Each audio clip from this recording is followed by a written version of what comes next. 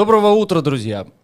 Доброго субботнего утра, 29 июля на календаре, 10 часов утра по Минску.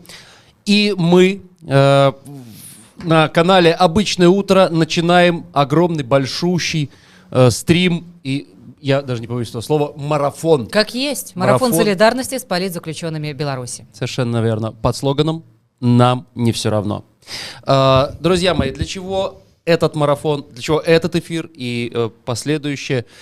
Более 20 независимых медиа сегодня принимают участие в этом марафоне. Все до чрезвычайности просто, чтобы собрать деньги и помочь семьям политических заключенных. Вот и все. Элементарно. Вскоре на экране появится QR-код, по которому вы сможете пройти и спокойненько задонатить любую сумму. Ссылка у нас есть в описании.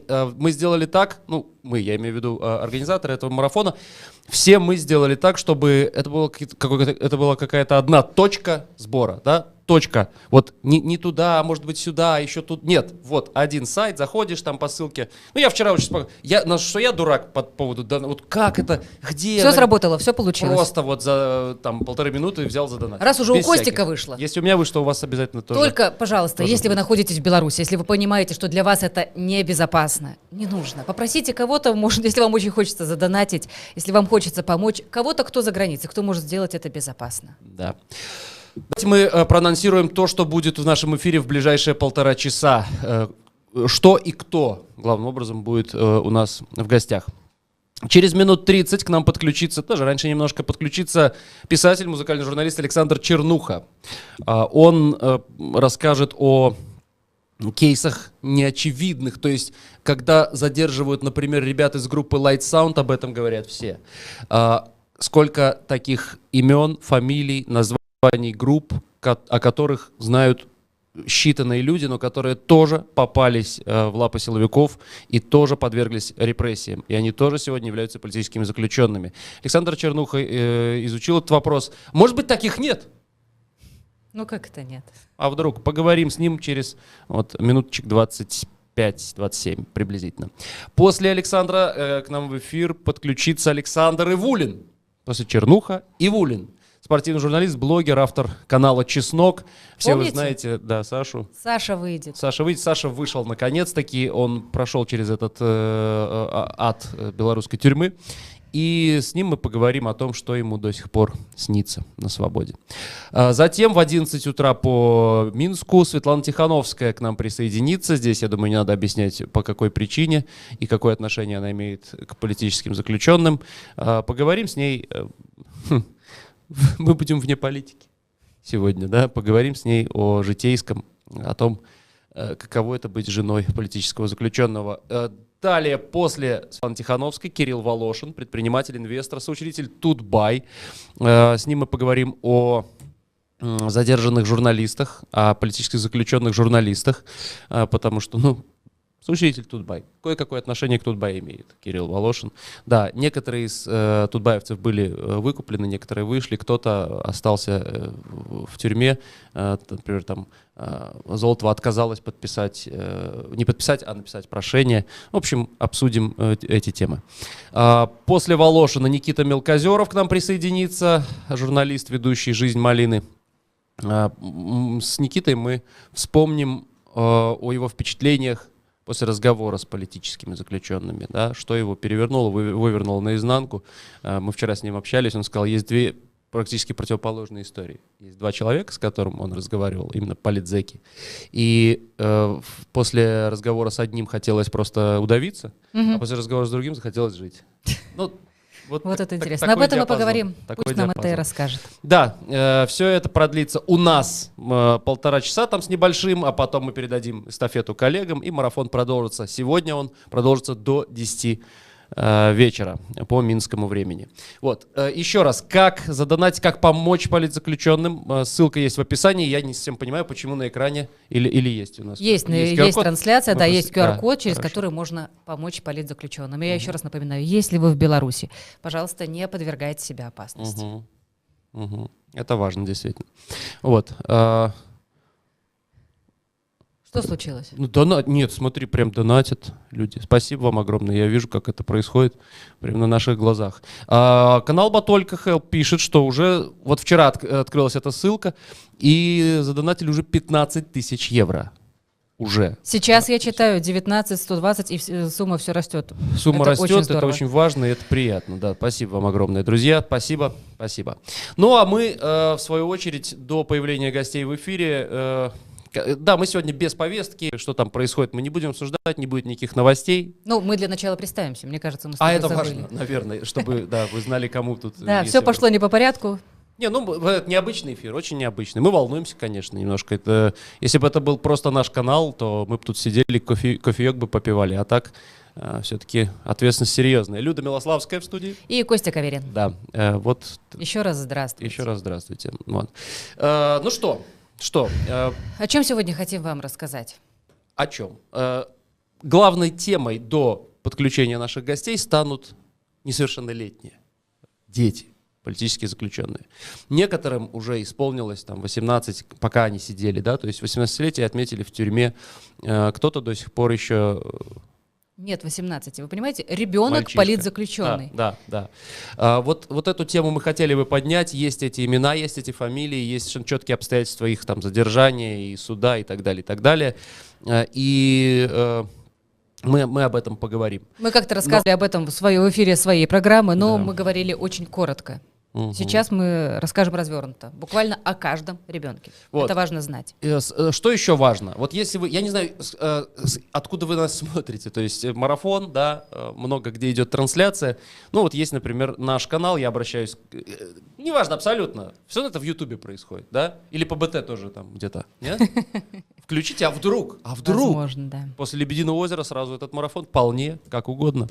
Вот, поставьте лайк трансляции, это очень важно. Поделитесь, опять-таки, если вы в безопасности и считаете, что вам ничего за это не будет, поделитесь этой трансляцией. Ну и, как традиционно, подпишитесь на канал, с которого вы это все смотрите. Но лайк обязательно, почему? Потому что это позволит распространить трансляцию дальше, понимаете? И больше людей увидит, больше людей задонатит, и легче будет ребенка в школу собрать, я не знаю, собрать какую-то передачу мужу, жене в Беларуси, да.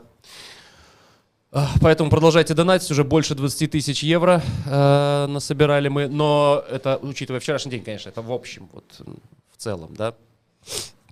Так что вот такая история. Сейчас после небольшой паузы, нашей традиционной, мы после небольшой паузы... Мы начнем рассказывать. Нет, я хочу рассказать вот о любопытной штуке. Я вчера написал пост, как бы поделился ссылкой на солидарность, да, и есть очень интересное противоположное мнение относительно помощи политзаключенным в Беларуси сегодня. Маленькая пауза.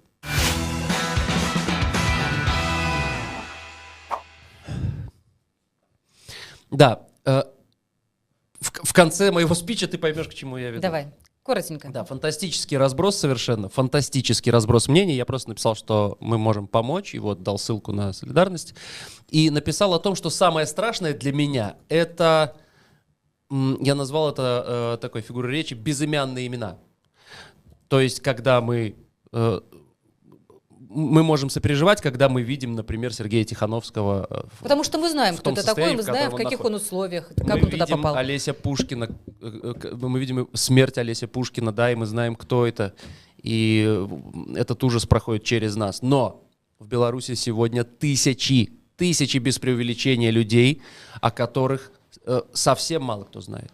Открываешь сайт «Весны», и там просто имя и фамилия. Вот Света Баканова, Макс Дробница, Оля Мацко, Женя Пархоменко, Владик Савицкий, Саша Хромченко. Что мы о них знаем? Ничего. И это только январь. Да? Январь, говорю, апрель-май. Только задержанные вот совсем недавно. По политическим мотивам, разумеется. У многих из них даже нет фотографий. Вот просто нет фотографий. Человека задержали, и все. Мне потом написали в комментариях, что фотографий может не быть по той причине, что родные и близкие не хотят, чтобы это было там... Афишировать это все. Да, афишировать, чтобы это было озвучено, чтобы это приобретало какой-то громкий... Дело приобретало громкий оборот. Вот. Я поразмыслил и пришел к выводу, что... А какая разница? Какая разница? Боятся, Ну, хорошо. боятся. Да, нет, люди боятся, безусловно, но сути дела это не меняет. Все равно они политические заключенные, которых никто не знает, которые сидят, черт возьми, в тюрьме сегодня. За нас с вами, да, за нашу свободу, за наше будущее. Они там просто... Они жили нормальной жизнью, как и все мы. Жили. И он вдруг раз, просто потому что они нормальные люди, они попадают в тюрьму. Все. И то, что родственники боятся, это понятно. И это, кстати... Это еще один ужасный аспект этой трагедии, которая происходит сегодня на наших глазах, потому что, ну, представь, до чего нужно довести людей, чтобы родные сказали, ладно, черт с ним, отсидит свои 1,5, выйдет, только не говорите ничего. До чего нужно довести людей? Но у него получилось, он, конечно, в этом преуспевает. Все вы знаете, о ком я говорю. Вот, то есть... С одной стороны, да, это так. С другой стороны, мне пишут тоже комменты, ну как же так, что значит безымянные, вот, нет, они все с именами, и много кто помогает и так далее, и так нельзя говорить. Да вот, наверное, все-таки немного кто помогает, потому что в тот же самый момент приходит такой коммент. Вот я просто процитирую. Сейчас, одну секунду найду. Просто процитирую. Дякую вам за пост. Это из соцсетей. Мой брат політвязень, колись ён написал, что с тягом часу мы застанемся сами со своими родными. Я не верил, але атрымоўваецца так, як ён казаў. Таму, калі ёсць магчымасць падтрымаць и поднимать пытанні про політвязняў, поднимайте и падтрымлівайте. Вот, это пишет сестра брата, который сидит, да, что мы когда-то останемся, и мы остались одни. Это не потому, что я написал, что они безымянные, а потому что такое ощущение у родных, что они остались одни. И это тоже страшно. Поэтому сегодня, ребятки, ну, я не верю, что белорусам нам не все одно. Я не верю и никогда не поверю, хоть к стенке меня ставьте, что вот абсолютное там 98% скажет, сидят и сидят. Нет, не поверю. Не скажут. Поэтому давайте-ка, ребята, донатьте, заходите по QR-коду. Прямо заходите. на экране вы его видите? Да, да, по ссылке в описании, если вам удобнее, если с какого-то другого устройства вы. И донатьте, не стесняйтесь. Такие замечательные суммы приходят, 100 евро. Ну, в случае, если вы в безопасности, я напоминаю и буду напоминать. Да, в Беларуси. Знаете, есть такой, по-моему, это Паш Свердлов с Еврорадио придумал, система двойного доната. Это когда ты в Беларуси понимаешь, что надо задонатить, но не можешь, ты пишешь родному человеку или знакомому за границу, и пишешь ему, а ты задонатил? А он такой, куда, что, я тут в Гданьске на море. Ах ты. И кидаете ему ссылку, и он донатит. И дружба остается крепкой, понимаете? Вот, то есть система двойного доната, когда о марафоне узнают в Беларуси, из Беларуси транслируют куда-то в другую страну эту информацию, и с другой стороны идет донат. Всем спасибо, ребятки, огромное. Опять же, лайк трансляции, неважно, где вы смотрите, потому что это помогает ее распространять. Заговорился, простите, тема больная. Ничего, мы сейчас сделаем еще больнее. Давай паузочку возьмем и перейдем к той теме, о которой мы обещали поговорить.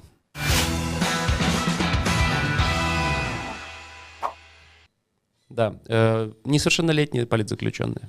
В Беларуси 9 политзаключенных подростков, которым исполнилось 18, уже за решеткой. Мы расскажем о каждом из них. Ну вот смотрите, Никита Золотарев. Родился в мае 2004-го. Задержали в августе 2020-го. Ему было 16 лет. В чем виноват Никита Золотарев в 16 лет? Организация массовых беспорядков, насилие либо угроза применения насилия в отношении сотрудника органов внутренних дел, незаконные действия в отношении огнестрельного оружия, боеприпасов и взрывчатых веществ. Страшно как? Наказание 4 года и 6 месяцев строгого режима 16-летнему ребенку. Угу. У Никиты эпилепсия. После приговора у него началась истерика. Парень бросался на решетку и кричал: «Выпустите меня отсюда». Его папа рассказывал, что Никиту били в милиции и СИЗО. Те сотрудники, которых он сначала, понимаете, он их избил, а потом они. Да? Адвокат подавал жалобу, но органы не нашли состава преступления. Никита заявил на суде, что его били не только в августе, но и 29 декабря в Гомельском СИЗО. Отводят от камер и наносят удары дубинкой. Также подросток заявил на суде, что в СИЗО ему не дают таблеток. Я напомню, у него эпилепсия у ребенка. Конвоир сказал: «Ты политически сдохнешь».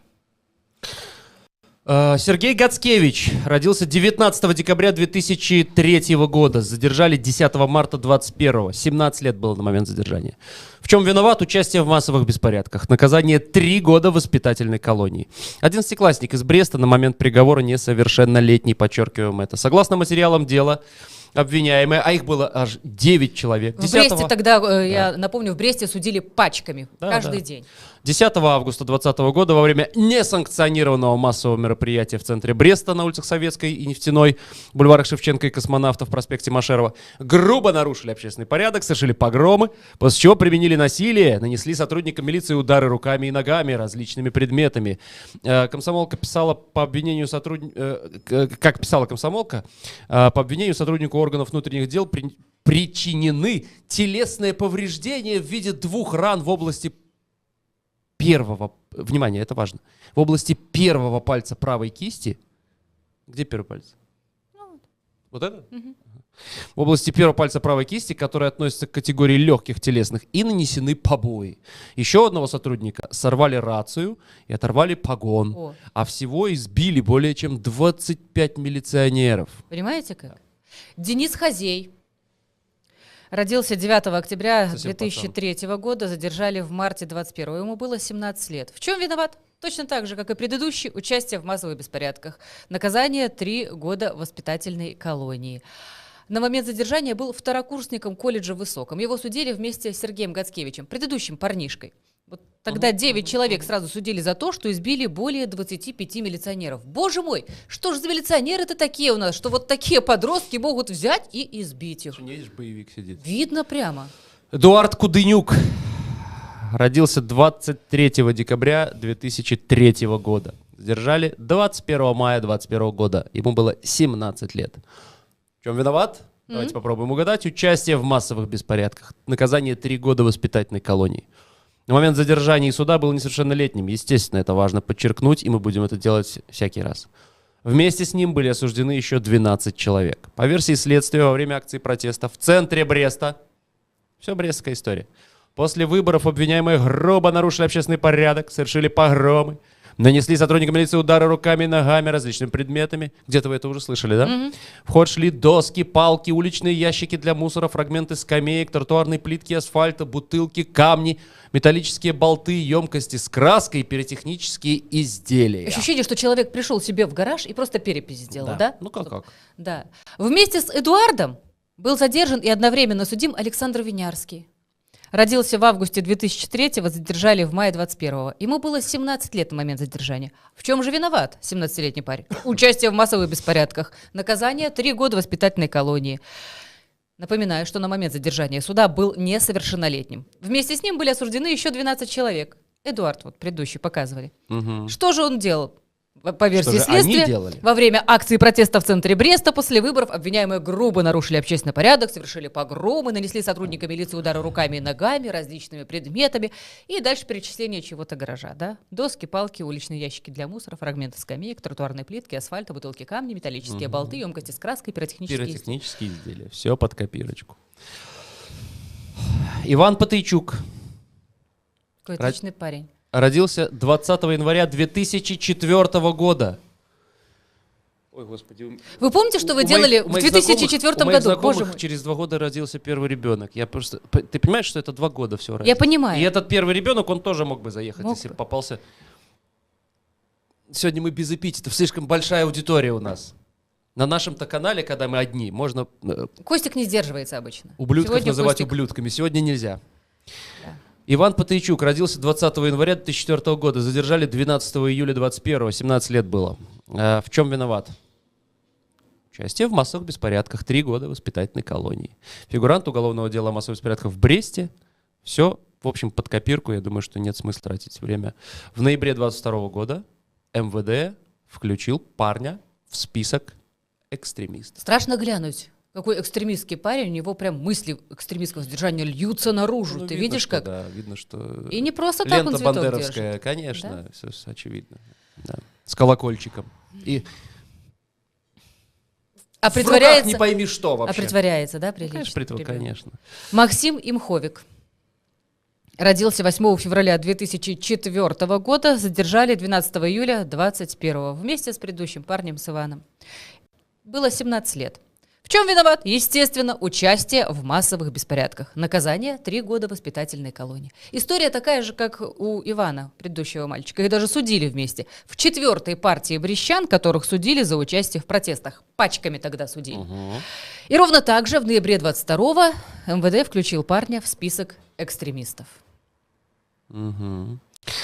Я, прежде чем продолжить, хочу обратиться все-таки к зрителям нашим, вот именно нашего канала. Ребята, вы сейчас пишете, вы сейчас вы донатите нам в чат. Нужно донатить не в наш чат. QR-код на экране, ссылка на сайт, через который можно задонатить, ссылка в описании есть.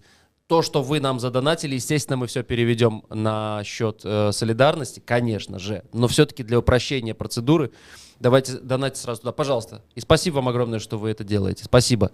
Нас не так много смотрит, даже 1000 зрителей нету еще. А уже 1, 2, 3. Ну, то есть вот прям спасибо, ребят, спасибо. Мы продолжаем тему несовершеннолетних политзаключенных. Павел Пискун. Родился 29 апреля 2004 года. Задержан 8 марта 22-го. 17 лет было. Содействие экстремистской деятельности. Вот в чем он виноват. Это уже другое. Это уже не участие в массовых беспорядках. С выборами мы разобрались. Да. Содействие экстремистской деятельности. Значит, 3 года общего режима получил. Он сам из Мозыря, учился в Наравлянском профессиональном лицее. Что же такого экстремистского делал Павел? Или какой экстремистской деятельности он содействовал? Обвинили его в том, что 27 февраля 2022 года он снял на мобильный телефон российскую военную технику и прислал это видео в экстремистский телеграм-канал, в экстремистский, по мнению режима Лукашенко. Естественно. Вместе с сопроводительным текстом, в котором рассказал о количестве техники, направлении ее движения и отличительных особенностях. По версии обвинения, этими действиями Павел Пискун оказал содействие экстремистской деятельности и невероятное давление на режим Лукашенко. Это от меня. В вину парню вменялось и то, что несколько дней спустя, именно 1-2 марта, он снова снял на видео, вот неугомонный парень, снова снял на видео российскую воинскую технику и снова передал материалы экстремистскому телеграм-каналу. Но тогда снять технику было не мудрено, в Гомеле ее было очень много. Это самое начало войны, техника шла. Я когда-то, я не снимал технику, но в Минске когда-то мы видели машинки с буквой Z, ну В, по-моему, В там было, В. И это было аккуратненько после Бучи. Я помню, что они стояли на парковке у Короны на Кальварийской. Я проезжал мимо, открыл окно, говорю, чего вы сюда приехали? А им, видимо, была дана команда молчать. И они смотрели на меня, курили и улыбались. Улыбались? Говорю, улыбались. Я говорю, вы дочку мою не собираетесь с женой тут изнасиловать? Точно? Улыбки пропали, отвернулись уж. То есть им, видимо, была дана команда не молчать. Ну, наверное, так. Вот. А по Беларуси, да, конечно, шли колонны техники туда, в сторону, это понятно, да. Но в Минске вот такие единичные какие-то случаи были. Ладно, простите, что ты с этим сделаешь? 9-й парень. Артем Войтихович. Фотографии нет. Просто о нем расскажем. Вы наверняка слышали эту историю. Мы еще раз напомним. Давай, конечно. Артем Войтихович родился 26 декабря 2007 года. 7-й год. Помните, что вы делали в декабре 7-го года? Вот тогда родился этот парнишка. Его задержали в январе 23-го. Совсем недавно. 15 лет. Ребенку 15 лет. А в чем же виноват 15-летний ребенок? В чем он так провинился перед государством? Вымогательство, совершенное повторно, либо группой лиц с применением, либо с применением насилия. Наказание пока еще не придумали, поэтому мальчишка в СИЗО Новолодарского. За что? Где он что-то вымогал? Повторно с группой лиц или с применением насилия? Где мог 15-летний мальчишка так наследить? А вот где. Несовершеннолетний Артем Войтихович провинился тем, что он всего лишь брат администратора канала ЛИВ сообщества железнодорожников Беларуси. Лайф. Как угодно. Брат получал требования прекратить работу канала как условие для освобождения Артема. Дело в том, что в начале войны в Украине в этом канале опубликовалось передвижение российской техники по железной дороге, по белорусской. И украинцы, естественно, могли все это вовремя отследить. Так вот, тогда, когда его задержали в январе этого года, 3 суток ребенок провел на Крестина. Ребенок 3 суток на Крестина. За 3 суток нахождения в ВВС к Артему не допускали ни родителей, ни адвоката. 15 лет ребенку. И никто не знал, что все это время творилось с ребенком, что с ним делали. Через 3 дня его освободили из-под стражи и направили в Республиканский научно-практический центр психического здоровья в Новинке.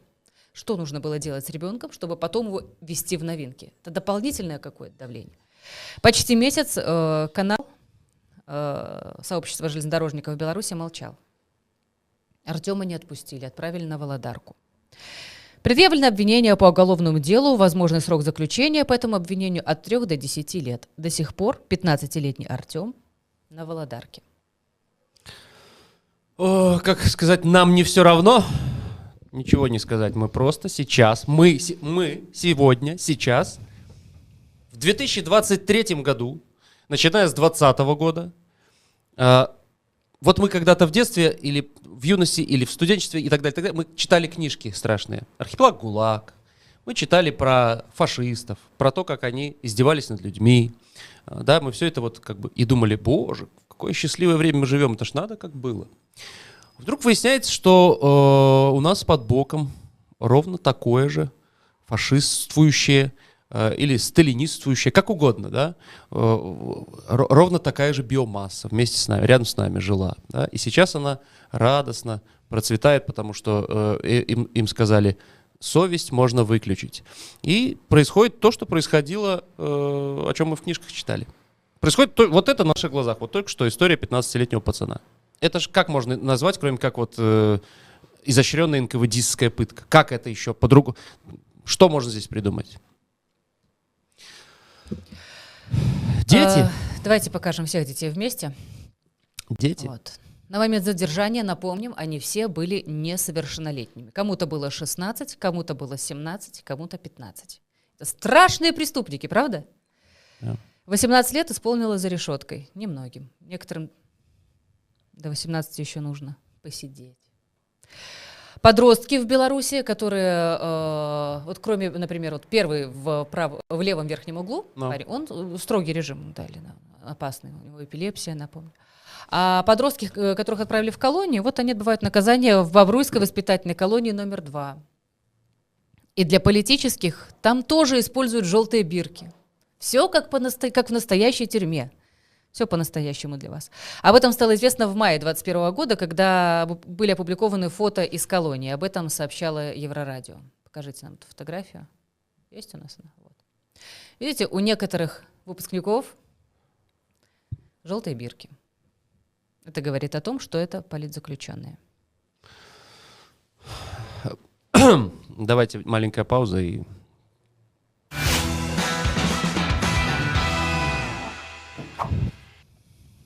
Да, это все ломает жизни. Жизни не только тех, кто сидит, но и их родных и близких. Что такое быть родителями этих детей, да? Что такое жить вот в каждодневном этом стрессе, в каждодневном ужасе? Что такое ездить на свидание, стоять часами в этой очереди, потом подвергаться унизительным проверкам, обыскам, насмешкам со стороны администрации колоний там, и так далее. Так это хорошо, если есть свидание, если есть информация, а если этого нет? Да, а если не дают, хорошо. Не сообщают? Это еще хорошо. Когда тебе кажется, что все отвернулись, что всем все равно, но нет. Нам не все равно, и вам не все равно, я надеюсь. Давайте соберем деньги для семей вот этих людей. Семей тех, на чьем месте могли бы запросто оказаться и мы с вами. Ссылка на сайт, куда можно задонатить. Еще раз подчеркиваю, это чрезвычайно просто. Я сейчас сам пойду и задонать, чтобы вы понимали. Вот, просто переходишь на этот самый, подтримать, все. Пишешь любую сумму. Пожалуйста, есть QR-код на экране, можно туда попробовать. И я еще раз напомню, если вы в Беларуси, не подвергайте себя опасности, не создавайте им лишнюю работу, не нужно. Да. Если вам очень хочется, попросите того, кто сможет сделать это безопасно, находясь за границей. Сейчас я задоначу быстренько. Больше донатить? Ну, да, все. Так. Нам говорят, что первый гость уже с нами. Давайте мы встретим в эфире с Александра Чернуха, писателя и журналиста. Да, Саш, доброе утро. Привет, Таня Собры. Прывітанне, Так, Саша. пераходзім на беларускую мову, конечно, это таксама важна. Саша, слухай, ну вось ёсць такія музыканты, пра которых мы ўсе ведаем. Напрыклад, там каманда Light Sound. Ну, яны ўдзельнікі Еўрабачання, так далей, гэтак далей. Мікіта Найдзёнаў быў. Мікіта Найдзёнаў, так. Ну, Мір'ям, там, которая там прагрымела на всю краіну. Айдора, так? А? Айдора. Ну. Ці, напрыклад, Торбен. Але гэта ж не ўсе, каго можна лічыць палітвязнямі ад свету музыкі. Ёсць такія, хто... Ці, можа, няма.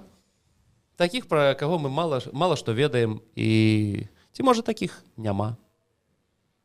Не, натуральна ёсць. Музыкаў затрымана было багата, гэты спіс увесь час абнаўляецца.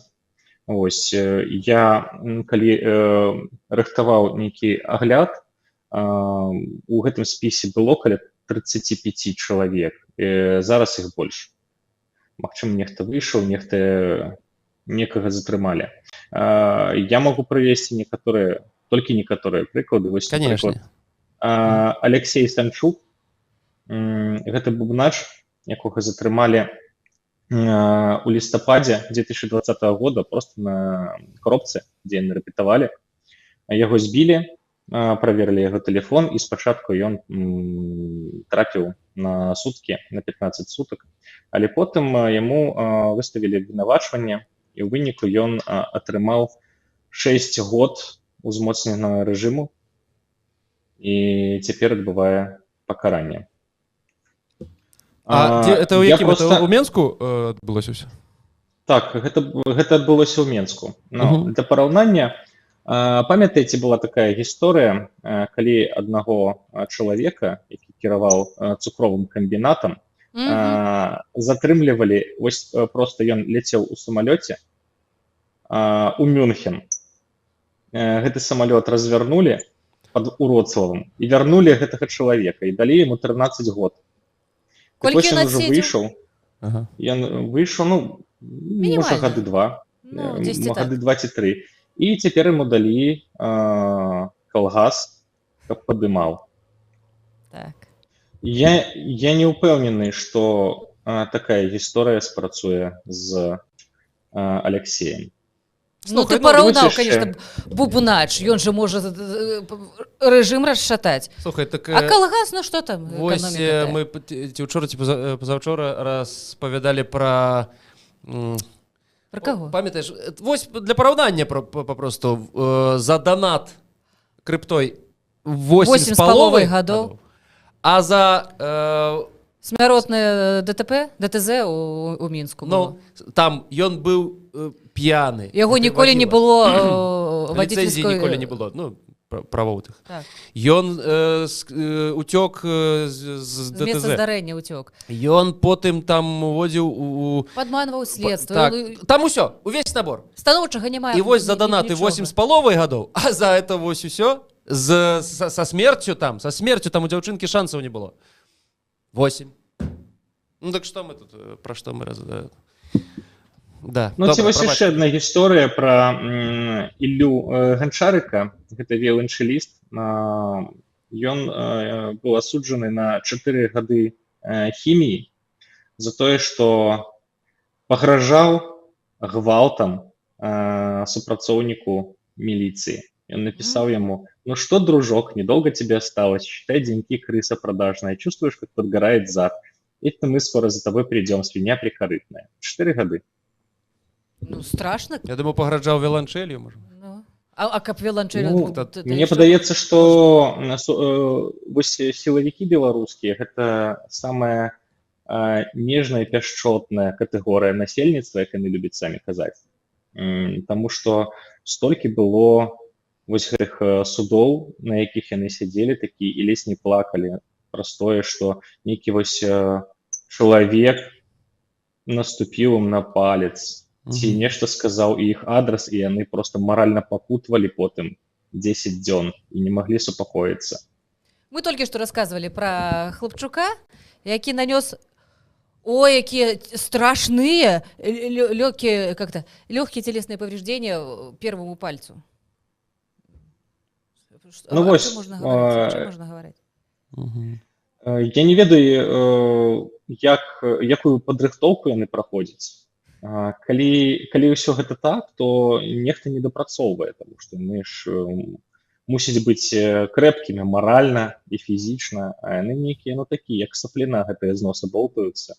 Туды і сюды, туды і сюды. І што з імі зробіш? Нічого не Кожны зробіш. можа Мы ж- пакрыўдзіць, кожны музыка. Ну. Нават на віоланчэлі грае, Гэта- і ён гэта пайшоў, такі- сказаў слова, і гэта ўжо пакрыўдзіўся. Як так? Дзе твая моц, хлопчык? Памятаеце такі расійскі прыклад з пластикавым стаканчыкам там? Калісьці там была справа таксама крымінальная ў Расіі, ў Маскве, таму што ён швырнуў там нехта у амонаўца, у амапаўца пластикавым стаканчыкам. І амапавец там пацярпеў. Ён ледзь застаўся жывы. І вось у нас гэты пластикавы стаканчык, ён быў яшчэ да 20-го года, наколькі я памятаю. А у нас потым эта практыка пачала расквітаць, як то кажуць. Так, прабач, Саша, Толькі льготная кватэра можа супакоіць гэтыя пакуты.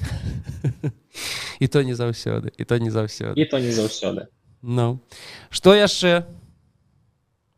Ці вось яшчэ брэсцкія хлопцы, Артур Аміраў і Леў Цяліпка, яны праходзілі вось па справе аб удзеле ў масавых гэтых беспарадках. Хлопцы атрымалі па 3,5 гады ўзмоцненага рэжыму. Уявіце сабе. А это маладыя музыкі? зусім хлопцы. Гэта таксама музыкі, так. Гэта брэсцкія музыкі. 3,5 гады. Яны зараз адбываюць сваё пакаранне. Калі ты чытаеш пра гэтыя ўсе прысуды, разумееш, што гэта проста неадэкватна. Гэта проста не пра нейкі сэнс, это проста помста.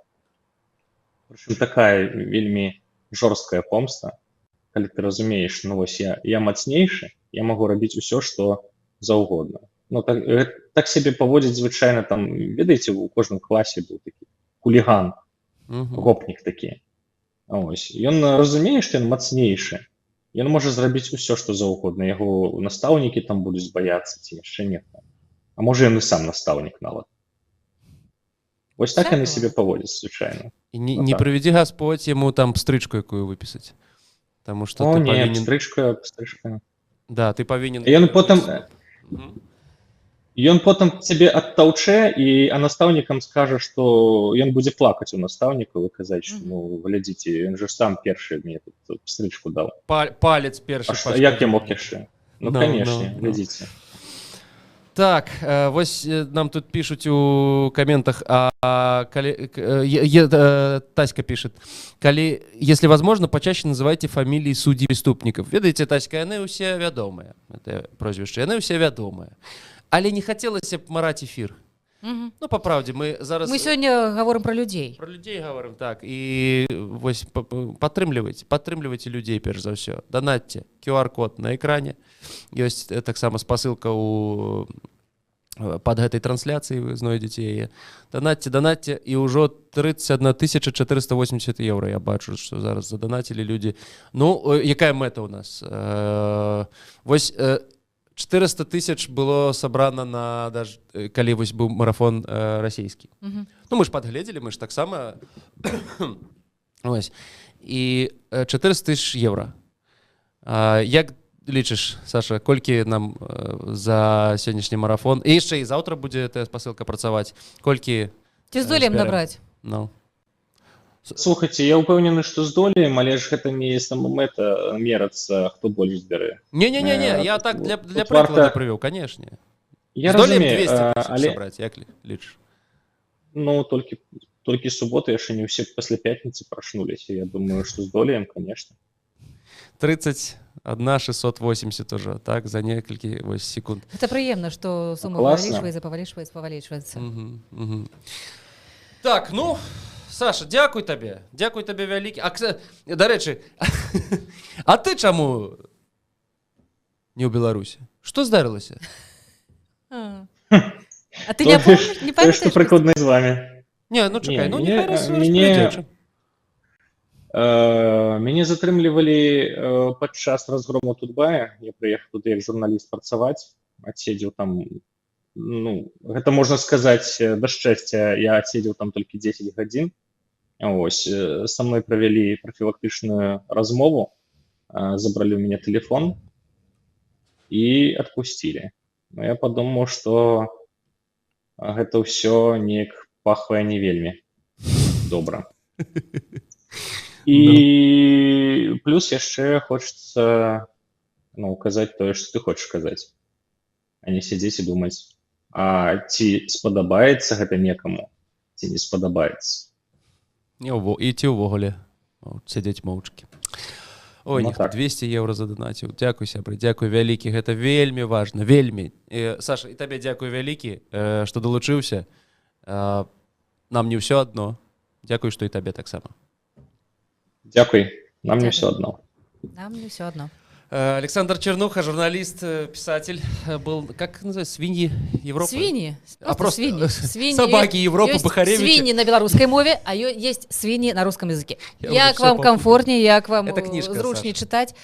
Это Можете книжка почитать. Саши, да. Вот, что еще хотелось бы сказать? Я даже вот что-то мысль была, я забыл, а сейчас вспомнил. Знаешь, Да. что я хочу сказать? Мы говорим, политзаключенных, их очень много, и как бы это такой интерес общества, да, есть музыканты, журналисты, там все, и вот есть несовершеннолетние, все такое.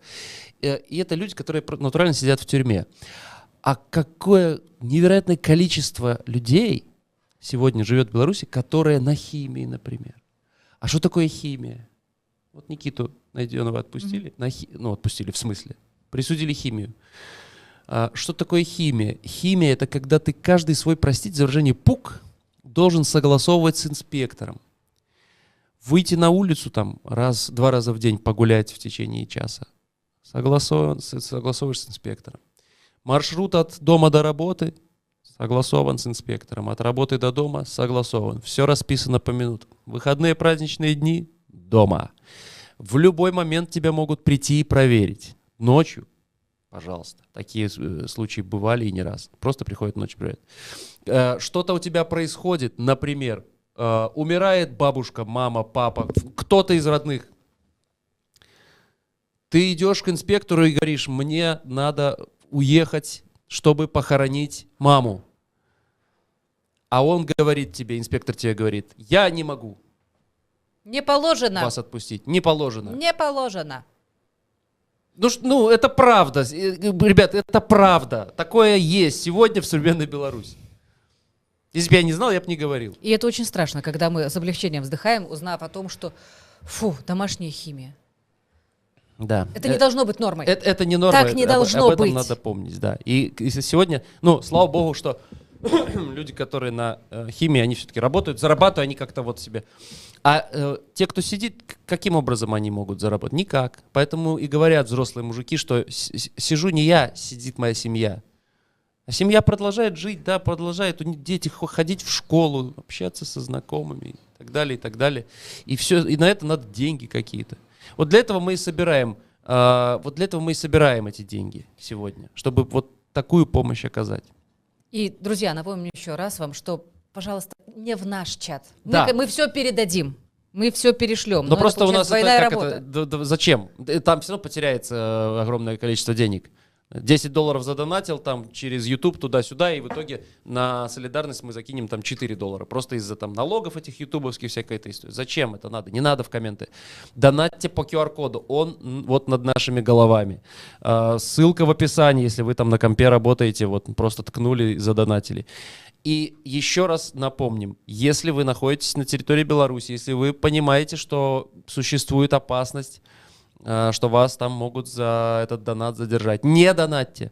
Давайте включим систему двойного доната, как сказал Паш Свердлов из Еврорадио. Давайте мы сделаем так, чтобы, если вы уж об этом узнали, вы написали кому-то за границей. Кто может задонатить совершенно безопасно. Ты сидишь там в кафешке, пьешь свой кофе в Париже.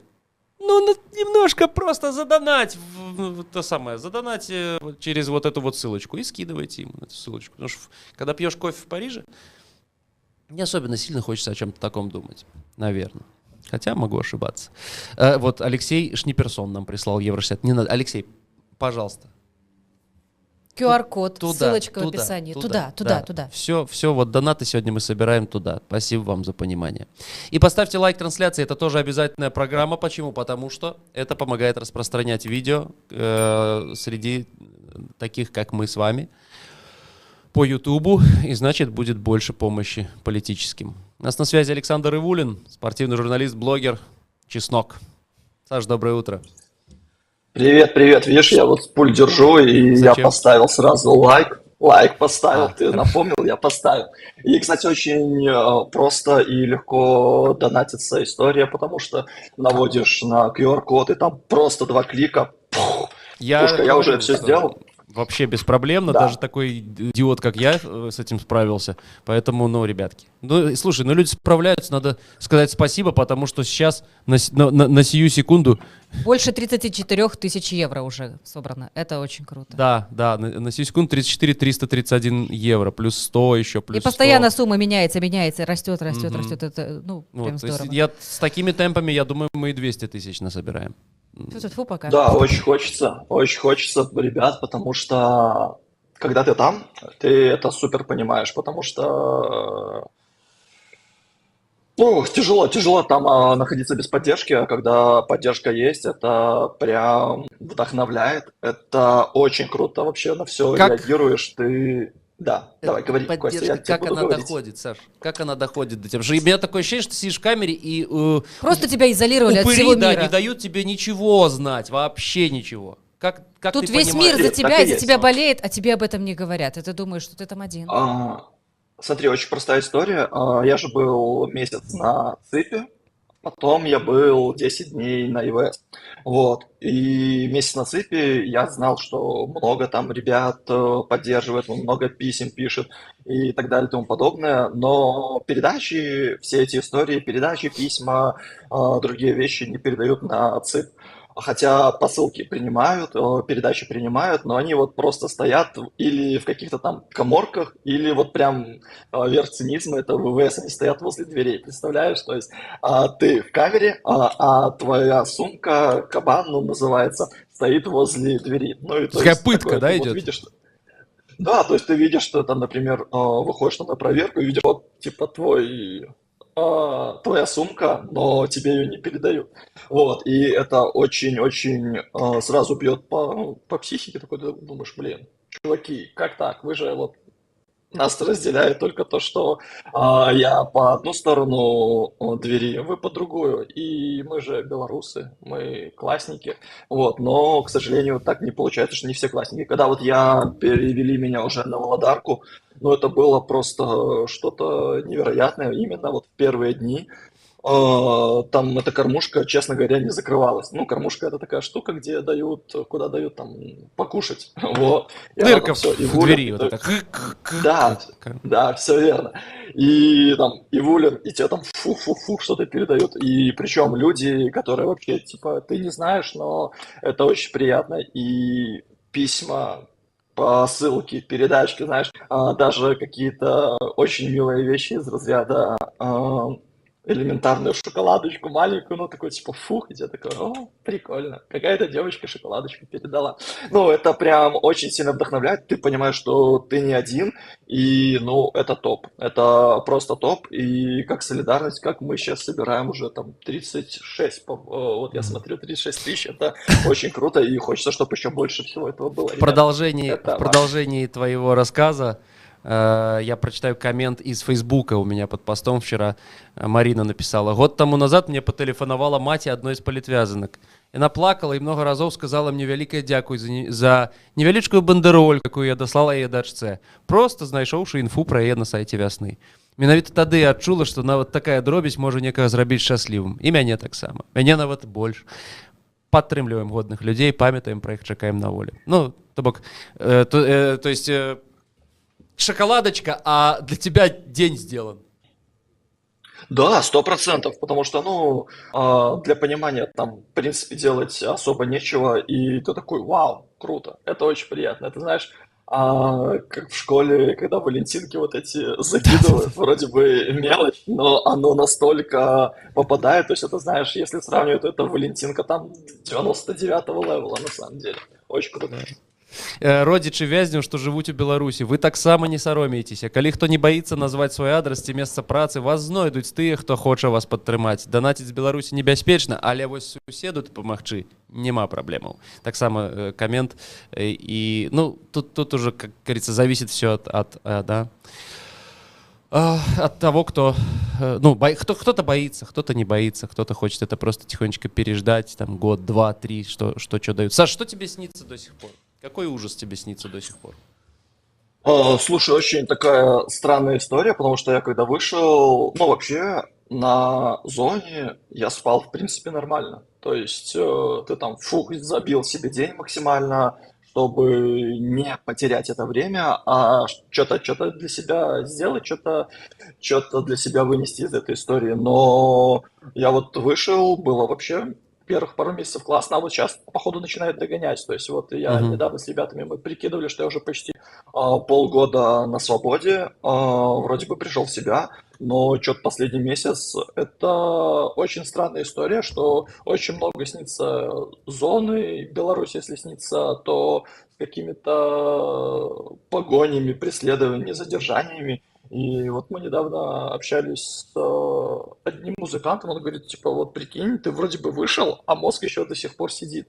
То есть это такое не очень приятное чувство. Не знаю, как... Ну, то есть ты просыпаешься, ты начинаешь контролировать, сон остается во сне, ты идешь дальше делать какие-то важные, классные штуки, но... Ты когда у тебя есть минутка времени, такой думаешь, блин, ну такое себе. А снится, блин, очень много, очень по-разному. Снится всякие задержания, всякие такие разговоры, полудопросы такие. Когда Пушкина не стало, мы с ним пересекались на карантине. Вот прям визуально, я помню, день прям Пушкин снился. То есть... Не знаю, мне кажется, это история не про то, что ты выходишь из мест лишения свободы, и вот прям все заканчивается. Начинается достаточно большой, долгий процесс ресоциализации.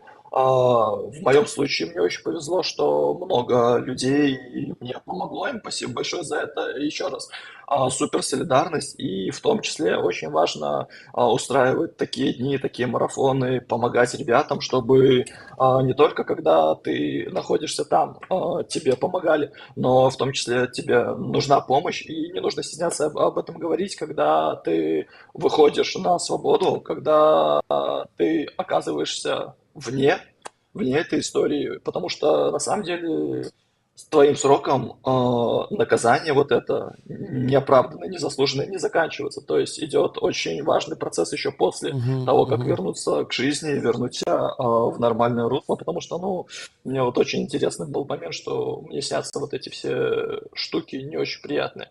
Вот, поэтому это не 2 года, как у меня было, это не 3 года, как сейчас будет у ребят, которые будут выходить. Мне очень, ну, не стрёмно, мне вот даже не хочется думать, что там будет через 3, 4, 5 лет, когда я очень надеюсь, что люди не досидят эти сроки. Мне очень хочется в это верить. Вот, потому что, ну, это тоже тяжело. То есть этот процесс ресоциализации, он супер важный, и мне кажется, сейчас в том числе и о нем нужно говорить. Тебе сколько лет, Саня? Мне 10 августа, прикинь, мне 10 августа день рождения, и мне будет уже 31, представляешь? 31, мальчишка, помолчи, значит. На самом деле я к чему задал вопрос. Ты в самом расцвете сил. Ты молодой, энергичный, умный хлопец. И при этом тебя догоняют эти сны сейчас, да? А представь, что происходит с пацанами, о которых мы говорили, которым 16, 17, 15. Которых просто берут, ломают об колено. 3 годами там вот так. Просто берут и ломают об колено. За что? Я вполне допускаю мысль, что среди них были пацаны, которым совершенно наплевать на какую-то политику и какое-то там светлое будущее. Им просто хотелось круто. Идет движ, пойдем ментам насуем. Это нормально в 16 лет. Насовать они никому не хотели, они просто шли. Слушай, Даже Как если есть. хотели. Как есть. Даже если хотели. Если вы не были коммунистом в юности, у вас нет сердца. Это Черчилль, по-моему, говорит. Борьба. Им 16, 17, 18, у них кипит кровь. Пусть движ, им не важно под какими цветами. И что, 3 года за это давать? Вы что там, эй? То есть, ну, вот же в чем беда, да? Пацаны могли там разными мотивами, так сказать, руководствоваться. Да, Вот. Кость, я с тобой супер согласен, потому что когда ты попадаешь, ну, в моем возрасте, ну, как бы, ты уже что-то повидел, ты что-то уже в голове у тебя есть, и, ну, тебе, как бы это, блин, пафосно не звучало, тебе чуть-чуть легче по сравнению с теми ребятами, которые, вот ты описываешь, там, 15, 17, 20 лет, то есть, ну, люди еще не видели мира, им Да они с очень мамками сложно живут. оказаться. Да, да, им очень сложно оказаться в среде, ну, будем откровенны, большой процент людей, которые находятся в заключении, не по политическим статьям, достаточно маргинальные люди. И ребята, которые вот, ну, 15-16 лет не берем, ну, то есть там ребята айтишники, ребята фейсбучные, у которых нет вот такой, знаешь, дворовой школы, дворовой закалки, и они просто сталкиваются с этим криминальным миром, такие, блин, а что делать? И если ты где-то там чуть не можешь там за себя постоять, не можешь там дать какой-то отпор, ты достаточно мягкий, у тебя классные базовые установки, у тебя классные принципы и так далее, ты за все хорошее, но это же просто ужас, потому что им приходится очень тяжело. То есть, представляешь, там в 20, 21, 22, ну, мы не берем вообще детей, психика очень ломается. Я вот слушал ваши рассуждения по поводу ребят, которые в юном возрасте попадают за решетку. Ну, просто еще дело в том, что детская зона, ну, малолетка так называемая, то есть там еще более суровые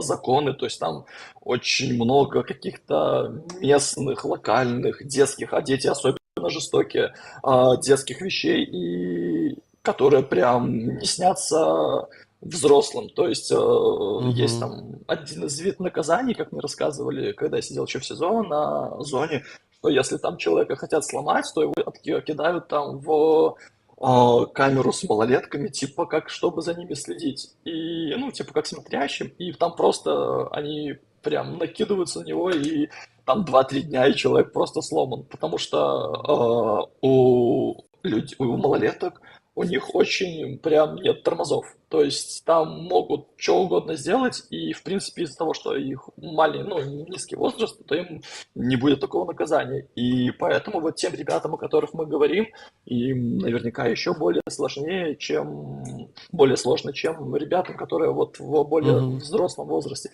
Поэтому здесь Полминутки, Саша, история про то, что да, история про то, что каждому политзаключенному сложно, тут категории нет, но сама история со всем этим, со всей этой дичью, со всей этой штукой, ну, она со всех сторон отвратительная, ужасная, и поэтому в том числе очень важно помогать семьям, которые сидят вместе с ребятами.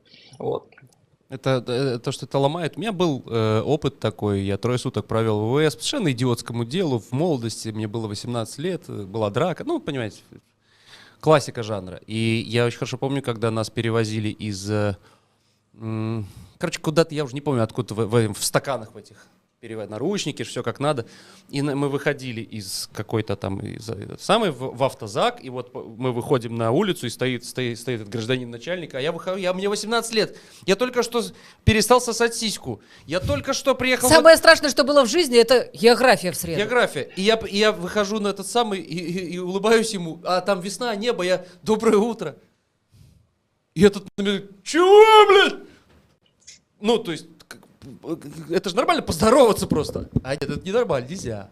И это очень ломает, действительно, что ты сразу понимаешь, что ну, там изнанка, да, и этот мир есть, и вот эти люди, изнаночные, они существуют, и сегодня они процветают, это жутко. Саш, спасибо тебе. Спасибо большое. Спасибо большое. Ребят, классное шоу. Очень надеюсь, что еще больше ребят подключатся к марафону и помогут этой всей истории. Вот. Все, конечно, хорошего дня. Конечно. И тебе. Спасибо, Саш. Пока. Подписывайтесь на канал Чеснок. Кстати говоря, замечательный канал. Там Я, кстати, не помню, на «Чесноке» с Сашей Филипенко было или нет интервью. Неважно, найдете. На «Чесноке», да, говорят, мне подсказывают. Вот, подписывайтесь на «Чеснок», подписывайтесь на любой канал, на котором вы смотрите это видео. Это означает, что канал нормальный, человеческий. 41 516 евро на сию секунду уже 523. собрано. Уже 523. Наша 530. задача — уйти из эфира с 55, с красивой цифрой 55 тысяч евро. Мы уйдем из эфира через 45 минут и передадим эстафету нашим коллегам. А сейчас незамедлительно приветствуем в эфире Светлану Тихановскую. Светлана Георгиевна, доброе утро. Здравствуйте. Доброе утро, обычное утро. Ой-ой-ой-ой. Ну вот видите, как бывает. Звука-то нет у вас. Как вы? Это режиссер наш. Это наш режиссер. Ну, ничего страшного. 15, Давайте еще раз повторим. Как будто вот 15 ничего не суток было между получит нами до свои, этого, да, и а сейчас вот все началось. Светлана Георгиевна, доброе утро. Здравствуйте. Доброе утро, обычное О, утро. Да. Значит, нам передали информацию важную, что иногда по утрам вы нас смотрите. Это, конечно, подкупает. Спасибо. Это Костик приятно. начал бриться. Да, ну так. Так и есть, только для меня вы немножко поздновато начинаете, потому что мой рабочий день с 8:30, но я так вечером досматриваю. Правильно, перед сном нас тоже можно смотреть. Что происходит у вас перед сном? Что вы с малыми обсуждаете с вашими? Как вообще ваши вечера проходят? Ну, в основном с малыми. Слушайте, сложная история, потому что, опять же, если мы сегодня обсуждаем тему политзаключенных, то это папа. И младшая дочка, наверное, через вечер плачет, вспоминает, а что папа, а когда уже... Я не поверю. Правда, через вечер? Нет, серьезно. И вот она... Вы понимаете, у наших детей сейчас присутствуют политзаключенные, присутствует война. Я уже рассказывала эту историю, что все денег у меня младшая дочка просит. На что тебе надо? Вот я коплю на танк, чтобы папу освободить. Это вот их реальность, понимаете? Вот. Пишем письма. Почему папа не пишет? Уже с марта начиная ни одного письма мы не получили, поэтому это так очень все тревожно для них. А старшой? А старшой уже 13, он так подросток, все в себе. Когда младшая дочка начинает заводить разговор про папу. Ой, все, у него все хорошо, ты не волнуйся, сестричка, не волнуйся, все нормально, все, папа скоро выйдет. Так по-мужски старается успокаивать. Мужик. Что у него от Сергея самое ключевое? Помимо бороды. Особенности поведения. Вот Сергея всегда было мало пространства, ему надо ходить, он когда думает, ему надо ходить, и вот старший такой же. Он ходит, думает, что-то там размышляет. Так я представляю просто, как тяжело Сергею в камере, потому что ему нужен свобода, полет этот. Вы показывали детям эти кадры? Вот эти последние, которые были. Слушайте, а вот мне интересно, знаете, что было? Как только показали это видео, вы там буквально через совсем немного времени прошло, и вы обратились к белорусам, и в том числе и к властям, да, и потребовали показать еще позицию. Но там не было и тени сомнения, что это Сергей. Я, когда увидел эти кадры, я не смог узнать там того Сергея Тихановского, которого я видел. То есть у вас не было никаких сомнений, вы сразу, да, увидели, поняли, что это он? Не сразу. Мне пришлось пересмотреть несколько раз. Я была как раз в поездке, и вот между встречами я опять пересматриваю. Но лицо не его. Я его как человека не узнала. Но особенности этих движений телом именно, это он. Но как он изменился, конечно, это было очень больно. Хотя бы я увидела, что он жив. Надеюсь, это не подставное видео. Они так еще специально камеру навели на дату, чтобы мы убедились, что это он. Но зрелище страшное. И, понимаете, я понимаю, что Сергей – это моя личная боль, это ежедневная, ежечасная боль, но ты сразу же перескакиваешь внимание на то, что таких людей тысячи. Да, и вот вы сегодня правильно говорили в эфире, что вот эти неизвестные имена, о которых люди не знают, и в каких они условиях находятся. И Вот Саша Кабанов вышел, тоже рассказывал, что есть люди, которые совершенно неизвестны, и им не приходит ни помощь. Хотя, например, вот Сергею тоже помощь никакая не приходит, я имею в виду в тюрьму. Я бы и рада ему и деньги переслать, и посылки, но не принимают ни деньги, уже и книги перестали передавать, поэтому... ну. Да, Когда это- вы последний раз связывались с ним, вы, мама, может быть? Последний раз адвокат был 9 марта, и после этого вообще никакой информации. Ну, видео же показали После. в мае, наверное, или когда? В июне, по-моему, В да. июне даже. В июне показали видео, и все. Жуть-то, понимаете, тут тоже такая палка о двух концах. С одной стороны, да, мы знаем имя Сергея Тихановского, а от этого что, легче ему? Или детям легче от этого? И, может быть, даже и страшнее, что как раз-таки он такой один из ключевых заложников во всей этой истории, да? А тем, кого мы не знаем, ну, он как-то, может быть, переживет, да? С другой стороны, я помню это письмо Степана Латыпова, другу, который писал, что, ну, там невозможно без слез читать, там человека насилуют, и он говорит, ну, вот я замечаю писем все меньше и меньше, и, ну, я понимаю, что про нас забывают. И мы здесь сидим, делаем эфир, мы разговариваем об этом, а они-то этого не знают. Они-то этого не знают, в этом же ужас, в этом трагедия. Вот что. Вы знаете, я очень надеюсь, что политзаключенные, которые находятся в общих камерах, да, которые могут общаться с другими заключенными, к которым приходят родственники, им же разрешено, и адвокаты, то сарафанное радио в какой-то степени сработает, и они будут знать, что такой день был организован в поддержку. Но те, кто сидит в одиночных камерах, я не знаю, может, и Маша узнает, мы не знаем ничего, где Маша сейчас. Тот же Виктор Бабарика, да, и другие. Возможно, они даже и знать не будут. Они совершенно в информационной изоляции сидят. Светлана, вы корите себя за то, что вы есть сейчас? За ваше решение, за ваш выбор? Вы же могли просто остаться дома. Просто никуда не пойти. Быть дома с детьми. Вот Люда себя корит. Ну, это очень сложный вопрос, на самом деле, много об этом думала, и вот я вспоминаю тогда свое решение, я же не думала о чем-то таком глобальном, прям о революции, о переменах. Тот первый шаг я сделала только ради Сергея, ради любви к нему, но, понимаете, я тоже росла внутренне, да, вместе с людьми, когда я увидела эти очереди, когда я увидела вот эту колоссальную солидарность. Ты понимаешь, что ты не можешь уже просто сказать, ну все, это не мое, я ухожу. Ты просто стала вместе с людьми.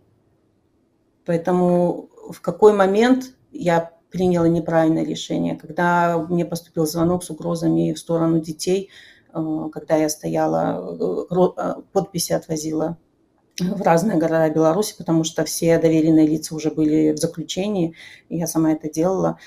Тоже казалось бы, вот тебе угрожают, отойди. Ну, нет, не смогла. Ну, вы сказали, что в какой момент приняли неправильное решение. То есть вы считаете, что вы приняли неправильное решение? Нет, я вот думаю, приняла ли я когда-либо неправильное решение, или все-таки все решения неправильные. Единственное, о чем я себя корю, это о том, что я уехала. Но тоже, если смотреть с другой точки зрения, если бы не уехала, ну, тогда бы я не могла бы быть тем самым вот инструментом, которым я являюсь сейчас для того, чтобы быть голосом белорусов на международной арене. И много чего было достигнуто на самом деле. Вот. Но, знаете, у нас уже такая деформация происходит, что если ты не отсидел, то ты не патриот. То значит, ты не понимаешь всей глубины боли. Но это не так на самом деле. Ну, может, это оправдание. Но мне кажется, на свободе от вас, уж простите за прямоту, больше пользы. Как и от любого, мне кажется, человека. Если бы Сергей был на свободе, все было бы, мне кажется, совершенно по-другому. Что вы пишете ему в письмах? Радостное, грустное. Сейчас вы продолжаете писать, несмотря на то, что отсутствуют ответы? Я письма уже не пишу давно ему сама. Пишут письма дети, потому что ни одно мое письмо не дошло. Когда была возможность, я могла передавать какую-то информацию от себя через адвокатов. Вот, но дети пишут письма. Я помню, у меня был такой разговор с дочкой, когда она, ну, тоже дети же лентяи, им лишь бы мультики посмотреть. И говорит, давай садимся, папе письма пишем. И она что-то там карандашиком нарисовала, как себя с папой за ручку.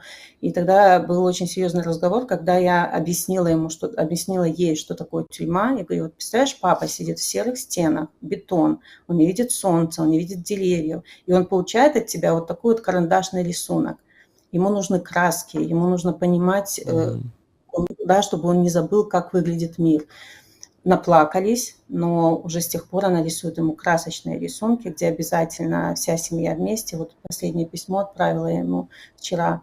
И, значит, там папа, и мы все втроем бежим к нему, как бы, да, вот с руки вперед встречаем. И кричим «папа», она мне там дорисовала «муж», я кричу «муж».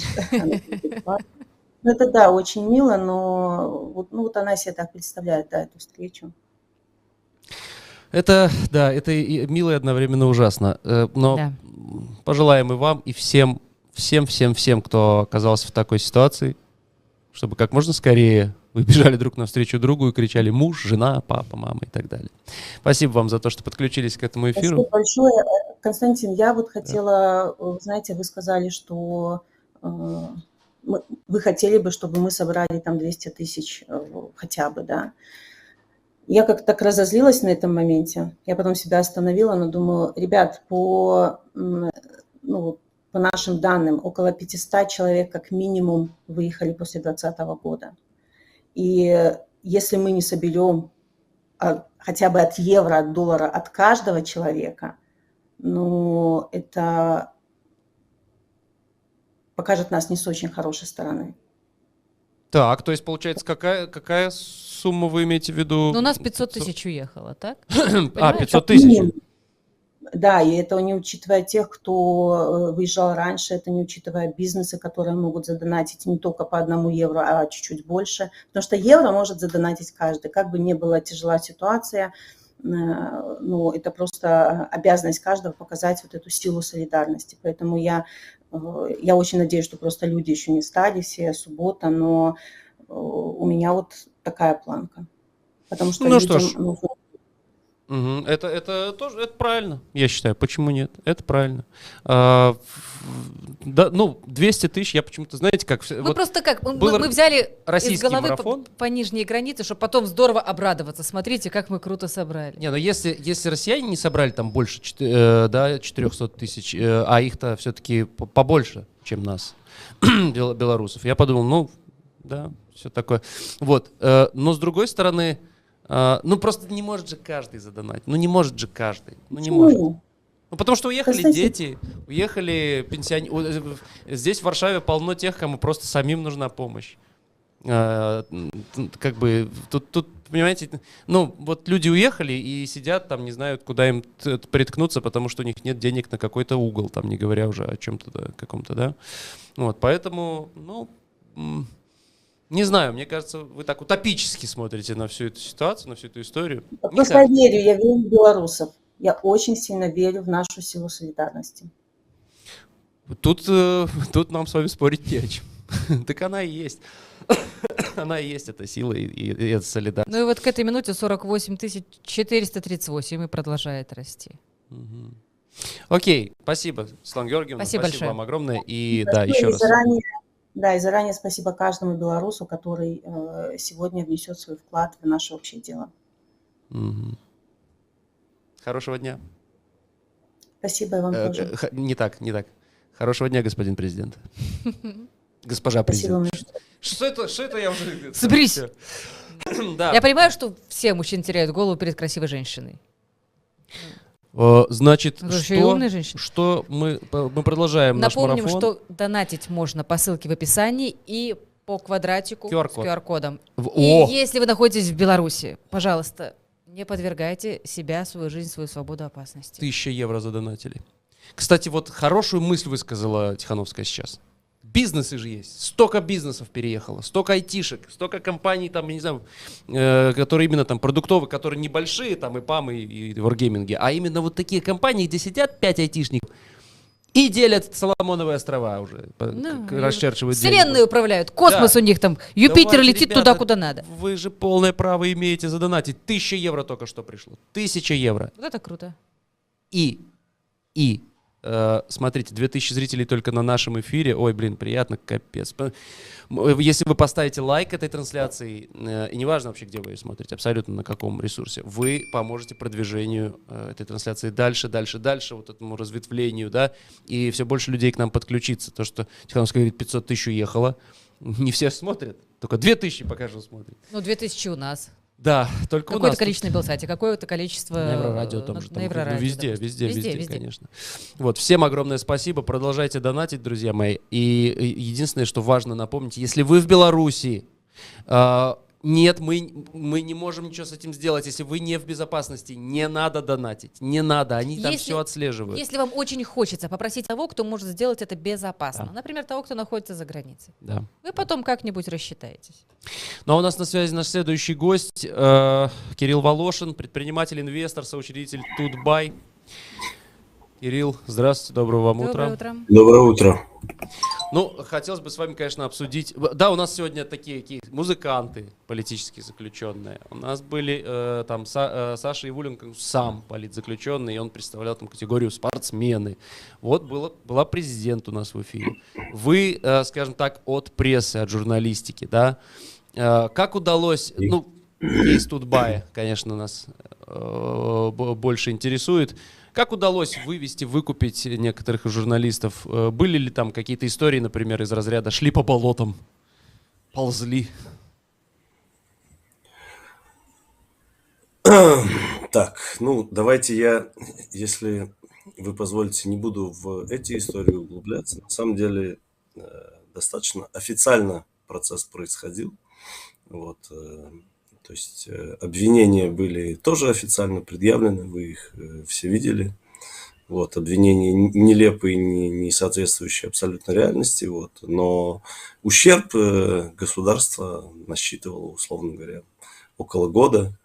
Вот, и так и сяк придумывало. Вот, и этот ущерб просто был погашен с учетом закона в двукратном размере. Ну и, собственно говоря, это позволило сначала выйти 11 человекам, если я не ошибаюсь. Вот потом под залог смогли выйти еще 2.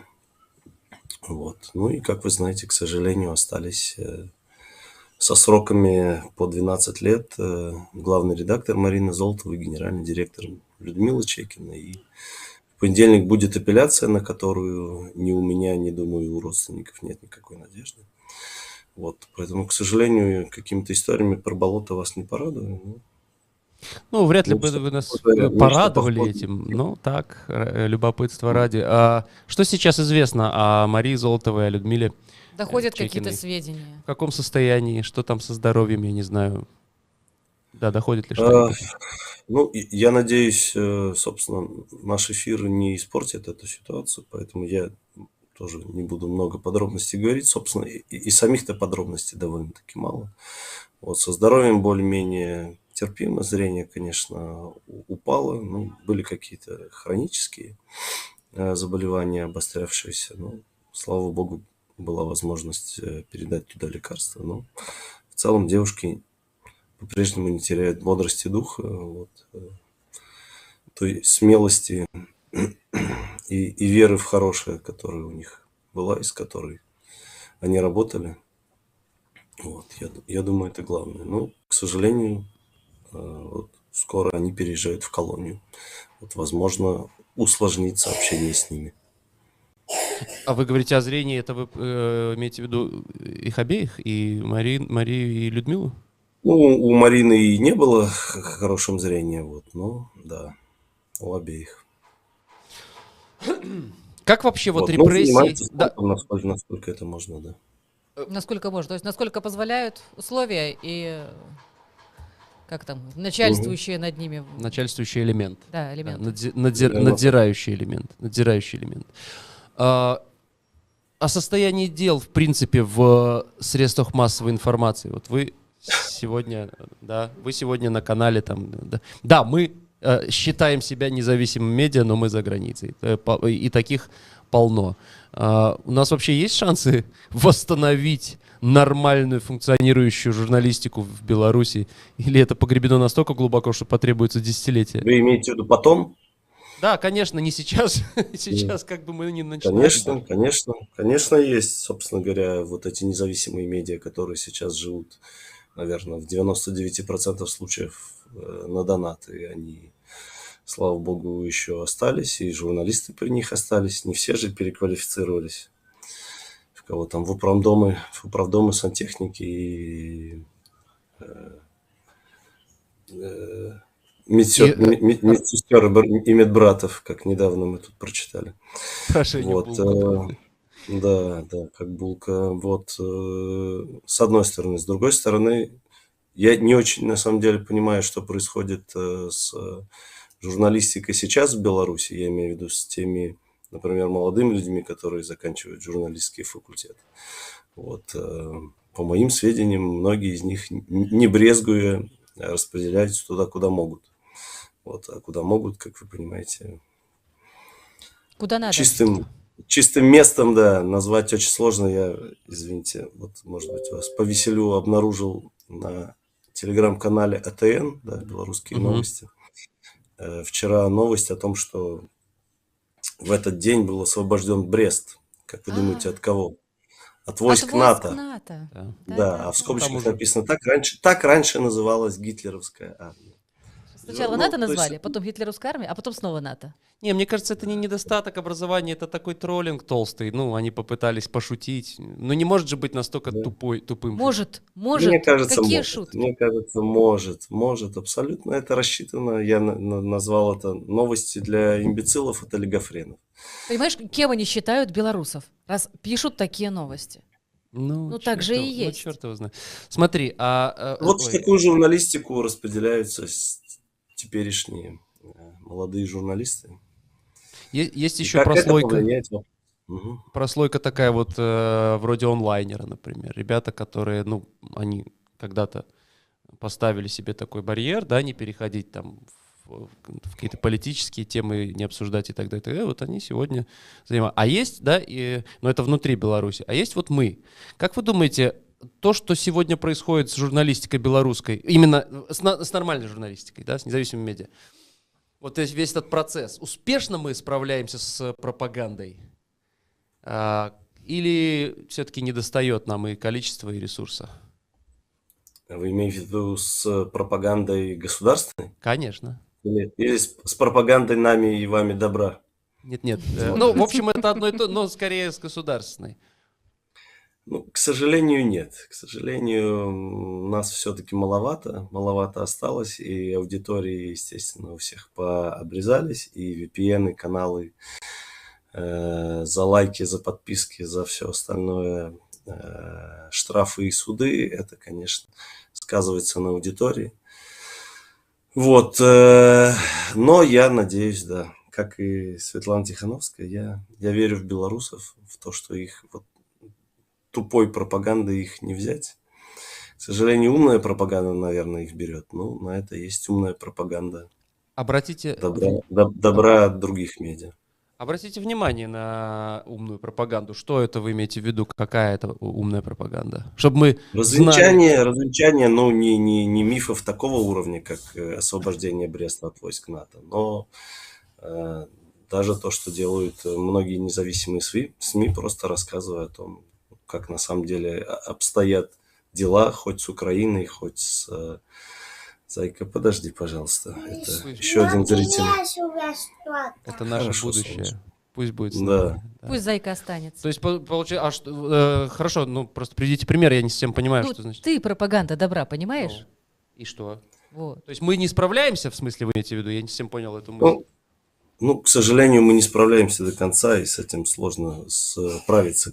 В общем, наверное, вы видели бюджеты условного БТ до 2020 года, и выделяемые туда деньги, они только, я так понимаю, возрастают, но, слава богу, как-то все остальные, кто уехали, справляются хотя бы с тем, что комментируют происходящее с точки зрения здравомыслия или с точки зрения просто безэмоциональной и вот как есть рассказывают о том, что происходит, или сравнивают, например, подачу государственную с реальным положением дел.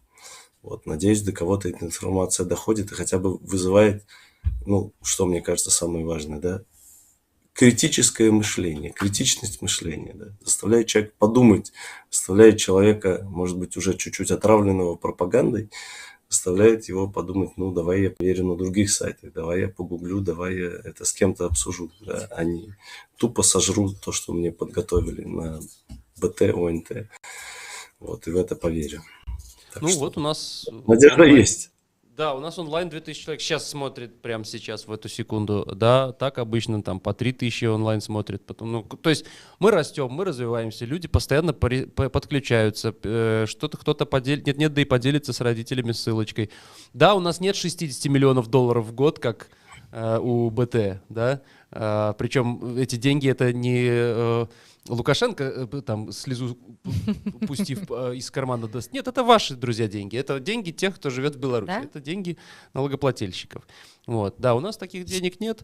Тем не менее, все-таки тенденция роста есть, и это приятно. Вон Никита Ну, дай Мелкозеров бог, взял, дай набрал бог. миллион целый с Янкой. Да. Да? Янки с Янкой. Да. Кирилл, спасибо вам за разговор. Вам спасибо за марафон. Как-то, да, как-то грустновато получилось. Ничего, ничего, Ну, ничего. Уже как-то поводов для радости мало, но вот есть мы один. выдержимся. 57 113 евро уже на 123 даже Уже есть. 123. Супер. Это за полтора часа эфира еще не прошло. А марафон будет длиться до 10 вечера. Спасибо, Кирилл. Удачи вам, спасибо. И вам. Кирилл Волошин был в нашем эфире. Надо, знаешь, каждого гостя провожать словами «Спасибо, идите и донатьте». Продолжайте донатить. Я думаю, каждый, кто к нам приходит уже подготовленным, уже с выполненным домашним заданием. И тут же, получается, сам себе ставит это задание на потом, Ну да. через 5 минут. Напомню, что задонатить вы можете по ссылке в описании, это просто. Либо же по QR-коду вверху трансляции. Квадратик. Наводите телефончик, донатите. Но только если вы не в Беларуси. О, Потому это что в важно. Беларуси это делать очень опасно. Вы Это это важно. понимаете. Да, дайте маленькую перебивочку, попьем водички и продолжим наш марафон.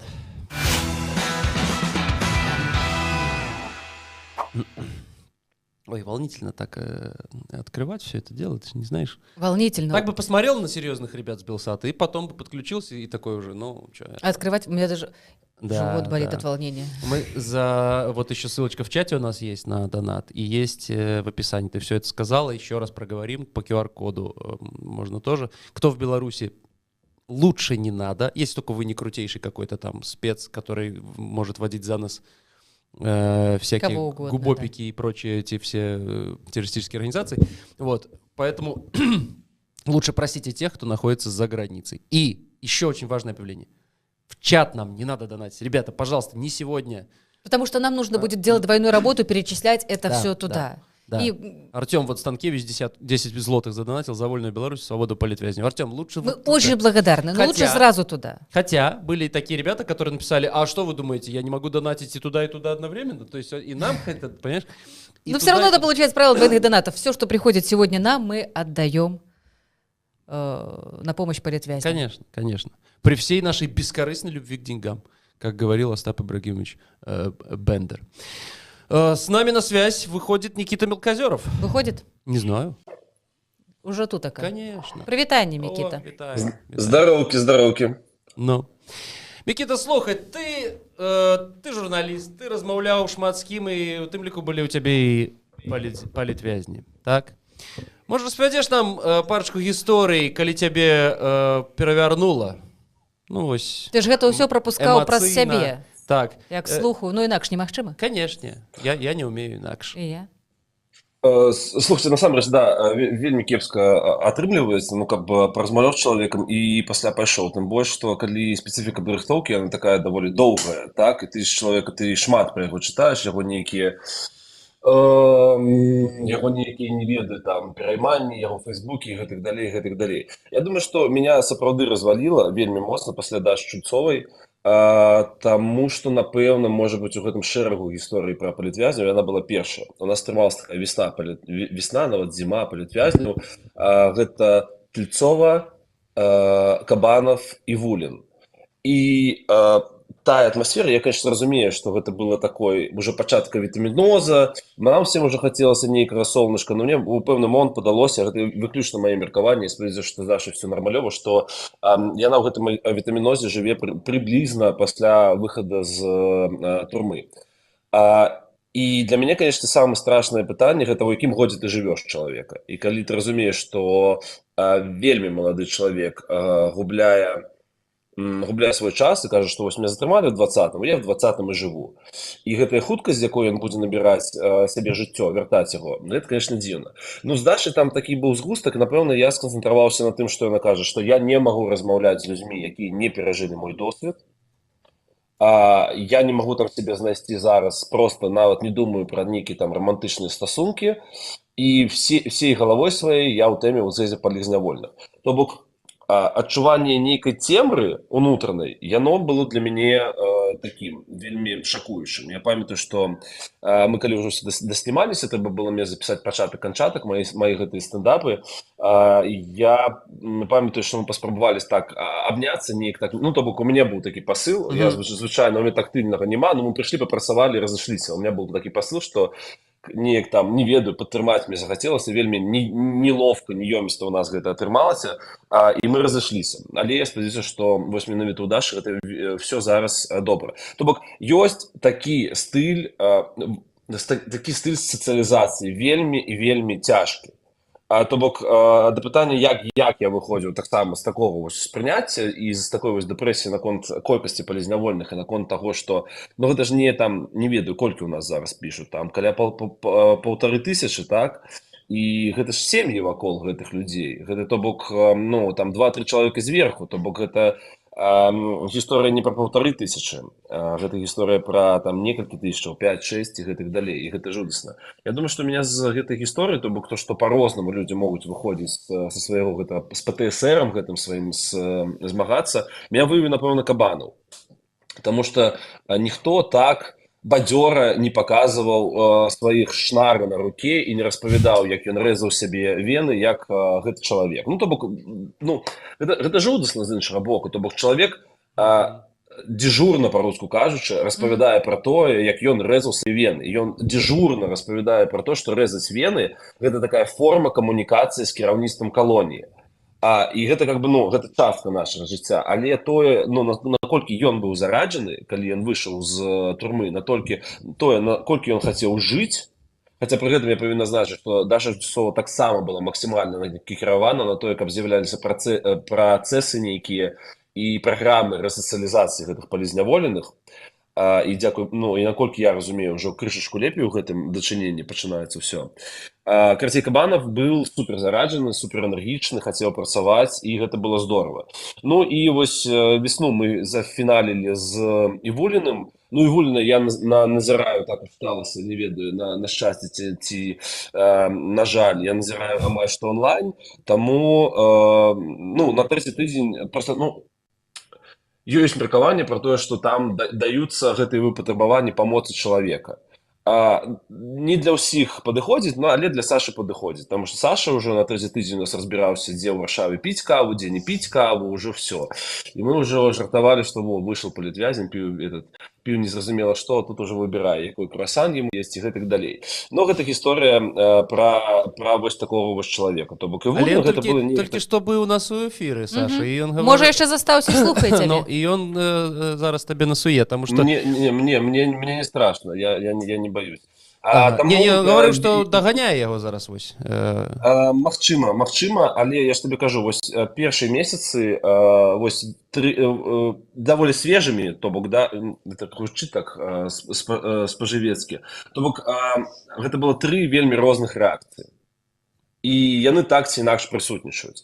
І ў любым выпадку, ну, то бок, гэта не санаторый, і гэта вельмі жудасна, што гэтыя людзі неважна, маладыя, не маладыя, неважна, хто па полу, але перажылі такі досвед.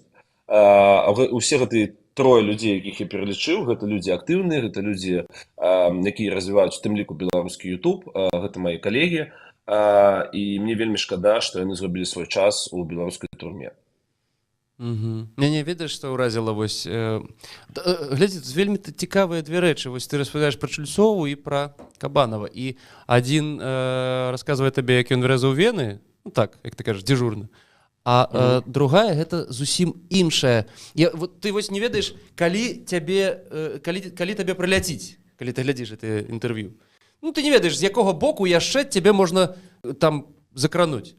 Вось Кабанов пра гэтыя вены, а Чульцова такія простыя рэчы, это жаночыя пракладкі. Так? Памятаеш, пра гігіену яна распавядае, што вось гэта нельзя, карысталіся тым. Я ж, калі я думаю пра гэта, я ведаю, як то важна жанчыне, вось гэтыя рэчы, которых мы, пасля апошняе, пра што мы падумаем, там, калі вось гутарка ідзе пра палізняволеных, гэта там пракладкі. Але гэта вось, это ж вельмі важна. Это вельмі важна. І калі гэтага няма, калі гэта табе не дазваляюць, гэта дадатковае прыніжэнне. Яшчэ і здзекваюцца над табой. Так, гэта і вось Кабанов вены рэжа, а тут пракладак няма. І ты думаеш, халера, дзе яшчэ, адкуль яшчэ вылезе вось штосьці такое, што табе яшчэ адзін і ты цвік у галаву уваб'еце ў сэрца, я не ведаю. Таму тут я хацеў табе падзякаваць за інтэрв'ю, за гэта. Вельмі важную справу. Я вось што хочу азначыць, што, на жаль, прыніжаць людзей і не глядзець на вытрымаюць яны ці не, яны могуць вельмі рознымі сродкамі. І вось менавіта вось гісторыя пра гігіену, гэта было інтэрв'ю Максіма Прашутова «Максімальна». Там он вельмі падрабязна пра гэта размаўляў. І Макс таксама і Даша зрабілі вельмі крутой відос. Я вельмі ўразіўся, ведаеце, чым вось гэтымі камісіямі у турме, калі вось адна дзяўчынка стаіць, так, і вось все гэтыя кіраўнікі і абяцаюць ёй, што там ты выйдзеш ці не выйдзеш, вось зараз ты маладая, прыгожая, а выйдзеш старая, нікому не патрэбнай. І таму і Івуліну, дарэчы, казалі, што наша задача гэта зрабіць так, як пра цябе ўсе забылі. Таму наша задача людзей, якія не перажылі гэты досвед, які па-ранейшаму у гэтай павесцы ці барацьбе, сапраўды рабіць так, каб гэтыя імёны гучалі. І вы ведаеце, не так даўно быў такі, лакальны даволі варшавскі флешмоб з майкамі мастака «Хутка смачна», «Freedom for», і вось тут ты пішаш імя палізнявольнага, то бок ён зрабіў такую мерчу. Мне ўчора дасталіся дзве гэтыя майкі, і калі шчыра, то я задумываюся, разумею, што то бок Івулін быў відавочна, калі ён там сядзеў, таму што гэта мой кент. А вось зараз я зразумеў, што окей, у нас ёсць вельмі вядомыя палізняволеныя, больш-менш, так? Але трэба і падтрымка людзям, у якіх няма такой інфраструктуры выхада з гэтай біды, як у больш-менш вядомых людзей. Але тут, вось, калі ты думаеш, каго падпісаць, ты думаеш, а ці згодная сям'я, ці я не нараблю дадатковай шкоды. Карацей, вось я зараз раскручваюся, і падчас нашай з вамі размовы на такую ненавісць, я шчыра вам хочу сказаць, я до 20-го года я не ведаў, што я магу ненавідзець настолькі. Добро пожаловать в клуб, як кажуть, так? Да, але у любым выпадку, то бок сэнс у тым, каб працягваць рабіць, працягваць нешта рабіць таксама на карысць гэтых людзей і працягваць рабіць гэта якасна, каб атрымліваць новую аўдыторыю. Вось такая гісторыя. Ведаеш, 63 574 евро уже сабралі за 1,5 гадзіны, трохі болей за 3 гадзіны і 8 хвілін. І яшчэ ўсё працягваецца. І яшчэ раз я звяртаюся да прадстаўнікоў там бізнесаў беларускіх. Чаму там 1 ці 5 евро? Давайте сотачку якую, чаму не? Халера, на карпаратывах больш траціцца. Не, усё гэта, канешне, там... разговоры в пользу бедных, там, хто там на што траціць, хто на што хоча, той на то і траціць. Але мы так ці інакш заклікаем заданаціць на палітвязню. QR-код, спасылка ніжэй, спасылка ў чацікі ў нашым. І толькі калі вы ў Беларусі знаходзіцеся, калі ласка, не рабіце гэта, калі не адчуваеце сябе ў бяспецы. Папрасіце 200 евро, хтосьці ўзяў іх. Дзякуй. Халера, Мікіта, у чаце пішуць, што зараз данаціць трэбна на УСУ. На калядоўцаў. Ты якраз сустракаўся з беларускімі ваеннымі ва ўкраіне, а на палітзэкаў, на палітвязняў? Слухайте, ну тут история вельмі простая, что мы в беде. Калі нехта забываюць, то мы в беде, і людзей, якім сапраўды патрэбны гэтыя грошы, ну іх вельмі шмат. Таму ну да, безумоўна, то бок калі мы робім відосы пра вайсковых, то ў залежнасці ад падроздзелу, то мы просім на вайсковых. Звычайна, как бы перад тым у нас былі фінальныя відосы з Вільні, мы заўсёды прасілі, каб скидывались на палітзняволеных. Ну, то бок я ж кажу, што праблема нашай краіны, што людзей, на якіх можна данаціць зараз, вельмі і вельмі шмат. Гэта как бы, ну, гэта, калі памятаеце, до 2020 года можна было данаціць там на дзетак, был такой проект «Імена», я быў падпісан на рассылку, так, а цяпер как бы гэтых накірункаў, где ты можешь дапамагаць, на жаль, вялікае мноства. Ну вот Гена Родион Батулин вчера после моего поста со ссылкой на солидарность написал мне: Поясни, кто такой отписка. Гена Родион Батулин — это боец полка Калиновского. Слушайте, я просто... Это не полк Калиновского, это белорусский добровольческий корпус, яны між сабой. Але гэта, слухайте, гэта выключна специфика людзей, якія займаюцца вельмі цяжкай працай. Таму там на глобальном уровне, как бы, ну, я принамсі, при тым, что там я готовы донаціць і тым, і ратую за тое, каб мы донацілі і тым, я у гэтай тонкасці не лезу. Мне падаецца, што трэба вырашыць вялікую одну справу, а пасля ўжо займацца там нейкай конфронтацией. Не думаю, что это сегодня нам потребно, коли есть вось один... Ни в коем разе. Ну, я спросил, неужели от меня на фронте будет больше пользы уже в личке? Мне Ген написал, что с оппозиционной цыганщиной мне самое место, на фронт таких точно не надо, прошу избавить от диалога. Ну, такая вот фигня. Ну, нет, мы журналисты, и Батулин, мы должны... на войне. И у меня нет никаких претензий. Он в своем праве абсолютно. Какие у меня могут быть претензии? Он прав. И то, что донатить надо всем, тут вариантов никаких. И туда, и сюда. Да, мы, как говорится, я не знаю, делаем ли мы общее дело, ну, Гена так не считает, пусть не считает. А донатить надо всем. Обидно ли мне? Вообще капец как обидно. Ну, с другой стороны. А тем часом уже больше за 65 тысяч евро. Да. Посылка унізе. Писание и, коли ласка, QR-код. Пожалуйста. Только коли вы не в Беларуси. С Беларуси это делать, это робить вельми беспечно. Ивулин пишет тебе. Это ж ты меня сам на каву водишь. Что ты несешь? Ну, ты вот, видишь, такие вот подманщик. Такие подманщик. Такая мужчинская такое сяброство. Ага. Мужская дружба. Один одного водит на каву, а потом... Да, мужское сяброство принести ему капучинку с сердушком, так? Да, Дякую тобі за розмову, хлопець. Дякую вам за працу і добре вам допрацаваць, каб было больш грошкаў на палізнявольных. Давай, до побачення. Стараемся. Стараемся, так. Ну што яшчэ? Вось былі ў нас госці, былі розныя госці, вельмі розныя. Больш за 2000 гледачоў зараз у нас у этэры. Што яшчэ сказаць? Падтрымайце трансляцыю, дзе б вы яе не видели. На Еўрарадыё, на Белсаце. Больш за 20 незалежных медыа транслюе зараз гэтую картинку. Вось, таму падтрымайце лайкам, подпішыцеся на канал, таму што калі вы бачыце гэта на якімсьці канале, это значыць, што адэкватны. Это каналы здаровых людзей, так ці інакш. Вось, таму і лайк, і подпіска. Можете і нам таксама лайкнуць і падпісацца на наш. Нам будзе вельмі прыемна. Нам будзе прыемна. Стараемся для вас. Вось. І не забывайте, донатьте. Вось я, калі гляжу, слухай, там по 15, по 20, потом бац, 200, была ж 1000. Была 1000, а я вельмі радуюся, калі бачу +1. Я разумею, што чалавек хацеў бы болей, але ён можа толькі 1 евро. Я радуюся, і мне гэта вельмі грэе. Невозможно 1. +5, ну, 5 минимально там сумма, насколько я помню, когда я донатил, 5. Это 1 до нас доходило, 1,99, тому я вспомнила. И это, ну, приемно. Да, вот, кстати, еще раз, тем, кто донатил нам в чат, вот в чат нашей, именно нашей трансляции «Обычного утра» канала. Естественно, мы все передадим. И не надо это делать, потому что, ну, мы передадим меньше, чем могли бы. Понимаете? Если оно все теряется. Сразу, там, вот у нас доход сегодня от суперчата 483, насколько я понимаю, рубля. 483,5 рубля. Вот. И, конечно, сумма получится меньше, которую мы перечислим на солидарность. Потом. Там же эти какие-то перетурбации, которые стоят. Ну, это, знаете, это известная бобруйская арифметика, которую никто не в силах разгадать. Армянская бухгалтерия, помноженная на бобруйскую арифметику. Примерно так. И получается, что да. Вот.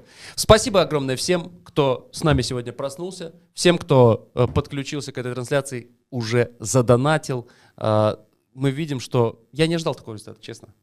Мы видим, что нам не все равно. Это Нам очень не важно. все равно.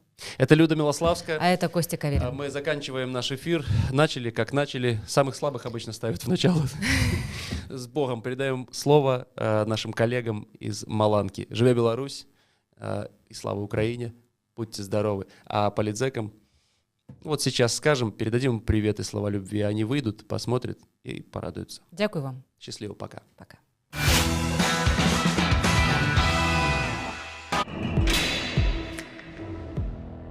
Напомним нашим зрителям, что трансляция нашего большого марафона в поддержку политзаключенных идет не только на платформе Маланки, на многих платформах в YouTube. И, соответственно, где бы вы ни смотрели, если вы находитесь не в Беларуси, ставьте лайки и делитесь ссылками в своих социальных сетях, чтобы зрителей стало еще больше и можно было собрать достойную сумму в поддержку политзаключенных. Напомним, что в организации проведения этого марафона участвуют более 20 независимых медиа, так что вот таким образом вы сможете помочь распространить наш общий стрим, поддержите и каждое независимое медиа отдельно, и наш марафон в целом.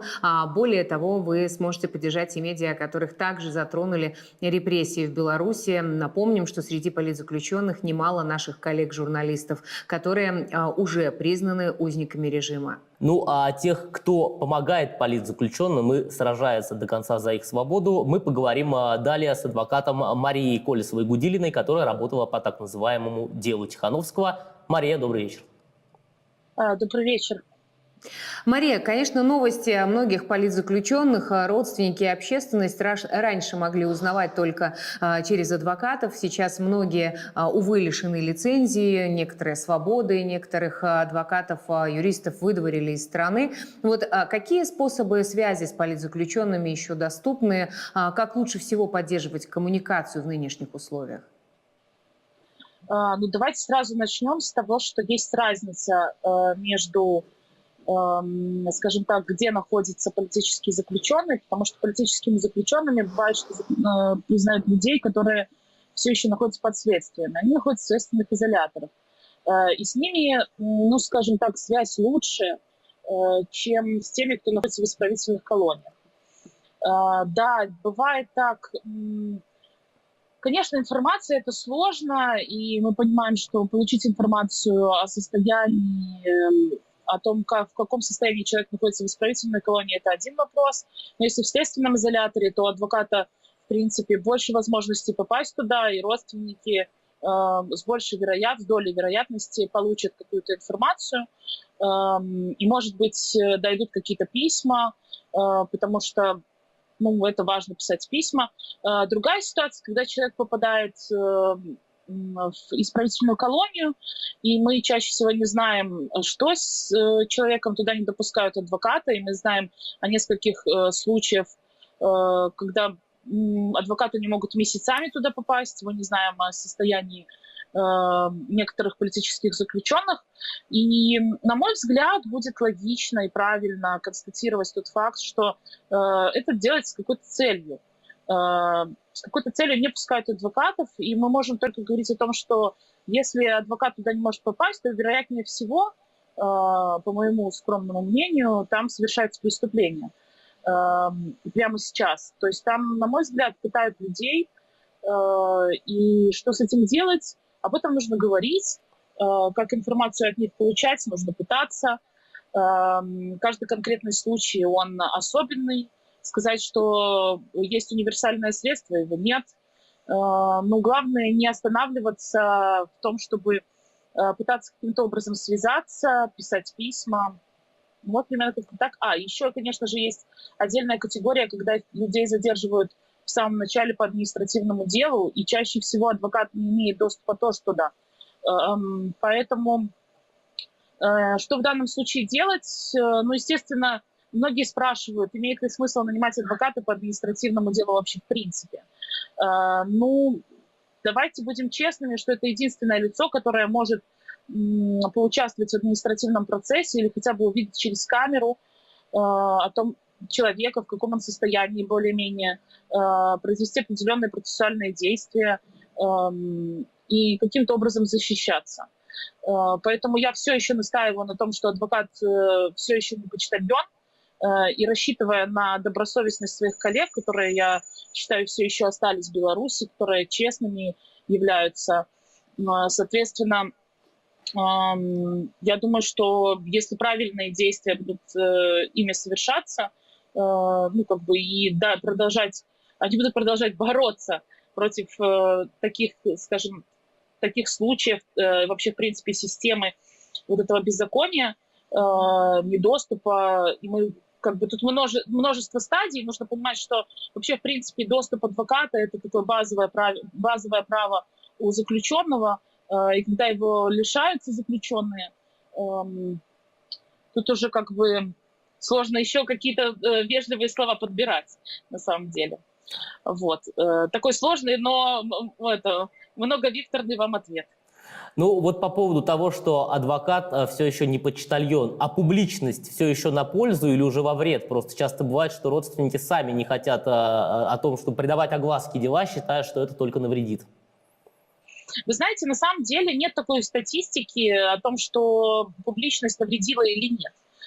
Потому что, ну, на мой взгляд, я, по крайней мере, ее не видела, может быть, кто-то другой ее видел, но сложно сказать, публичность вредит или нет. Как вот тут можно точно на этот вопрос невозможно ответить. Правильно ли говорить о том, что происходит в Беларуси? Это правильно, потому что когда говорят, тогда, ну, в принципе, это все равно является сдерживающим фактором. Да, я слышала такие случаи, когда просили сами политические заключенные, чтобы про них не писали, когда они находятся в исправительной колонии. Якобы сотрудники исправительной колонии просят, ну, дополнительно не обращать скажем так, не концентрировать на них внимание.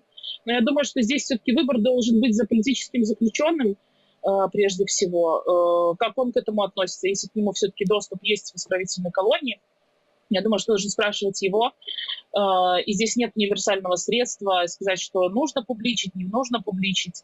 Это должно быть таким, ну, конкретным решением. Либо кто-то должен взять на себя ответственность и сказать, да, я хочу об этом сказать. Вот. Но я думаю, что если не говорить, то мы тогда покажем ситуацию, в которой можно делать все, что угодно. Вы посмотрите ситуацию, в которой у нас есть одна прободная язва с госпитализацией и одна смерть, в том числе последствием язвы. Ну, как бы не нужно быть семипядей во лбу для того, чтобы сделать конкретный вывод, что происходит в тюрьмах. А в тюрьмах происходит голод. Вот. Голод, который в результате вот выливается вот в то, что выливается. Кто-то посильнее дольше держится, кто-то послабее держится меньше. Вот. Спасибо большое, Мария, за то, что присоединились. Спасибо. Хорошего продолжения дня. Напомню, что в рамках сегодняшнего всебелорусского онлайн-марафона в поддержку политзаключенных мы не только говорим о способах помощи и о самой помощи, но и действуем, а именно собираем донаты для политзаключенных, для их близких, а также для многочисленных инициатив, которые вот уже 3 года работают в помощь политзаключенным и их семьям. Ваш донат поможет также и социальному проекту I Need Help By, а также медиапроекту в поддержку женщин-политзаключенных, правозащитным организациям, которые помогают узникам режима, фондам помощи, которые организуют эвакуацию и делают возможной реабилитацию политзаключенных, и многим другим организациям и инициативам.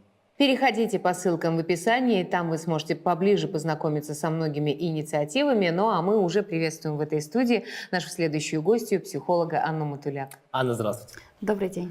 Ну, первый вопрос будет такой. Вообще, когда арестовывают тебя или твоего близкого, то это вообще сам по себе уже серьезный удар. Как можно описать те чувства, первые чувства, с которыми сталкиваются и близкие политзаключенных, и сами политзаключенные? Первые чувства – это, безусловно, шок и растерянность. Очень часто люди не знают, как себя вести, и тогда активизируются те реакции, которые мы не можем проконтролировать. Да? Мы знаем вот эту общеизвестную схему, что есть несколько типов реакций: бей, беги, замри, да, и человек не может этим управлять. В любом случае важно понимать, что любая реакция, которая возникает, она продиктована системой самосохранения психики для того, чтобы выжить в данный текущий момент. Поэтому не бывает плохих и хороших реакций. Это очень важно понимать, что любая реакция – это гарант выживания в данный момент. А вот когда уже человек оказался в заключении, ну, либо это уже колония, либо это, допустим, СИЗО, понятно, что мало с кем у него есть возможность общаться, и в первую очередь это близкие.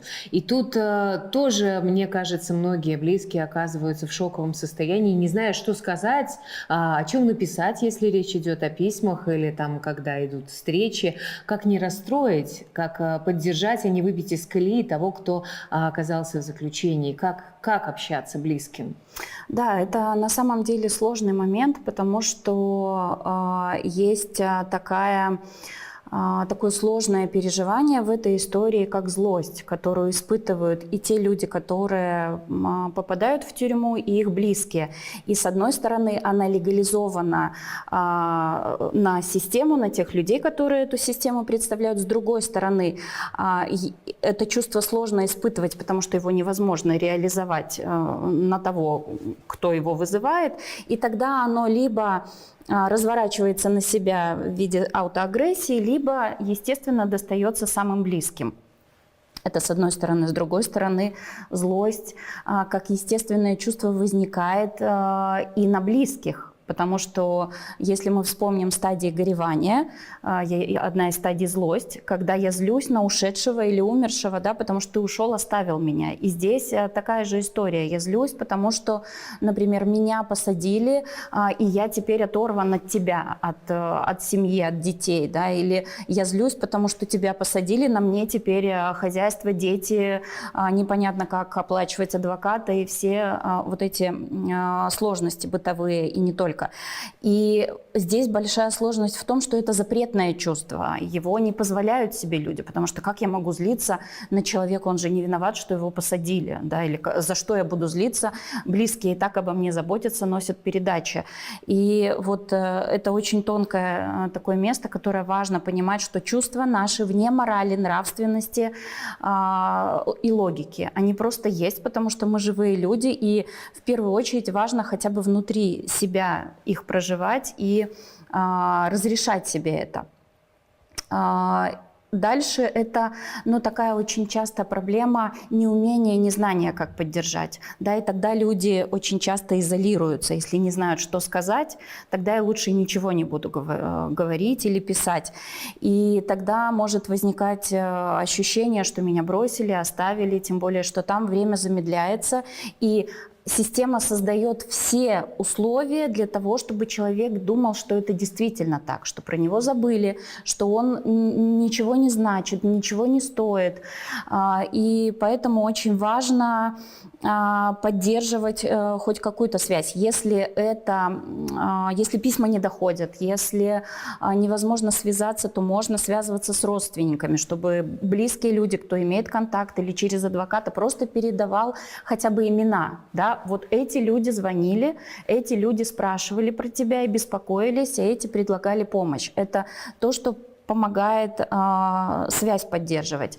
Дальше страх. Очень часто люди боятся, например, если будут поддерживать или писать письма, что их тоже посадят, например, и тогда можно делать что-то, что не будет публичным, но потом сможет возместить вот эту нехватку в общении. Ну, например, можно писать письма в стол, которые потом пачкой этому человеку отдадутся, да, или открытки из мест, которые человек будет посещать, и делать пометки о каких-то совместных воспоминаниях, или шкатулку памяти, что угодно. Здесь уже творчеством не ограничены, но потом человек будет понимать, что каждый вот этот вот день или неделю, все это время близкий был где-то рядом. Есть еще такой страх необоснованный, как страх заражения. Ну, как будто бы, если я оказываюсь рядом с человеком, которому плохо, со мной тоже может это произойти. Это тоже может влиять на изоляцию. Но мне, наверное, очень важно сказать, что есть такое понятие, как ответственность за отношения. Да, и мы точно должны понимать, что сами по себе отношения не сохраняются и не строятся. И если мы выпадаем, то это чревато расставанием и дистанцией. Поэтому важно все-таки эту связь поддерживать настолько, насколько вы можете это делать. Во время заключения люди не могут переживать. Потому что они сосредоточены на выживании. Поэтому, когда они выходят, лавины могут обрушиваться на своих родных и близких с переживаниями всяческими. Спасибо большое. Психолог Анна Матуляк говорила о том, как вести себя близким политзаключенных, как их поддерживать, помогать в реабилитации, и когда они в заключении, и когда они выходят на свободу. Спасибо. Спасибо. Наш марафон продлится до 10 часов вечера, так что не переключайтесь, оставайтесь с нами. Впереди еще много важных интервью и слов в поддержку политзаключенных и их семей.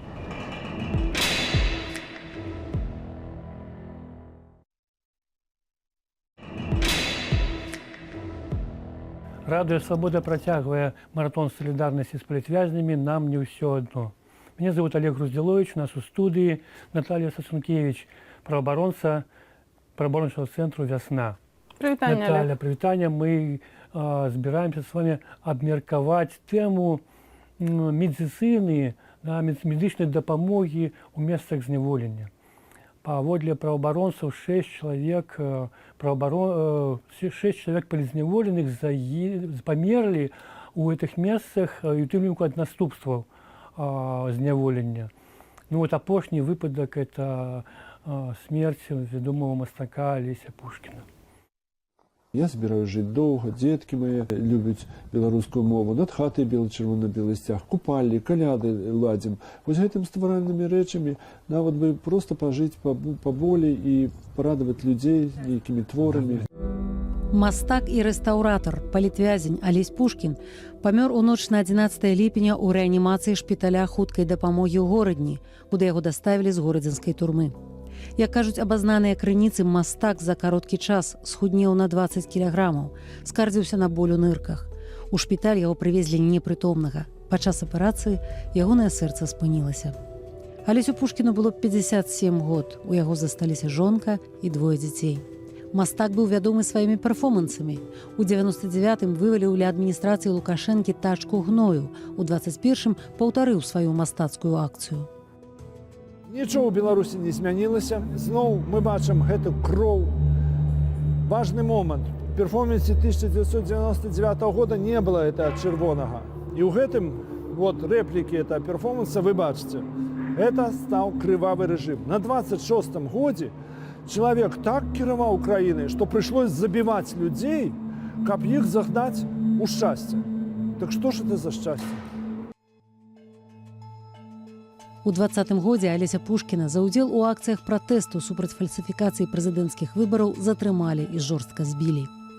У сакавіку 22-го суддзя Алена Шилько засудзіла Алеся Пушкіна на 5 гадоў строгага рэжыму за партрэт антысавецкага падпольшчыка Аўгена Жыхара на выставе ў горадні з фармулёўкай за рэабілітацыю нацызму. Першыя ў 89-м годзе плакаты дэкларатыўнага мастацтва, яны былі мірныя. Потым праекты, потым буслы з балёнікамі, потым шпакоўні.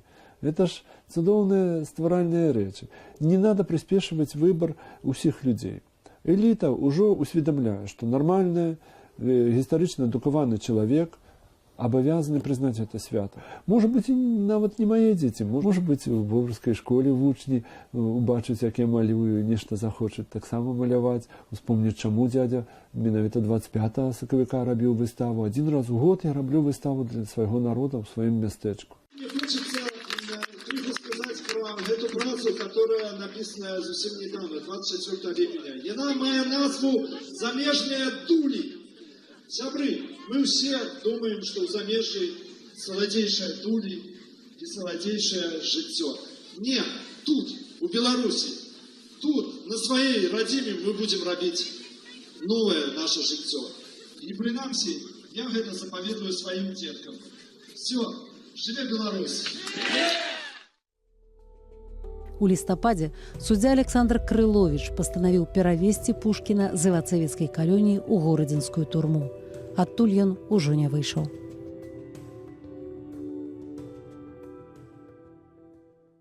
На вашу думку, что такого заганного в наших турмах отбывается у сэнсе медицины, что приводит до того, что люди не атрымліваюць необходную дапамогу и помирают у еще таким добрым стане, не зусім не критичным узросте, тым не менш заканчивается жыццё.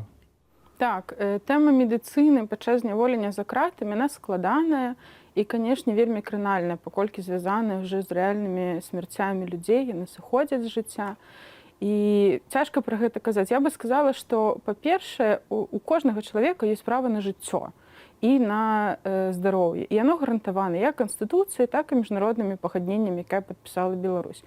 І тое, што мы бачым у беларускіх турмах, у СІЗА, у месцах зняволення іншых, гэта, канешне, ніяк не адпавядае міжнародным стандартам.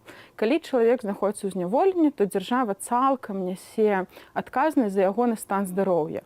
І мы бачым па міжнародных дакументах, па ацэнках экспертаў, што ніякія спасылкі на матэрыяльнае становішча ці недахоп чагосьці не могуць быць прычынай неаказання медычных паслуг. Але з таго, што мы праваабаронцы бачым у беларускіх турмах, праблема ў тым, што вязень не аказваецца кваліфікаваная медычная дапамога, нават калі ёсць такая магчымасць. Людзей не возяць, напрыклад, на даследаванні дадатковыя. Калі ёсць нейкія скаргі на здароўе, на стан здароўя, то ім у час не аказваецца медычная дапамога. І гэта робіцца адмыслова супраць палітычных вязняў, ці гэта тычыцца ўсіх і крымінальнікаў? Па нашай інфармацыі, любы чалавек у зняволенні, конечно, сутыкаецца з дадатковымі праблемамі, са здароўем таксама. Але мы бачым, што на палітычных зняволеных аказваецца дадатковы псіхалагічны, маральны ціск і фізічны. Мы бачым, што людзей змяшчаюць шмат разоў у СІЗА, пакутуюць, іх катуюць голадам і холадам, адсутнасцю сна. Таму гэта ўсё стварае дадатковыя умовы. Да. Вот вы згадалі ШИЗА, я сам згадваю, двойчы быў у ШИЗА, і наколькі я зразумеў, перад змяшэннем у ШИЗА чалавека мусіць агледзець доктар і сказаць, ці адпавядае дадзены стан здароўя чалавека таму, што он адбудзе там 10 сутак, а то і болей. І калі мяне правялі на такое обследование, раптам падыходзіць да мяне афіцэр, бярэ за локаць і цягне ўжо ШИЗА со словамі «это уже не актуально». То есть вот мне врач призначает анализ такой, другой, третий, а он приходит и скажет, это уже не актуально. То бок ўражанне такое, не то, что ўражанне меў перакананне, что доктары просто не могут супрацьстаяць этой системе, калі б і хотели. Бо загад начальника колонии для іх это загад Бога, яны мусяць его выкарыстоўваць. И один доктор у размове так мне шчыра сказал, упирайтесь, не упирайтесь, посылайтесь на свое дрэннае здароўе, не спасылайтесь, калі вырашаць вас посадить, то посадить. Другое у меня еще пытанне есть. Вось мы кажем же про следчие изоляторы, там своя есть проблема, в основном это проблема отсутности свежего поветру, задымленности от курения, там святла бывает не хапае. Вот у нас в камере, например, было окно задраенное, закрытое металлическим щитом с дырками. Все. Вот так я сидел 3 месяца, а некто из нас сидел там и год в таких умовах. Это СИЗА, что тычется. В колониях своя проблема. Вот на моих очах падал, губіў прытомнасць чалавек у калоне, аказалася ў яго пухліна ў мозгу, а яго на МРТ не выклікаюць ужо паўгода, ён стаіць на чарзе і кажа шчыра, што ці дажыву да этой экспертызы, не ведаю. Вот там посылаются типа на отсутность абсталявання. Але ёсць жа яшчэ такая тэма. Я думаю, что якраз вот Пушкин, Лесь Пушкин, смерть ягоная, яна тычыцца этой темы. Пакуль человека везут со следчего изолятора в колонию, этот этап может растягнуться на великий термин, на тыдзень, а то и больше. И там он не атрымлівае нормального харчевания, у его там зусім няма ніякого медычного дапамоги, обслугования. Вот что можно зрабіць с этой ситуацией, с этими этапами? Что вы про их ведаеце? Усё тое, што вы распавядаеце пра абставіны і абыходжанне з вязнямі, з палітвязнямі, гэта ненармальна, і мне вельмі сорамна, прыкра і шкада, што такое адбываецца ў Беларусі, што рэальна тысячы людзей з гэтым сутыкаюцца. Я хачу яшчэ раз падкрэсліць, што гэта цалкам ненармальна. Такога не павінна быць. Тое, што мы кожны дзень пра гэта чытаем і бачым, гэта ніяк не нармалізуе сітуацыю. Такога не павінна быць. З людзьмі павінны абыходзіцца па-людску. Што рабіць? Трэба падтрымліваць палізняволеных, распаўсюджваць як мага больш інфармацыю. Кожны дзень даводзіць свету, што ў Беларусі проста зараз катуюць тысячы людзей. На дзяржаўным узроўні, як вы кажаце, па загаду загадчыка калоніі, турмы, і ніхто з гэтым нічога не можа зрабіць. Таксама падтрымліваць палітвязняў, падтрымліваць іх родных. І пісаць лісты. А патрэбны ціск, напрыклад, на міжнародныя арганізацыі, у тым ліку еўрапейскія, каб яны больш кантралявалі тое, як Беларусь выконвае сабой жа падпісаныя пагадненні. Я добра памятаю, у канцы 90-х, ці это было ў пачатку 2000-х гадоў, тады даволі часта праводзілі розныя такія мерапрыемствы, канферэнцыі по выкананню вот этих патрабаванняў, да, и там загадчики, вот эти начальство этого департамента выканання пакаранняў рапартавало весь час, что мы все реснички позрезали, на всех окнах у нас уже нормалевые эти решетки, вот такие краты маленькие, и все у нас уже добро. Ну вот я сам переконался, что это не так. Я бачу такие краты, что просто... вот в сталинские часы, может, таких не было. Но, видать, какая-то там ООНовская, какая-то там европейская структура, якая так само подписывала это погоднение разом с нашими чиновниками, с белорусскими чиновниками. Может, они могут проконтролировать их? Нет, уже такой мачимости нема. На сённяшні дзень беларускія ўлады спынілі ўсялякае супрацоўніцтва з міжнароднымі органамі. Мы ведаем, што з лютага гэтага года беларусы не могуць скардзіцца супраць беларускіх уладаў у камітэт ААН па правах чалавека, і магчымасці абараніць свае правы на нацыянальным міжнародным узроўні становіцца ўсё менш і менш. Але гэта не значыць, што гэтага не варта рабіць. Вясна і іншыя праваабарончыя арганізацыі працягваюць дакументаванне катаванняў. Мы размаўляем з палітвязнямі, якія выходзяць з месцаў зняволення, і збіраем усю гэту інфармацыю. Вось вы кажаце пра ціск на міжнародныя структуры, каб яны працягвалі ціск на беларускія ўлады, патрабавалі. Для таго, каб ажыццяўляць гэты ціск, таксама патрэбны нейкія факты. Мы не можам проста казаць, што ўсё дрэнна. Мы павінны прыводзіць інфармацыю. Выходзяць вязні, кажуць, так, няма сонечнага святла, псуецца зрок. І калі пра гэта кажа 10, 20, 100 чалавек, мы разумеем, што гэта правда, так і ёсць. І гэта не толькі ў адной нейкай калоніі, а ва ўсіх калоніях па ўсёй Беларусі.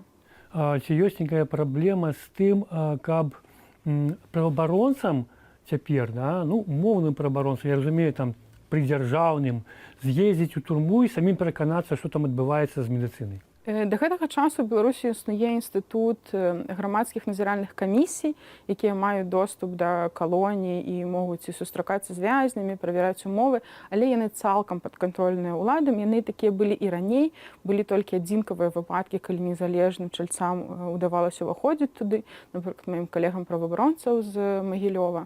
Але на сённяшні дзень яны цалкам падпарадкуюцца і, канешне, пішуць такія справаздачы, якім загадваюць. І ад іх рэальнай інфармацыі, на жаль, мы не зможам атрымаць.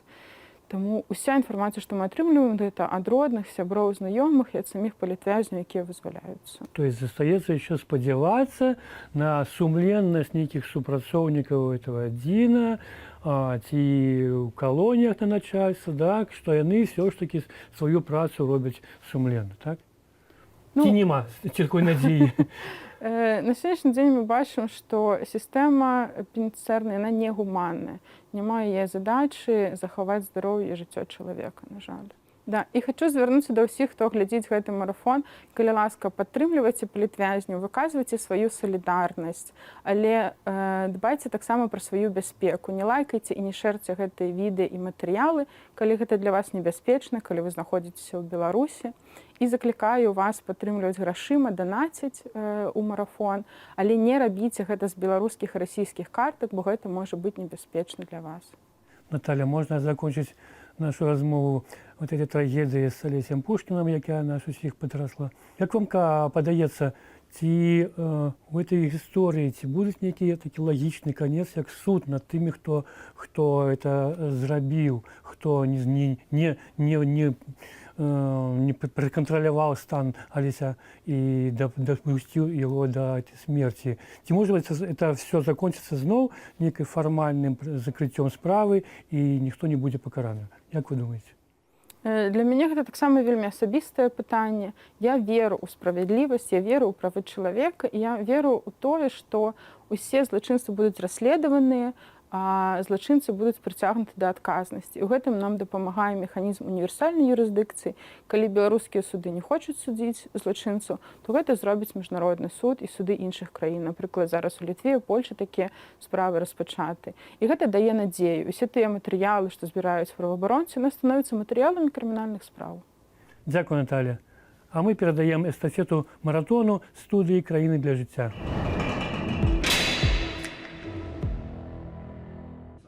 За кратамі Алеся Пушкіна трымалі з 30 сакавіка 2021 года. Летась у сакавіку Алена Шылько асудзіла яго на 5 гадоў зняволення ў калоніі строгага рэжыму. А ў лістападзе Александр Кірыловіч пастанавіў перавесці палітвязня на турэмны рэжым тэрмінам на 1,5 года. Сидел ён толькі за тое, што ён беларускі мастак і намаляваў портрет одного з рэальных беларускіх герояў, который загінуў в бою з гэбістамі Аўгена Жыхара.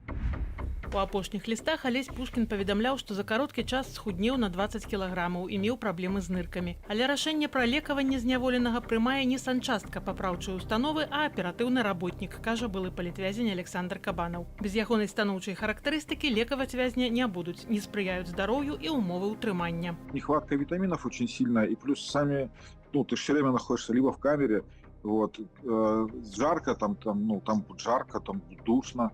Значит, когда холодно, будет холодно, ты ничего не сделаешь.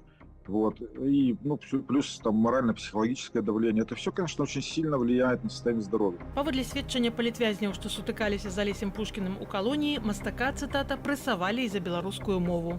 Наша краіна ператварылася ў канцлагер, дзе за тое, што ты беларус, за тое, што ты беларускамоўны, цябе можа напаткаць смерць, цябе могуць дадаткова катаваць, прыніжаць і папросту ствараць такія ўмовы, у якіх выжыць немагчыма, якія яны стварылі для Алеся Пушкіна. Смерці за кратамі пры нявысветленых акалічнасцях у Беларусі, на жаль, не адзінкавыя. Першы рэзанансны выпадак адбыўся ў траўні 2021-га. Палітвязень Вітольд Ашурак загінуў у Шклоўскай калоніі. Сёлета ў траўні ў Віцебскай калоніі памёр блогер з Пінску Мікалай Клімовіч. 61-гадовы палітвязень меў інваліднасць другой групы, бо ў яго было хворае сэрца. Насамрэч смерцяў сярод зняволеных значна больш, але пра іх не паведамляюць, кажа Александр Кабанаў. Там практика такая. Ты здесь не в санатории, чтобы мы занимались твоим здоровьем. И мало того, очень многие сотрудники данных заведений, они напрямую говорят, что если ты где-то тут сдохнешь, нам вилку сложнее списать, чем тебя. Праваабарончая супольнасць Беларусі апублікавала заяву з нагоды смерці ў зняволенні мастака Алеся Пушкіна. У ёй, між іншага, падкрэсліваецца, што адбыццё пакарання ва ўмовах ізаляцыі не мусіць пазбаўляць зняволеных доступу да спецыялізаванай медычнай дапамогі.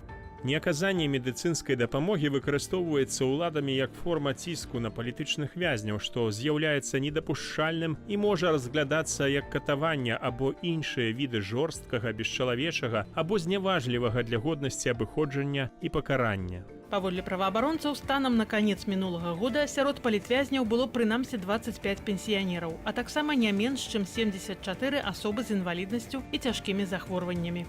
Ірына Дарафейчук, Белсат.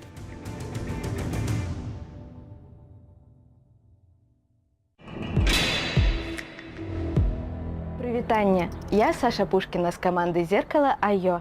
Нашая медыя прыядналась да онлайн-марафону падтрымкі палітычных зняволеных. Перад тым, як вы пачнеце глядзець нашае інтэрв'ю, у мяне да вас ёсць маленькая просьба. Патраце менш за 1 хвіліну і заданатьце палітычным зняволеным. Нам не ўсё адно. Вы былі актыўнай удзельніцай пратэстаў у 2020-м, потым з'ехалі ў Польшчу. Да гэтага вы працавалі старшынёй адной з ветэранскіх арганізацый у Гродні, уваходзілі ў ініцыятыўную групу Лукашэнкі. Што тады змянілася? Я была больше 10 лет, наверное, зампредседателем ветеранской организации «Химволокно», и последние 2 года я была председателем. И вот это привело меня к тому, что я стала членом инициативной группы. Это мой позор, немножко, честно, за что я себя корю, что я тогда взяла эти документы и промолчала. Но это было уже тогда, когда Лукашенко по телевизору объявил, что за него уже было собрано там чуть не 2 миллиона на выдвижение его кандидатом в президенты. Ну и все, я как бы тут все равно уже собрана, да ладно, сыграю в такую комедию. Но видела, что это была настоящая комедия. Единственное, что было, я только знаю 2 человека, которые к нам пришли в офис, чтобы подписаться за его. Настроены были они теперь также настроены. А мне многие, когда я написала в своей там группе, что приходите в совет отдать голоса на выдвижение Лукашенко, мне было столько звонков. А почему это я за Лукашенко? Ну и было очень много негативного именно у пенсионеров. Это какого было? 29 мая у нас в городе задержали Тихановского. И вот это было у меня переломным. До этого я говорила там на всех уровнях, что я, например, против, потому что меня то на какое-то там собрание пошлют, какое-то выступление, я нигде не выступала. Вот, ну послушать, как мы хорошо живем. На что я тоже отвечала, говорю, я ж не возглавляю ветеранскую слепых и немых. У нас все видят, как мы хорошо живем. Зачем рассказывать это? И часто, когда уже вот мне в последний, в 20-й год, некоторые там: Саша, а кто, если не он? Я говорю, божечка, ну какие, неужели у нас нету лучшего в стране? Ну не смешите людей, говорю, потому что даже собаку покупают, родословную смотрят. А мы президента выбрали безродословной. Вот, оказалось, что его отец на войне погиб, а он через 9 лет после войны родился. Ну, вот такие бреды слышали, наверное. Ну, и вот поэтому вот и пожинаем плоды своего собственного труда. И когда говорят молодежь, что виноваты мы, да, виноваты мы. Тое, што пажылыя людзі за Лукашэнку, гэта стэрэатып? Я не знаю, почему-то вот у нас такое, лишь бы не было войны. А почему она должна была быть, я этого не понимаю. Вот все даже... Я была, когда вот на протестах кто-то там проходит, и что вы тут ходите? Были такие случаи. Мужчина на велосипеде, ну и что тут? Хотите, как в Украине? Хотите войны? Но я не понимала, почему оно должно быть там, как в Украине, почему не одни выборы. Я даже своим там руководителям с ветеранских вышестоящим говорила, я не понимаю, почему ни одни выборы у нас не прошли чисто спокойно.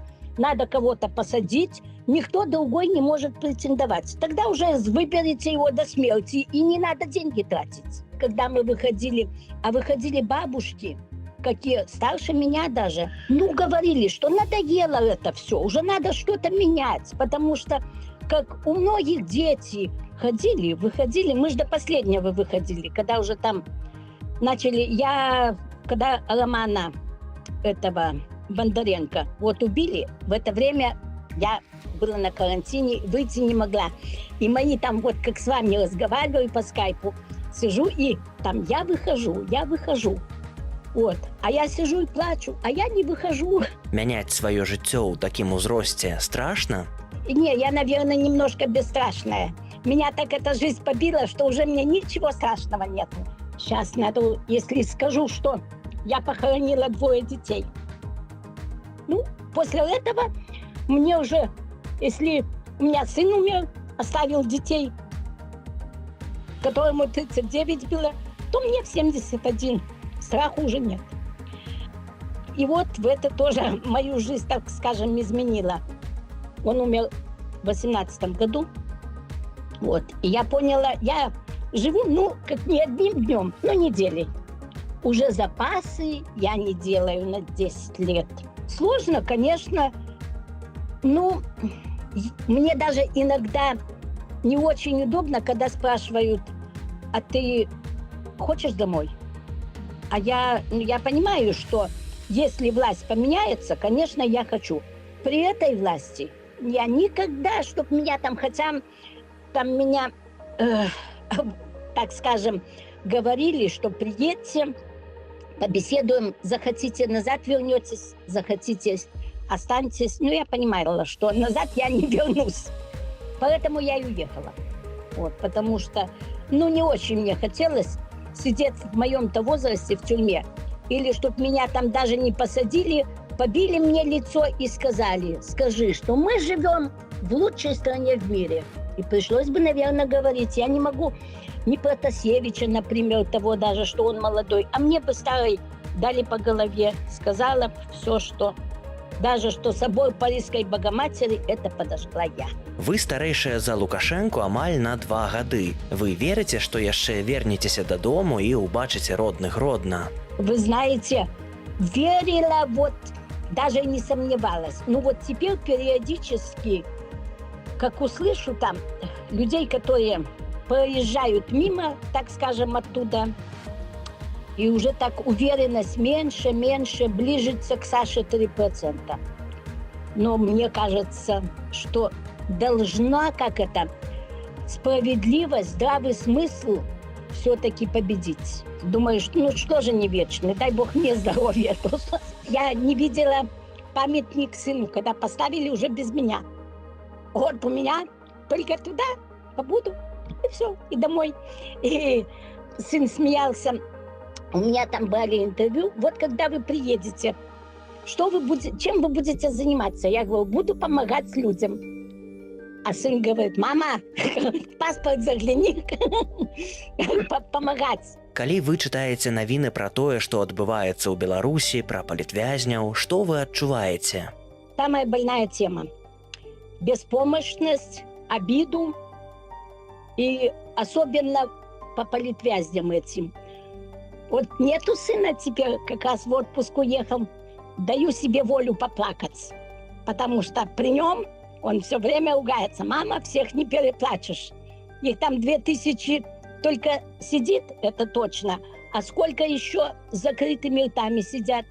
Поэтому, воспринимай, как оно есть. Не хочется так воспринимать, потому что столько здоровья у людей отнято. Ужасно. Вот это ужасно. А мы это такие известные, а там же много еще и неизвестных людей, которые вообще где-то проходили. Держитесь. Не знаю, как держитесь. Мне кажется, что все-таки, должны как-то они освободиться. Кончится война, и что-то должно произойти. Очень жалко, очень. Посмотрю, без слез невозможно. Вчера мне, говорю, тоже так вот там посмотрела то одну передачу, и не могу не смотреть. Мне кто-то, не смотри. Не могу, не буду знать. Надо знать, чтобы, что о них помнят. Ходила, писала письма. У нас тут пишут, в последнее время как-то у меня все не выходило подойти. Писали, мне кажется, что вряд ли доходят те письма, тем более там из-за границы. Несколько писем было, передавала, там просила, чтобы знакомые посылали. Там немножко денег передавала. Надо как-то людей поддержать. Надо знать, что они не забыты, что о них помнят. Держитесь, дорогие. Это должно кончиться. Не может это продолжаться, чтобы невинные люди, уже только к Богу обращаться. Боженька, да что это такое? Я желаю всем как можно быстрее освободиться. и быть свободными, нормальными людьми, которые, я говорю, там никаких преступлений люди не совершали. Вот. А только от того, что кто-то, например, я об этих бабариках, кто-то захотел поучаствовать в выборах, а сын вообще неизвестно за что. Всех вас любим, за всех переживаем и желаем как можно скорейшей освобождения и победы здравого смысла в Беларуси. Нормальных выборов и нормальной демократической страны. Не надо нам этих диктаторов, узурпаторов и тиранов.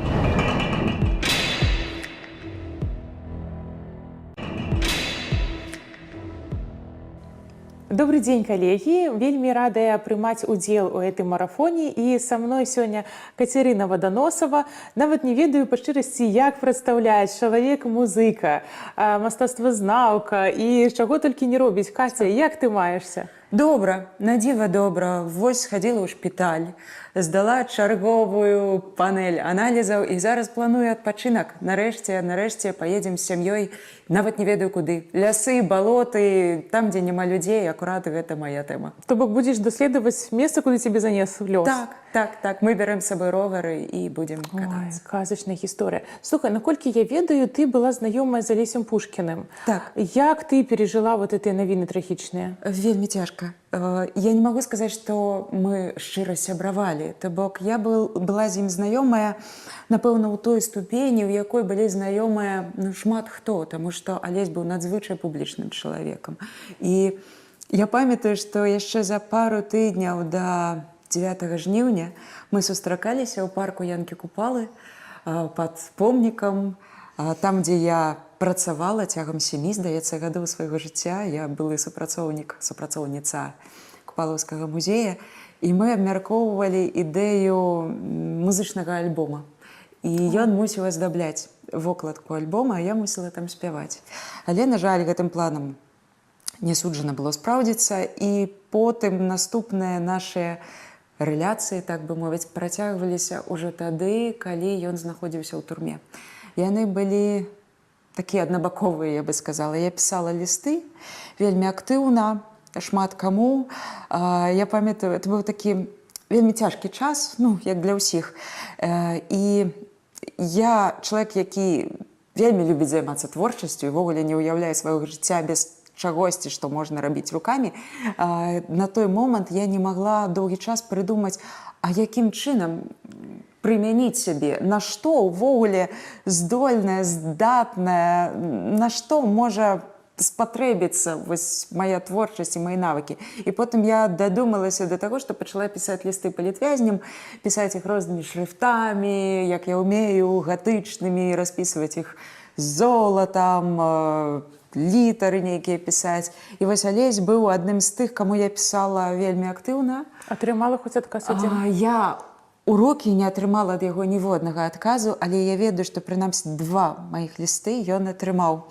І там такая гісторыя была цікавая. Ёсць суполка людзей, якія пішуць палітвязням. Мы абменьваемся сваімі адказамі, калі іх атрымліваем. І вось адна незнаёмая мне жанчына напісала, што ёй Алесь даслаў ліст, у якім узгадываў ліст ад мяне. І напісаў, што ён адправіў мне адказ і нават мяне намаляваў. І Алесь, ён жа такі чалавек быў вельмі жыццелюбівы, я бы сказала, вельмі аптымістычны. Ён напісаў, што намаляваў мяне аголенай і на кані. І мяне гэта вельмі не слівіла. Канешне, гэты адказ я не атрымала, я так гэты малюнак і не пабачыла, але прынамсі я ведаю, што да яго даходзіла хаця бы маленькая толіка таго, што я яму адпраўляла. І, канешне, тое неспадзяванае, тое абсалютна страшнае, тое, што выбівае з каляіны весткі пра ягоную смерць, яны мяне проста страшэнна ўзрушылі. Там яшчэ ўсё было абцяжарана тым, што мы рыхтаваліся да беларускага фэсту, які акурат мусіў праходзіць у гэтыя дні. Я на гэтым фэсце мусіла праводзіць лекцыю пра беларускія традыцыйныя строі, і некалькі дзён я вагалася, як увогуле можна весяліцца, можна ладзіць нейкія фестывалі. калі здарылася такое страшнае. Потым я рэшце-рэшт прыняла для сябе рашэнне прыехаць на гэты фестываль і правяла лекцыю, таму што, памятаючы Алесю як сапраўды вельмі жыццелюбівага чалавека, мне падаецца, што калі б я яму сказала: Алесь, вось я не поеду из-за цябе у гонар тваёй памяці, не буду людзям расказваць пра тое, што я ведаю, ён бы, напэўна, сказаў, што я дурында. Вось. Паехала і сустрэла безліч такіх жа самых людзей, якія былі ў роспачы, ў разгубленасці, якія да гэтага часу прыйшлі у Беластоку, дзе я жыву пад беларускае консульства. Мы зладзілі акцыю, мы ўзгадалі ягоную памяць, ушанавалі яго хвіліннае маўчанне. І, напэўна, так яно і мусіць быць, бо жыццё, хочам мы таго ці не, яно працягваецца. Напэўна, збольшага хочам, правда? Не з тых людзей, які б сказаў: не жывіце ў памяць пра мяне, а толькі гаруйце. Так вось, працягваецца жыццё. Раскажы, калі ласка, у цябе ёсць планы, што рабіць тут для Беларусі, пакуль ты не ў Беларусі? Так, у мяне ўжо рукі чэшуцца, галава таксама. Я кожны дзень прачынаюся з гэтай думкай, кожны дзень засынаю. Я планую адчыняць, адкрываць сваю школу. Нават з вялікай літары школу, хаця это гучна сказана, таму што ў якасці выкладчыка буду толькі я. Школа традыцыйнага строю. Я буду вучыць людзей ствараць беларускія традыцыйныя строі, беларускія народныя касцюмы, пачынаючы ад вышыўкі, заканчваючы ткацтвам, пляценнем паясоў. Што паспеем, што зробім, то і зробім. Я спадзяюся, што гэта будзе мець хоць нейкі плён, прынамсі для мяне. Гэта ў першую чаргу дзеля мяне, таму што мне вельмі карціць як выкладчыку, як практыку паказаць тое, што я ўмею, падзяліцца гэтымі ведамі. Па рэгіёнах гэта будзе ўсё вот так сур'ёзна, так? Наколькі гэта будзе сур'ёзна, я не магу зараз сказаць, таму што гэта залежыць ад тых людзей, якія прыйдуць да мяне на навучанне. Я калісьці выкладала мастацкую вышыўку, і я памятаю, што самая галоўная цяжкасць гэта нейкім чынам прывесці да агульнага знаменальніка ўсіх тых людзей, якія прыйдуць вучыцца, таму што хтосьці ўжо, напрыклад, пашыў сабе і вышыў кашулю, а хтосьці не ўмее іголку ў руках трымаць. І трэба іх нейкім чынам збіць у адзінае цэлае. Таму, хутчэй за ўсё, мы будзем рабіць штосьці сярэднестатыстычнае. Калі ўсе будуць вельмі таленавітыя, натрэніраваныя, так мы, канешне, зможам занурыцца ў рэгіянальную гісторыю, і ураджэнцы, напрыклад, маладзечаншчыны змогуць рабіць сабе маладзечанскі строй, а ураджэнкі, як, напрыклад, ты мне расказвала, што Пухавіцкага раёну будуць рабіць пухавіцкі строй. Паглядзім, што будзе. Я не ведаю нават, хто прыйдзе. Зараз я атрымала больш за 30 заявак, але да верасня, паглядзім, што будзе. Калі нават прыйдуць 10 чалавек, то я ўжо буду вельмі ўсцешная. Анлайнавую школу маеш на думцы мець?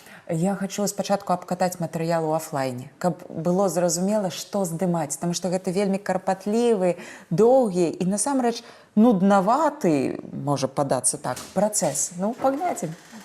Дзякуй, Кацярына, што падзялілася сваімі планамі, сваімі ўспамінамі. Дзякуй шчыры вам, што вы працягваеце сачыць за гэтым стрімам, падтрымліваеце яго. Калегі.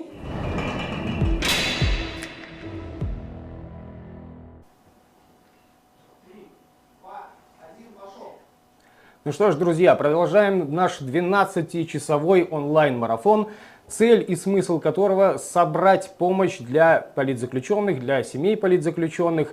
И хочу сказать, что практически 100 тысяч уже собрано. Сегодня мы вещаем вот сейчас из студии в Вильнюсе, из студии «Страны для жизни». У нас будут в эфире несколько гостей, но все сегодня по порядку. Для начала представлю вам человека, который, собственно, этот марафон и придумал, и затеял. Ольга Горбунова. Здравствуй, Оля. Здравствуйте, Женя. Давай начнем с того, что марафон имеет определенное название. Как он называется? Нам не все равно, и пусть они об этом узнают. Вот, Ольга, у меня такой вопрос к тебе.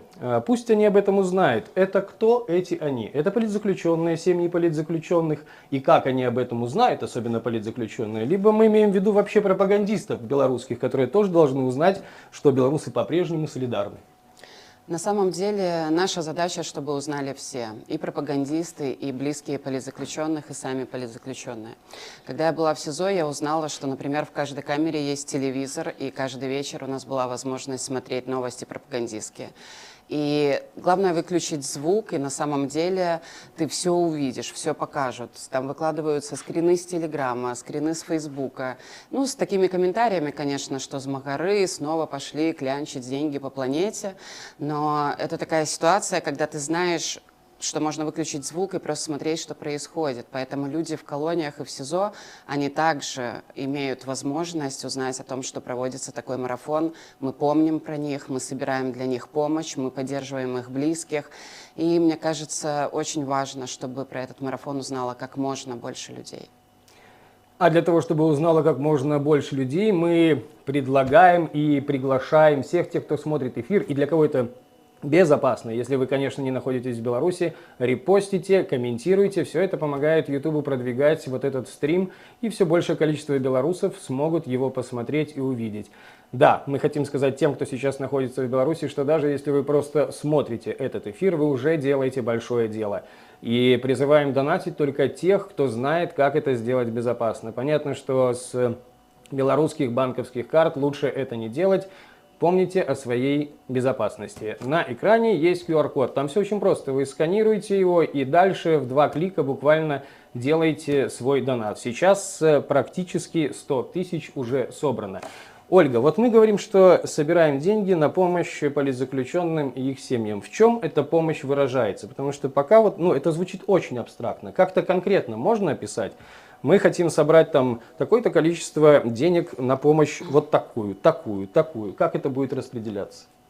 На самом деле это глобальный вопрос, потому что есть нами продуманная система распределения собранных средств, о которой мы договорились и со СМИ, которые организовали этот марафон, и с фондами, организациями, инициативами, которые в этом марафоне также принимают участие и будут потом реализовать эти собранные средства и оказывать помощь политзаключенным и их близким. Поэтому важно понимать, что будет создан наблюдательный совет, который примет вот это решение, как будут распределены средства. На данный момент мы получили очень много заявок от правозащитных инициатив, фондов солидарности. Мы знаем, что политзаключенным нужны ресурсы и на оплату адвоката, на продукты, на посылки, на передачи, на медикаментозные передачи. То есть тут важно понимать, что спектр вот этих проблем в жизни одного конкретного политзаключенного, он колоссально широкий.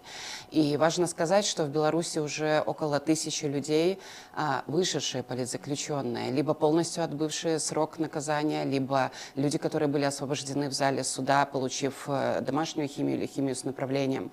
И это люди, которым также нужна поддержка, которые вышли и столкнулись с безработицей, потому что их больше с уголовной статьей никто не берет на работу. Вот я, когда химию отбывала, я прошла курсы бариста, и мне было очень тяжело найти работу в Минске, в кофейнях, потому что я обязана была предупредить их о том, что я состою на учете, и я на химии. И люди просто опасались брать меня на работу. И вот это очень большие проблемы. Наблюдательный совет, проанализировав эту информацию, в определенных пропорциях распределит собранные средства, чтобы мы могли помочь и на адвокатов, и детям политзаключенных, и на продукты, и на медикаменты. Наша мечта такая: собрать как можно больше средств, чтобы как можно больше семей, особенно те, которые ранее не получали помощь в фондах и организациях, получили наконец-то эту поддержку. Прекрасно. Сейчас, Ольга, я хочу отвлечься немного на комментарии, которые пишут, и уже, наверное, в 20-й раз на разных каналах. Я напомню, что более 20 независимых YouTube-каналов, независимых медиа сейчас ретранслируют вот этот сигнал, онлайн-марафон. Напомню, что QR-код на экране, вы всегда можете задонатить по ходу этого стрима, но и не только, потому что донаты будут собираться до вечера воскресенья, я же не ошибаюсь, правильно? 23:59 эта опция закроется в воскресенье. Ну, давайте сделаем все возможное для того, чтобы этой суммы действительно хватило на то, чтобы помочь всем тем, кто нуждается в помощи. Так вот, собственно, к комментариям, которые прилетают к нам в эфир, уже несколько раз спрашивали, сколько процентов от этих донатов уйдет Стрижаку. Я хочу сказать, что Андрей Стрижак будет у нас в эфире в этой студии вместе с моей коллегой буквально через час-полтора, поэтому заходите и в тот момент все эти комментарии насыпайте. Андрей Стрижак с удовольствием на них ответит. Он, скажем так, за словом в карман не полезет. Ольга, еще один вопрос, почему этот онлайн-марафон именно сейчас? Это приурочено к какой-то дате? Это какая-то острая, резкая необходимость сделать именно в конце июля 2023 года? Почему не раньше, почему не позже? Политзаключенные – это глобальная проблема. И политзаключенные есть не только в Беларуси. Мы постоянно, регулярно отслеживаем все успешные инфокомпании, все успешные кампании по освобождению политзаключенных. Мы собираем эту информацию со всех стран. 12 июня мы стали свидетелями российского марафона, который проводили независимые СМИ в поддержку политзаключенных в России. И я вижу, что мы собрали 100 тысяч уже. Я немного отвлеклась, извините, но это была моя мечта. Я, честно говоря, думала, что мы будем очень долго собирать эту сумму. И мы увидели этот российский марафон и поняли, боже мой, это такая простая идея на самом деле. Ну, то есть на данный момент бюджет нашего онлайн-марафона 0. Да, вложен ваш труд, да, профессиональных журналистов, профессиональных там съемочных групп, фонды, которые будут реализовывать эту собранную помощь. Но бюджет этого проекта 0. То есть мы все вложили свой вклад. Это наш вклад в этот марафон. Поэтому мы подумали, мы не будем ждать никакую годовщину, мы не будем ждать 9 августа, мы не будем ждать Новый год, мы не будем планировать это долго. Мы узнали про такую эффективную идею, мы решили, надо предложить ее нашим СМИ. СМИ очень активно ее поддержали и показали очень высокую заинтересованность. И мы сделали его почти меньше, чем за месяц. Вот такая была идея. Просто взять и сделать, и посмотреть, что получится. Спасибо огромное. Но это действительно получается. Я очень рада, что Вильнюс присоединился в этот прямой эфир. Я очень рада, что такие разные независимые СМИ поддержали, и что уже 2300 человек отправили донаты на наш сбор.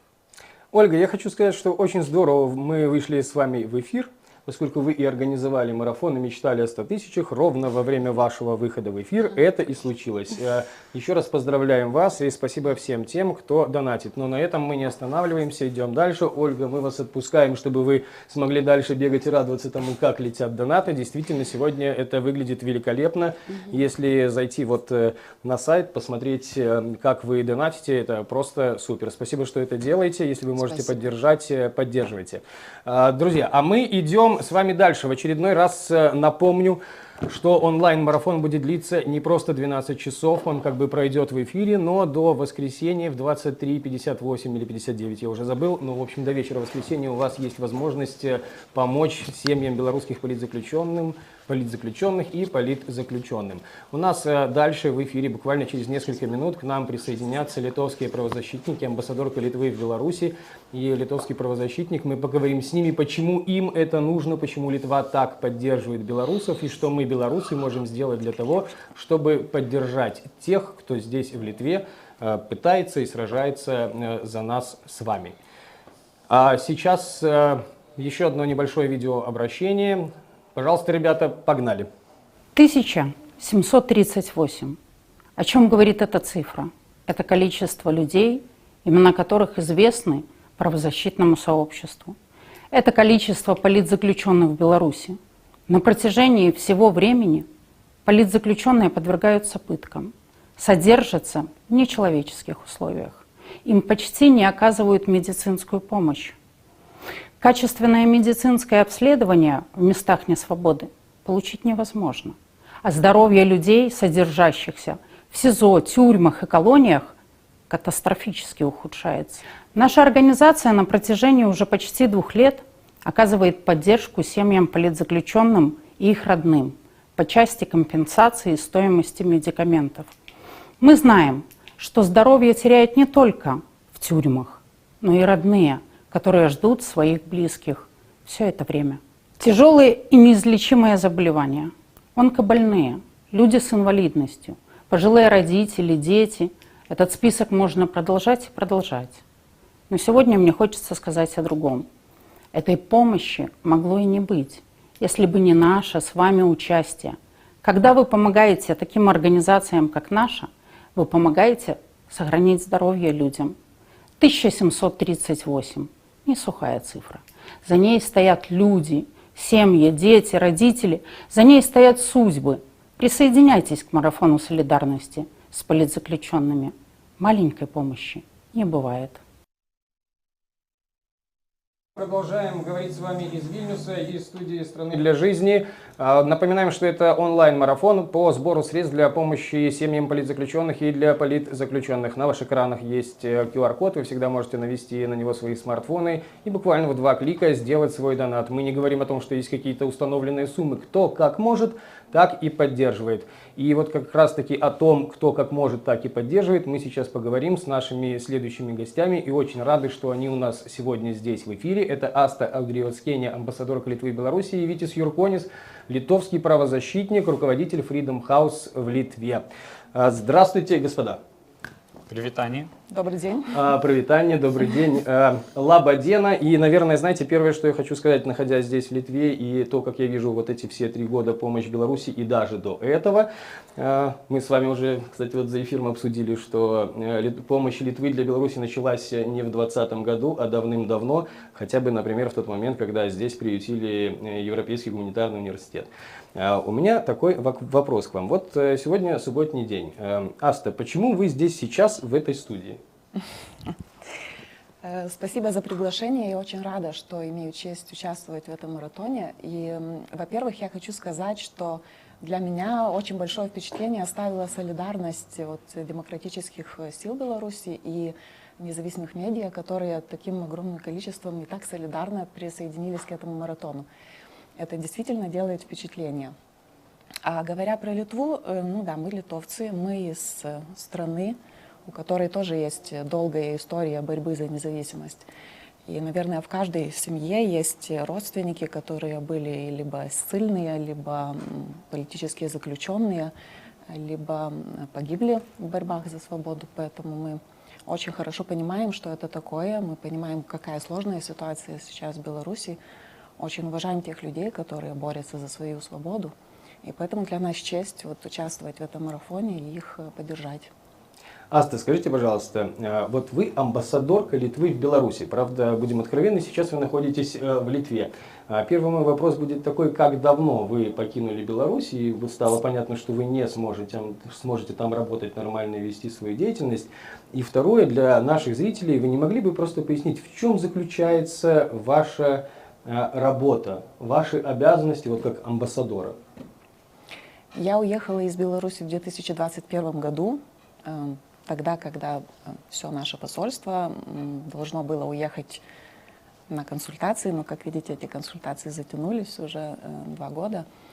Я, может быть, хотела сначала сказать, что вообще дипломаты Литвы делают по вопросу Беларуси, потому что я очень благодарна своим коллегам в разных странах, которые работают, которые стараются, чтобы этот вопрос Беларуси, борющейся за свободу, вопрос политических заключенных, вопрос нарушений прав человека оставался на международной повестке, потому что обычно люди думают, что дипломаты Литвы — это дипломаты в Вильнюсе. Реально, это те люди, которые работают в Женеве, в Нью-Йорке, в Брюсселе, при международных организациях, и их вклад в этот вопрос действительно очень большой. Так что у нас команда большая, несмотря на то, что вы видите только меня одну. Говоря про посольство Литвы в Беларуси, сейчас у нас тоже есть там еще один консул, и, наверное, всем очень важный вопрос, который мы стараемся продолжать и поддерживать, это выдача виз гуманитарных, несмотря на то, что это только один человек. Все-таки мы все еще выдаем, конечно, не 200 тысяч виз, так как это было раньше, но 7 тысяч за год. Я думаю, что это тоже очень важная цифра. И вот в первую очередь это возможность помочь бывшим политзаключенным или их родственникам, их семьям. Что еще мы делаем? В принципе, знаете, работа дипломата заключается в первую очередь за тем, чтобы следить за событиями в стране, их анализировать, прогнозировать. Это можно делать и в Вильнюсе, и в Минске. Но есть вещи, которых, конечно, в Вильнюсе сделать нельзя. Это в первую очередь, если говорить про общение с гражданским обществом, представителями СМИ или там, других представителей гражданского общества, это можно делать и в Вильнюсе. Тем более, что здесь очень много прекрасных людей, вот и вы также, и много людей вижу рядом, с которыми всегда очень приятно общаться. Но другая часть общения с властями той страны, это, конечно, у меня отнято в этот момент, этого нет. С другой же стороны, я все время чувствую огромное количество разных инициатив, огромное количество людей, которые хотят встретиться, что-то предложить, какие-то общие акции, писать письма политзаключенным. Правозащитный центр «Весна» пришел в МИД и говорит: давайте поедем по регионам Литвы и будем писать письма политзаключенным. И мы сделали прекрасную акцию, ездили по разным городам Литвы, рассказывали детям в школах, людям в разных библиотеках и в разных институциях, писали письма политзаключенным. То есть это такие акции, что можно прекрасно делать и в Литве. Аста, я извините, что перебил вас, хочу еще раз сказать вам большое спасибо за эту работу, потому что это удивительные вещи, и это здорово, когда в Литве, в разных регионах люди, которые, может быть, не до конца осознают и понимают проблему Беларуси, узнают об этом больше. Витя, скажите, пожалуйста, я уже однажды у вас это спрашивал, это, правда, было года 2 назад, время прошло, ситуация в Беларуси внутри становится все хуже. Плюс агрессия наружу, в том числе и в сторону Литвы, там миграционные кризисы, вот сейчас ЧВК «Вагнер». Я еще раз вас спрошу, зачем это нужно Литве? Зачем Литве помогать так сильно белорусскому демократическому сообществу? Ну, смотрите, я думаю, что многие люди, моя личная мотивация очень простая. То есть одна из самых первых задач моих было релоцировать Европейский гуманитарный университет. Тогда была это какая-то инициатива, проект, я работал в Вильнюсском университете, но с этим я все больше и больше имел друзей из Беларуси. И четко начал соображать, что насколько мне посчастливилось родиться 30 километров в ту сторону, а не в другую. И то есть, что демократия, права человека — это не само дано. За это надо сражаться каждый божий день, или это будет куда более сложно в авторитарных условиях. То есть, и это и солидарность, и чувствительность, и понимание, что это какой-то дар, за что надо сражаться. А так, в принципе, все больше и больше людей приезжает, и студенты, туристы, был момент, когда много туристов приезжало, и в принципе это важно, потому что у нас есть не только географическая близость, и историческая близость, то есть человеческие связи, и все это, и Аста что сказала, что историческая наша память тоже обязывает нас, потому что мы понимаем, вы близко, и если так смотреть. Вы динамику сказали, что становится все хуже и хуже.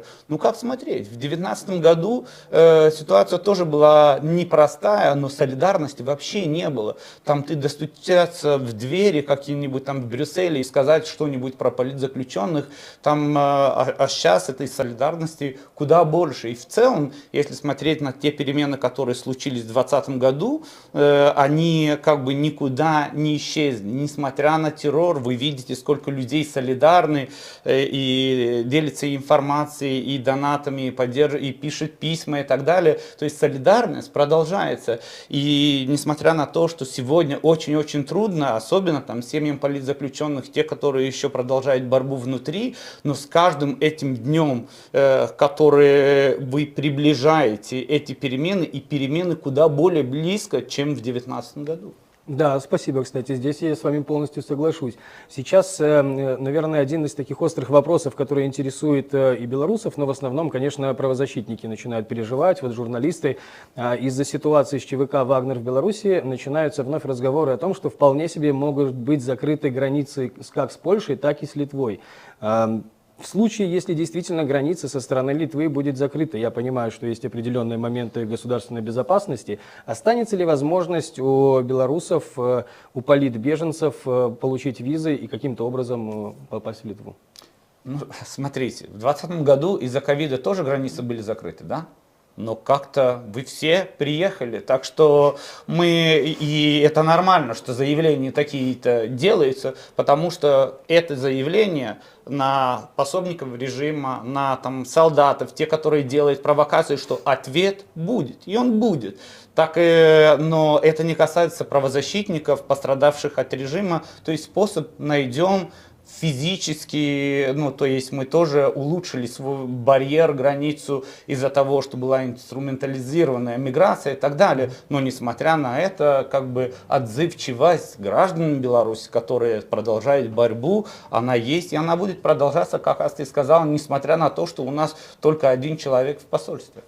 Это не может не успокаивать и очень радует. Аста, Витис, вы очень много делаете для белорусов и для Беларуси. Скажите, пожалуйста, что мы, белорусы, которые находимся здесь, в Литве, можем сделать, чтобы помочь вам в вашей деятельности? Может быть, какие-то физические действия, может быть, моральная поддержка. Что мы можем сделать для того, чтобы помочь вам в работе?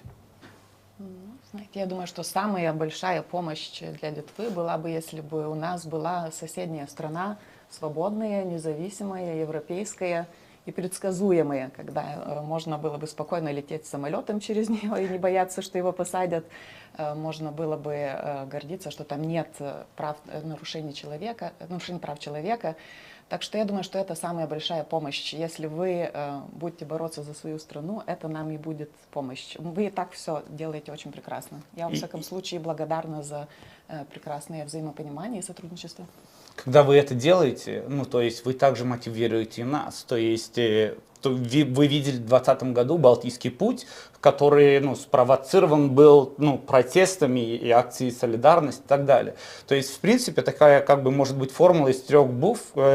СЧС — это больше самоуверенности, то есть вы на стороне тех, которые, несмотря на весь террор, который продвигаете эту историю 2020 года, то есть если смотреть, ну, режиму-то не все так очень хорошо, там человеческого капитала нету, то есть санкции есть, несмотря на то, как они там, пропагандисты, хохотают и так далее.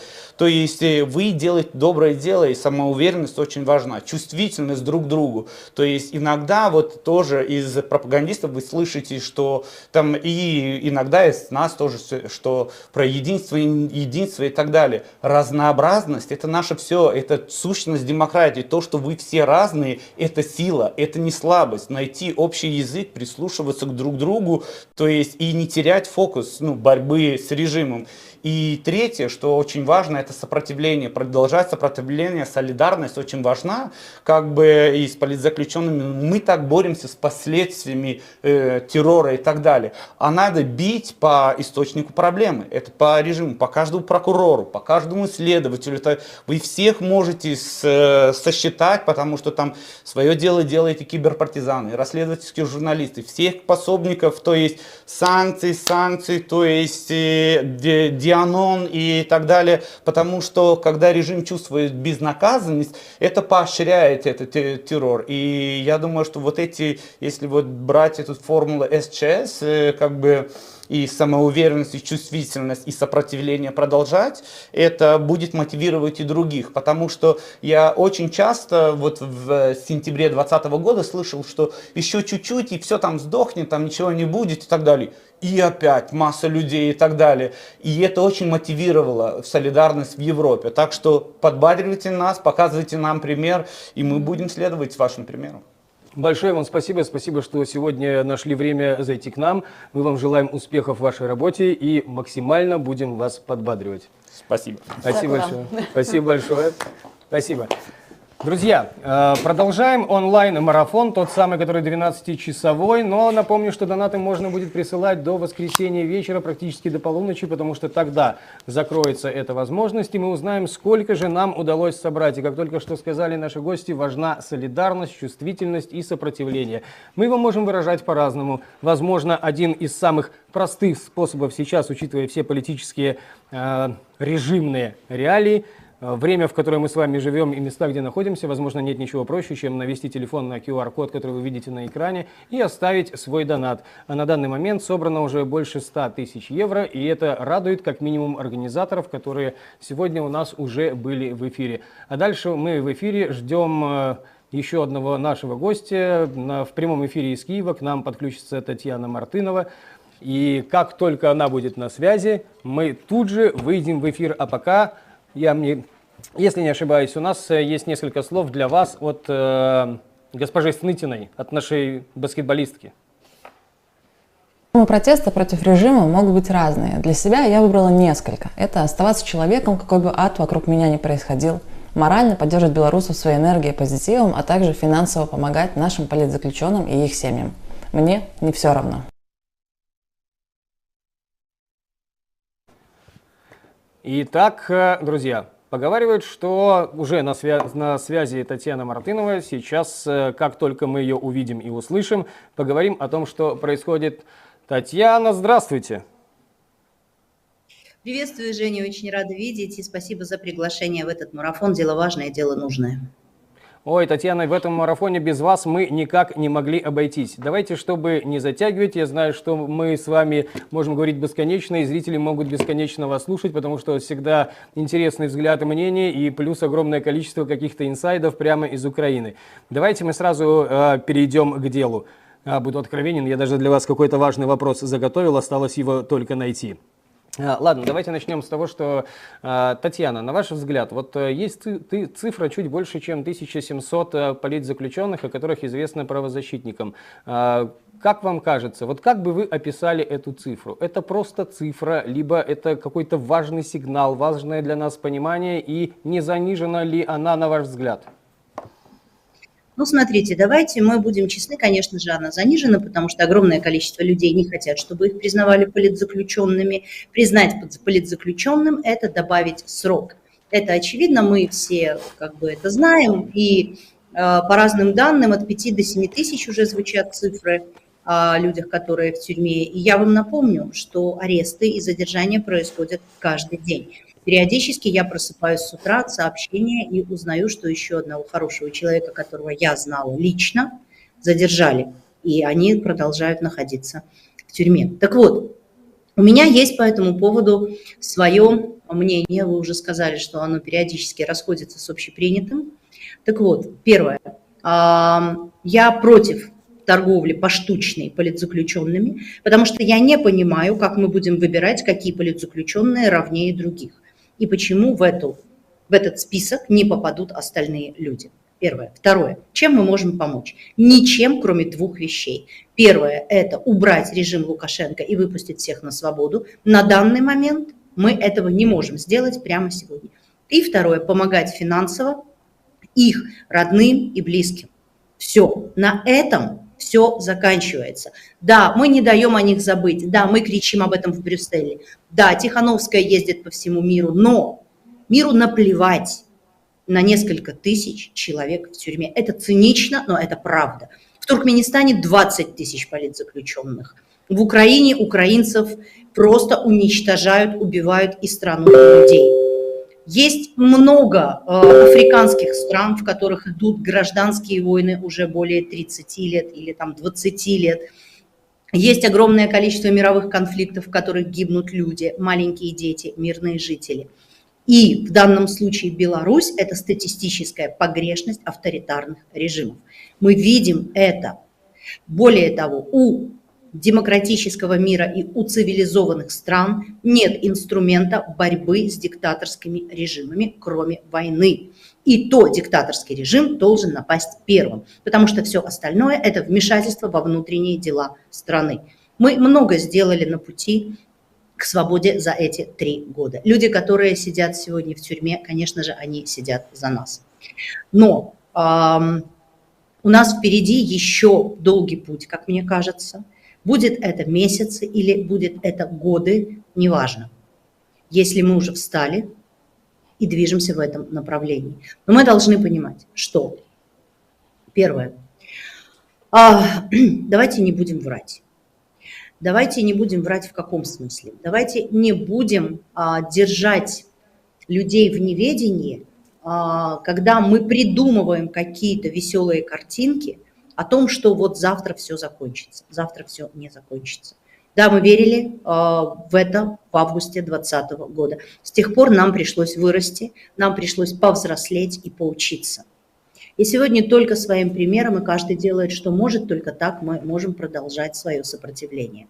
Я в Фейсбуке уже опубликовала, естественно, я задонатила. Я не могу много, я сама беженец, но Я задонатила. Донатить очень просто. Вы просто переходите по ссылке, вводите карту, даже никаких не надо особо подтверждений. Вам на почту, на вашу электронную почту приходит подтверждение.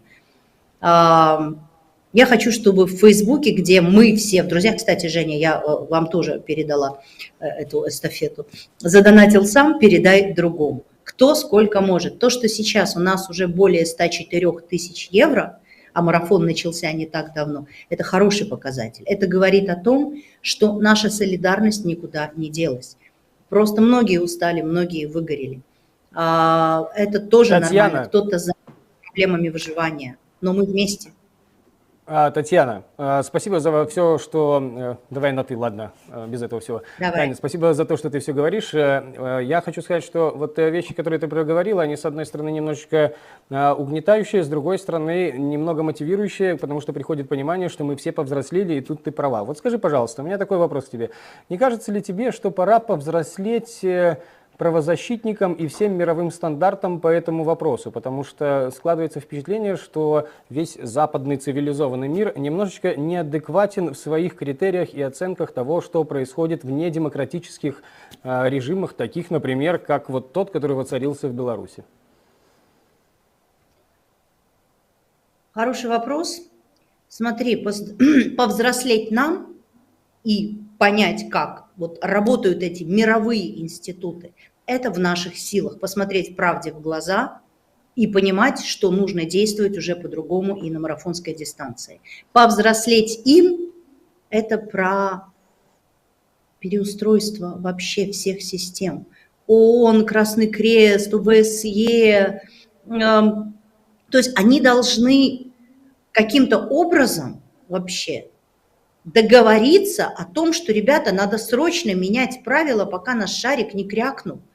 Потому что московскую метрополию надо не бояться и не пытаться там не злить Путина или сохранить лицо, да, не пытаться в очередной раз проговаривать истории, в которых не так все однозначно. Все однозначно. Есть демократические институты. Хороши они или плохи, лучших пока не придумали. Есть народ, который в 2020 году сказал свое мнение, ему нужна помощь. Я не буду говорить за россиян, потому что, как мы видим, Путин легитимный президент и в России имеет свою поддержку. Белорусы уже все доказали, мы против. Белорусы не были готовы убивать. Я считаю, что это плюс. Белорусы, которые говорили «давайте договоримся», это не про трусость, может быть, про наивность. Может быть, про неготовность к жертвам, неготовность жертвовать своей жизнью ради свободы. Но это тот уровень понимания в нашем обществе, который, наверное, достоин все-таки уважения. Посмотрите, как люди не уезжают, отказываются уезжать и понимая, что их завтра могут посадить в тюрьму. Возможно, это позиция жертвы, как скажут многие. Мы тут смотрим грустными глазами и просим о помощи. На данный момент, кроме нас самих, никто нам не поможет. Это так. Что будет в будущем, зависит от Украины. Зависит от ситуации на поле боя Украины, поэтому я всегда говорю, помощь Украине – это важно, и поэтому я продолжаю оставаться в Киеве. Повзрослеет ли ООН? Вряд ли. Скорее она развалится, потому что ООН – это не Организация Объединенных Наций, это Организация Объединенных Правительств, разных. А белорусское правительство, я попрошу напомнить, оно легитимно. Это Лукашенко нелегитимен.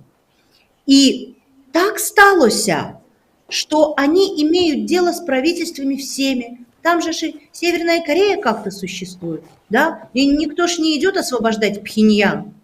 И еще много разных стран, и все вот эти вот авторитарные и диктаторские режимы, они, конечно же, держатся вместе, и все говорят, что Америка, полицейские этого мира, должна что-то придумать. По сути дела, конечно, мы понимаем, что есть более сильные страны и более слабые. И, конечно же, более слабые страны смотрят с надеждой на более сильные. Но, по сути, сегодня наш регион, а я сейчас имею в виду тех, кто не вырвался из московской метрополии, это и Беларусь, и Грузия, и Армения, и Молдова. Про там, Среднюю Азию я сейчас помолчу, потому что я плохо владею ситуацией. Пытался Кыргызстан, его тоже там туда-сюда периодически тягают. В Казахстане там своя ситуация. Но Мы должны понимать, что коль скоро мы слабее, чем вот это, не буду ругаться, розовое, как я говорю в «Глобусе Украины» с Михаилом Шейтельманом, мерзкое розовое пятно. Коль скоро мы слабее, то, соответственно, нам нужно объединяться вот этим вот оппозициям стран Беларуси, Молдовы, Грузии, Армении. Возможно, вместе мы будем сильнее, потому что мы должны приобрести субъектность. Сегодня у Беларуси нет субъектности. Запад отдал ее на откуп России, ее даже в ШОС не берут, хотя там Лукашенко уже на коленях ползает перед Си. Они берут, потому что Китай тоже отдал Беларусь в юрисдикцию России. Вова, решай, что там с твоим колхозным другом. Чем мы будем париться? Нам это зачем? Там тихо и тихо, людей не убивают, пачками не расстреливают, танками не давят. Все, окей, дуже занепокоены. Ну, вот вам пакет санкций. А обходят? Черт, ну, нате вам еще один пакет. Это тоже надо, это не значит, что этого нельзя, в смысле, это надо там прекратить и как-то договариваться с Лукашенко. Нельзя договариваться с террористами. Мы делали это 30 лет. И если бы мы раньше, еще в 96-м году, не послушали старшего брата, тамошние тогда политики, когда Черномырдин спас Лукашенко от импичмента, если бы Поздняк не испоганил предвыборную кампанию Шушкевича, когда мы, в принципе, в тот момент проимели страну, то и сегодня мы бы не оказались в той точке, в которой мы находимся. С точки зрения вечности, каких-то еще 5-10 лет, да, казалось бы, это ерунда. Но с точки зрения нашей жизни, жизни наших друзей, наших близких, это огромные сроки. И я очень надеюсь, что все наши действия будут направлены на освобождение. Вот, Татьяна, я об этом сейчас хотел сказать, что с точки зрения вечности, это, конечно, все ерунда, вот эти вот сроки, но с точки зрения, как минимум, тех политзаключенных, которые сейчас находятся в тюрьмах, семей политзаключенных, год, месяц, иногда это катастрофически огромное количество времени. Скажи, пожалуйста, у нас с тобой осталось, извини, конечно, что буду обрывать, у нас с тобой осталось буквально 1,5 минуты эфира. Я хочу тебя спросить, вот ты находишься в Киеве, в Украине, я вижу, что ты часто появляешься в различных прямых эфирах, ведешь свои журналистские дела, блоги, расследования, аналитику. В Украине знают о том, что в Беларуси огромное количество политзаключенных, и смотрят ли украинцы вот сейчас на белорусов как на тех, кто тоже борется и страдает? Украинцы тоже разные. Однозначно знают. По крайней мере, за 3 года я не знаю, какое количество миллионов просмотров у меня на украинских каналах. Я думаю, что ближе к миллиарду, уже, может быть, даже больше. Я очень активно здесь рассказываю про Беларусь. И это важно делать не с точки зрения унижения белорусов 20-го. Их нельзя называть, как сказал Поздняк, новым совком. Нельзя говорить, как жена Мацкевича, мне очень жаль Владимира, и ее как жену я понимаю. Нельзя говорить, что если вы не освободили ни одного политзаключенного, вы не политика фуфло. То есть я очень попрошу на оставшуюся минуту белорусов, ребята, пожалуйста, не надо обесценивать 20-й год. Уже было, как было, не открутишь. Возможно, нужно было сопротивляться с оружием, но мы не были готовы. Второе, украинцам я рассказываю про то, что белорусы против России, и белорусы не полюбили Лукашенко. И третий момент, самый важный. Если мы не можем, а мы не можем объединиться, это понятно, то есть очень разные силы. Тут в Украине, знаете ли, тоже, как начинается политическая борьба, так друг дружку мочат так, что искры летят. Но, ребятушки, давайте друг на друга не срать, я вас очень прошу. Вот это то, что сегодня мы можем сделать. Помогать политзаключенным, не гадить друг другу на голову, не посылать месседжи, которые белорусы внутри страны будут смотреть и думать, боже, что они там делают? Они в безопасности, за границей, у них там все хорошо, и они еще не могут. Что они там делят? Вот не расстраивать тех белорусов внутри страны, не давать им повода сказать, да пошли вы нафиг, ребята, вы все проимели. Нет, мы ничего не проимели, нам сложно. Нам сложно, и мы как раз проходим вот этот этап 3 лет.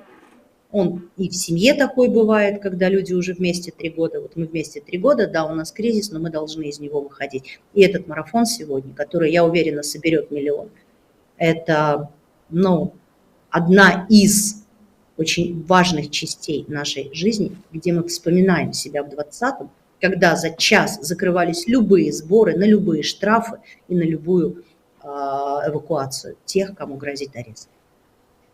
Татьяна, большое спасибо, что нашла время с нами поговорить. Напомню нашим зрителям, что с нами на связи была Татьяна Мартынова из Киева. Спасибо, Тань, что в конце в очередной раз напомнила про марафон и про то, что раньше в 2020-м нам удавалось быстрее закрывать все необходимые сборы и донаты. Но, видимо, сейчас экономическая ситуация сложнее. Но мы справимся. Таня, спасибо, хорошего дня, друзья. Я напоминаю, что 12-часовой онлайн-марафон, который называется «Нам не все равно и пусть они узнают», продолжается. Спасибо вам за ваши донаты. Есть донаты прям по 1000 евро прилетают. И не может не радовать цифра, которая уже приближается к 120 тысячам собранных евро на поддержку политзаключенных и их семей. Дальше здесь, в этой студии из Вильнюса, будет моя коллега Наста Ровда.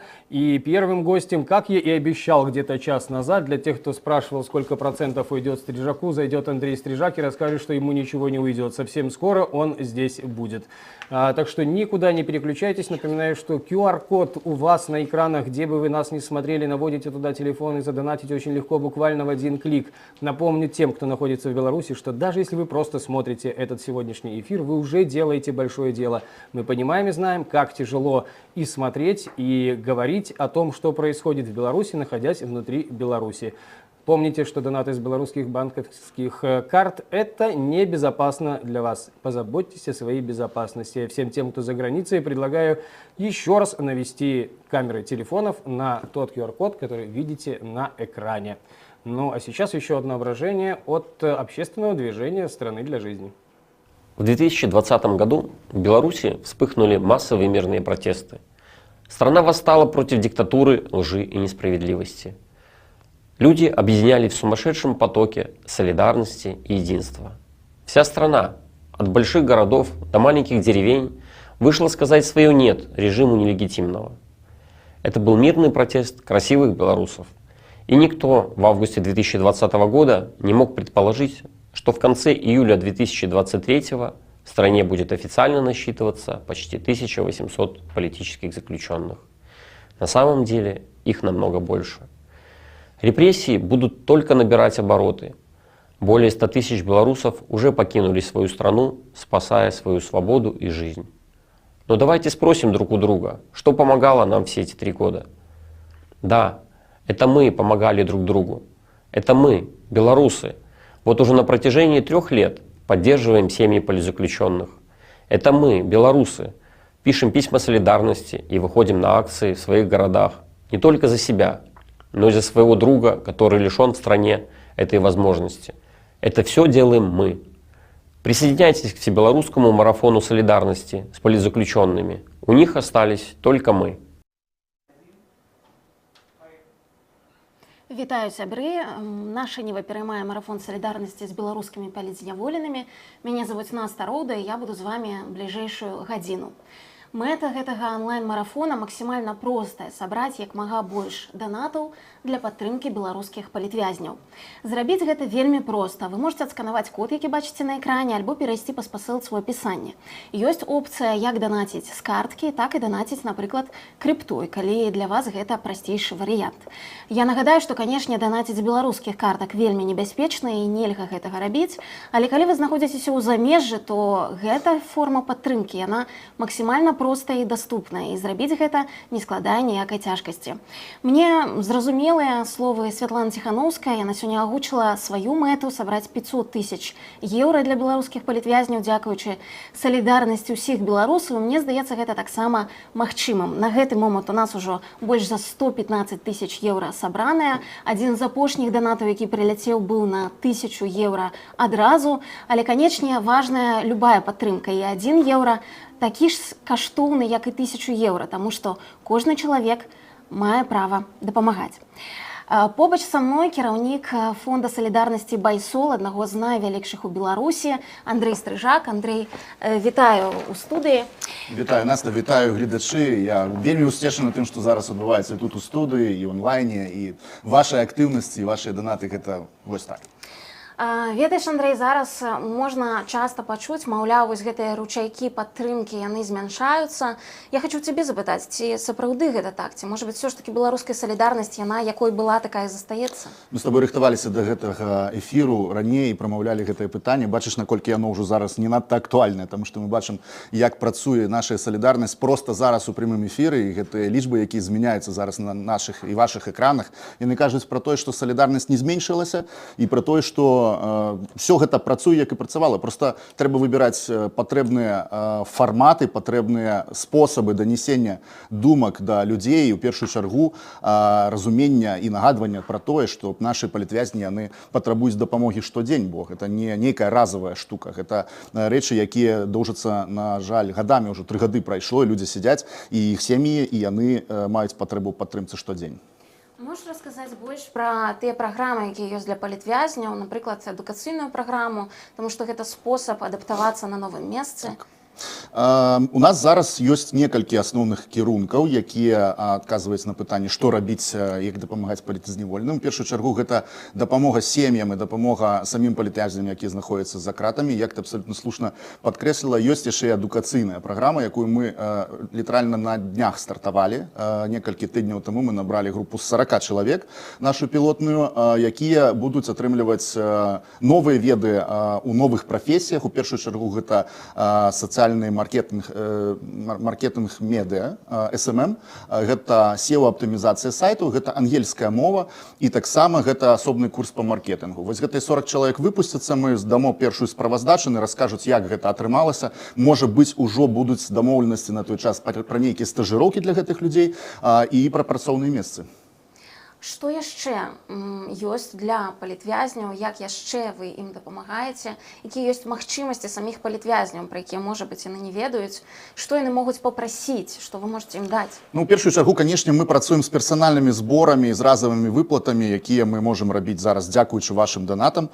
Таксама у нас ёсць магчымасць медычнай дапамогі для тых, хто выйшаў. Гэта такая шматкампанентная праца, якую мы вядзем разам з нашымі партнёрамі з BuyHelp і іншымі партнёрамі ў межах коаліцыі. Плюс хочу нагадаць, таксама карыстаючыся эфірным часам, што зараз ідзе збор на дзетак у школу. Мы павінны забяспечыць 236 дзяцей усім неабходным, каб яны маглі пайсці ў школу. Гэта дзеці палітвязняў. Таму, калі робіце донат зараз у марафоне, можете яшчэ зайти на buysol.org і зрабіць там донат на дзетак. Што яшчэ можна? У першую чаргу трэба звяртацца з пытаннямі, таму што у нас ёсць вельмі шмат розных магчымасцяў, не толькі нашых уласных, а яшчэ і партнёрскіх. Так што усіх палітвязняў, усімі палітвязняў я заклікаю звяртацца да нас, таму што гэта вельмі важна атрымліваць дапамогу і не саромецца. Бо шмат хто проста кажа, ай, ну, камусьці больш патрэбна. Не, патрэбна вам, таму што гэтая салідарнасць, яна адрасаваная ў першую чаргу на вас. Таксама адна з, напэўна, найважнейшых праграмаў, якая у вас ёсць, гэта служба эвакуацыі з Беларусі. Можа быць, можаш больш акрэсліць пра тое, як яна працуе, што рабіць чалавеку, который адчувае, што ён вось проста сёння і зараз у небяспецы. Што яму рабіць? Ну, у першую чаргу гэта рашэнне. Заўсёды чалавек прымае рашэнне, ці яму заставацца, ці з'язджаць, бо мы бачым, што нават людзі, якія знаходзяцца ў вельмі вялікай небяспецы, часам яны застаюцца ў краіне і, на жаль, ідуць потым у турмы, што, на мой погляд, з'яўляецца катастрофай для кожнага чалавека, бо сённяшняя беларуская турма нікому не дадае здароўя. Калі вы апынуліся ў небяспечнай сітуацыі, разумееце, што можа быць нейкая праблема, то, калі ласка, заходзьце на buysol.org, шукайце там кнопку «Атрымаць дапамогу», і там сярод розных варыянтаў дапамогі, якую можна атрымаць, ёсць яшчэ кансультацыі па эвакуацыі. Мы можам не ўсё, мы не чараўнікі, але чым раней вы да нас звернецеся з такой праблемай, тым раней і больш паспяхова можа быць вырашана гэтая сітуацыя, вы апынецеся ў бяспецы. Калі казаць пра тое, колькі гэта будзе вам каштаваць, это будзе каштаваць вам роўна кошт вашага квітка. Калі у вас не будзе грошай на квіток, мы пакрыем гэтыя грошы. Так што мы не берем грошай за тое, што мы вывозім людзей, і гэта абсалютна лухта, тое, за што зараз прапаганда праганяе нейкія лічбы, якія нібыта мы зарабляем на гэтым. Нема такой сітуацыі, мы робім гэта бясплатна.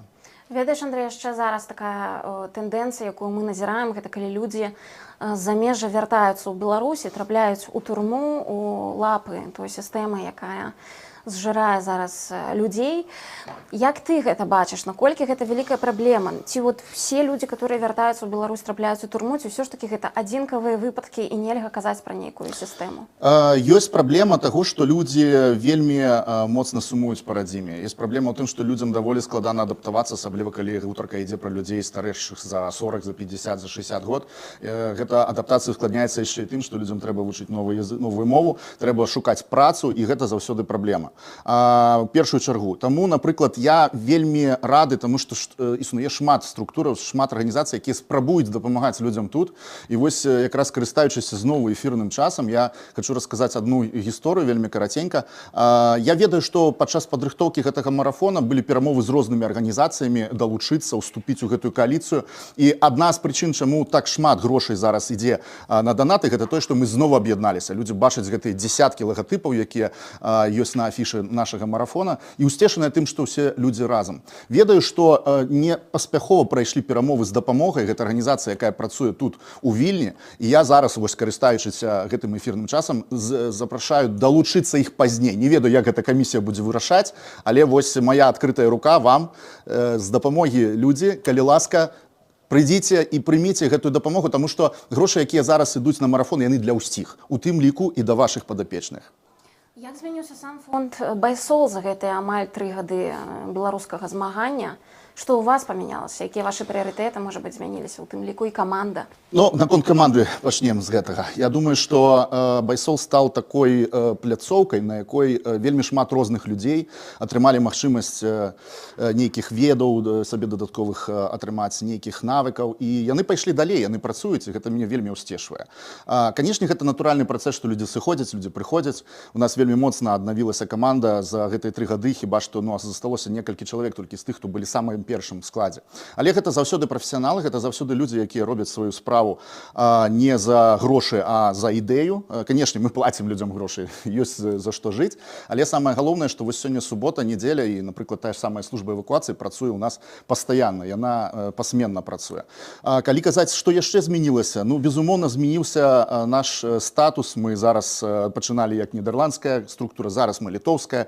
Змяніліся магчымасці рабіць данат, напрыклад, калі мы пачыналі, то гэта было толькі адзін рахунак на Фейсбуку. Зараз у нас ёсць цэлая платформа, можна стварыць шмат розных збораў, на гэтыя зборы збіраць грошы, можна данаціць і праз PayPal, і неўзабаве, зараз таксама раблю анонс, у нас з'явіцца магчымасць данаціць праз крыпту.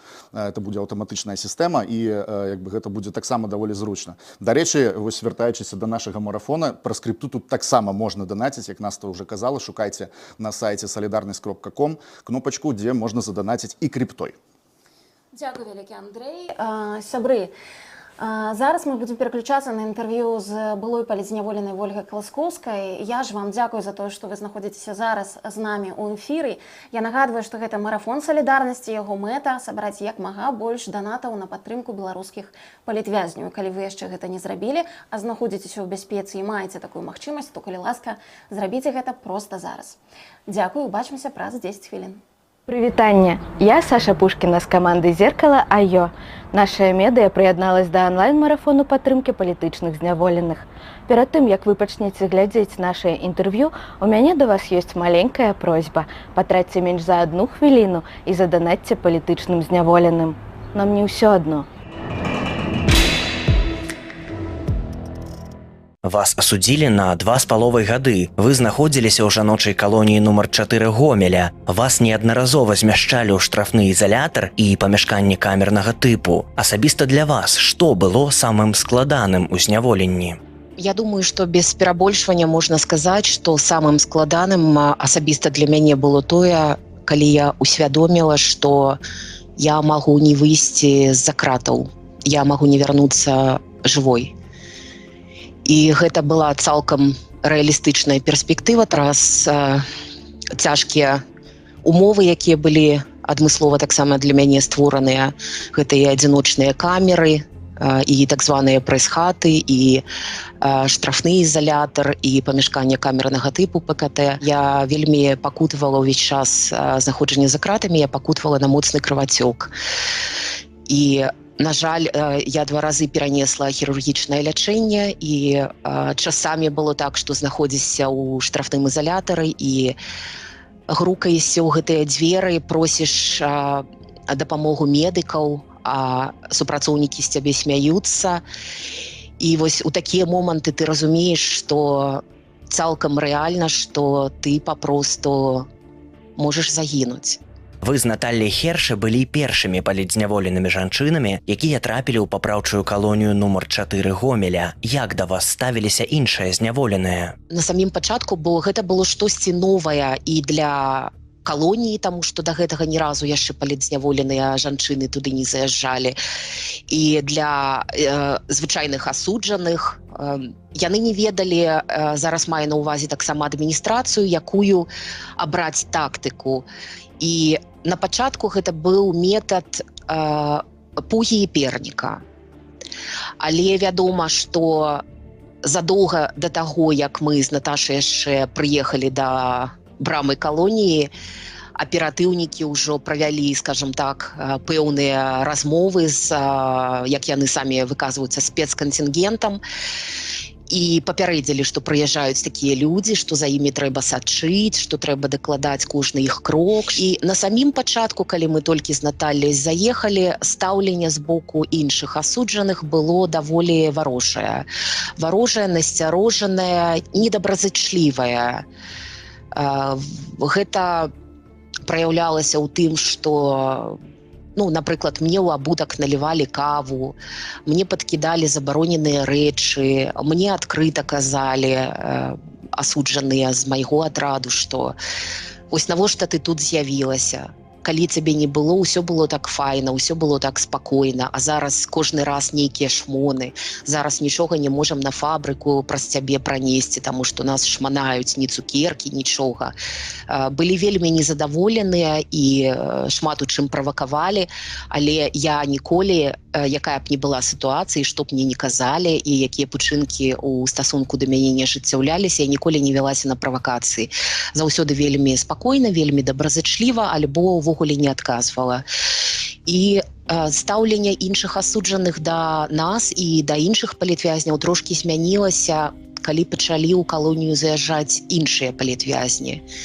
Плюс, вось, калі іншыя асуджаныя ўбачылі, што мы насамрэч не з'яўляемся нейкай крыніцай небяспекі, мы не нейкія там вар'яты з іншай планеты і так далей, стаўленне трошкі больш такім стала лагодным. Вы шылі форму для сілавікоў. На самім пачатку, калі я толькі прыехала ў калонію, я катэгарычна адмовілася шыць форму і праз гэта трапляла неаднойчы ў штрафны ізалятар. Пасля 30 сутак вось я адседзела менавіта за адмову і пасля мне працягвалі час знаходжання там. Акурат былі тэлефонныя званкі дамоў, і я патэлефанавала свайму тату, і ён мне паведаміў, што загінуў Вітольд Ашурак. І у звязку таксама з гэтым ён вельмі мяне папрасіў, сказаў, гэта і я, і маці, мы цябе вельмі просім, калі ласка, пагаджайся на гэтыя умовы датычна працы. Я яшчэ вельмі доўга вагалася, таму што для мяне гэта быў прынцыповы момант, але я пачала хадзіць на фабрыку і папросту я змяніла сваё стаўленне да гэтага. Мы пачалі загаворваць гэтую форму. Калі мы шылі, мы казалі: жыве Беларусь, жыве Беларусь, ты добры міліцыянт, ты будзеш добрым амапаўцам, ты будзеш добрым вайскоўцам, вось ты ніколі не ўзнімеш руку на свой народ. Вось гэтую форму мы загаворваем рознымі заклёнамі, і гэта абавязкова здзейсніцца. У якім стане вы былі пасля вызвалення? Калі шчыра, стан быў вельмі разабраны і суцэльная дэзарыентацыя, абсалютна ніякага адчування шчасця ці радасці ці палёгкі. Вельмі моцнае першыя месяцы, асабліва пасля вызвалення, было пачуццё віны.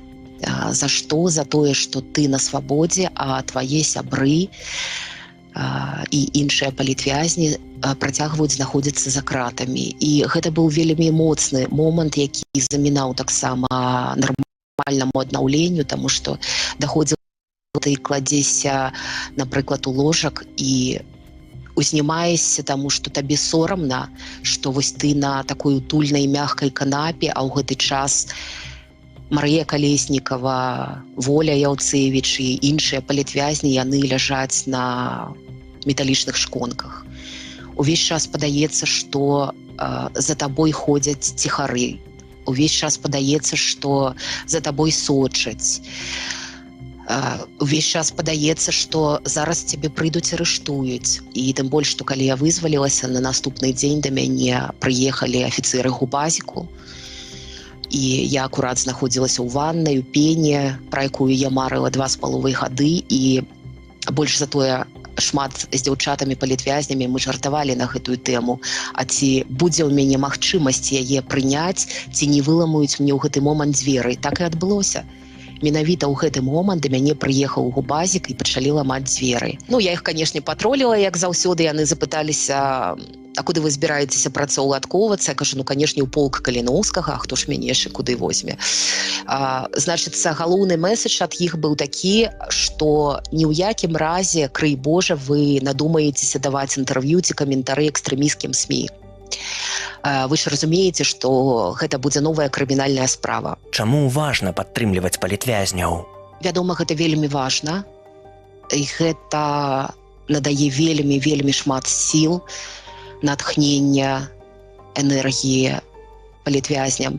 А часамі нават думкі пра тое, што цябе падтрымліваюць і пераймаюцца за цябе, яны могуць выратаваць у вельмі крытычнай сітуацыі, таму што я не буду хаваць таго, што мы праходзілі і праходзім праз розныя псіхалагічныя цяжкія моманты, і як то апатыя ці нават суіцыдальныя думкі.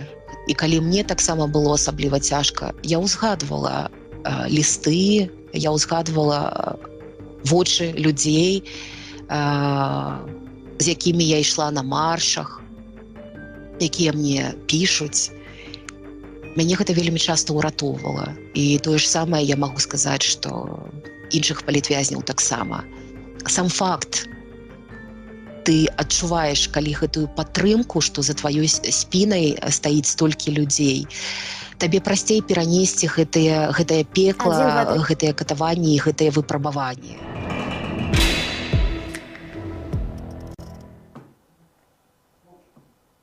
Сябры, я нагадваю, што мы зараз з вамі ў эфіры 12-гадзіннага онлайн-марафона салідарнасці з беларускімі палітвязнямі. І у нас для вас ёсць загатовачка. У нас ёсць відэа зварота ад Маргарыты Ляўчук, опернай спявачкі, вядомай многім з вами. Я думаю, што важна пачуць, што яна для нас скажа. Вось ужо 3 гады не спыняюцца рэпрэсіі ў Беларусі. Лічба палітвязняў увесь час расце, і гэта пры тым, што велізарная колькасць людзей, асуджаных па палітычных матывах, ужо выйшла на волю. Вось ужо 3 гады беларусы па ўсім свеце з'ядналіся ў велізарны рух салідарнасці і дапамагаюць усім, хто ў ёй мае патрэбу. Кожны дзень, кожны з нас робіць маленькія, добрыя справы, працягваючы руку ўзаемадапамогі сем'ям палітвязняў. Сёння нас з'яднаўся беларускі онлайн-марафон салідарнасці. Далучайцеся, сябры. Маленькай дапамогі не бывае. Мы зноў у эфіры онлайн-марафона. Мэта яго вельмі простая — сабраць як мага больш дапамогі фінансавай для беларускіх палітычных зняволеных. Таму, калі ласка, вы можете адсканаваць QR-код, які бачыце на экране, і зрабіць данат проста зараз. Важна памятаць пра сваю бяспеку, не данаціць з беларускіх картак, а толькі з замежных альбо праз крыпту. Такая магчымасць таксама ёсць. Побач са мной музыка, вядомы блогер, а таксама, магчыма, будучы кіраўнік Рудабельскага райвыканкама Андрэй Павук. Андрэй, прывітанне. Прывітанне, сябры. Першае, напэўна, што я б хацела цябе запытаць, гэта як ты бачыш, размаўляючы з чыноўнікамі, з сілавікамі, ці там сапраўды людзі робяць тое, што яны робяць па сваім жаданні, ці, можа быць, все ж таки гэта такая безвыходнасць іх становішча? Я лічу, што іхняе становішча безвыходнае. Яны знаходзяцца ў закладніках, і, на жаль, у іх, напэўна, выйсці нету, асабліва ў дзяржслужбоўцаў. Мы самі ведаем, што такое лукашэнкаўская дыктатура. Таму, я б хацеў бы верыць у чалавечнасць гэтых людзей, але практыка паказвае, што, напэўна, не. Але ёсць людзі з тых, з кім ты размаўляеш, якія гатовыя з табой гаварыць, якія хочуць з табой гаварыць. Як ты думаеш, што імі кіруе? іх вымушае з тобой гаварыць? Беларусы, на жаль, не могуць параўнаць палітычнай сістэмы. Заўсёды быў Лукашенко.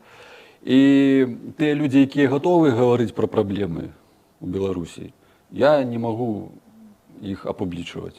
Таму бываюць такія ябацькі, якія могуць нешта несуразнае сказаць і трошкі пакрытыкаваць. Ну, бачна, што ў іх нешта баліць, але яны ўсё адно не могуць выйсці за межы дыктатуры, то бок адчуць паветра свабоды. Ну, то бок той, хто кажа правільныя рэчы, я таго не магу паказаць. Той, хто кажа неправільныя рэчы, я публікую ў якасці выхаваўчай працы. Але ці шмат тых, з кім табе спадабалася размова? Ну да, бываюць такія людзі. Можа быть, ты можаш прыгадаць, напрыклад, адну з апошніх размоваў, якая атрымалася, якая была доўгая, змястоўная? Вось недавно я патэлефанаваў адной жанчыне, яна рабіла данос.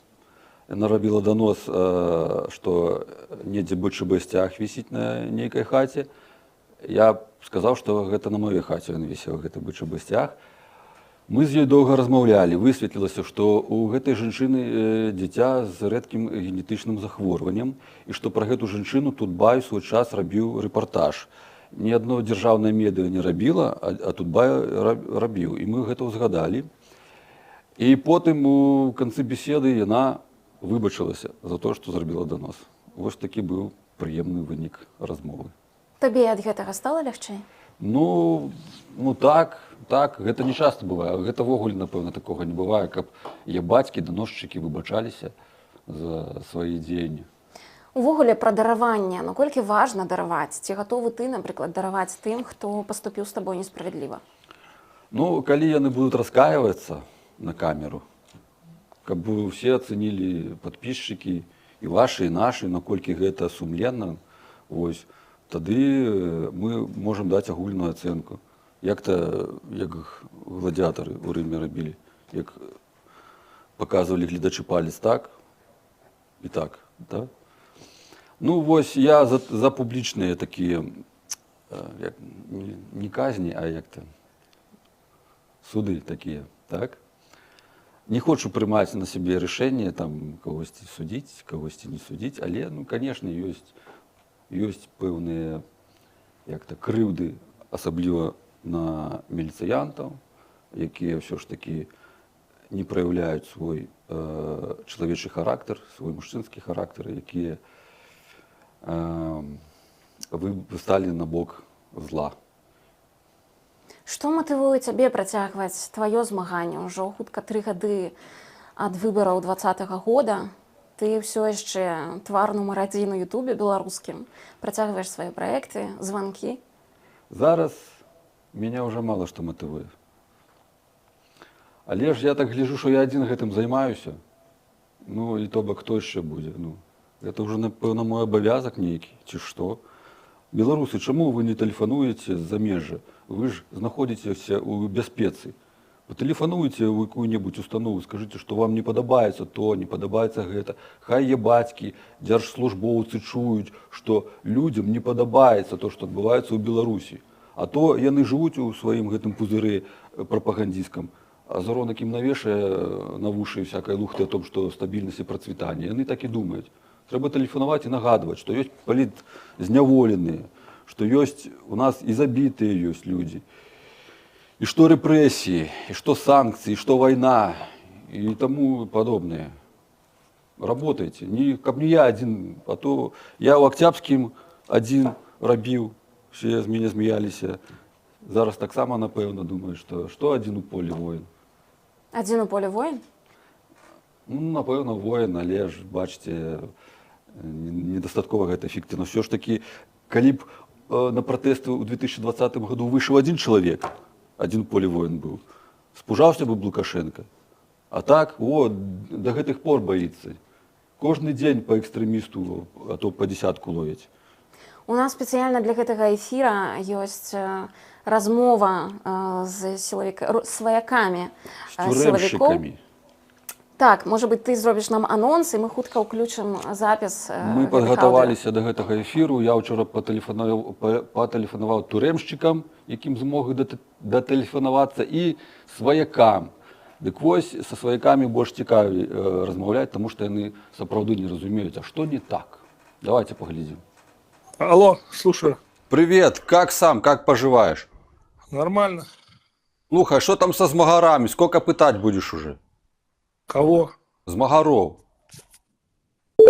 Шершунович Александр Николаевич, он же начальник Ивацевичской колонии. И что дальше? Так, а ему не стыдно за его работу? В смысле?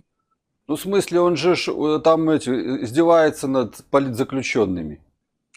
Слышите, а вообще откуда у вас мой номер телефона?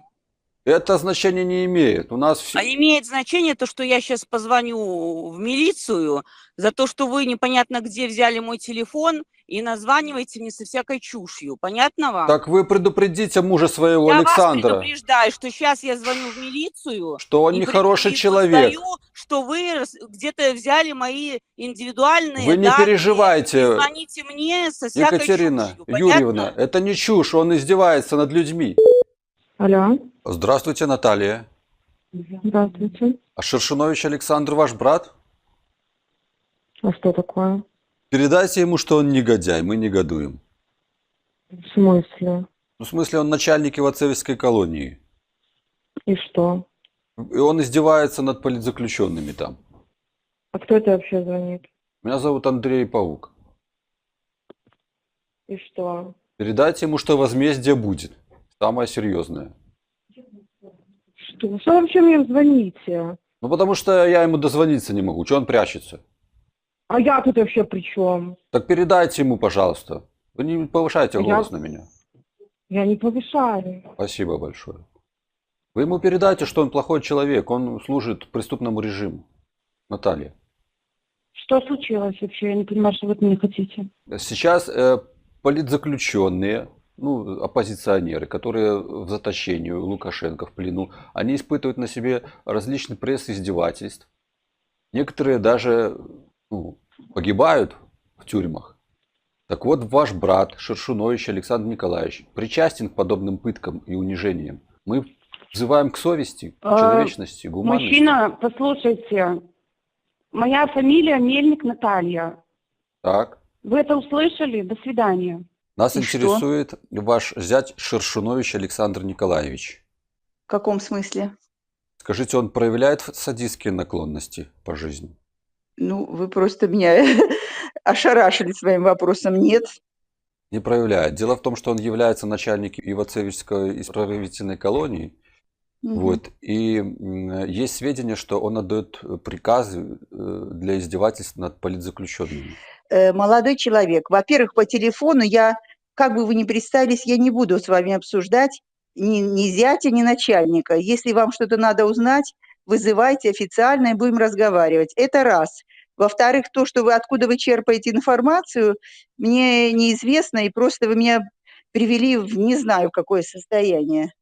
Вы вообще о людях думаете, когда звоните? Да, конечно, мы заботимся о вашем психическом Да-да, и я моральном. вижу, как вы заботитесь. Если он хороший и порядочный, вы так и скажите нам, чтобы мы... Я так и сказала, но я считаю, что если это не какая-нибудь подстава, то по телефону такие вещи никто не выясняет. Понимаете? Да, понимаю. Всего хорошего вам. Слушайте, а вы жена, да? Да. Просто у него есть залет перед народом Республики Беларусь, и не один. Нам бы его предупредить, чтобы он не лютовал, а то сильно много инициатив проявляет. Он не лютует. А как он? Это зять мой. А зять ваш. Может, вы подскажете, может, за ним какие-то садистские наклонности замечали? Что, вы издеваетесь? Он начальник Ага. Могилевской тюрьмы номер 15, и там издевается над политзаключенными. Отдает Да вы приказы. что? Вы ошиблись. Он не начальник Могилевской тюрьмы, далеко. А кто он? Он человек, в первую очередь. И садистских наклонностей за ним точно не замечено. Так а он в тюрьме работает? А вообще, почему я вам должна отвечать на эти вопросы? Ну, этого хочет народ Республики Беларусь. Народ Республики Беларусь, я знаю, чего хочет, потому что я сама из народа Республики Беларусь. Поделитесь, пожалуйста, что же вы хотите? Я хочу мирной жизни, человеческого отношения и всего лишь. И мы тоже этого хотим. Мы с вами полностью И мы солидарны. этого хотим. Так что, Да. молодой человек, вы совершенно не туда попали. Все, ларивидери. Он в тюрьме же работает, жалуются на него люди. За то, что... Да что вы говорите? Садист. Ага, жалуются. Ну, а я при чем, если не секрет? Так передайте ему, чтобы он не лютовал, чтобы он закон соблюдал. У нас есть политзаключенные в Беларуси, и к ним применяются Да что всякие вы издевательства. Да что вы говорите? Ага. Что, не верите, Ага. что ли? Не, вот Андрей Владимирович только вам и верю, больше никому. Так сильно эти уже тюремщики, сильно они издеваются над людьми, забывая все законы и конституцию, и права человека. Ага. Так а вы приехали сюда и познакомились с ним? А то вы такой интересный, сидите там где-то и хотите познакомиться, будучи находясь за рубежом. Все правильно, Наталья Николаевна, это мне минус. Но я сейчас, занимаюсь карате, стрельбой, вооружаюсь и уже приду вместе с калиновцами. С Калиновским вы к нему придете передать ему, да? Да, передайте, что с калиновцами придем и будем уже Ага, разбираться. а когда? Число месяца, когда вас ждать? Ну, когда? Ну, это пока еще неизвестно, когда. Готовимся пока что. Ага, вы пока готовитесь. Но все равно возмездие рано или поздно оно настигнет. Ладно, Андрей Владимирович, знаете, у меня работы очень много, знаете, с вами очень приятно было побеседовать, но, к сожалению, надо поработать. Так может вам помощь нужна? Вот я, например, работаю педагогом в школе, а вы кем? О, это очень замечательная, благородная профессия. И сейчас в Министерстве образования в Беларуси очень большие проблемы, потому что наших детей не просвещают, а учат диктатуре и дисциплине. Ладненько, короче, Андрей Владимирович. Наталья Будем Николаевна, ждать вас в гости вместе с Калиновским. Угу. так а вы как ставитесь до калиновцев? Я всегда положительно. А, ну хорошо, Открыто ко всему новому, неизвестному. вы наш человек, в общем. Может, вы нам информацию как какую-нибудь иначе, сообщите? Какую вам информацию сообщить надо? О настроениях в обществе. Поддерживают они власть или не Отлично, поддерживают? все хорошо, живем ровно, не жалуемся. Вы заложница системы, вы по-другому не можете, тем более учительница, вы же бюджетница. Наверное, выборы фальсифицировали. Вам же по-другому нельзя. Ясно, Андрей Владимирович. Все, очень скучно будет, набирается, извиняюсь, пока немножечко занята, уже звонок звенит, где-то на урок надо бежать. А, так с вами можно общаться чаще. Конечно, конечно, Надеюсь, набирайте. вы не Просто лукавите, сейчас Наталья очень- Николаевна, и это не сарказм. Хорошо, до встречи. Все, всего доброго, буду До ждать. свидания. Ага. Это по брату вашему, по Курловичу Дмитрию Николаевичу есть вопросы. Да, и он работает замначальником этого женской колонии 24-й. Да. Так сильно проявляя садистские замашки. Что с ним случилось? Кто интересуется? Меня зовут Паук Андрей Владимирович, я из Комитета гражданской безопасности. Нам жалуются на него. Не имею понятия, вроде хвалят. Хвалят его. Так а кто его хвалит? Все. Все хвалят. Слушайте, а нам поступают другие сведения. И он, избивая эту женщину Полину Шаренда-Панасюк, избивая сильно. Этого я не знаю. Это могут говорить одно, а на самом деле все по-другому, поэтому. А, вранье может быть. Слушайте, Конечно. А как с ним связаться? Может, телефон есть у вас? Ну так если мой нашли, то я думаю, вы его найдете. Так он не подымая, не чтобы, может, боится.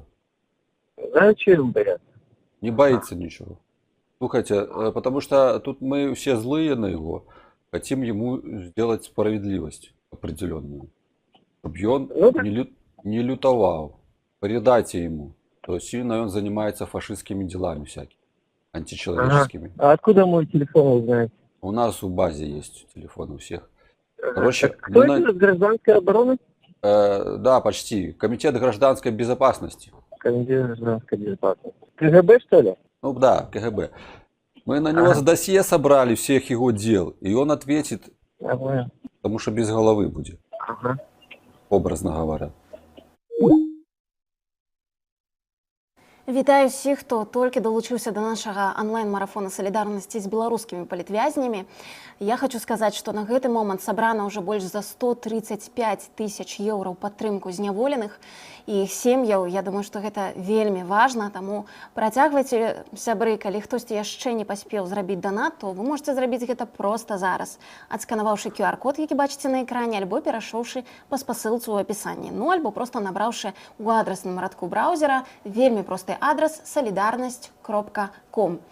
Мы ў студыі тут з блогерам-музыкам Андрэем Павуком. Вы толькі што маглі бачыць відэа з ім. Андрэй, скажы, на які вынік ты разлічваеш, калі записываешь гэтыя размовы, выкладваеш іх на YouTube? Разлічваю на то, что наши нащадки знойдут этих людей и покарают в соответствии с законодательством Республики Беларусь. Ты веришь, что это может быть? Ну, то бы гляди, да, ранее от нас от Сталина дошли только там бумажки, паперки, а зараз у нас интернет, все живые, все кажут, и ось хай робить выники. Ну, то бы, каб не было такого, як у 1984, коли можно было зманипулировать из информации и стереть это минулое. Вот. Каб гэта ось послужило фактурой для будущих процессов. Ты бачиш, подлічуєш, колькі у тебе вже в архіві собрано? Багато. Не подлічую, багато. Не можеш сказати, так, колькі там? Багато. А колькі не опублічена розмова? Не багато. Ведаеце, потому что я телефоную, орієнтуюся по чорній мапі, а там же доносчики сплошные. Ну, багато, ну, не багато, а некоторые кажуть, що вони туди випадково трапили, але кіберпартизани кажуть, що ні. Ты ўвогуле бачыш магчымасць нейкай еднасці ў Беларусі, вяртання нейкай вось грамадскай еднасці, аб'яднаць і апазіцыю, і тых, хто за Лукашенко? Не про Лукашенко гэта будзе, тому што яму трэба эскалацыя канфлікта. Ён будзе захвочваць такіх, як Бондарева, на доносы, на гэты все ініцыятывы, так, каб раз'яднаць нас. І аб'яднанне будзе толькі тады, калі мы захопім уладу. Ну, з такімі я говорю словамі. Тому що по-іншому вже він не дає прийти законно до влади. Треба тільки захоплювати її. Так?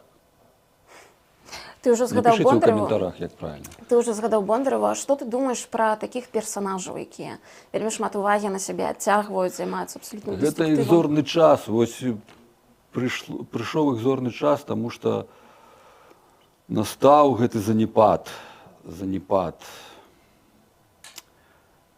Такая політична воля у Лукашенка, ён злодій. І тому, ну, гэта ім выгадна, каб вось такія. Але бачите, не багато гэтых людзей у Беларусі. Ну, одна такая, 2, 3, 4. Ну, а насамрэч беларусы масава не займаюцца такімі справамі, як Бондарева. Ну, гэта ж таксама добра. Ужо завяршаючы нашу з тобой размову, ты бачыш сваё вяртанне ў Беларусь? Ты спадзяешся на гэта? Ну, там уже тебе все ведают, все познают. Ну да, ведаеце, тут цяжка без ебатек, без гэтых сваіх людзей саўковых, якіх так прыемна выхоўваць. Яны ж глядзяць на цябе і думаюць, і сапраўды. Вось калі я быў у Октябрьскім, так маладзец, Павук, казалі. А зараз так не скажуць. Зараз гэта ўжо крымінальны кодекс. Так хотелось бы, конечно, вернуться, але не ведаю. Не могу ведать, не ведаю, от кого это залежит. Я роблю, что могу. Ну, я спадзяюся, што ўсё ж таки ты вернешся. Я ў гэта веру, і я спадзяюся, што гэта здарыцца у не такой далёкай перспектыве. Сябры, дзякуй всім, хто зараз з намі ў эфіры онлайн-марафона. Я нагадваю пра яго мэты. Вы можете падтрымаць палітвязняў фінансава. Гэта зрабіць вельмі проста. Пераходзьце па QR-кодзе, які бачыце на экране, альбо па спасылцы ў апісанні пад гэтым відэа. На гэты момант сабрана амаль 140 тысяч еўра. Зусім трошку не хапае. Я думаю, што ў бліжэйшыя 5 хвілін гэтая сума акурат будзе ўжо сабраная. А зараз я прашу пераключыць нас на зварот Ганны Златкоўскай, журналісткі, пісьменніцы. Ёй ёсць што сказаць. Политзаключенные Беларуси – это люди, которых взяли в плен слуги режима Лукашенко. Политзаключенные не жертвы, они герои, оказавшиеся в тисках стальной равнодушной системы, в жестком захвате кулака тех, кому чуждо понятие свободы, права человека, ценности, уважения к каждой личности и к каждому гражданину страны. В 2020 году, выходя на протесты, мы скандировали, что не забудем, не простим насилие и беззаконие. И сегодня, спустя 3 года, важно сказать, мы не забыли. Мы не простили, не закрыли глаза на то, как продолжают издеваться и убивать белорусов в колониях и СИЗО. Как каждый день задерживают участников протестов, всех несогласных с диктатурой, всех свободных и мыслящих белорусов, единственное желание которых – не жить в стране насилия, войны и цензуры. И если бы мой голос мог проникнуть сквозь стены тюрем, я бы очень хотела, чтобы каждый политзаключенный услышал: мы о вас помним. Вам пишут сотни писем, но их рвут на мелкие части служители диктатуры. Вам собирают передачи, но их часто не отдают. Солидарность и поддержка никуда не делась. Все эти 3 года многие белорусы делали и делают все возможное, чтобы рушить этот беспощадный кровавый режим. А именно наша поддержка и солидарность их бесит больше всего. Ведь они на это не способны, и они не могут представить себе, каково быть единой силой, которая борется упрямо вопреки с этим диким зубастым злом. Будем продолжать и дальше. Пакуль кожны палітвязень не апынецца на свабодзе, пакуль Беларусь не будзе вольнай. Дзякуй кожнаму, хто. З вами Наста Роуда, мы ў эфіры онлайн-марафона салідарнасці з беларускімі палітвязнямі. Вось літаральна зараз мне паведамілі, што беларусам удалося сабраць 140 000 еўра літаральна за першыя 3-4 гадзіны онлайн-марафону, і гэта вельмі крута, хаця мэты нашы нашмат большыя. Сёння тут побач са мной кіраўніца фонда краіны для жыцця Вольга Зазулінская. Вольга, вітаю вас. Может быть, вы можете нам рассказать про то, какие программы поддержки есть менавіта у вашего фонда, так? Як, кому вы допомагаете? Ну, основное направление, по которому работает наш фонд, это помощь политзаключенным и их семьям. И у нас есть 2 основные программы. Это разовые выплаты для семей политзаключенных и программа солидарности «Друг семьи». Это когда условно спонсор хочет помогать какой-то конкретной семье напрямую, и мы их соединяем. Может быть, вы можете больше рассказать про то, як людям вас знайсці, як звярнуцца да вас, як зразумець, што вы можете им дапамагчы? Основные критерии, например, по программе помощи политзаключенным, то есть вот эти разовые выплаты, к нам может обратиться любой представитель семьи, друг, волонтер, если у политзаключенного нету близких родственников или по другим причинам родственники не хотят к нам обращаться. Через онлайн-форму заполнить, у нас есть сайт, на сайте есть ссылочки, все можно заполнить, у нас есть телеграм-канал, где мы периодически скидываем информационные посты и рассказываем, куда кому обращаться, как можно с нами связаться и так далее.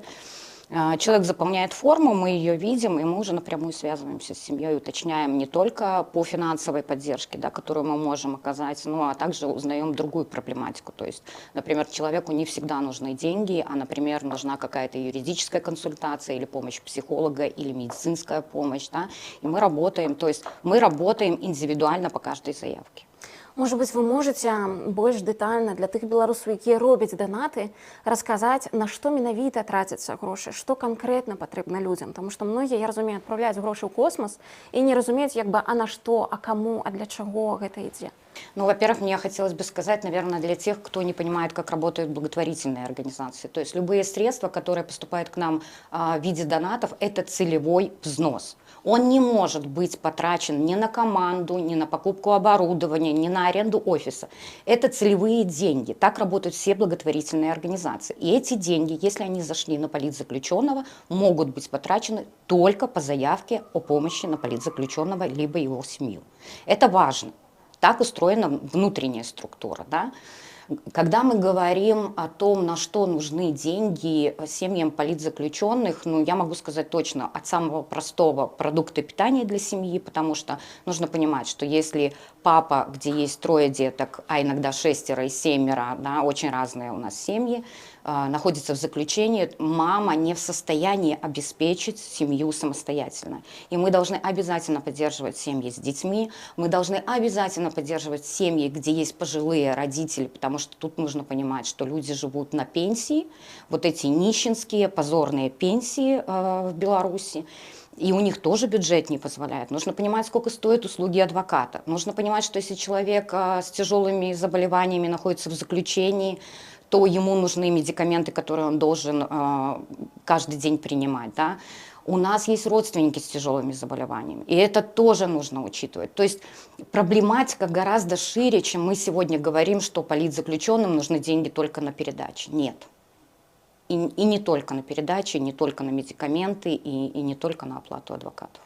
Может быть, вы можете привести конкретные суммы альбо лічбы, колькім сем'ям удалося дапамагчы, колькі грошей удалося назбіраць? Не ведаю, за апошні год ці за весь час існавання фонда. Я могу сказать, что с 2020-го, а фонд был основан в октябре 2020 года, полноценно заработал с января 2021-го, нам удалось саккумулировать порядка 500 000 евро. То есть полумиллиона 500 000 евро. Да. Ви самі, так, країна для життя, працює без свого лідера, який знаходиться за кратами уже доволі довгі час, і ще невідомо, колькі там буде. Як ви, як команда, збираєте сили на те, щоб протягувати свою працю, комусь допомагати? Трудно сказать, как мы находим эти силы, но, наверное, то, что в основном двигает людьми, которые, в принципе, кому-то помогают, это... Ведь проблема, она не исчезла никуда, да? Все, что происходит в стране, оно происходит каждый день, и репрессии не остановились, и людей сажают в тюрьмы, и в тюрьмах есть смерти, и это и есть тот мотиватор, да?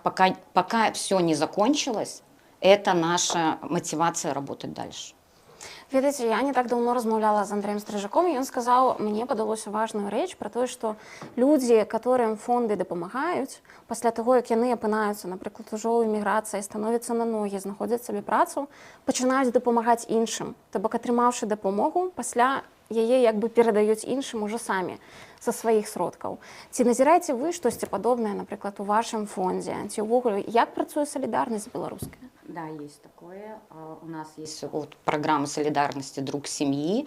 Не всегда, например, один человек может какую-то сумму передать семье, и тогда у меня есть конкретно бывшие политзаключенные, которые объединяются в такие маленькие суполки, 3-4 человека, собирают в месяц определенную сумму и направляют, выбирают, какой семье они хотят помогать, какой период, и эти деньги передают семье. То есть да, это есть, Андрей абсолютно прав.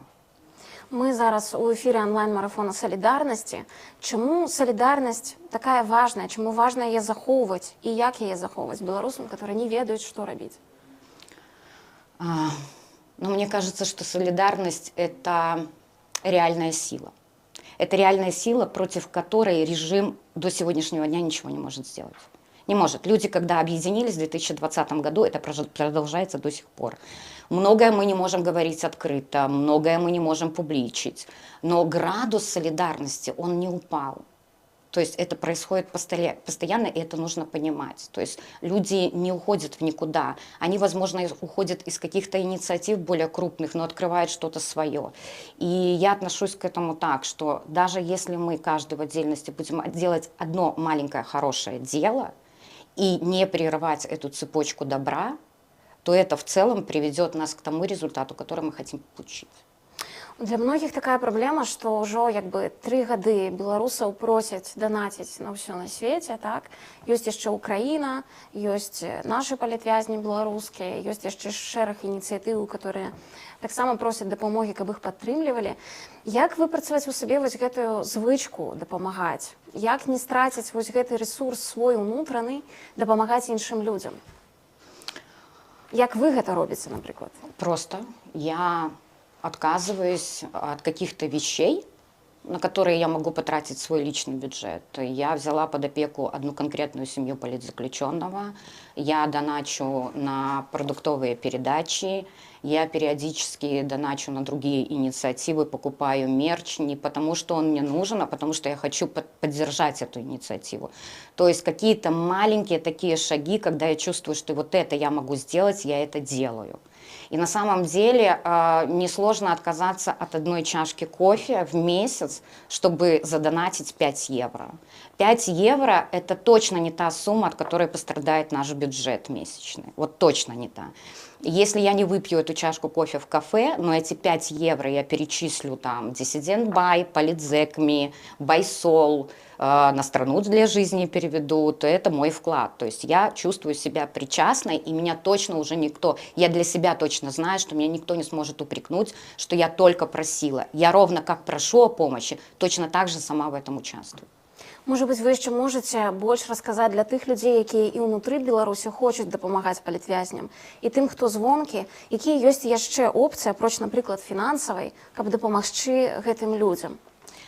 Ну, например, если мы говорим семьи с пожилыми родителями, да, то тут все зависит от того, где живут эти пожилые родители.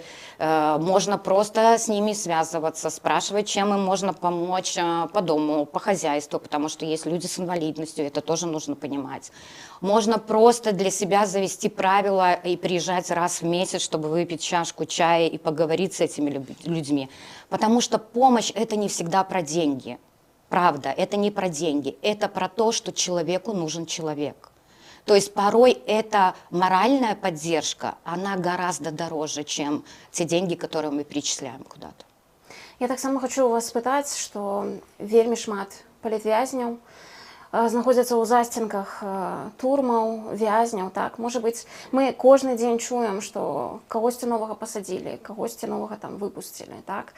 Як заставацца адкрытым да гэтай інфармацыі, так? Як не закрывацца, як прымаць тое, што адбываецца, так? І не залазіць вось у гэты свой кокан, так? Адгароджваючыся ад гэтай негатыўнай павесткі. Ой, сложно сказать, потому что мы сами иногда проваливаемся в эту негативную повестку, но каждый раз я себе говорю, что, Оля, у тебя нету права на то, чтобы реагировать вот на такие вещи. Что твоя работа – это помощь людям, и люди это ждут. То есть все, что нужно понимать, все, что мы делаем, этого ждут люди внутри страны. Мы работаем не для себя, мы работаем для них. То есть наш бенефициар – это белорусы внутри страны. Вот это самое важное. Ну а тут уже работа над собой, да. Как себя каждый может мотивировать. Вельмі многія кажуць пра тое, што вельмі важна трымаць павестку беларускіх палітвязняў, каб людзі не забывалі пра тое, што трэба дапамагаць, трэба данаціць, трэба рабіць все, што ў нашых сілах, так, каб ім дапамагчы. Але як трымаць гэтую павестку? Можа быць, вы можаце даць зноў жа нейкія парады, што канкрэтна можа зрабіць кожны чалавек, каб дапамагчы вырашыць гэту сітуацыю? Ну тут я могу, конечно, надавать советов. Очень клевая есть компания. Информационная кампания поддержки политзаключенных, покуль все не будут вольны. Это когда любой белорус может взять под опеку политзаключенного. Конечно, цель этой кампании говорить о малоизвестных политзаключенных, потому что цифра 1741, но это всего лишь цифра, да, и нужно понимать, что за этой цифрой стоят конкретные люди. И вот об этих людях мы можем говорить. Если человек не эгоист и может один раз в месяц выделить 5 минут для того, чтобы сделать пост в своих социальных сетях и рассказать про этого политзаключенного, я считаю, что это мега-супер круто. Вот я знаю, что у нас сейчас в компании уже подключается блогер из Украины. То есть мы сумели добиться того, что мы привлекли внимание к вопросу политзаключенных за счет этой информационной кампании, и к нам присоединяется блогер из Украины. Дзякуй вялікі, Вольга. Дзякуй вялікі, сябры, што вы ўвесь гэты час былі з намі. Я нагадваю, што мы працягваем 12-гадзінны марафон салідарнасці з беларускімі палітзняволенымі. На гэты момант мы ўжо змаглі сабраць з вамі разам 145 тысяч і нават больш еўра дзеля гэтых людзей, дзеля гэтых сем'яў. Гэта вялікая перамога, якая дасягнута яшчэ далёка да канца гэтага марафона. Можна будзе ахвяраваць не толькі сёння да канца вечара, але яшчэ і заўтра на працягу ўсяго дня. Таму, калі ласка, калі вы гэта яшчэ не зрабілі, то скануйце QR-код, які бачыце на экране, і пераводзьце вашы грошы проста зараз. Любы данат важна, як і 1 еўра, так і 50 еўра, і 100 еўра, і столькі, колькі вы можаце ахвяраваць. Дзякуй вам, што былі з намі, а я перадаю слова нашым калегам з Радыё Свабода. Радио «Свобода» працягвае маратон солидарности с политвязнями «Нам не все одно». Меня зовут Олег Узделович. В нашей студии был политзняволенный Андрей Шаренда, муж вядомай политзняволенай Полины Шаренда-Панасюк, якая цяпер знаходзіцца ў вязніцы. Мы хотим с Андреем обговорить тему про те, як выхоўваць дзяцей у няпоўных сем'ях, у тых сем'ях, дзе адзін бацькоў ці абодва рэпрэсаваны ўладамі. Андрей якраз у такой сітуацыі, у яго выхоўваецца двое сыноў, маці вось дагэтуль у зняволенні. Но спачатку я хочу спытаць у вас, Андрей, што вядома пра Паліну. Вельмі прыходзілі трывожныя апошнія звесткі пра яе, што яна была збітая, што яе адправілі з навінак зноў в калонію, і невядома, дзе яна знаходзіцца. А калі прыходзіў апошні ліст ад яе, што она сама пра сябе пісала? Добрый дзень. Ну, на жаль, нейкіх свежых навінаў пра Паліну няма. Адзінае, што нам вядома, што Паліну уже 3 тыдні таму вывезлі з СІЗА номер 1 Валадарскага, і нібыта павінны былі адправіць у калонію на Зарэчча, але дагэтуль сведчанняў нейкіх дадзеных, што яна менавіта там знаходзіцца, у нас няма. Мы спрабавалі тэлефанаваць туды, родныя Паліны тэлефанавалі, тэлефанаваў адвакат таксама, але інфармацыя, што Паліна знаходзіцца ў іх, так нам і не далі. Ну, толькі на наступным тыдні ўжо дакладна да яе паедзе адвакат і будзе высвятляць, ці сапраўды яна там знаходзіцца, ці яе ўжо маглі перевесці у гомельскае СІЗА, бо тэрмін яе зняволення сканчваецца 6 жніўня, і фактычна, хутчэй за ўсё, у бліжэйшым часам будзе зменена мера стрымання на перавод у СІЗА. Так калі вы бачылі апошнія нейкія радкі ад Паліны? Той, што зараз адбываецца з палітвязнямі, гэта блакада. І апошні ліст ад Паліны прыйшоў яшчэ весны, хіба канец сакавіка. Ну, фактычна, гэты ліст прарваўся адзін за некалькі месяцаў, і цэнзура яго прапусціла толькі таму, што Паліна там фактычна адресавала гэты ліст не мне, а дзецям. Тож, фактычна, ў гэтым лісце Паліна, ведаючы сваё становішча цяжкае, яна фактычна развітвала з дзецьмі. Такі настрой ёй быў, толькі пазней мы даведваліся, што яшчэ раней Паліна адмовілася ад беларускага грамадзянства, гэта якраз адбылося нейкі прыклад на гэты час. Зразумела, што Паліна, змучаная гэтымі сотняў у штрафным изолятары, проста выматаная і фізічна, і маральна. І менавіта гэты ліст, каб зрабіць балюча родным, якраз і прапусціла цэнзура. А дзеці зразумелі, што яна развітваецца з імі? Ну, дзецям я гэты ліст не зачытваў. Старэйшы, канешне, у навінах пазней прачытаў прыкладна, што то ў гэтым лісце было. Але я ўсё ж таки стараюся дзяцей аградзіць ад нейкага стрэса дадаткова. У іх і так хапае стрэса. Але гэты ліст стаў такім той ластаўкай, калі мы зразумелі, што Паліна хутчэй за ўсё не выйдзе ў гэтым тэрміне. Это быў вялікі стрэс для дзяцей, бо дзеці не вераць у подласць. Яны ўжо спадзяваліся ў бліжэйшыя некалькі месяцаў пабачыць маму. Старэйшы сын спецыяльна для гэтага... В жніўні мусім закончыць. Так. В жніўні рыхтаваліся, маральна дакладна рыхтаваліся. Старэйшы рыхтаваў вялікі падарунак для маці, менавіта тое, што ён добра скончыць школу. Ён спецыяльна некалькі месяцаў сидзела над урокамі, спецыяльна падцягвала тыя прадметы, па якім трохі адставаў. Ну і скончыў гэты год вельмі добра, адзін з лепшых класаў, нягледзячы на тое, што гэта была новая для яго школа, новая краіна.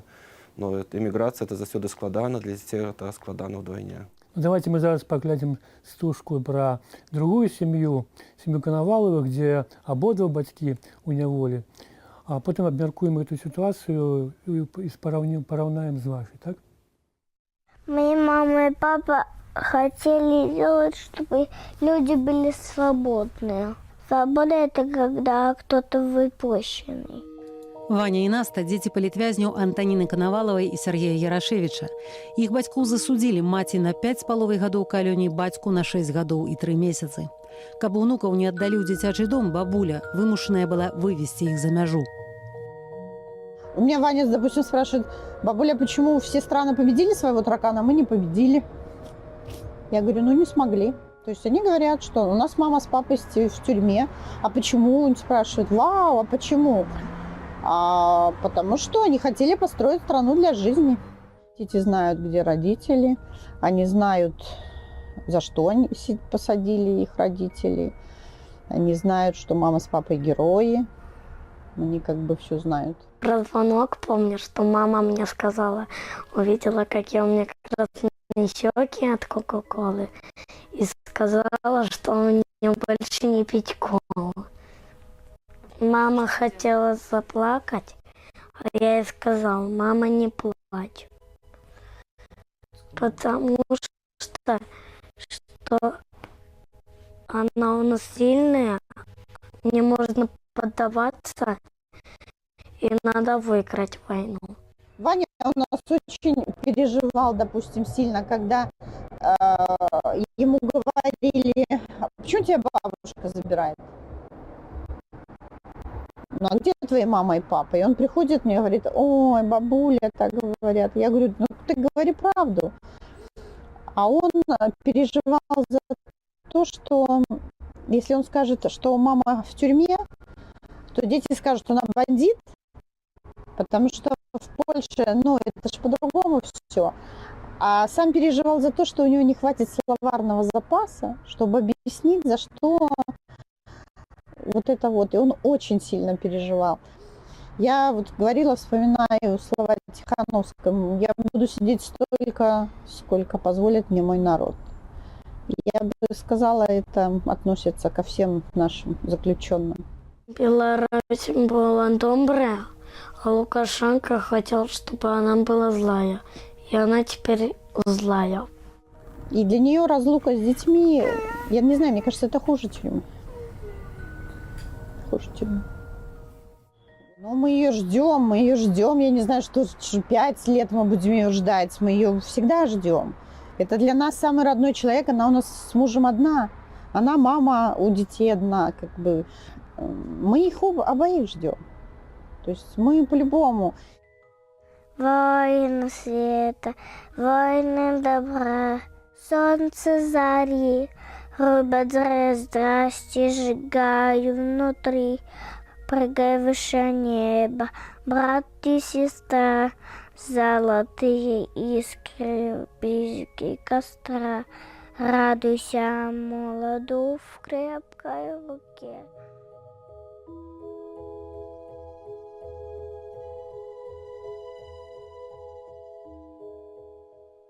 Вельми щемливий ролик, это відео. Я по тварах дітей бачу их батьков. Я был на суде, Минским городским суде, Минским областным суде, где их судили. Их нават тримали на разных лавках, как бы они были разом. Андрей, какие слова, какие вот темы, может быть, у вас есть под забороной у контакта с детьми? Что-то вы им не говорите, они им обыходят. Таких тем, вот таких слов нема. Ну, я, конечно, стараюся дітей менш казати те, що відбувається з мамою, менш подробязностей, бо маму, це правда, зараз катують вельми жорстко. Апошні інцидент зі збиттям, це як яскраво показує. Фактично режим забиває зараз наших родних в турмах. Це факт. Ми бачимо, що ахвяр становиться все більше і більше, і я все ж таки стараюся, щоб діти об цьому не думали. Для їх мама – герой, який протягивает змагання там, знаходячись там за кратами. А что они кажут про Беларусь, про ситуацию в Беларуси? Ситуация старейший уже все ведает, он читает новины, ему 14 год, он уже подлеток. Ему не треба особливо нічого тлумачити. Він вельми болюче сприймає ці новини на конт Поліни, вигляд конт того, що відбувається в Білорусі, бо його основне жадання, яке зараз його є, це, звісно, як мама вернулася, і як ми всі разом вернулися в нашу Білорусь. Бо тема родзімої, яку якраз вилучила мама, для моїх синів це головне. І у нас нема питання. Ми, безумовно, вернемося у перший день нашої огульної перемоги. От у мене мара вернувся у день, коли ця перемога відбудеться, це зустріти на вулицях наших городов. А скажите, будь ласка, ось така, это ж вельми болюче для дитинка не бачить батьку ці маті побач, ці ободвох навіть, да? А як ви компенсуєте вот эту вот отсутність маті? Вам потрібна какая-то психологічна підрихтовка? Може, каб вам хто-то потлумачив, що вам лепше робити? Бо ви ж оказались, в принципі, зненацьку у такій ситуації. І так само можуть оказатися інші люди. Чи потрібна така допомога? Не, безумоўна, дапамога патрэбная. Я сам аказаўся адзін з 2 дзецьмі, рознага ўзросту. Адзін быў маленькім дзіцёнкам, уже падлетак, розныя праблемы, розныя пытанні. Асабліва цяжка сапраўды, калі дзеці хварэюць. Бо я псіхалагічна гатаваць супы, прыбірацца, збіраць школу я гатовы, вучыць урокі таксама гатовы. Матэрыяльна, так, фізічна. Фізічна я гатовы, але да таго маральна, для таго, што дзеці будуць хварэць і хварэць жорстка. Мы калі переехалі сюды, дзеці часта хварэлі. Бо змена клімата, змена абстаноўкі, новыя вірусы, конечно, это было цяжка для мяне. Да, это ж патрэбна дзіцёнка прыласкаць, супакоіць. Не все бацькі да этого гатовы. Так, і для мяне было вельмі складана разабрацца, чым каго лічыць, як да якога лекара пайсці. Тое, што это сапраўды был стрэс, і гэта было некалькі, фактычна восень, надвор'е вельмі жорстка для нас, для тых, хто нарадзіўся поўднем і з берасця, все-таки наш клімат больш лагодны, чым тут.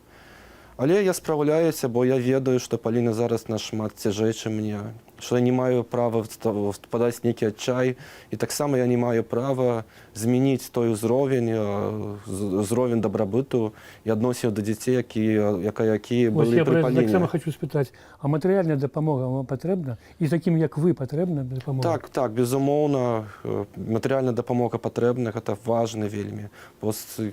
Мала хто кажа, але я заявляю, што утрыманне палізняволенага каштуе вельмі шмат сродкаў. Нават адна перадача, калі гэта харчовая перадача, то это 2-2,5 тысячи рублёў. Калі гэта рэчавая перадача, то это, напэўна, бліжэй да 3000 рублёў.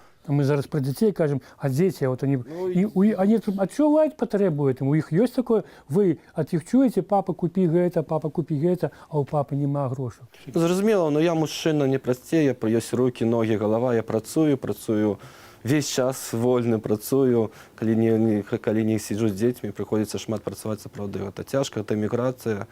Але дзякую вялікі за дапамогу, сапраўды, сем'ям палітвязням аказваецца дапамога. І я прашу ўсіх, хто глядзіць гэты эфір, таксама дапамагаць сем'ям палітвязням не толькі сёння, у дзень агульнай салідарнасці, калі праходзіць гэты марафон, а рэгулярна дапамагаць. Прычым лепш за ўсё дзейнічае якраз напроставасць дапамога сем'яў.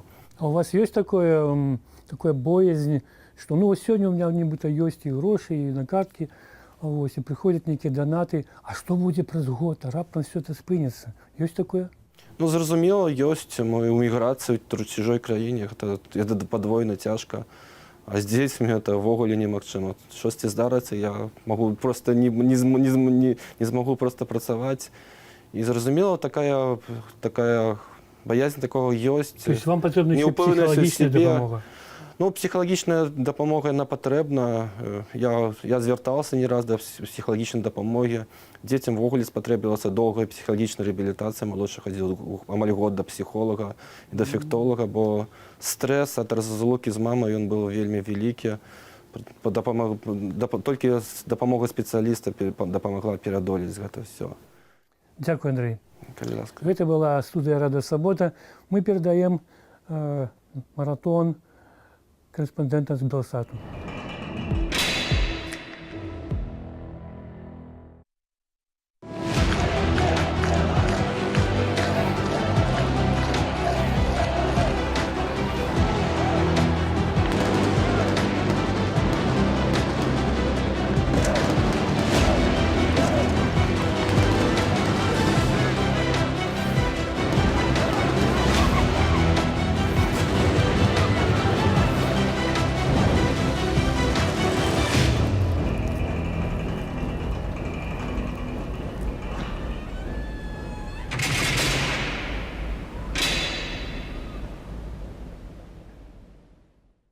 Вітаем, шановне гаспадарства. Белсат прымае эстафету онлайн-марафону салідарнасці з палітвязнямі, бо нам не ўсё адно. Анастасія Русецкая. Сергей Подсасонны.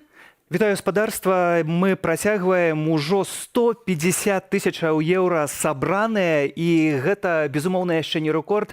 І як паведамляюць арганізатары, 4 гадзіны, і гэта 3610 ахвяраванняў, што азначае, што адно ахвяраванне прыходзіць На 4 секунды не спыняемся і пакажам, якія мы беларусы салідарныя. Зрабіць ахвяраванне даволі проста. Па-першае, вы можете бачыць QR-код на сваіх экранах, вы можете зняць яго сваім тэлефонам і перайсці на адмысловы сайт «Солидарность.ком». Можете непасрэдна зайсці і на сам сайт, і там таксама зрабіць ахвяраванне. Мінімальнае 1 еўра. Кожнае ахвяраванне важнае.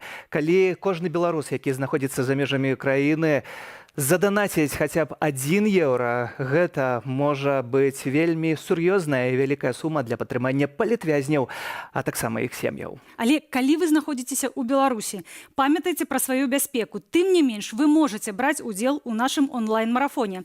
Для гэтага дастаткова проста распавесці пра тое, што сёння адбываецца онлайн-марафон салідарнасці з палітвязнямі. Бо нам не ўсё адно. У марафоне бярэ ўдзел больш за 20 беларускіх рэдакцыяў, і наша рэдакцыя у тым ліку. Гэта беспрэцэдэнтная ў гісторыі беларускай журналістыкі падзея.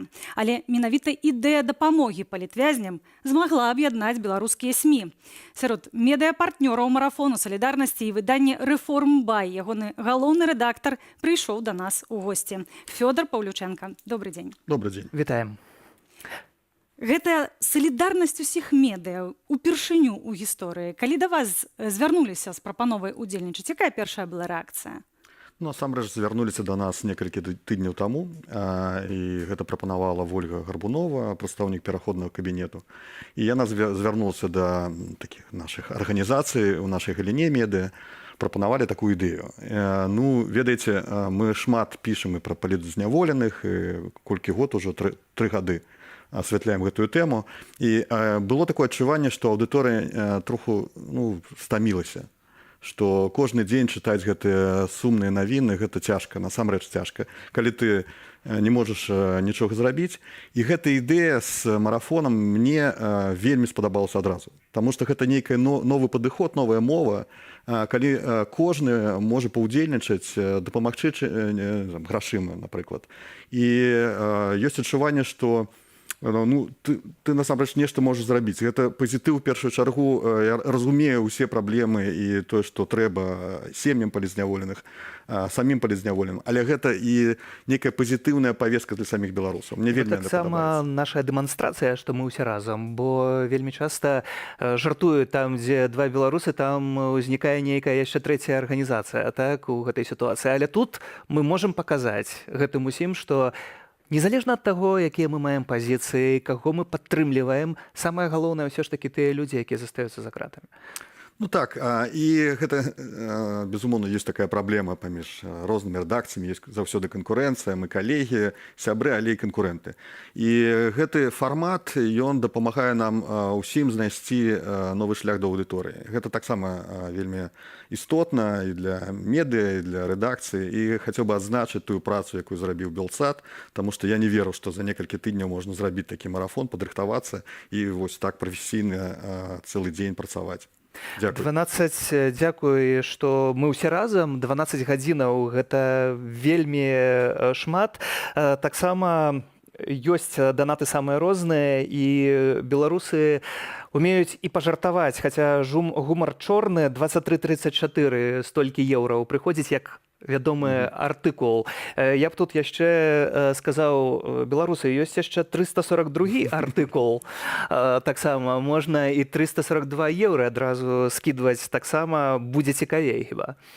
Ну так, спадзяюся, што не толькі маленькія сумы, гэта вельмі істотна, важна для ўсіх нас, каб усе беларусы, якія маюць такую магчымасць, дапамаглі, але спадзяюся, што знайдуцца і больш заможныя людзі, якія змогуць і больш данатаваць, ахвяраваць. Арганізатары ставілі сабе за мэту 200 000 еўра. На сёння мы ўжо маем 150, каля 150 000 еўра.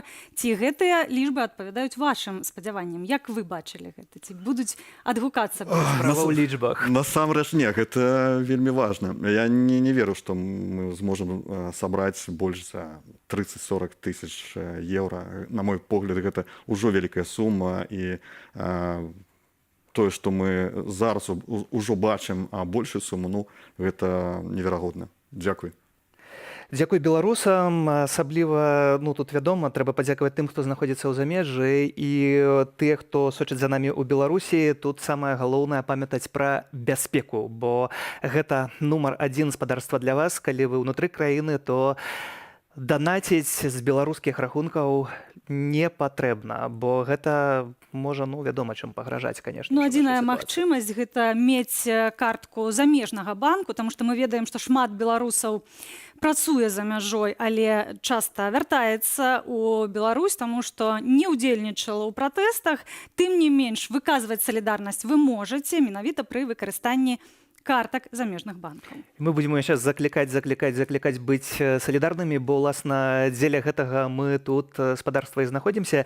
Фёдар, таксама хіба тое, што мы ўсе разам робім, гэта вельмі важны і выразны сігнал і для палітвязняў. І таксама гэтага сігналу вельмі баяцца ў афіцыйным Менску. Ну, безумоўна. Шмат сілаў высілкаў зрабілі ўлады, каб мы не сябравалі, каб мы не працавалі разам. І мы бачым, якія там скандалы кожны месяц здараюцца ў дэмакратычнай супольнасці. Таму гэта такі адказ на ўсе гэтыя спробы ўладаў нас якісьці чым развесці ў розныя стороны. Я лічу, што гэта вялікая справа, мы паказваем, што мы ўсе разам, што ёсць тэмы, якія аб'ядноўваюць усіх беларусаў. І гэта насамрэч працяг пратэсту. Улады спрабуюць знішчыць грамадскую салідарнасць менавіта, таму што менавіта салідарнасць у 20-м перашкаджала, так? І менавіта за яе помсцяць. Тым не менш, на вашу думку, хто мацнейшы? Ці рэпрэсіўная машына рэжыму, ці ўсё ж такі салідарныя беларусы? Ведаеце, я інакш бачу гэтую сітуацыю. Не толькі салідарнасць павінна быць адказнасць за тое, што мы ўсе разам робім, таму што ўлады нам абвесцілі вайну. І гэтыя палітзняволеныя, гэта як салдаты. Да іх адносяцца як да не проста ахвяраў, а як ворагі. Гэта ворагі для ўладаў. І таму мы павінны несці, можа быць, і адказнасць за тое, што мы кажам, што мы робім і як мы гэта робім, як якасна мы гэта робім, каб менш людзей попадалі ў лапы рэжыму. Калі нам абвесцілі вайну, то як у такім варыянце ўспрыняць той факт, што мы маем не толькі беларусаў па бок, скажам, добра, святла, але ёсць і тыя, хто служкамі рэжыму з'яўляецца. Як прыняць гэты факт? Гэта мы будзем абмяркоўваць ужо пасля перамогі, як мы будзем далей жыць разам усе ў Беларусі. Разлічваць ці не разлічваць? Але лічу, зараз ёсць выразны водораздзел паміж нейкай часткай беларусаў, якія, як вы кажаце, з'яўляюцца служкамі рэжыму, і астатнім насельніцтвам, астатнім народам, які хоча жыць у дэмакратычнай, заможнай, свабоднай краіне, незалежнай. Калі мы кажам пра журналістаў і пра тое, што, можа, не заўсёды гледачы, слухачы, чытачы хочуць гэтую тэму палітвязняў, то можна нейкае выйсце знайсці, каб усё ж такі больш прыцягваць увагі да гэтага? Вось такі марафон — гэта спроба знайсці нейкую новую мову. Таму што справа не ў тым, што стаміліся. Справа ў тым, што кожны дзень аднолькавую інфармацыю, аднолькавыя, не ведаю, насамрэч, аднолькавыя факты ведаць, гэта адное, а нешта зрабіць — гэта іншае. І гэта якраз пазітыўнае выйсце з гэтай сітуацыі, калі не можам мы дамагчыся свабоды для гэтых людзей зараз, але мы можам дапамагчы сем'ям і самім палітвязням. Тое, што, зрэшты, гэта вельмі важна, гавораць і самыя палітвязні, якія знаходзяцца за кратамі, бо мы маем, спадарства, інфармацыю пра тое, што было тэлефанаванне з адной з калоніяў, і родным палітвязень паведаміў пра тое, што там ёсць інфармацыя пра марафон. Палітвязні ведаюць па турэмнай пошце, гэтая інфармацыя перадалася, і яны вельмі і вельмі удзячныя за тое, што гэты марафон адбываецца. Гэта пацвярджае толькі важнасць і слушнасць гэтай справы, пагэтаму яшчэ раз заахвочваем данаціць, каб гэты рахунак, які ўвесь час вы бачыце на сваіх экранах, павялічваў сваю лічбу цягам дня. Святлана Ціхановская гаворыць пра 500 000 еўра. Ці гэта, Фёдор, рэальная сума? Ужо цяпер з перспектывы... Ну, не ведаю. Спадзяюся, што мы зробім гэта. І прапаную ўсім рабіць данаты. Гэта вельмі важна сёння. Будзем спадзявацца, каб гэтыя данаты не спынялись. Дзякую за гэтую размову. Фёдор Паўлюченко, галоўны рэдактар «Рэформ Бай». Выданне таксама далучанае да марафону, таксама яго падтрымлівае. Таксама, Сергей, хочу зазначыць, ты кажаш пра тое, што вядома ўжо, што ў калоніях даведаліся пра гэта, і слоган гэтага онлайн-марафону акурат «Нам не ўсё адно» і ёсць працяг. І хай яны пра гэта даведаюцца. То значыць, даведаліся, і гэта самае галоўнае. Сярод апошніх навінаў пра палітвязняў самая шакавальная — гэта смерць мастака Алеся Пушкіна. Менавіта таму ў першую чаргу хацелася б узгадаць яго. Да затрымання Пушкін не скардзіўся на здароўе, аднак 11 ліпеня сканаў у гарадзенскай больніцы, куды яго павезлі з турмы беспрытомным. Названая прычына смерці — прабадная язва, аднак няма сумневаў, да заўчаснай смерці Алеся Пушкіна прывялі невыносныя ўмовы, створаныя супрацоўнікамі папраўчых установаў палітычным вязням. «Вось ты і дома». Такія словы на пахаванні сказала жонка мастака. Змагацца, так? Крэатыўна, нешта там рабіць, якія-небудзь праекты там.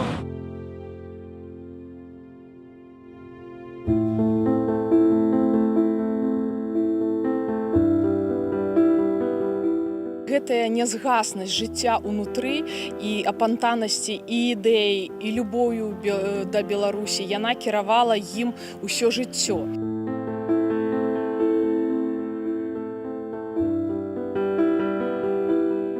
Я студэнтам, калі ўжо прыйшоў з войска, перастаў усяго баяцца. Это кагебістаў, аб'яўлена была перабудова, вясна, вольнасць, каханне.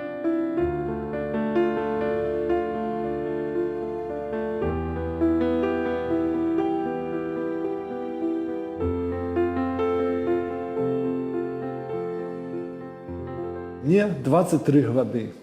Я выхожу, обвешанный плакатами, за мной 120 студентов, мы рушим по проспекту, мы ничего не боимся.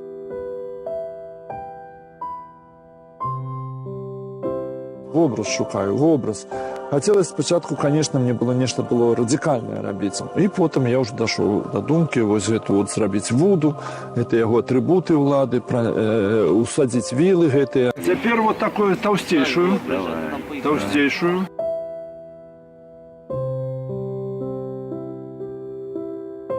Быть таким со своим народом, робить нечто доброе и иметь историческую справедливость и память.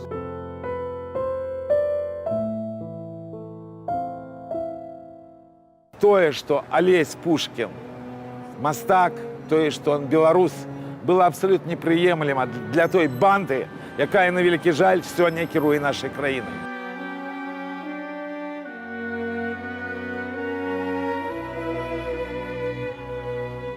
Я буду яшчэ яго памятаць як чалавека, які прайшоў Афганістан і перажыў, там яго не забілі.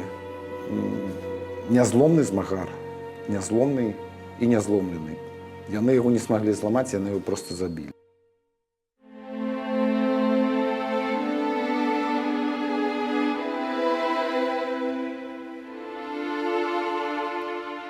Алесь Пушкін, мястэчка Бобр, правінцыяльны мастачок.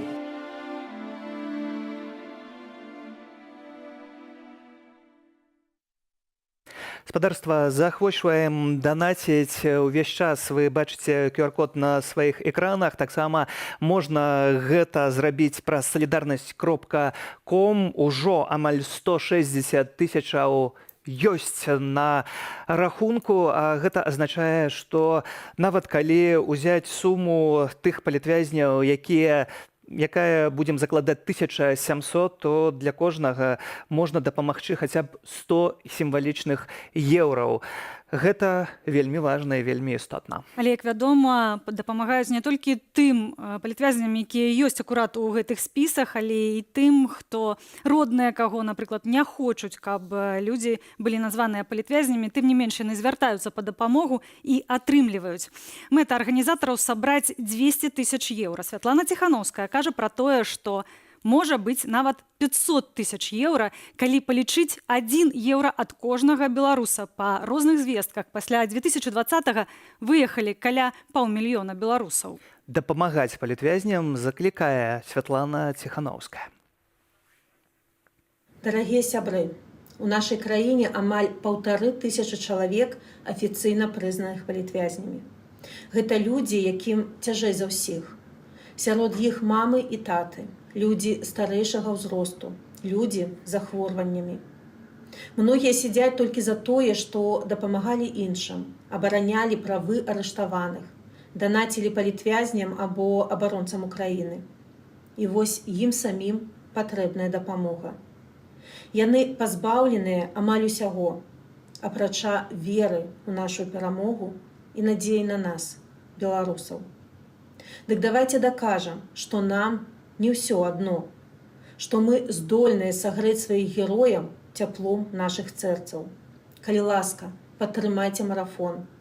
І я загадзя дзякую вам за шчодрасць і неабыякавасць. Жыве Беларусь! Бо нам, спадарства, не ўсё адно, і да нашага эфіру далучаецца блогер Нехта. Сцяпан Пуціла, вітаем, Сцяпан. Добрый день. Як табе гэтая сума 160 тысячаў, неблагі пачатак? Уражвае. Я, на жаль, не спачатку глядзеў за гэтым, сачыў за гэтым эфірам, бо з пэўных прычынаў, але вось тое, што я зараз пачуў, гэта сапраўды уражвае, і уражвае, што ўсе медыі ўжо аб'ядналіся і сабраліся дзеля такой вельмі важнай мэты. З якімі словамі ты б хацеў цяпер звярнуцца да беларусаў у Беларусі, да беларусаў за межа ў сувязі з гэтым онлайн-марафонам? Ну, галоўныя словы сёння гэта нам не ўсё адно, і гэта самае важнае, што трэба данесці, бо людзі, якія жывуць сваімі справамі ў краіне, часамі можа і думаюць, што тым, хто з'ехаў, усё адно, але гэта не так. Трэба працягваць дапамагаць, у кожнага ёсць некія знаёмыя, сваякі, сябры, якія зараз за кратамі, і асабліва ім трэба дапамагаць. І вось гэты прыклад, як дапамагаць, магчыма, трэба рабіць кожны месяц, можа не эфір, можа нейкія сустрэчы з вядомымі людзьмі, сустрэчы салідарнасці, і данаціць, падтрымліваць на усялякія спосабы, якія толькі магчыма, таму што нам не ўсё адно. Гэта доказ таго, што нам не ўсё адно, і доказ нашай еднасці, ці доказ яшчэ чагосьці? Доказ таго, што беларусы самі сабе павінны ў першую чаргу дапамагчы, таму што ў 2020 годзе ўвесь свет быў вакол Беларусі, усе падтрымлівалі нас, потым змяніліся абставіны, потым была вайна, потым кожная краіна павінна была змагацца са сваімі крызісамі, а мы павінны былі з самага пачатку і зараз працягваць змагацца са сваімі праблемамі, са сваімі самі сабе дапамагаць. Беларусы могуць, вось галоўнае таксама слова, таму што беларусы могуць дапамагаць адзін аднаму. Я рабіў інтэрв'ю з Вадзімам Пракоп'евым, і ён гэта асабліва адзначыў, таму што шмат беларусаў бізнэсоўцаў за мяжой, шмат людзей, якія займаюцца іншымі справамі, якія могуць быць карысныя для ўсёй Беларусі. І я думаю, у гэтым наша будучыня таксама. Так, Сцяпан, фактычна беларусы падзеленыя. Ёсць беларусы, которые жывуць у Беларусі, есть беларусы, якія вымушана з адной ці іншай прычыны выехалі за краты. Ёсць беларусы, якія сядзяць, выехалі за межы Беларусі. Ёсць беларусы, якія сядзяць за кратамі, ёсць людзі, якія застаюцца на волі. Як паміж імі можна перакінуць мосцік? Будаваць масты, перадусім ствараць, рабіць тое, што сапраўды нас аб'ядноўвае, а не раз'ядноўвае. Хай будуць розныя палітычныя структуры, партыі, думкі, погляды, гэта нармальна ў розных краінах, калі ў парламенце шмат думак. Але зараз нам трэба вызначыцца з тым, што для нас галоўнае. А гэта усе дэмакратычныя арганізацыі падкрэслілі адзінагалосна. Гэта свабодныя, вольныя выбары без Лукашэнкі, дэмакратычная Беларусь, вызвалення ўсіх палітвязняў. І вось пра гэта ў першую чаргу думаць, а потым ужо пра розныя кірункі партыі. І вось трэба, каб дэмакратычныя сілы аб'ядналіся гэтак жа сама, як сёння і медыі. Ці наше аб'яднанне, Сцёпа, можа быць такім знакам і для замежных партнёраў, тыя, якія падтрымліваюць Беларусь і беларусаў, што так, іх дапамога нам патрэбная, але гэта не азначае, што яны нам павінныя. Конечно. И, конечно, гэта вельмі важно показать, потому что мэта беларускіх спецслужбаў не толькі рассварыць, але і рассварыць усіх паміж сабой дзеля таго, каб міжнародныя арганізацыі бачылі, што ёсць некія супярэчлівасці, акцэнтаваць на гэтым увагу хочуць беларускія спецслужбы, але ў іх гэта не атрымаецца, таму што галоўныя нашы мэты яны застаюцца тымі ж самымі. І яшчэ вельмі важна, што я размаўляў таксама з псіхолог Натальяй Скіпскай, вы пабачыце сёння ў эфіры гэта інтэрв'ю, яна казала, што гэта нам дапамагае таксама уласна. Эмпатыя, калі мы дапамагаем іншым, салідарнасць, гэта паляпшае наш настрой, паляпшае настрой людзей, якім мы дапамагаем. І ад гэтага ўсе робяцца толькі больш шчаслівымі. Таму дапамагайце, ахвяруйце, і салідарнасць абавязкова пераможа. Сцяпан, з 2020 года ўжо мінула 3 гады. Ці часта ты вяртаешся ў тыя падзеі 2020 і пераасэнсоўваеш іх? Увесь час даводзіцца вяртацца, таму што шмат у інтэрв'ю гэта пытаюць шмат, хто з арганізацыяў хоча даведацца, як усё было насамрэч. А насамрэч усё было так, як і было. Мы проста праводзілі акцыі, дапамагалі людзям аб'ядноўвацца, і вось зараз працягваем гэтую ж справу. Дапамагаем людзям аб'ядноўвацца ў адзіным парыве, каб дасягнуць усіх сваіх мэтаў. Я думаю, што гэта у нас абавязкова атрымаецца, а вынікі з 20-го, гэты год быў 20-й, і трэба пра яго памятаць. Кожны робіць свае высновы, каб у будучыні, калі вось у гэты ўсплёс народнага негадавання будзе, ён абавязкова будзе, тому што тыя праблемы, з якімі людзі выходзілі ў 20-м годзе, яны нікуды не зніклі, яны абавязкова павернуцца. І вось каб наступным разам ужо, як кажуць, давесці справу до конца. Я думаю, што вось гэта павінна атрымацца. Таму што ўсе гэтыя разрозненства, якія ёсць, а гэта ва ўсіх арганізацыях такая псіхалогія, можа, людзей. Гэта нармальна, галоўнае, каб у пэўны момант X так званы, усе маглі аб'яднацца. Я думаю, усе і аб'яднаюць, таму што інакш ніяк, таму што усе гэта ўсё робяць дзеля Беларусі, дзеля нашай краіны і будучыні нашай у ёй. І менавіта гэта галоўная мэта, безумоўна. Сённяшняя наша мэта сабраць як мага больш сродкаў для палітычных вязняў. Ужо падказваюць нам 163 тысячы еўраў на рахунку сабраныя. Сцёпа, як трымаць гэтую тэму палітвязняў, каб усё ж такі яна не знікала з павесткі, каб яна была важная і цікавая, бо многія гавораць пра гэта і заўважаюць, што, на жаль, там, дзе мы гаворым пра палітвязняў, гэта не заўсёды цікавіць гледача ці слухача і гэтак далей. У сацыяльных сетках, безумоўна, у першую чаргу распавядаць гэта сваім знаёмым, сваякам, сябрам, але трэба таксама звярнуць увагу і нашых не толькі лідараў, але і публічных людзей, папулярных каналаў, калі яны робяць навіны кожны дзень, калі іх глядзяць сотні тысяч людзей, каб згадваць гэтую тэму хаця б адной навіной, можа дзесьці напрыканцы, можа крыху, можа пару фотаздымкаў пра тое, што адбываецца ў Беларусі. Калі якая-небудзь навіна датычыць Беларусі, абавязкова пра гэта казаць, працягваць казаць, таму што гэтыя людзі, якія зараз сядзяць у вязніцах беларускіх, яны выходзілі за нас з вамі, за нашу будучыню, за будучыню сваёй краіны. Гэта сапраўдныя героі. І вось фонд дапамогі таксама ёсць ідэя стварыць, каб потым, калі яны выйдуць, яны выходзілі не з голымі рукамі, без нічога ўвогуле на свабоду, а таксама маглі адаптавацца, прапанаваць ім працоўныя месцы, рэабілітацыю, санаторыі і гэтак далей. Пра гэта трэба распрацаваць. Я думаю, што ўжо часткова гэтыя стратэгіі распрацаваныя, але трэба вось гэта канчаткова дарабіць і абавязкова працягваць кожны месяц. Менавіта вось важна пастаянства. Калі ты чагосьці хочаш дасягнуць, важна не спыняцца, таму што гэта не марафон, не спринт, а марафон. І таму, на жаль, трэба пра гэта, не на жаль, а добра, што трэба пра гэта казаць. Так, гэта не спринт, гэта марафон. Абсолютно правильно ты гаворыш, Сцяпан. За 10 хвілінаў, пакуль мы з табой размаўлялі, нам удалося сабраць 5000 еўра. А гэта значыць, што мы працуем недарэмна. Дзякуем за гэтую размову. Сцёпа, ведаем, што ты таксама прыйшоў не з пустымі рукамі. Напрыканцы прынёс некую размову, матэрыял, калі ласка, запавядай, што ёсць. Ну, у нас ёсць дзве размовы, я не ведаю, якая зараз будзе, якая потым. Ёсць псіхолагам З Вадзімам Пракоп'евым. З Вадзімам Пракоп'евым.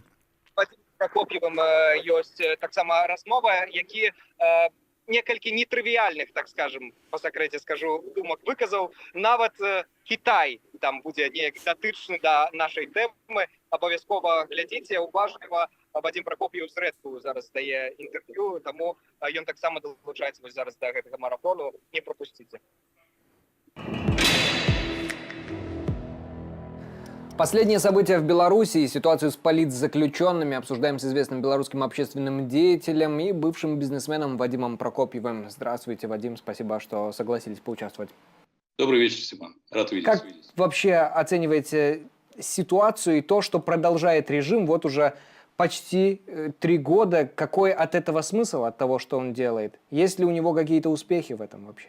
Я думаю, что все эти порядочные люди находятся в застенках не только потому, что бросили вызов беззаконию, но еще и потому, и это не самая последняя причина, потому что Запад не имеет никакой стратегии по Беларуси, кроме той, что мы несчастная территория, обреченная оставаться в сфере влияния России. Запад не сказал, не произнес этого вслух, как мы понимаем, но он не произнес ничего и другого тоже, обратного этому утверждению. Лукашенко же действует согласно своей старой методе, он не стал ничего изобретать. Он ждет признания. Он насобирал целую корзинку пленных. Он хочет заставить Запад произнести, что он легитимный. И даже это не приведет к освобождению наших пленных. У него, кстати, болезненное в этом смысле понимание своей нелегитимности. Если вы обращали внимание, Степан, при каждом удобном случае, при любом публичном выступлении он традиционно говорит о себе в третьем лице и настаивает, что президент Лукашенко. А вот президент Лукашенко. А вот Вагнер ко мне обратился, президент Лукашенко и так далее, и так далее. У него это бзик, пунктик. И, в общем, здесь психологический рисунок, мне кажется, очень понятен. Дальше. Можно ли в этих условиях предпринять какие-нибудь разумные, человечные ходы для того, чтобы таких пленных стало меньше и для того, чтобы случилось освобождение? Мы все понимаем, что украинцы делают, когда имеют своих пленных в плену у Российской Федерации. Они делают обменный фонд. Можем ли мы позволить себе обменный фонд, наиболее действенный инструмент для таких жестких переговоров? Нет. И в этом тоже есть и проекция политики Запада, да и наши собственные слабости в этом видны тоже. Можем ли мы утверждать, что за границей в пределах нашей досягаемости отсутствуют интересные личности, которые могли бы составить обменный фонд? Мы же прекрасно понимаем, что господина Зингмана можно было бы смело предлагать обменять на Автуховича. Мы прекрасно понимаем, что среди мидовских кадров в посольствах под красно-зеленым флагом полно КГБистов, мы их знаем по именам. Мы прекрасно понимаем, что дети прикорытников обучаются в западных университетах и ездят совершать покупки. Я не призываю к людоедству, я призываю осознать, что мы имеем дело с криминальным лидером. Я призываю прекратить нытье относительно того, как мы должны на коленях просить и делать всякие унизительные предложения по поводу обмена. В криминальном мире так не сработает. В криминальном мире, в котором живет террорист Лукашенко, лидер организованной преступной группировки, сначала нужно сделать болевой прием. Я утверждаю, что у Запада по-прежнему существуют запас таких болевых приемов. Я сейчас говорю не о применении оружия. Что еще следует сказать по поводу политзеков? Разумеется, власти Лукашенко, власти Беларуси плевать хотели на конвенцию против пыток. Мы понимаем прекрасно, что они используют в тюрьмах и в колониях излюбленный старый метод. Они используют зэков для насилия, для пыток, для избиений политзаключенных. Это старый проверенный гулаговский приемчик. Мы точно так же понимаем, что начальники колоний больше не являются, хозяева колоний так называемые, да, больше не являются лицами, принимающими решения. Они стали шестерками у Губопика. Это реальность, в которой мы живем. Мы прекрасно понимаем, почему Виктора Бабарика не показывают публике, как Тихановского. Я допускаю, что он попал в подставленную ситуацию и, скорее всего, нанесены тяжкие телесные повреждения. Мы все помним, как Полину Шаренда-Панасюк избили, собственно, заключенные ее же сокамерницы.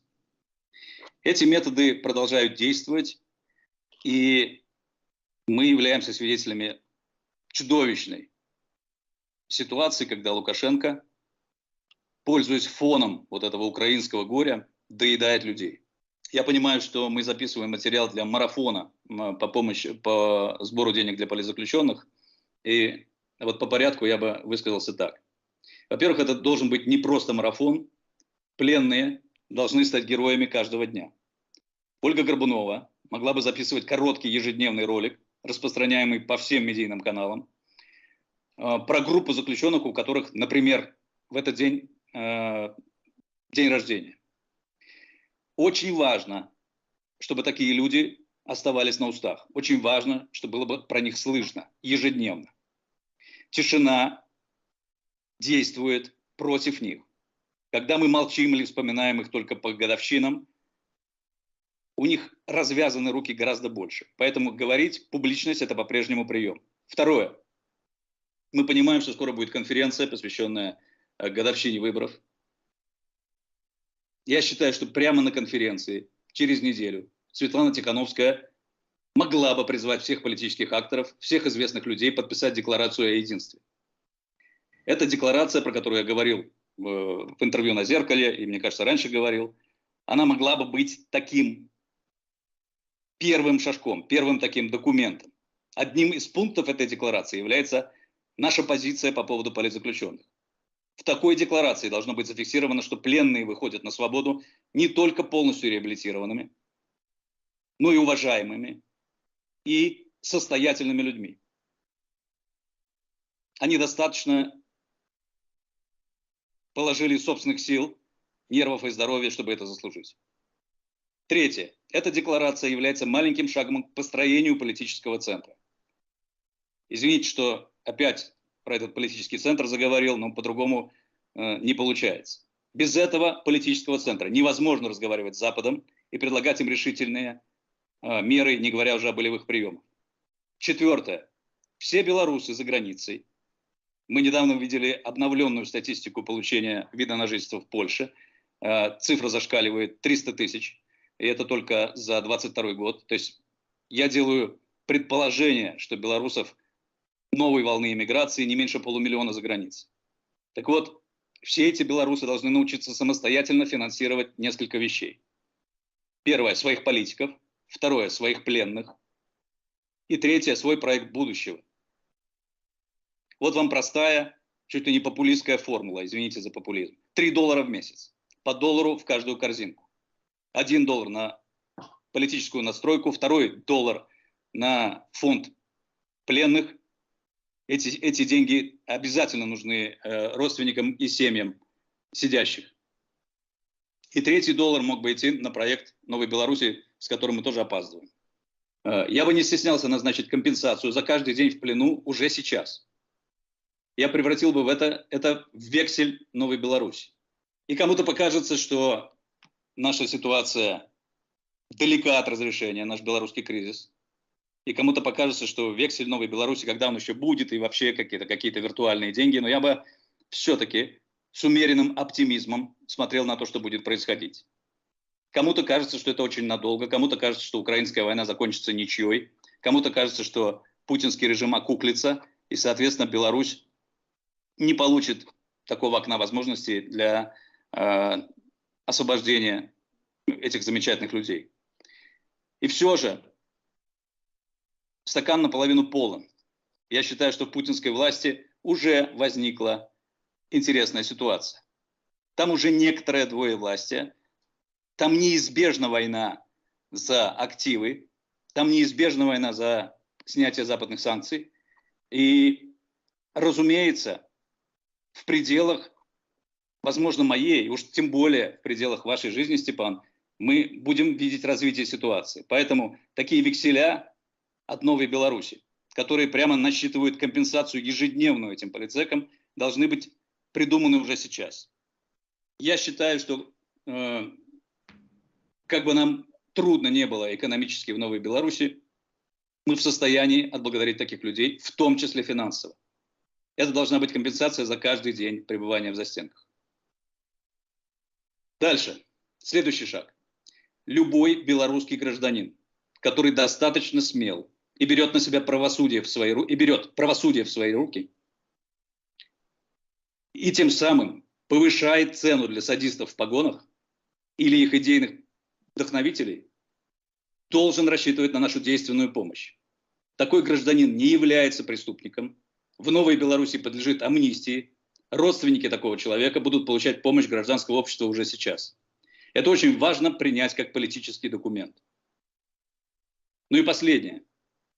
Вот вам моя мысль по политзаключенным. Шестое. Нам следует нанять на работу авторитетного переговорщика. Я бы видел на этом месте Майкла Помпео. Я знаю, что сейчас скажет Валерий Ковалевский о том, что опять простой логист суется в международные дела со своей космической глупостью в серьезные дела.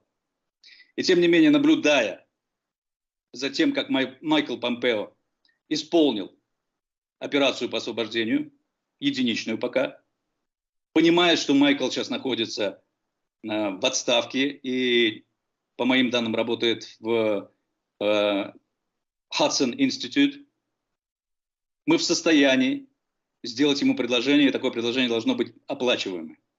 Разумеется, такие предложения можно делать только с высоты какого-то единого политического центра, который, повторяю, к моему глубокому разочарованию, не достроен до сих пор. Подведем маленький итог. Что нужно сделать, чтобы повысить вероятность освобождения пленных? Первое. Сделать объединенный политический центр. Начать, например, с декларации. Второе. Поднять ставки. Только так с криминальными личностями можно добиться успеха. И третье. Послать высокого переговорщика. Спасибо большое за эти мысли и за этот, ну, все-таки, я думаю, позитивный, скорее, прогноз. Я рад, что мы подхватили эту традицию у русской либеральной оппозиции. Ничего в этом стыдного нет. Плохо, что мы вторые. Очень хорошо, что мы начали это делать. Спасибо. Спасибо. Хорошего вам дня. И вам благодарю.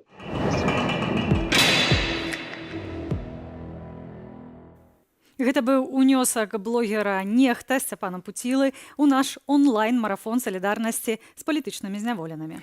Далучайцеся гаспадарства і абавязкова данаце, калі гэта для вас бяспечна. Перадусім гаворка ідзе пра замежныя банкаўскія карты альбо тых беларусаў, якія знаходзяцца ў замежжы. 171 000 еўра. Гэтая сума ўжо перакрочаная ў нашым марафоне. Уражвае. Абсалютна ўражвае. На хвіліну прыходзіць 500 еўра ахвяраванняў. 500 еўра на хвіліну. Калі гаспадарства так пойдзе, то 200 000 еўра будзе яшчэ ў той час, якую вядзем цяпер мы з Настай, менавіта наш унёсак Белсату ў гэтую вялікую і годную справу. Трэба зазначыць, што калі вы знаходзіцеся ў Беларусі і не маеце магчымасць зрабіць ахвяраванне, але хацелі б далучыцца да онлайн-марафону, то для гэтага дастаткова проста распавесці сваім родным, сваім знаёмым пра тое, што адбываецца гэты онлайн-марафон. Калі вы маеце родных, знаёмых, якія жывуць за межамі, альбо маюць банкаўскія карткі замежных банкаў, для іх зрабіць ахвяраванне бяспечна. І вельмі проста. Дастаткова прайсці па спасылцы, якую вы цяпер бачыце на вашых экранах і маніторах, альбо навесці вашу прыладу з уключанай камерай, і QR-код будзе счытаны, некалькі кнопак, і ўсё, вы зрабілі свой унёсак, свой данат, далучыліся да гэтага ўсяго. А я таксама пытаюся, ці там у Вашынгтоне ўжо беларусы прачнуліся. Чакаем і вашых ахвяраванняў, бо мы працуем, пакуль вы спалі. Давайце, далучайцесь. Так, арганізацыяў, якія далучыліся да онлайн-марафону, вельмі шмат, 1,5 десятка. Тым не менш, трэба звярнуць увагу, што грошы збіраюцца не на гэтыя арганізацыі, а менавіта сем'ям палітвязняў і самім палітвязням на все патрэбы, адвакат, перадачы і гэтак далей. Таксама да нашага марафону далучаецца спявачка Лір, і яна выказвае сваю салідарнасць. Паслухаем зварот. Офіс Святланы Ціханаўскай і аб'яднаны пераходны кабінет прапанавалі ідэю агульнанацыянальнага марафону дапамогі палітвязням, які адбудзецца ў суботу 29 ліпеня. У гэты дзень незалежныя медыа цягам 12 гадзінаў будуць весці эфір у падтрымку палізняволеных і заклікаць дапамагчы ім матэрыяльна. Далучайцеся да гэтага марафону, рабіце данаты на дапамогу тым, хто знаходзіцца зараз за кратамі. Гэта дужа важная справа. Аб'яднаўшыся і падтрымаўшы адзін адно, мы набліжаемся да вызвалення Беларусі. Телеканал «Белсат» забаронены ў Беларусі з 2007 года. Пераслед нашыя журналісты зазнавалі цягам 15 гадоў існавання тэлеканалу. Рэпрэсіі 2020-го таксама прайшліся па іх катком па тых, хто даносіў праўду. Сярод іх і Дар'я Чульцова, якую затрымалі на акцыі памяці забітага Рамана Бандарэнкі. Пасля 2 гадоў зняволення Даша ізноў вярнулася у журналістыку і ўжо цяпер з намі ў студыі. Прывітанне. Вітаем. Даша, як назіраецца за тым, што робіцца сёння? Потрясающе. Я сейчас пришла в редакцию и смотрю, сколько донатов поступает чуть ли не каждую секунду, и это очень воодушевляет на самом деле. Калі мы говорим про кожную секунду, то одно ахвяраванне на 4 секунды ў сярэднім тое, што мы назіраем. Увесь час нейкія сумы з'яўляюцца. І калі ты разумееш, што гэта падтрымае тых людзей, якія цяпер за кратамі, альбо іх блізкіх, гэта яшчэ больш важна. Да, потому что там люди, которых ты знаешь, с которыми ты общался, и ты понимаешь, что это пойдет на помощь им. И это очень, опять же, воодушевляет и как-то спокойнее становится, что ли. Натуральна, можна падтрымаць не толькі грошы, гэта могуць быць, гэта можа быць і ліст, але грошы, напэўна, гэта першае. Да, на самом деле моральная поддержка — это очень хорошо, чтобы люди не забывали. Но деньги, передачи, все мы люди, все мы хотим жить в комфорте, все хотим жить как люди. И деньги, чтобы было что поесть, было что надеть, чтобы было тепло, чувство безопасности какое-то, это важно, это очень важно. Поэтому вот эти вот переводы, донаты — это спокойствие для тех, кто сидит. Пазбаўленыя банальных бытавых рэчаў, так, за кратамі людзі. Да. Вось таксама, Даша, сёння дайшла інфармацыя, што вядома, вязні абмежаваныя, там ізаляваныя інфармацыйна, але ўсё ж такі прабілася вестка, што гэты марафон адбываецца, і яна вельмі хутка, як перадаў гэты вязень сваім блізкім па тэлефоне, распаўсюджваецца па калоніі. Як гэта інфармацыя распаўсюджваецца за кратамі? Як гэта выглядае на практыцы? Такую інфармацыю пранесці туды і яе распаўсюдзіць? Я просто представляю, как сейчас, в женской колонии, как девочки рады на самом деле. Это может быть свидание, это может быть адвокат, это может быть намек по телефону, когда ты разговариваешь с семьей. И это узнает один, и потом просто информация по цепочке, потому что колония — это такая маленькая деревня, и все по цепочке передается, сарафанное радио. И да, и я просто, если честно, сейчас представляю, насколько они рады и насколько у них поднялся дух из-за вот такого марафона. За кратамі шмат журналістаў Белсату альбо тых, хто да апошняга працаваў, бо раней супрацоўнічаў з нашым каналам. Гэта і Ірына Слаўніка, і Павел Мажэйка, і Ларыса Шчыракова, і Яўген Меркіс, і Павел Вінаградаў. Можна і Катя Андрэева. Можна працягваць гэты спіс. І вось акурат ліст Каці Андрэевай зацитую, так як ён был по-русски написаны. «Истина в том, что, как мне кажется, я принадлежу к типу людей, способных пережить почти все, не без издержек, и я сама осознаю и признаю это, но еще знаю, что все равно справлюсь». Что дает силы справиться там, за кратами? Родные, письма, книги, все, что делает нас людьми, теми, кто мы были на свободе. Это может быть все что угодно. Студентка Маша Коленник каждый день в колонии красилась. Я у нее один раз спросила, для чего ты это делаешь? Она говорит, я так привыкла, я так чувствую себя собой. Она каждый день красилась 2 года подряд. И это, мне кажется, было потрясающе. Это вот такие мелочи, которые делают нас собой, не дают нам пасть там духом.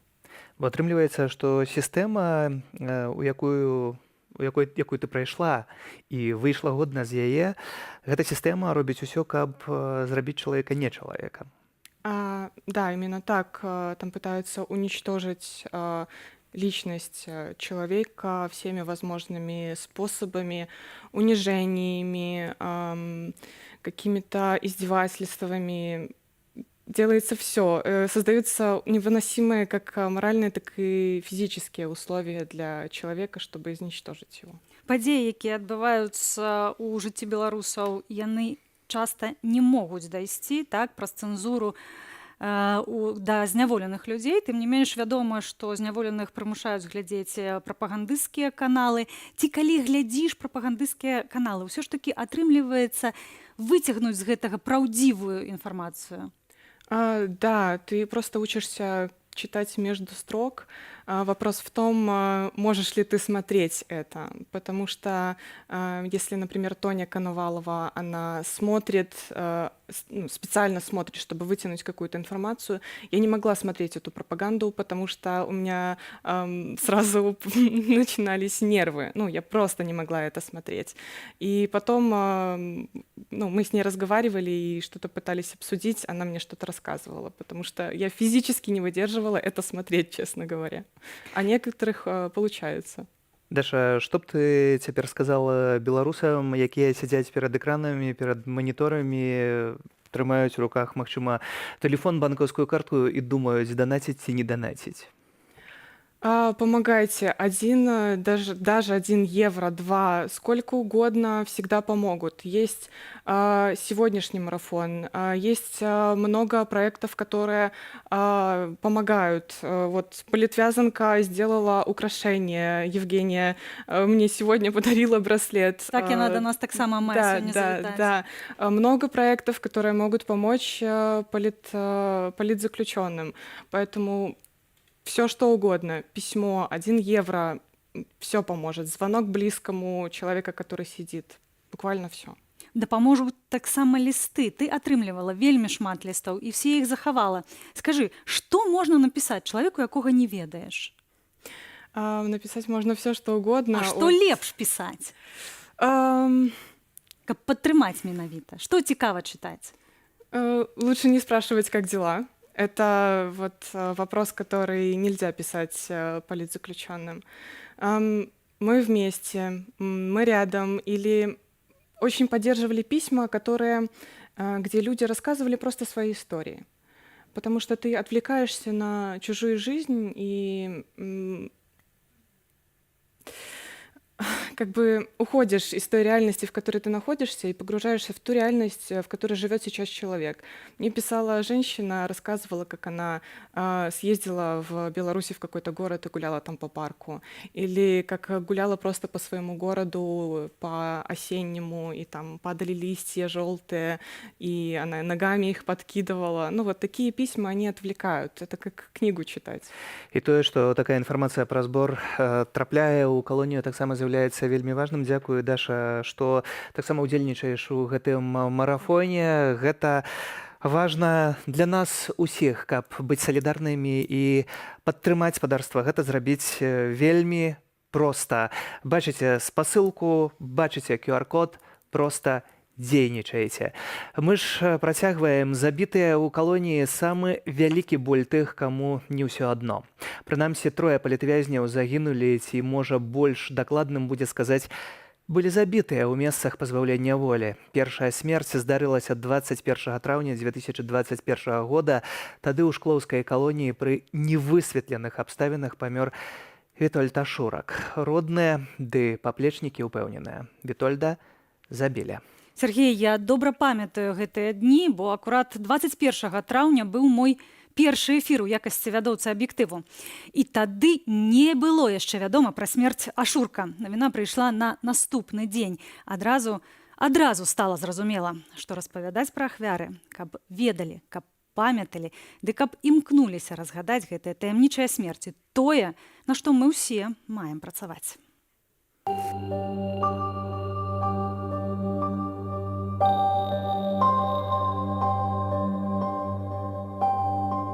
Вітольд Ашурак заўсёды стаяў на сваім і ўсім даказваў свой пункт гледжання. Ён заўсёды смела размаўляў са зняволенымі, з канвоем і працаўнікамі, але яго прэсавалі ў поўным аб'ёме, рвалі лісты, рэзалі рэчы, ламалі цыгарэты, абзывалі заходнім клоунам, штодня яго вадзілі на пакаранне.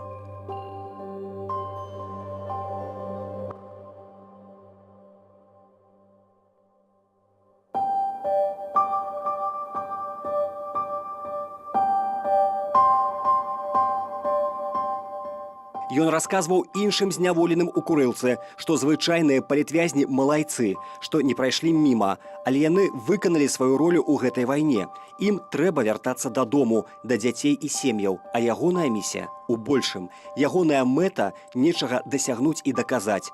Больш яго не бачылі.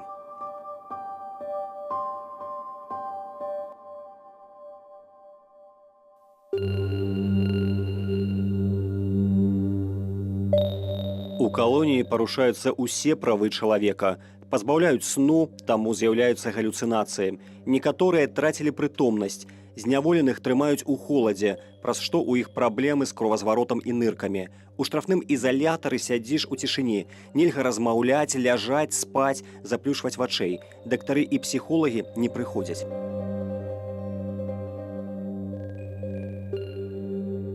Ставяць на расцяжку зорачкай рукі і ногі ў бакі, кайданкамі прыкоўваюць да ложкаў, альбо да клеткі і б'юць па тулаве, нырках, печані, селязёнцы або па сцёгнах. Кагосьці душылі проста ў шыза, не баючыся відэакамераў. Казалі, што першых, якія прыехалі, жорстка білі, падвешвалі на нейкі ланцуг у кайданках.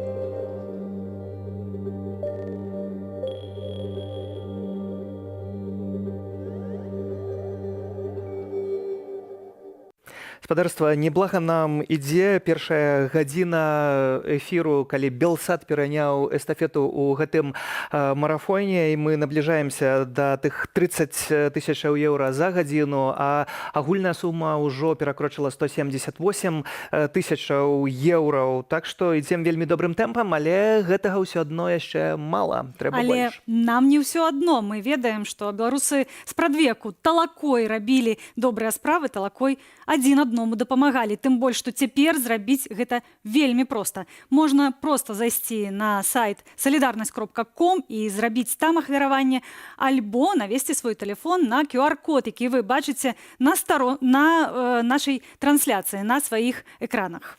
Усё вельмі проста, некалькі кнопак, хвіліна вашага часу, і вы робіце вельмі важную годную справу. А ўжо цяпер у нашай студыі з'явілася журналістка, аўтарка праекту «Палітвязанка» Еўгенія Доўгая. Вітаем, Еўгенія. Уласна, гэта вашай працы бранзалетку, браслет паказвала толькі што ў нашай студыі Дар'я Чульцова. Так, так здарылася, што мы толькі што ўбачыліся з Дар'яй, і я такая: Дар'я, я хочу вам падараваць гэтую бранзалетку. Але што гэта за праект увогуле? Адкуль з'явілася ідэя? Што вы ствараеце? Мы ствараем упрыгожванні, якія за кошт якіх ідуць падтрымка на палітвязні. Хто іх стварае? Іх стварае дзяўчына, беларуская дизайнерка, якая вельмі переживает за то, что происходит в нашей краіне. І яна сама прапанавала такую ідэю. І я ўсё не магла зразумець, як бы вось гэтую вось ідэю падаць вот так прыгожа. А потым я прачытала артыкул пра тое, што у часы паўстання Каліноўскага жанчыны насілі не толькі жалобнае адзенне, але і насілі упрыгожванне. І гэта нам так паказалось вельмі так круто. Гэта і нашы карані, і нашае нешта такое. Таксама на сукенцы вы сёння сімвалічнай жоўтай біркай. Так, слухайте, я усю раніцу думала, якую мне цішотку надеть, потому что у меня есть цішотка с Катериной Бахваловой, журналисткой Белсата, у меня есть цішотка с Настей Лойкой, с дорогой Марфой Рабковой, с Олесем Беляцким. І таксама меня вельмі турбуе тое, што палітвязень Александр Францкевич знаходзіцца амаль 100 дзён у ШИЗА. І я проста спынілася на жоўтай бірцы. Бо гэта бірка, якая належыць, такім з'яўляецца знакам кожнага палітвязня, які знаходзіцца за кратамі. Бо калі вылучыць нават на партрэты, не хопіць ніякай цішоткі, а нават і сцяны ў нашай студыі. Так, гэта проста вялікі боль, такой неаб'ёмны боль. Вы кажаце вялікі боль, і сапраўды вы распавядаеце пра тое, што я прачытала ў вашым фейсбуку, што вашыя размовы з дзяўчатамі, са сваімі сяброўкамі ператварыліся ў абмеркаванне турмы. Так, слухайте, ёсць такое таксама вот вельмі знамениты TikTok, калі дзяўчыны кажуць, што раней мы абмяркоўвалі хлопцаў, а зараз мы абмяркоўваем тое, што ў тюрме 4 касты. Вось. У нас нешта падобнае, таму што мы заўсёды абмяркоўваем палітвязні. Мы заўсёды абмяркоўваем, які бульён лепш быстрага прыгатавання, лепш у турму, якая бялізна лепш. То есть все дайшло до такой правдаінфармацыі нейкай. Вось я, напрыклад, хожу па краме і бачу бялізну і думаю пра тое, што а яна ў турму добра зойдзе, яе прапусцяць. Вось гэта ўсё ператварылася ў нейкае вось такое адчуванне, што мы ўсе жывём у турме. У вас таксама ёсць серыя фота і відэа выжывання. Так. Як выжыць у турме? Так, і на самой справе у гэтай серыі відэа мы публікуем тыя рэчы, якія дапамагаюць выжыць у турме. То есть тое, што на волі яны, як бы вам казаць, мы бы не абрацілі на них ніякога не звяртаем увагі. Так, але там гэта на самой справе выжыванне. Тая ж пластикавая бутылка, яна проста жанчыне там змяняе ўсё, і падушку, і душ, і ўсё. І была такая вот ідэя, зрабіць вось такую серыю фота, чтобы паказаць вось гэты кантраст жыцця на волі, жыцця там. І слухайце, і гэта стала вельмі адзывацца ў людзях, а вельмі атазвалося, калі мы запосцілі тое, што там можна толькі дзіцячую люстэрку, вось такую пластикавую. І было вельмі шмат рэпостаў пра тое, гэта ж пра нейкае такое вельмі тонкае, і дзіцячае, і дарослае, і вось гэты жах гэтага жыцця. І вось тады был вялікі отклік, людзі пісалі, казалі дзякуй. Еўгенія, вось таксама мы вельмі часта пералічваем асноўныя прозвішчы, якія ва ўсіх на слуху, бо гэта вядомыя журналісты, альбо вядомыя праваабаронцы, вядомыя асобы. Але, пэўна, вы таксама дапамагаеце тым, хто зусім не на слуху і хто зусім невядомы палітвязень. Так, ёсць такое, што у мяне, напрыклад, ёсць такая вельмі кранальная гісторыя, яна цяжкая гісторыя. пенсіянерка, якая попала, яна зараз на хатняй хіміі, але над ёй так вельмі здзекаваліся на самой справе, і мы ёй пакупалі куртку, таму што ёй была толькі адзіная куртка, якую парвалі, калі яна вось была затрымана. І вось таму такія данаты, якія робяць беларусы па ўсім свеце сёння, яны вельмі патрэбныя, бо многія думаюць, ну што такое 5 еўра альбо 1 еўра, які я пералічваю. Але хіба ў нашым выпадку гэта кожная копейчына важна? Конечно, слухайте, за 5 евро можно столько купить на самой справе. На 5 евро можно и на товарку положить, и купить гигиеничные некие средства, и купить, слухайте, а ароматное мыло можно купить. Там вельми жудасныя пахи, и гэта таксама спасае людей на самой справе. Вы уже зрабілі ахвяраванне? Конечно. Мы собрали уже 180, амаль з паловай, 180 з паловай тысячаў еўра. Цягам гадзіны, калі мы працуем у гэтым марафоне, 30 тысячаў еўра атрымалася зрабіць, так што спадзяюся, што толькі гэта ўсё набірае тэмпу. Евгенія, што б вы сказалі беларусам, якія цяпер нас глядзяць? Дзякую. Я просто ў захапленні, вялікі дзякую усім беларусам, вялікі дзякую усім ініцыятывам, хто гэтым займаецца, хто дапамагае палітвязням. Просто вялікі дзякуй, таму што я сама была ў нейкім такім вельмі балючым стане, але сёння я просто ў захапленні. Я просто кожную 5 хвілін гляджу тэлефон і гляджу, як змяняецца сітуацыя, і я хочу казаць, што беларусы, вы просто цудоўныя. Дзякуй вам.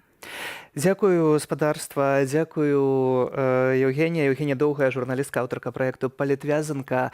Заклікаем не спыняцца, данаціць, бо ўсе разам талакою робім вельмі важныя рэчы для палітвязняў, якія спіс якіх увесь час папаўняецца. Ірына Чарняўка, жонка нашага калегі палітзняволенага журналіста Паўла Мажэйкі, якога днямі асудзілі на 6 гадоў калоніі, заклікала кожнага зрабіць свой уласны ўнёсак у барацьбу з рэжымам.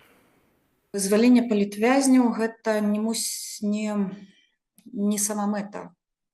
Не павінна з'яўляцца новых палітвязняў.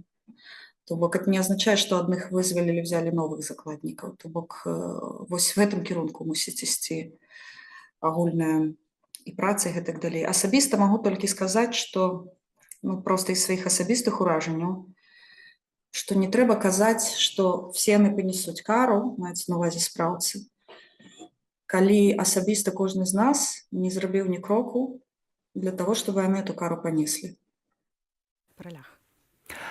Белсад тэматыкай дапамогі займаўся заўсёды. Магчыма, самы натхняльны праект, дзе дапамога пацярпелым была бачнай, а кожная гісторыя мела шчаслівае заканчэнне. Гэта беларус беларусу.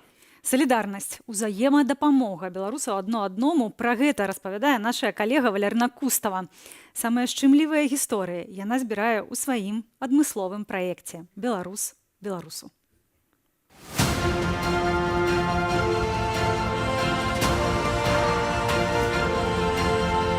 Вітаю, з вами Валярына і праект «Беларус беларусу». Ён для тых, хто мае патрэбу ў падтрымцы, і для тых, хто хоча і можа падтрымаць.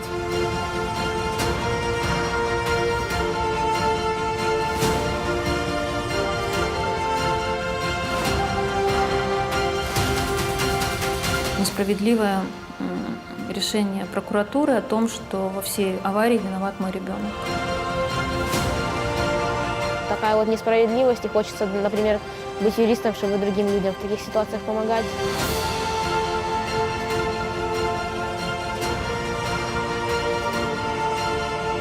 Человек не просит помощи, потому что стесняется, потому что, понимает, что есть еще кому-то хуже.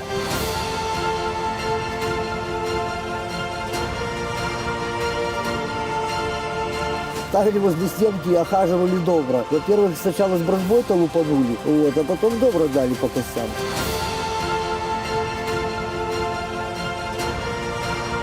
Дети у меня еще маленькие, и слово «война» понимают весьма смутно.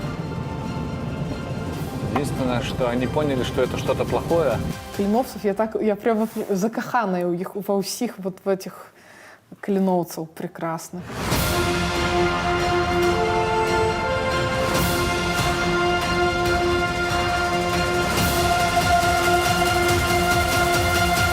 Галоўнае памятайце, беларус беларусу, любоў, падтрымка і перамога. Дзе мы разам, там і Беларусь.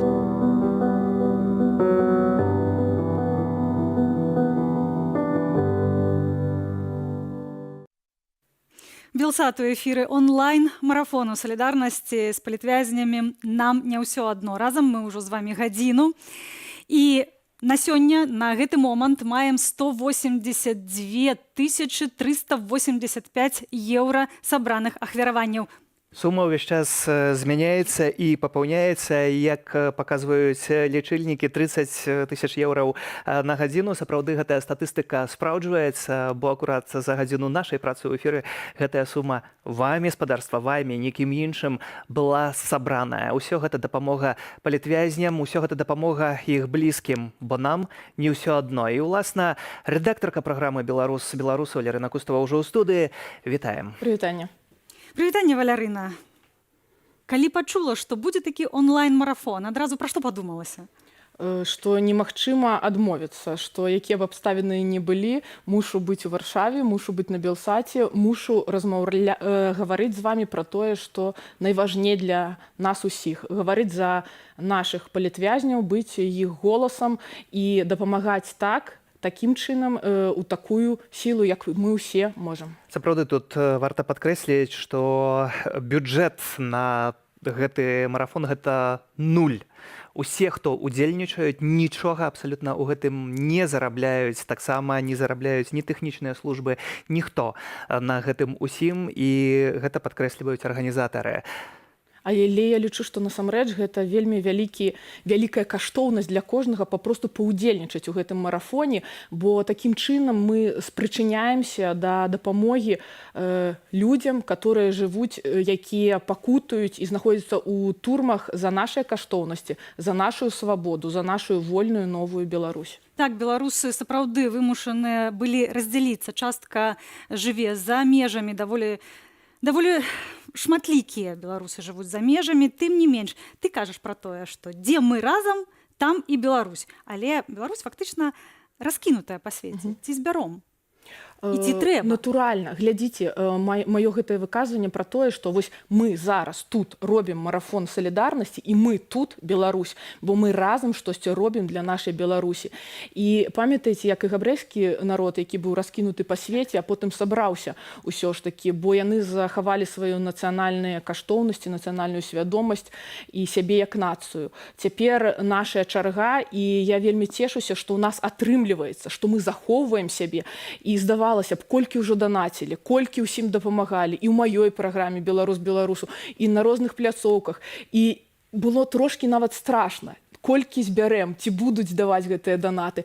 А ў выніку гэта проста неймаверна. Паўсюль яны ідуць кожную секундачку, і я перакананая, што збярэцца неабходная сума і больш за яе нават. Тут трэба падкрэсліць, што сапраўды ва ўсіх быў такі страх, пра які ніхто, канешне ж, не казаў да таго, як усё пачалося ў гэтым марафоне сёння. Усе думалі, збярэм крышку, але ўсё ж такі 200 тысячаў еўраў, такая сума, пра якую гаварылі арганізатары, гэта вельмі сур'ёзная сума. Сёння Святлана Ціхановская раптам раніцай кажа пра 500 000 еўра. Мы, калі глядзім сёння на лічыльнікі, ўжо 183 тысячы перакрочана, то бок мы набліжаемся да гэтых самых 200 тысячаў. А вось у тваёй праграме «Беларус беларусу» якія самыя неверагодныя былі такія дапамогі? Напраўду, разова герояў збіралі, можа быць, каля 8-9 тысячаў еўра, але трэба ўлічыць, што моя праграма ідзе раз на тыдзень, то бок атрымаецца 2 часткі, то бок насамрэч сумы, якія збіраюцца ўнутры праграмы для маіх герояў, яны досыць вялікія, і мяне гэта неймаверна здзіўляе кожны раз. Я кожны раз расказваю гісторыі канкрэтных людзей, ці рэпрэсаваных беларусаў, ці дзяцей, якія пацярпелі праз здзейкі сілавікоў. І кожны раз раз адгукаюцца ці розныя, ці адны і тыя ж людзі, якія хочуць ім дапамагаць. І практычна 99% маіх герояў атрымалі дапамогу тую, якую яны марылі, якую яны хацелі, якую яны чакалі. І заўсёды хвалюешся, ці выпадзе, і заўсёды выпадала, бо мне здаецца, што салідарнасць гэта зараз мацуе нас наймацней як нацыю.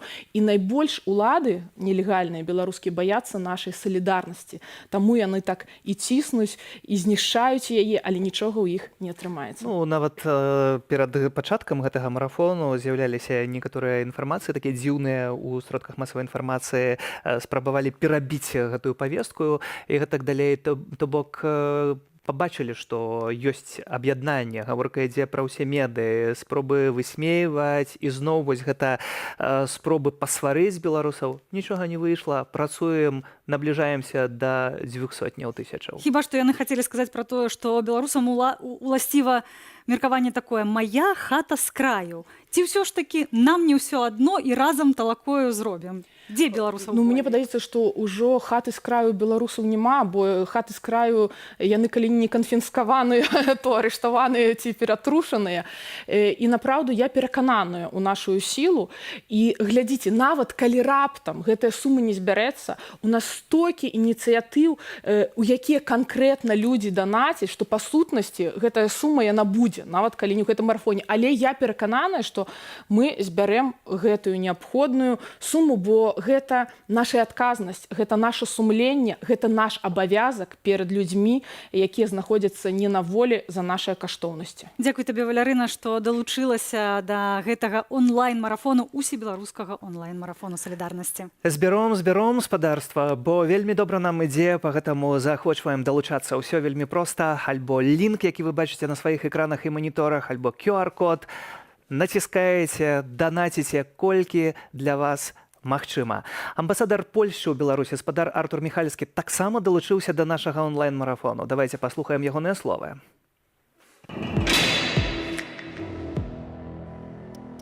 My pamiętajemy ich twary, ich słowy i dziejani.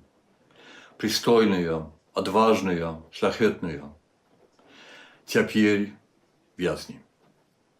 Jany lubią Białoruś, swobodną, demokratyczną, niezależną.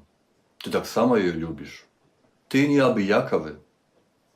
Pamiętaj pra ich żonach i mężów. Podumaj pra ich i ich батьков. Допоможи им и их детям. Твоя солидарность даст им силы.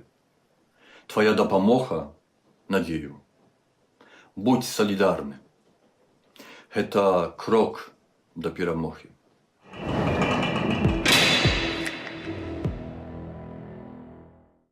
Спадарства, мы працягваем наш онлайн-марафон салідарнасці, бо нам не ўсё адно. І да нас далучаецца Павел Латушка, намеснік кіраўніцы аб'яднанага пераходнага кабінету і кіраўнік народнага антыкрызіснага ўпраўлення. Спадар Павел, вітаю.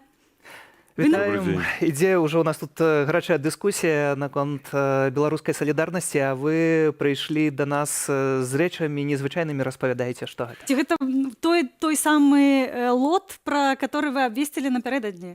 Так, гэта 5 лотаў, якія мы выставілі ў Інстаграм Павел Латушка. Я запрашаю ўсіх прыняць удзел у гэтых ліцытацыях, гэтых лотаў. І ўсе сродкі вы непасрэдна можете пералічыць на рахунак. Мы не з'яўляемся пасярэднікамі, але мы прымем рашэнне да канца гэтага марафона, дзесьці каля 8 гадзіны. Хто пераможца, ён пералічвае сродкі і прыходзіць да нау і атрымлівае адзін з лотаў.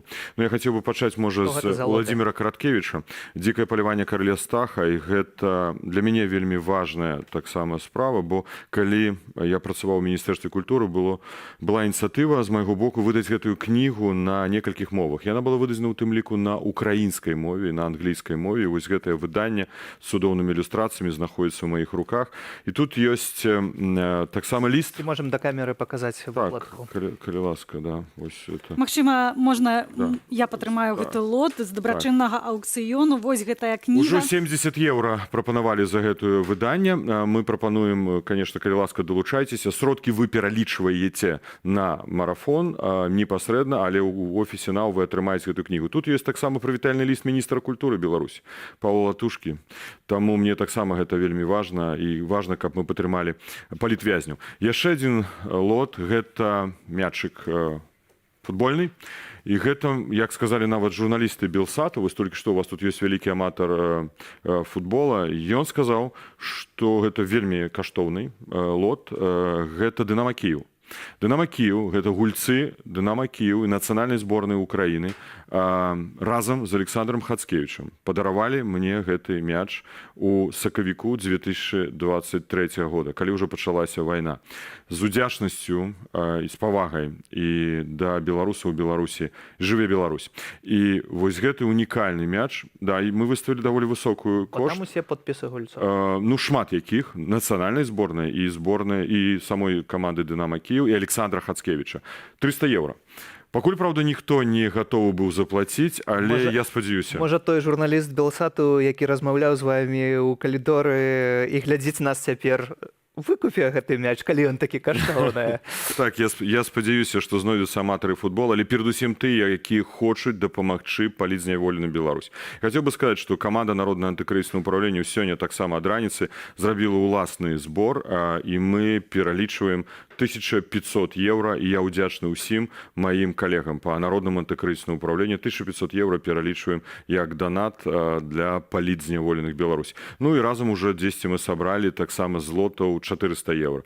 Так што спадзяюся, што мы перакрочым гэтую квоту больш за 2000 еўра. Дзякуй усім, хто падтрымлівае. Мы ўжо маем 186 тысячаў еўра сабраных, і калі яшчэ далучыць тое, што вы кажаце, гэта ўжо мы набліжаемся, гэта ўжо атрымліваецца 188, і мы набліжаемся да той першай мэты, якую ставілі арганізатары — 200 тысячаў. Я скажу, нават была меншая мэта. Калі мы першы раз абмяркоўвалі ў аб'яднаным пераходным кабінеце, Вольга Гарбунова тады выказалася, можа, я таямніцу некую выкажу, пра 100 тысяч. Яна вельмі спадзявалася. Гэта вельмі добра. Гэта паказвае, што беларусы салідарны. Што мы перажываем гэты боль таксама кожны з нас, і кожнага з нас, на жаль, таксама напаткалі рэпрэсіі. І я тут думаю таксама пра свайго дваюроднага брата, Анатолія Латушку, які з'яўляецца палітзняволеным. Я думаю пра Наталью Дуліну, якая тэлефанавала мне яшчэ перад затрыманнем і казала, што яна пойдзе на акцыю супраць вайны. Яна пашла другі раз, пазней праз некалькі дзён затрымана і зараз адсуджана. Я думаю пра Вольгу Залатар, якая жыла разам за мной у Ждановіч, у адным пасёлку. Я яе не ведаў, але маці 5 дзетак, якую катавалі пазней гэтай каты у беларускім СІЗО. І за гэта павінна быць адказнасць. Таму як палітык, як кіраўнік Народнага антыкрызіснага ўправлення, прадстаўнік аб'яднанага пераходнага кабінета, для мяне галоўным з'яўляецца менавіта дасягнуць гэтай адказнасць. І хацеў бы сказаць, што гэта два накірункі, па якіх мы зараз вельмі актыўна працуем. Гэта адказнасць за ваенныя злачынствы ў сувязі з незаконным перамяшчэннем украінскіх дзяцей. Гэты дакумент ужо знаходзіцца ў прокурора Міжнароднага крымінальнага суду, і мы рыхтуем дадатковыя матэрыялы, якія ўжо перадалі Генпрокуратуры Украіны, а дадатковыя матэрыялы яшчэ пойдуць як у Кіеў, так і ў горад Гага. Ордар для Лукашэнкі — гэта так. рэальнасць.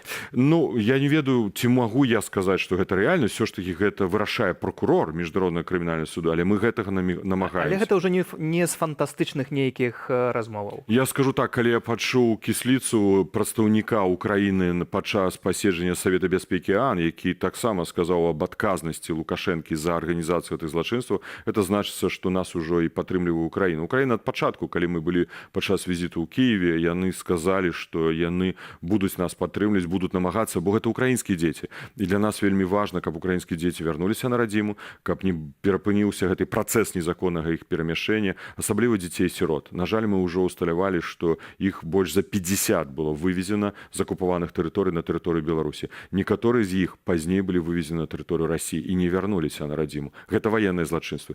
Ну і ведаеце, ведаеце, што разам з нашымі партнёрамі Justice Hub, літоўскім юрыдычнай праваабарончай арганізацыяй, мы аказвалі максімальна як народнае антыкрызіснае ўпраўленне спрыяння падрыхтоўкі чарговай справаздачы. Гэта за злачынствы супраць чалавечнасці. Гэта тое, што напаткала кожнага з нас. Так, па гэтай справаздачы 136 тысячаў ахвяраў.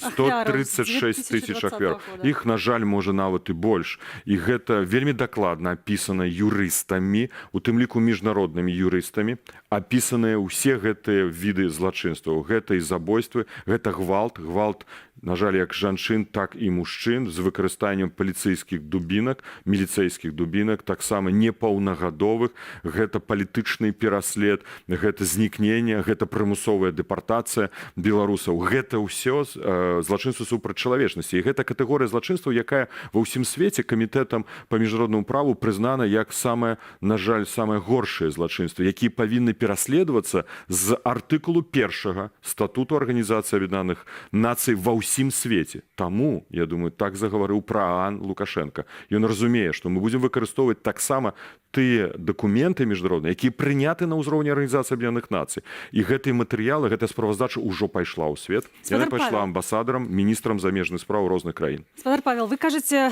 пра тое, мы кажам пра тое, што мы тут збіраем палітвязняў. Мы робім вельмі добрую справу. Тым не менш, я сутыкнулася з такім меркаваннем, што збіраюць на палітвязням і такім чынам стымулююць рэжым да таго, каб браць новых закладнікаў. І што адзіны выхад тут гэта зрынанне рэжыму. Што скажаце? Гэта не спроба зноў нас раз'яднаць і пасварыць. Вы ведаеце, была таксама у мяне дыскусія з некалькімі асобамі, якія казалі, можа пачнем выкупаць, можа будзем збіраць грошы. І вось гэта таксама такая дылема, пытанне, на якое мы не знайшлі адказу. Калі мы выкупім аднаго, выкупім 10, ці пачнуць узрастаць кошты, цэны. Ён проста будзе гандляваць яшчэ больш і больш выстаўляць цэны за волю беларускіх палізняволеных. А ён жа працягвае это рабіць. Вось дзякуючы тэлеграм-каналу Белсата мы можам кожнага дня чытаць гэтую жахлівую хроніку рэпрэсій у Беларусі. Кожнага дня новыя затрыманыя, кожнага дня новыя прысуды. Гэта бясконцы працэс. Таму я лічу, што трэба толькі зрынуць гэты рэжым. Зрынуць, скінуць, ліквідаваць, як цяжка бы не было. І гэта выкарыстоўваць трэба розныя інструменты ўнутранага руху, гэта знешні рух, падтрымка нашых добраахвотнікаў, і гэта юрыдычная адказнасць, гэта ордэр на арышт, бо гэта раскалвае сістэму. І хто б мне не казаў, ну, Пуціна яшчэ ж не паймалі, і хто яго там паймае. Але уявіце сабе, што Лукашенко атрымлівае ордер на арышт, і побач з ім яго паплечнікі. Што яны будуць думаць? У нейкі крытычны момант яны самі на руках прынясуць яго і аддадуць у Гагу, як аддалі калісьці Мілошевіча. І гэта таксама важна. Санкцыі, дыскусій вельмі шмат. Але калі гэтыя санкцыі будуць моцныя у адзін момант, тады яны спрацуюць. Калі іх так расцягваць, то, конечно, у выніку церпяць усе. Церпіць і наша дзяржаўнасць, церпіць і беларусы. Таму мы кажам пра моцныя санкцыі. І вось зараз таксама пагроза Вагнера. І я хацеў бы сказаць, што гэта можа прывесці да зачынення межаў. І вось мы стаім перад сітуацыяй, калі можа сёння, можа заўтра ўрады Польшы, Літвы і Латвіі прымуць рашэнне аб закрыцці межаў з Беларусі. Але мы павінны зразумець, што гэта таму, што Лукашенко запрасіў ЧВК Вагнер у Беларусь.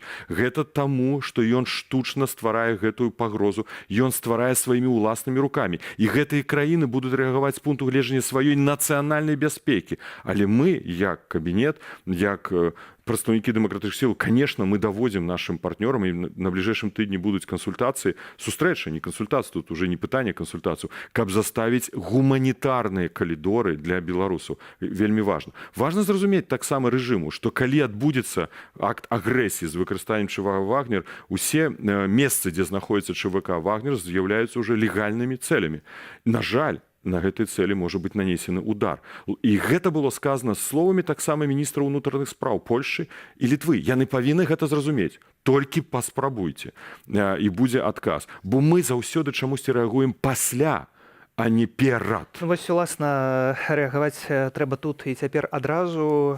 Тая дапамога, якую цяпер усе талакой збіраем для палітвязняў, гэта, магчыма, таксама трошкі запознены крок, але вельмі важны і вельмі салідарны. Некалькі словаў ад палку Каліноўскага пра салідарнасць у гэтым марафоне таксама. Давайце ўжо цяпер паслухаем, а потым вернемся да размовы.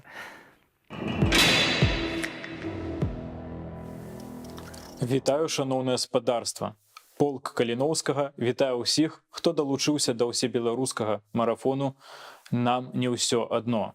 Як вы ўсе ведаеце, мы змагаемся на вайне ва ўкраіне для вызвалення роднай Беларусі ад дыктатуры. Ад дыктатуры, якая толькі ў 2020 годзе прапусціла праз катаванні 30 тысяч нас, беларусаў. Мы змагаемся для вызвалення ад дыктатуры, якая трымае за кратамі людзей толькі за іх палітычных поглядаў. Па стане на 27 ліпеня ў Беларусі прызнаны палітычнымі зняволенымі 1481 чалавек. Але мы ўпэўненыя, што такіх людзей значна больш. Адна з нашых мэтаў – гэта вызваленне ўсіх палітвязняў, якія знаходзяцца ў заложніках рэжыма. Мы б'емся на поле бою, а тыя, хто зараз не са зброю ў руках, як нам здаецца, мусяць падтрымаць саміх палітзняволеных і іх сем'і. Так што далучайцеся да марафону. Падтрымлівайся тых, хто сам не можа змагацца. Жыве Беларусь!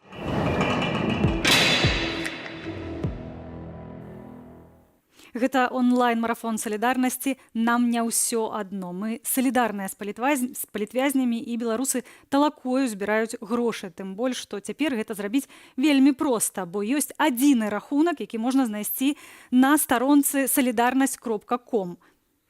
Альбо таксама можна скарыстацца QR-кодам, які вы бачыце на вашых экранах і маніторах. Навядзіце сваю прыладу, свой дэвайс, проста зрабіце некалькі простых рухаў, і вы ўжо дапамаглі палітвязню альбо блізкім гэтага чалавека. Бо за кожным прозвішчам хаваюцца вялікія драмы і вялікія трагедыі. Спадар Павел, што б вы сказалі беларусам, якія цяпер глядзяць нас?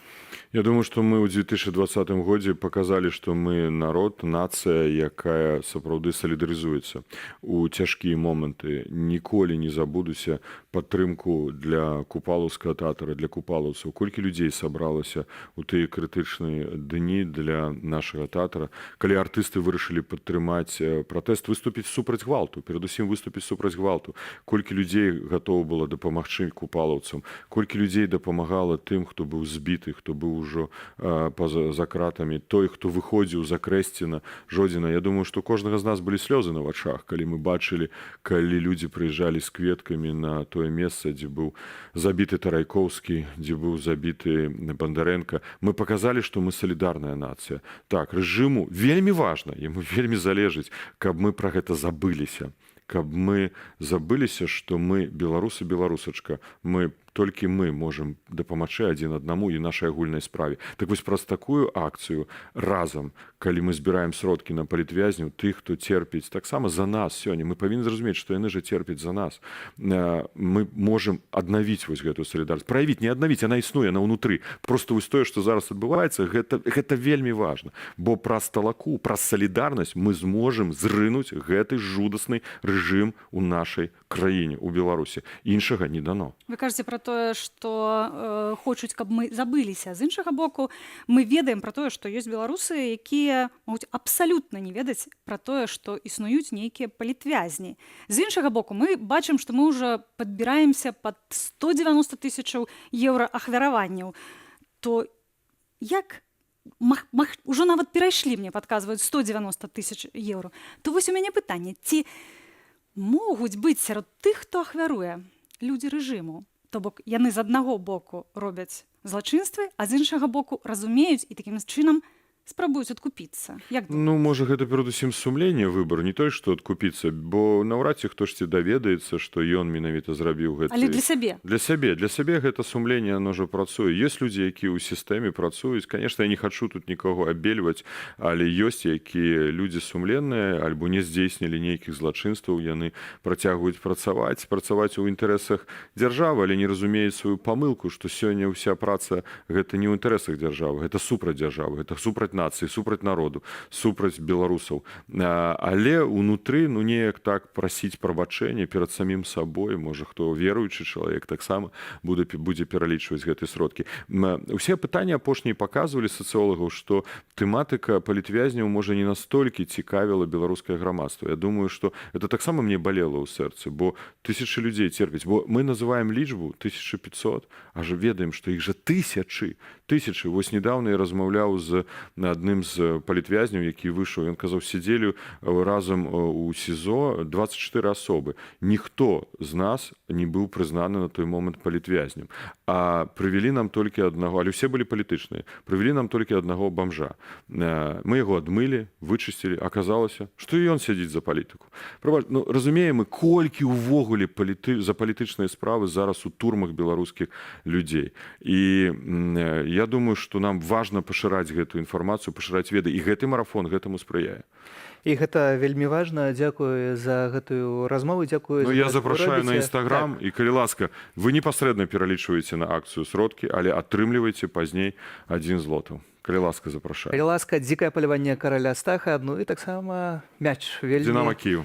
важны. Павел Латушка, намеснік кіраўніцы аб'яднанага пераходнага кабінету, лідар НАУ у нас спадарства у студыі. Мы заклікаем, канешне ж, дапамагаць, далучацца да гэтага марафону. Зрабіць гэта вельмі проста. Спадарства, бачыце ўсё на вашых экранах. Калі паглядзець на статыстыку, то прыблізна 500 еўра на хвіліну ідзе такі збор. Давайце не спыняцца. І таксама нагадваем, што калі вы глядзіце нас з Беларусі і небяспечна вам зрабіць ахвяраванне з карткі беларускай, то вы таксама можаце паўдзельнічаць у нашым онлайн-марафоне. Дастаткова проста распавесці пра тое, што онлайн-марафон салідарнасці з палітвязнямі цяпер цягнецца. І калі больш людзей пра гэта даведаюцца і больш далучацца, мы зможам сабраць большую суму. А гэта было б цудоўна. Заклікам дапамагаць палітвязням звярнуўся да беларусаў паэт і перакладчык Андрэй Хаданович. Ён адзначыў, што зняволеныя на сёння самыя мужныя, унутрана свабодныя людзі ў нашай несвабоднай краіне. Ды прысвяціў ім верш Александру Фядоту і многім яшчэ.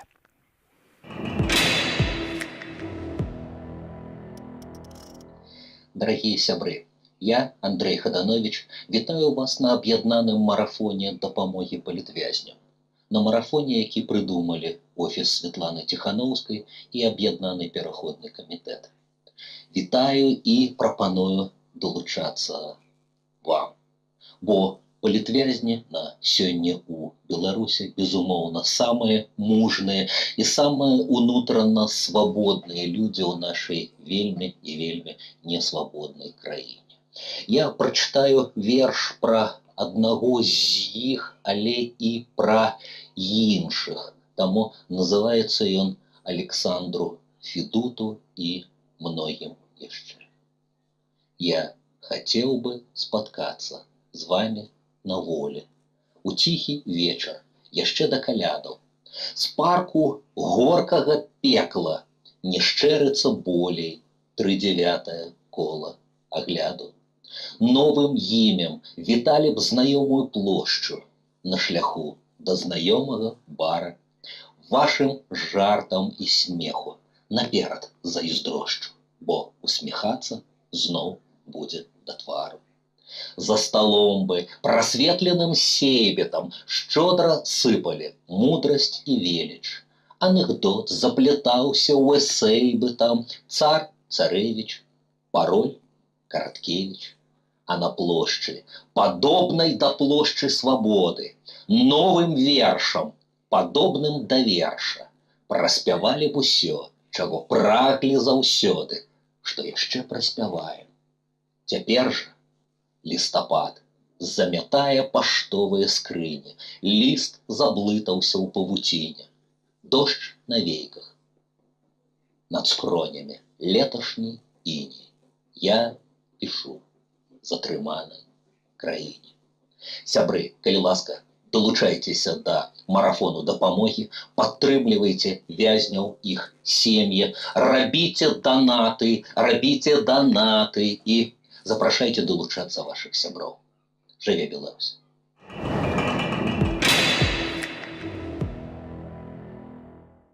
Мы ж спадарства зараз паглядзелі, што ўжо 6 гадзінаў марафон у наўпроставым эфіры. Гэта азначае, што мы знаходзімся з вамі ў палове гэтага збору для палітвязняў і таксама іх блізкіх. І ў гэтай палове мы ўжо маем больш за 190 тысячаў еўра сабраных ахвяраванняў пры першай мэце, якую ставілі ў 200 тысяч еўра. Марафон яшчэ будзе працягвацца ў жывым эфіры 6 гадзінаў, але збор працягнецца, што вельмі важна, да заўтрашняга вечара. Ну і мы працягваем наш сённяшні ўдзел у гэтым марафоне спыніць бессэнсоўныя рэпрэсіі. Да гэтых заклікаў міжнароднай супольнасці служкі Лукашэнкі застаюцца глухімі.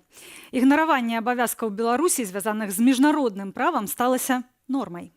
Адным з доказаў таго, што ўлады грэбуюць жыццём і правамі людзей, сталася смерць палітвязня Мікалая Клімовіча, які адкрыта казаў, што праз стан здароўя не вытрымае і месяца зняволення.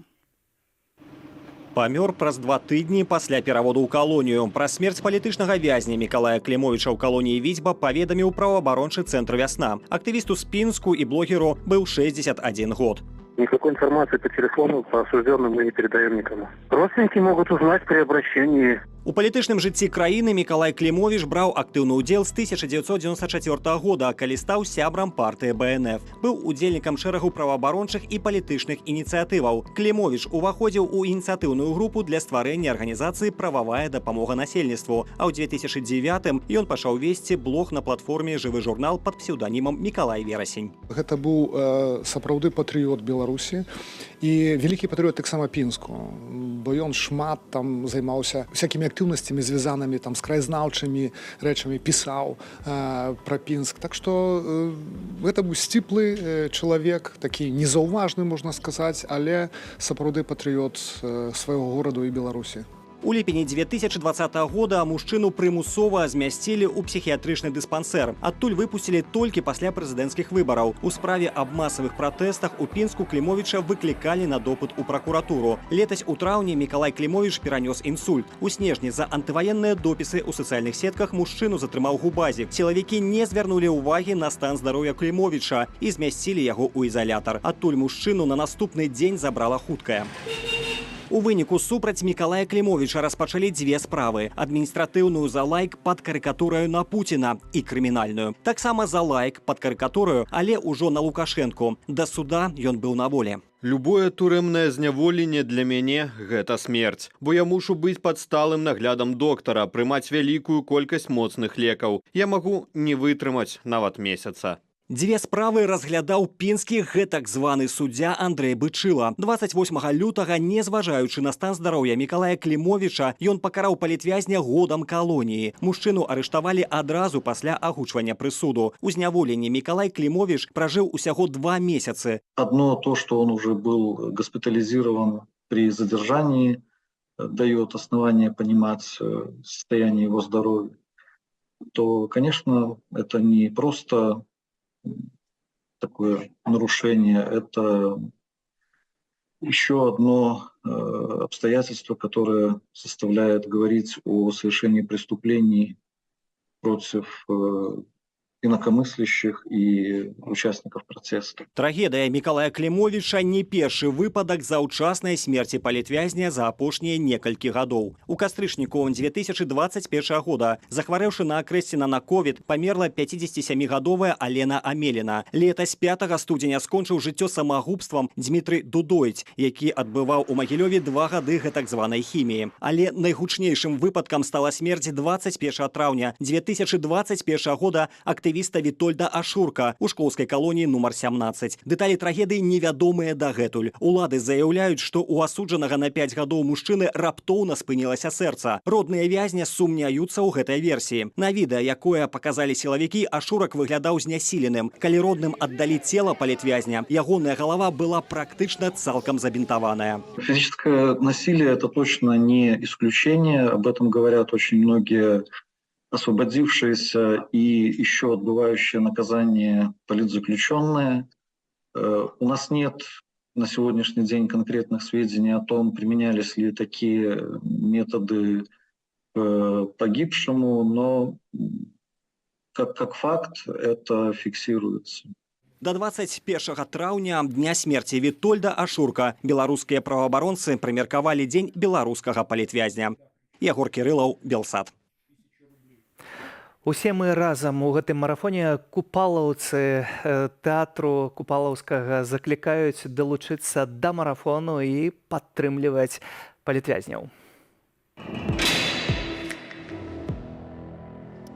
Офіс Святланы Ціхановскай і аб'яднаны пераходны кабінет прапанавалі ідэю агульнанацыянальнага марафону дапамогі палітвязням. Ён плануецца на суботу 29 ліпеня.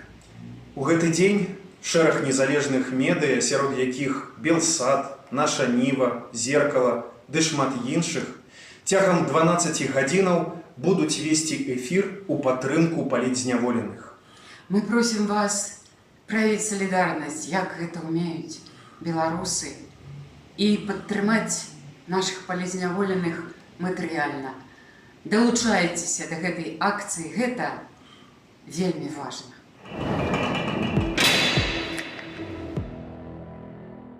Шесть гадзінаў мінула нашага онлайн-марафону, то бок палова ад 12, і мы ўжо сабралі амаль 195 тысячаў еўра. Набліжаемся да той першай мэты. Шмат гэта ці ўсё ж такі не так шмат? Блогер былы палітзняволены Александр Кабанов у нас у студыі. Вітаем, спадару Александр. Як вы ацэньваеце гэтую суму? Ну, для кого-то она звучит, конечно, как, и для меня в том числе, это сумасшедшие деньги, но если понимать, сколько надо вообще денег и сколько семей нуждается в поддержке, это очень мало. Калі мы не разумеем, патлумачце. Смотрите, будет распределяться сумма, насколько я знаю, следующим образом. На семью в среднем около 300 евро. Если поделить 200 тысяч, если соберется там 210, поделить на, то получается на 300 евро, получается 700 семей.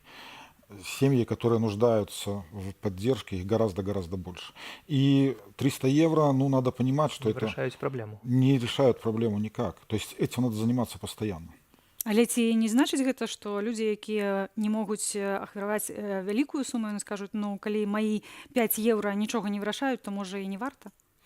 Нет, конечно же. Ну, смотрите, во-первых, это же не просто сбор денег, да? Это не просто акция солидарности, это соучастие во всем этом. То есть человек, который вложит даже 1, там, 2 евро, 3 евро, он должен понимать, что эти деньги поддержат очень сильно нуждающихся людей. То есть это не просто кому-то там поступят и положат в кошелек, и они будут лежать. Это люди смогут купить либо передачу, там, отправить в колонию. То есть тот же Тихановский, ему там, ну, ему, конечно, нет, ему там, насколько я знаю, все перекрыто, да, но кому-то из менее публичных персон, менее известных, придут там кусочек сыра, пачка чая, там, ну, все что угодно, и этот человек покупает эти вещи. Плюс у многих политзаключенных в семьях проблемы, увольняют с работы, да, вот, проблема с трудоустройством. То же самое, то есть человек там себя, ну, ущемляет во всем практически, потому что, ну, естественно, что когда сидит родственник в тюрьме, все уходит туда, все туда уходит. Калі мы говорим про тое, каб сабраць перадачу, то якія гэта кошты? В среднем это 300-350 евро. В среднем. Передача 50 килограмм. Она разрешена, все зависит от условия режима. То есть общий режим это раз в 3 месяца. Значит, ну, получается, что продукты, допустим, туда же не вышлешь. Ну, вот можно каши там собрать, допустим, да, там чай, кофе. Ну, у кого меньше денег, тут делает это. Ну, хочется и мяса, и рыбы, и сыра, и кофе. Вот, 50 килограмм всего этого купить с нашими ценами белорусскими, ну, это все впритык. А паслугі адваката. Адвакат жа патрэбны не толькі падчас суду, але і пазней? Вот с адвокатами это очень большой вопрос, на самом деле. Я думаю, что его надо все-таки поднимать, как там будет. Ну, я объясню. Дело в том, что, во-первых, адвокат не всегда может попасть в колонию. Это раз. Второе, адвокат максимум, что может сделать, это принести новости. Либо тебе в колонию, либо от тебя, твоим родным, то, что ты не можешь написать. То есть, по большому счету, когда ты находишься в тюрьме или в колонии, адвокат – это человек, который, ну, почтальон. То бок па сутнасці прыносіць нейкую інфармацыю. І вось у гэтай сітуацыі, калі мы бачым, што людзі знаходзяцца ў абсалютнай ізаляцыі, бо гэта так, таксама ёсць праблемы з перадачамі, то тут гаворка ідзе таксама пра падтрыманне сем'яў, якія ўсё ж такі часта застаюцца бацька ў турме, а маці з дзецьмі знаходзіцца без сродкаў да існавання ў такой Без кормільца, сітуацыі. фактычна. Без кармільца. Ці тут гэтыя сродкі істотныя? Нет, так как раз речь идет, вот эта сумма собирается на бут. Я думаю, что абсолютно, ну, абсолютно в процентном соотношении будет передано как раз родственникам. Именно родственникам. Они уже сами определят. Если есть возможность собрать передачу, либо перечислить на счет в колонии, чтобы человек мог отовариться, они уже сами это решат. Но им нужна сейчас в первую очередь поддержка. Я могу сказать, что психологически очень важно человеку, который находится в заключении, очень важно знать, что его родственников поддерживают. Для него это, ну, морально очень серьезный стимул. Зрэшты, спадарства, выбачаюся, спадарства, бачым цяпер, што мы набліжаемся да гэтай першай мэты. 197 тысячаў еўра амаль сабраныя, 3000 застаецца нам да 200 тысячаў. Давайте паднаціснем усе разам і заданацім хто колькі можа, каб гэтыя 200 тысяч, гэта такі нейкі псіхалагічны нават рубеж перайсці, перакрочыць, бо гэткую мэту першапачаткова ставілі арганізатары. Бачна, што яна будзе здабытая, але можна зрабіць гэта крышку хутчэй. Так, і мы заклікаем яшчэ раз пільнаваць сваю бяспеку, калі вы знаходзіцеся ў Беларусі. Дыяспара, мы вас заклікаем паднаціснуць, каб сапраўды як мага хутчэй дайсці да першай мэты, якую ставілі арганізатары 200 тысячаў. Безумоўна, спадар Александр, 200 тысяч будзе, гэта ўжо відавочна з тым тэмпам, які ёсць, бо яшчэ фактычна палова марафону перад намі, але ці будуць тыя 500 тысячаў, пра якія Святлана Ціханаўская сёння раніцай заявіла, што было б няблага. Ну, было бы, конечно, неблаго, я ж не знаю, но смотрите, вы обратились вот к диаспоре, к белорусам, давайте еще к бизнесменам обратимся. Тут много бизнесменов белорусских, которые айтишников и других, которые помощь оказывали до этого, и сейчас, я надеюсь, что тоже окажут. Вы таксама можете звярнуцца? Дело в том, что с некоторыми людьми я на связи, и они помогают. Они помогают, это не публично, ничего, то есть, ну, эту работу не надо показывать там и так далее, но они этим занимаются. Былі сёння такія данаты, якія асабліва ўражвалі, калі выскоквала на экран 1000 еўра, напрыклад, 500 еўра. Гэта ўсё ж такі бачна вельмі істотны і свядомы выбар. Канешне, нават 5 1 еўра, гэта тое, што безумоўна важна. Чалавек не пойдзе папіць каву дзесьці ў кнайпе, заданаціць гэтыя 5 еўра, а гэта камусьці дапаможа. І яшчэ ёсць цікавы данат 2334. Так? То бок, нават калі беларусы праяўляюць салідарнасць, то яны яшчэ і так трошачкі падтруньваюць. А я нагадваў пра 342. Смотрите, на самом деле, если такие акции будут проходить раз в месяц хотя бы раз в месяц, да, и пускай люди, там, пускай не будет этих сумм 1000, там, 500, а пускай люди будут там 5, 3, но как можно больше людей будет в это все вовлечено, на самом деле мы серьезно поможем людям, которые сейчас находятся в стране. Так, мы кажам пра тое, што гэта не спрынт, гэта марафон, і мы мусім пастаянна пра гэта дбаць. Бо атрымліваецца, што для многіх, ну добра, дзень мы парабілі, папрацавалі, а потым все разышліся па хатах, але людзі ўсё ж такі застаюцца за кратамі, і ў гэтыя хвіліны і заўтра будуць там заставацца таксама, на жаль. Да.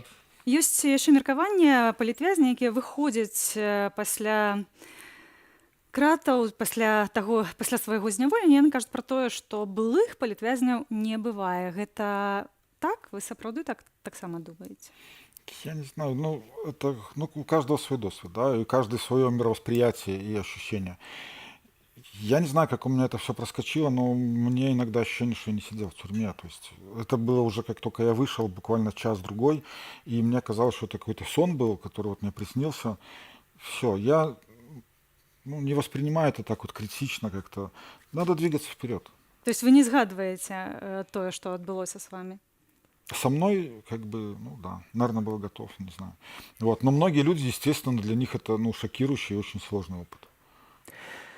На жаль, і ў гэтай сітуацыі вельмі патрэбная дапамога, пагэтаму да яе менавіта мы заклікаем спадарства. Дзякуй, што завіталі да нас. Дзякуй Былы вам.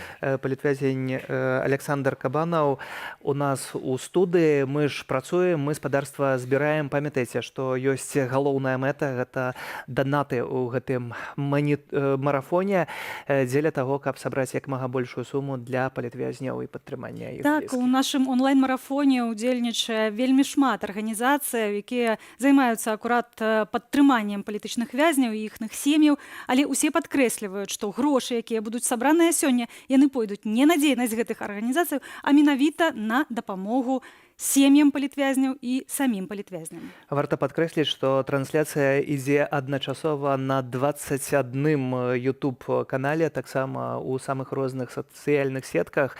Гэта дапамагае распаўсюджваць інфармацыю і збіраць рэальную дапамогу ад розных людзей. Давайце паслухаем зварот спявачкі Веранікі Кругловай.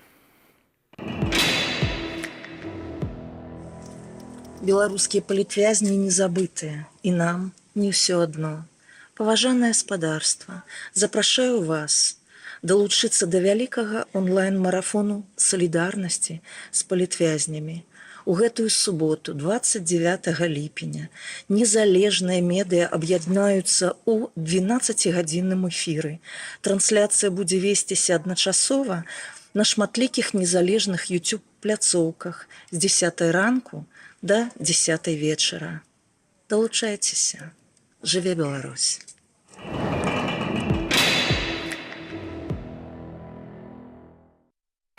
Марафону, у якім 200 тысячаў аказалася не такой міфічнай і немагчымай лічбай. 200 тысячаў еўраў ёсць у гэтую секунду. А ў студыі з'явілася пісьменніца Святлана Курс. Вітаем, Святлана. 200 тысячаў на вашым уваходзе. Супер. Куплю латарею сёння, можа, і мне пашанцуе. Ці чакалі вы, што 200 тысячаў будзе сабраная за палову нашага марафона? Конечно, чакала, таму што беларуская салідарнасць вялікая штука, і нам гэтыя грошы патрэбны не менш, чым палітвязням, каб паказаць, што мы з імі салідарныя, і каб трошкі зменшыць пачуццё віны, што мы на свабодзе, а яны гніюць у канцлягерах.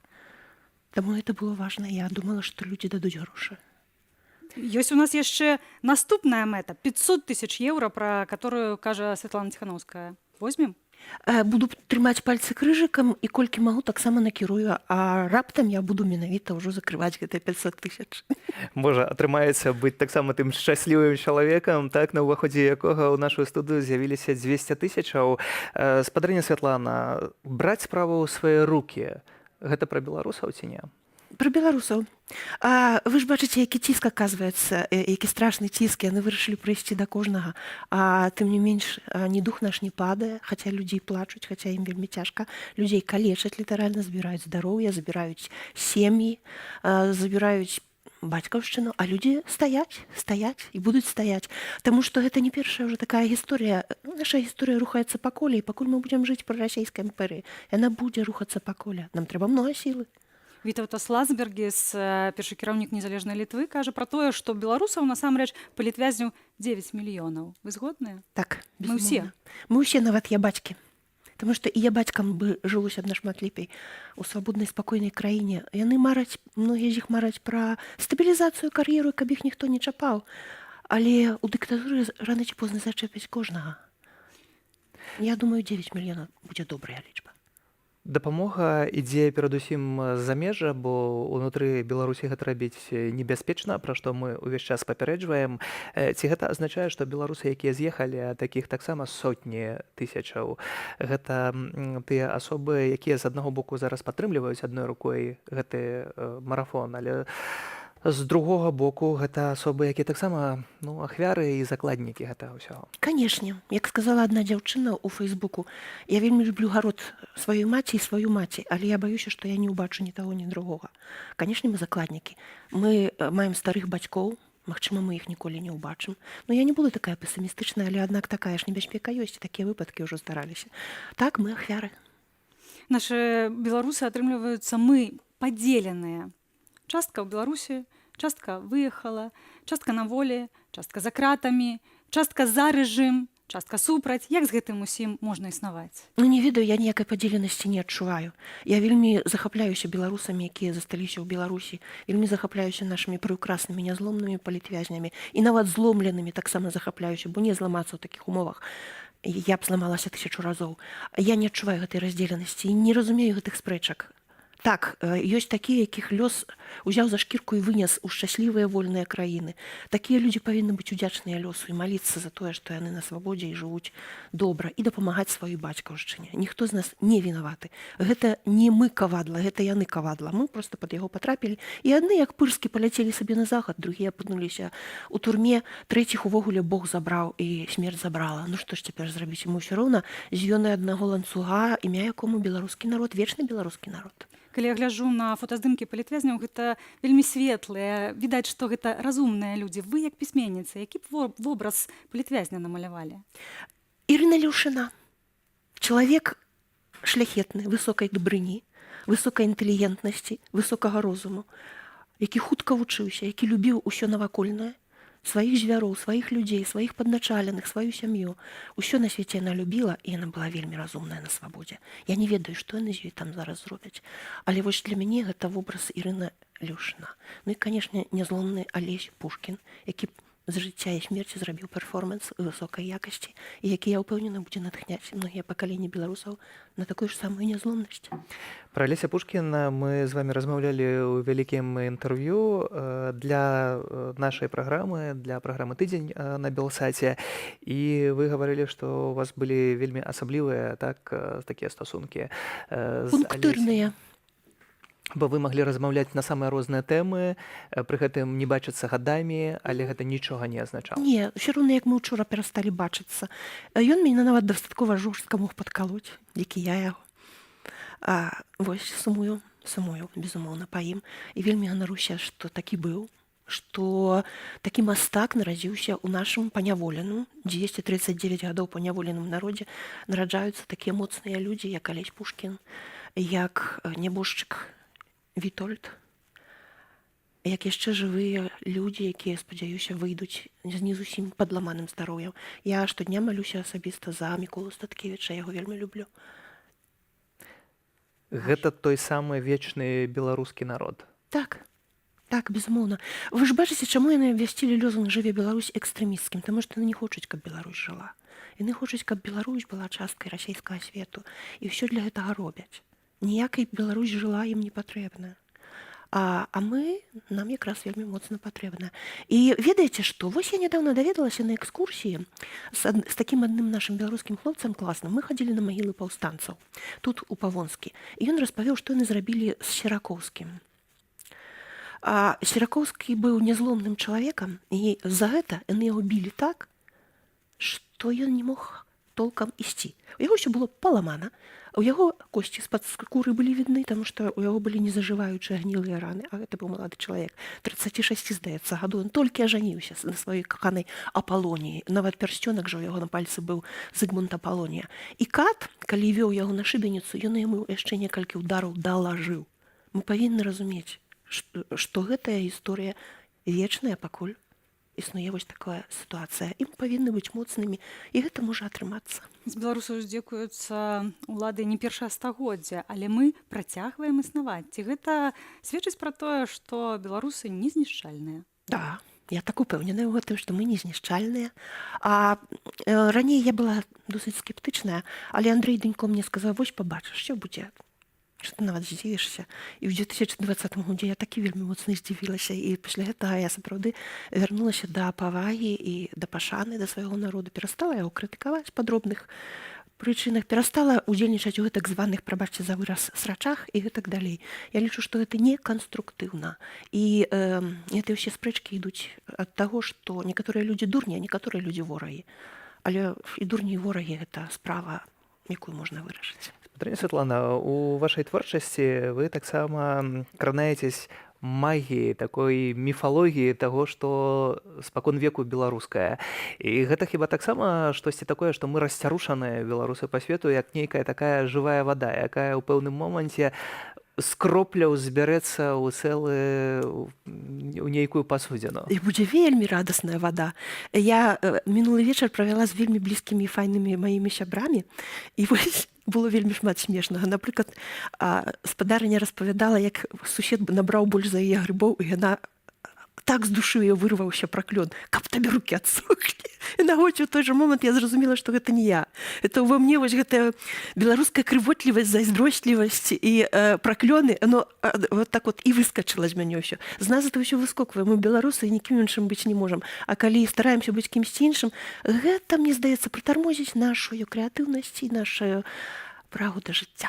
Чалавек усё перажывае словам. Калі яму дрэнна, ён хоча пагаварыць з блізкімі. Калі яму радасна, ён хоча падзяліцца, ён бяжыць падзяліцца. І вы, як чалавек слова, я маю на ўвазе пісьменніца, як бы вы звярнуліся да беларусаў, да тых, хто за кратамі, да тых, хто выехаў, да тых, хто жыве сваім звычайным жыццём?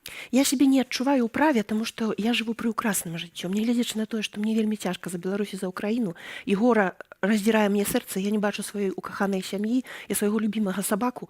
Я ўсё ж такі занадта шчаслівая, каб кагосьці вучыць і да чагосьці заклікаць. Але я магу даць ключ, да якога я дакапалася нядаўна сама. Я раптам зразумела, што сапраўдны хрысціянін, ён заўсёды радасны, таму што ён ведае таямніцу радасную, якая чакае яго за рагом. Я такая сабе хрысціянка, не хаджу ў храм, але я веру у Езуса Хрыста і ў вечнае адраджэнне. І ключавое слово тут адраджэнне і радасць. Мне здаецца, што трэба з радасцю ўсё рабіць. А што тычыцца даваць ці не даваць грошы на палітвязняў, некаторых штурхае да гэтага пачуццё віны і стыду. Ой, я нічога не зрабіў, ой, я мала зрабіў. Не з гэтым пачуццём трэба даваць. Трэба даваць з радасцю, што гэтыя грошы пойдуць добраму чалавеку, і ўзровень дабра ў свеце, радасць у свеце і надзею ў свеце падвысіцца на 10 еўра, а гэта ўжо нямала. Такія словы. На дадзены момант на 203 000 еўраў падвысіўся гэты ўзровень беларускага дабра, бо беларусы з усяго свету ахвяруюць, і тут, канешне ж, кожная сума з'яўляецца важнай. Кожная. Нема вялікіх і малых. Дзякуй за гэтую размову. Святлана Курс, пісьменніца ў нас спадарства ў студыі, як кажа, не заклікае, але мы заклікаем вас ўсё ж такі больш актыўнымі быць у нашым марафоне. І калі гэта магчыма, данаціць, тым больш, што рабіць гэта вельмі проста. Проста і важна. А чаму важна дапамагаць палітвязням? Пра гэта мы запыталіся палітыка, лідара руху «Вольная Беларусь» Зянона Пазняка. Давайте паслухаем. Усялякае мерапрыемства, якое прыцягвае увагу да праблемы палітзняволеных у Беларусі, яно карыснае, яно павінна быць, яно павінна быць падтрымана. Таму што тое, што адбываецца ў Беларусі, гэта генацыд нацыі. Людзі, якія сядзяць у турмах, яны не ёсць палізняволеныя. Гэта палонныя. Яны ўзятыя палон, таму што яны асуджаны не па закону, яны асуджаны толькі за тое, што яны беларусы, што яны патрыёты, што яны супраць гэтага рэжыму.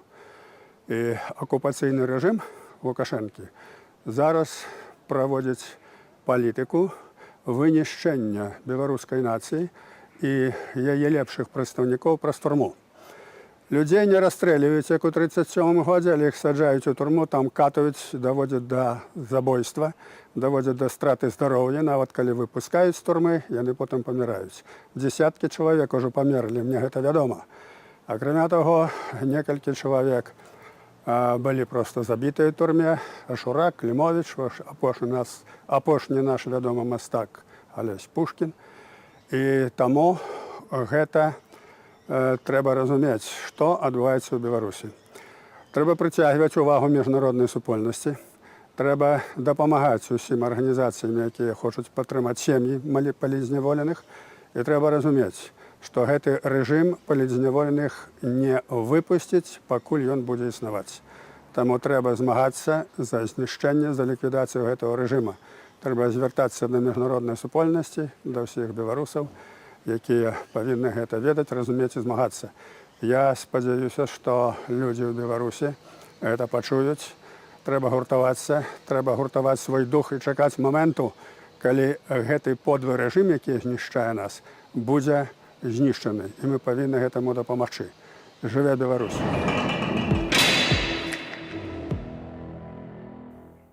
Онлайн-марафон салідарнасці працягваецца, маем ужо сабраную 204,5 тысячы еўраў. Рабіць гэта вельмі проста. Нагадваю, дастаткова увайсці на старонку solidarność.com альбо счытаць сваім тэлефонам QR-код, які вы бачыце на сваім экране. Бо варта памятаць пра кожнага палітвязня і таксама памятаць пра тое, што няма вялікай альбо малой сумы. Кожная капейчына ў гэтым зборы, ў гэтым марафоне з'яўляецца важнай. Бязмерная радасць, калі палітвязень выходзіць з-за кратаў. І для яго самога, і для блізкіх, і не толькі. Леонід Судаленка, вядомы праваабаронца, сваю сустрэчу з роднымі пасля вызвалення падпісаў у сваіх сацыяльных сетках так. Хвіліны шчасця. За кратамі ён правёў 2,5 гады. Леонід абвінавачанні традыцыйныя арганізацыі ды рыхтаванні ды фінансаванні дзеянняў, што груба парушаюць грамадскі парадак. Як праваабаронцу сустракала сям'я, ужо цяпер без каментара, каб такіх хвілінаў радасці было як мага больш спадарства, то не забываем, што варта быць салідарнымі і далучацца да марафону, данаціць і данаціць.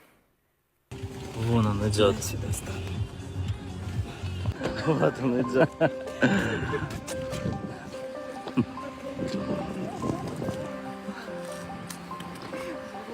Только никуда не выкидывай.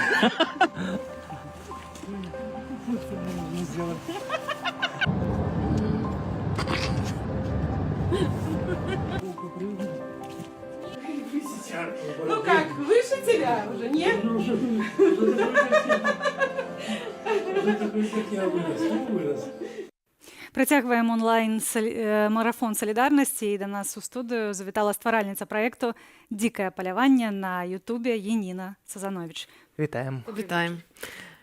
Як вы глядзіце на сённяшні дзень, бо па сутнасці ўжо мы ў другой палове гэтага марафону. Я лічу, што гэта вельмі добрая падзея для беларусаў цалкам, якая аб'ядноўвае неважна, якія ў цябе погляды ці яшчэ нешта. Мы зараз аб'яднаны адной ідэяй дапамагчы палітвязням, якія сядзяць за нашу з вамі свабоду. І гэта, і бачыўшы, якую суму мы ўжо атрымалася сабраць, я вельмі радуюся і шчасліва быць беларускай і падтрымоўваць усіх тых, хто зараз у такім стане зняволення знаходзіцца. У руках тэлефон, каб спраўджваць, як прыходзяць данаты? У руках тэлефон, каб зачытаць прозвішчы анархістаў. Я лічу, што пра іх вельмі мала кажуць, таму што некаторыя праваабаронцы лічаць, што тыя людзі, хто зрабіў некае дзеянне, яны супраціў быў. Да, гэта быў супраціў, таму не заўсёды іх дадаюць у спісак палітвязняў. Але я лічу, што ўсе тыя, хто сядзіць зараз за палітычных поглядаў, пра них усіх трэба казаць. Іх усіх трэба дадаваць у спіс палітвязней. Таму я бы хацела прачытаць імёны, якія я узяла з сайта «Анархічны чорны крест Беларусі». Анастасія Кухта, Анна Пышнік, Крістіна Черенкова, Ріта Зотова, Вадзім Денисенко, Нікіта Хількевич, Ніколай Дзідок, Нікіта Емельянов, Александр Зайцев, Владислав Зиневич, Олег Авдеенко, Дмитрий Рязанович, Дмитрий Дубовский, Игорь Леневич, Сергей Романов, Денис Болтуть, Виталий Шишлов, Томас Пипия, Тимур Пипия, Александр Белов, Евгений Рубашко, Артем Дмитриевич Соловей и Артем Сергеевич Соловей, Александр Козлянка, Андрей Чепюк, Андрей Марыч, Никита Дранец, Ахикира Гаевский-Ханада, Павел Шпетный, Алексей Головко, Александр Францкевич, Даниэль Чуль. Вы таксама можете зайсці на сайт анархічнага чорнага крыжа, а таксама не толькі на іх палітвязанка, дысідэнт Бай, вясна, каб падтрымаць усіх тых, хто зараз знаходзіцца за кратамі. Таксама я, напэўна, бы хацела паказаць, што сёння на мне вось такое упрыгожванне. Гэта палітвязанка запусціла, яны зараз прадаюць такие упрыгожванні ёсць на шею, ёсць на руку. Вы можете купіць яго, каб паказаць сваю салідарнасць. Дзе яго можна купіць? Яго можна купіць праз Інстаграм палітвязанкі, можна туды напісаць. Там ёсць розныя колеры, розныя віды, але я лічу, што гэта таксама такі, як это, маленькі шаг, маленькі крок, які вось гэта са мной, калі ў мяне будуць запытваць, а ў мяне будуць запытваць, што гэта, я буду заўсёды распавядаць пра тое, што вось гэта мая салідарнасць з тымі палітвязнямі, якія зараз за кратамі знаходзяцца. Распавядаць, трэба распавядаць заўсёды, трэба казаць аб тым, што беларусы зараз пакутуюць, але пры гэтым памятаць, што толькі мы ёсць у сябе, толькі беларусы ёсць у беларусаў. Таму я вельмі ўдзячна кожнаму, хто сёння ўжо заданаціў, хто яшчэ думае заданаціць. Калі ласка, данатце, гэта вельмі, я не ведаю, прыемна. Вы ведаеце, калі ты адпраўляеш нейкую дапамогу, можна пра гэта не распавядаць, а проста дапамагчы і атрымаць такую асалоду, што ты разумееш, што ты там не выпіў кавы, але пры гэтым на гэтыя 5 еўра чалавеку змогуць купіць, я не ведаю, цыгареты, так? Гэта валюта ў турме. Ці дзіцёнку, які зараз застаўся без таты, без мамы, яму купяць нейкую цацку.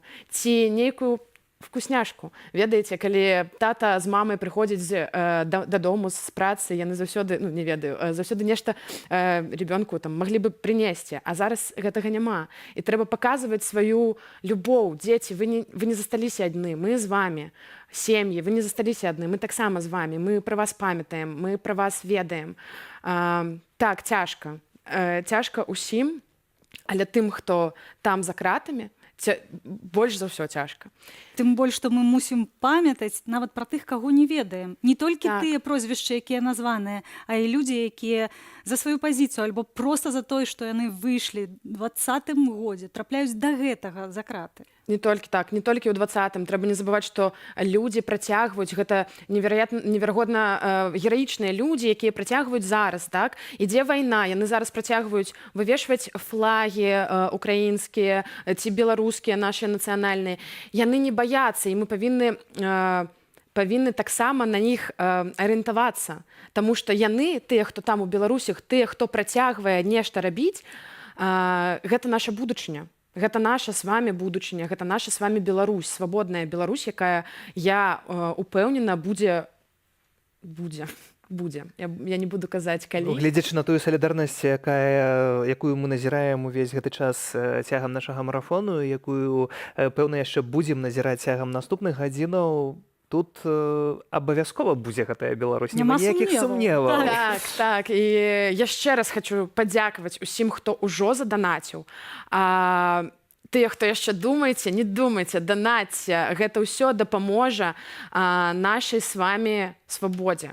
Гэта дапаможа палітвязням. Трэба толькі памятаць пра захады бяспекі, і калі мы гаворым пра тых, хто знаходзіцца ўнутры Беларусі, канешне ж, гэта можна рабіць толькі з замежных банкаўскіх рахункаў, картак, ні ў якім выпадку не з беларускіх, бо гэта можа пагражаць вашай бяспецы. Але можна пры гэтым усё ж такі браць удзел у нашым онлайн-марафоне.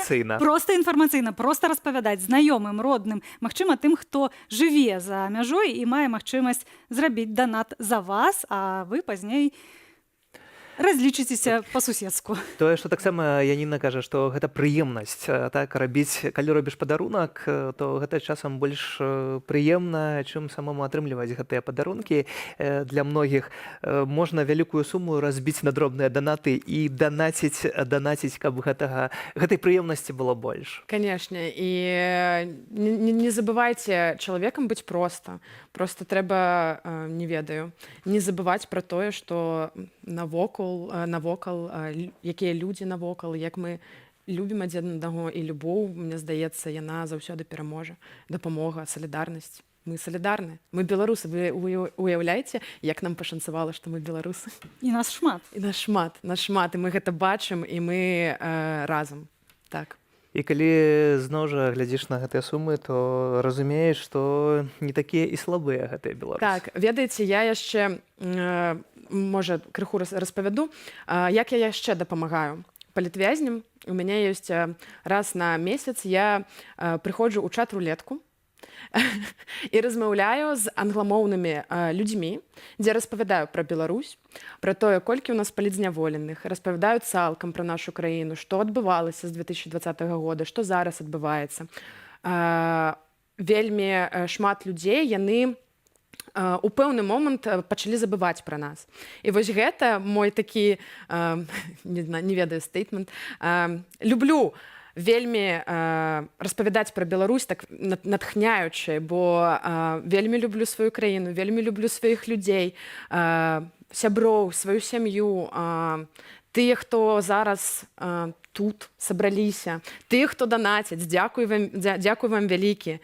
Гэта вельмі натхняльна, і я перадаю гэта англамоўным не гледачам, а проста звычайным людзям. Спадарства, 1500 еўра. Толькі што прыйшоў такі данат у гэтыя хвіліны, гляжу на лічыльнік увесь час, 1500 еўра. Вось хіба, наколькі я назіраю за сённяшнім марафонам, гэта самы вялікі данат да Дзякуй вам гэтай вялікі, хвіліны. прабачаюсь, дзякуй вам вялікі, дзякуй вялікі. Я думаю, што ўсе палітвязні і ўсе тыя, хто зараз глядзіць гэты эфір, вельмі ўдзячны. І не толькі за гэтыя 1500, за 5 еўра, за 1 евро, за 23,34, за якія там было 23,34, любая сума важна, любая сума будзе дапамогай для усіх тых, хто зараз за кратамі. Гэта не толькі канкрэтна ім, іх сем'ям, іх сваякам.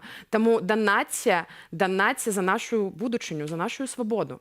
Дзякуй, што далучылася да гэтага онлайн-марафону. Дзякуй за твае заклікі. Мы, канешне ж, таксама заклікаем ахвяраваць. А нашай госцяй была Яніна Сазановіч, стваральніца праекту «Дзікае паляванне» на Ютубе.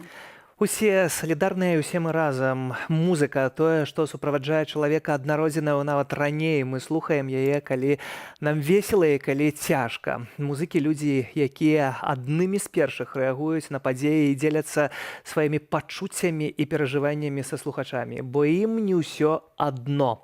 Гурт «Разбітае сэрца пацана» далучыўся да онлайн-марафонаў.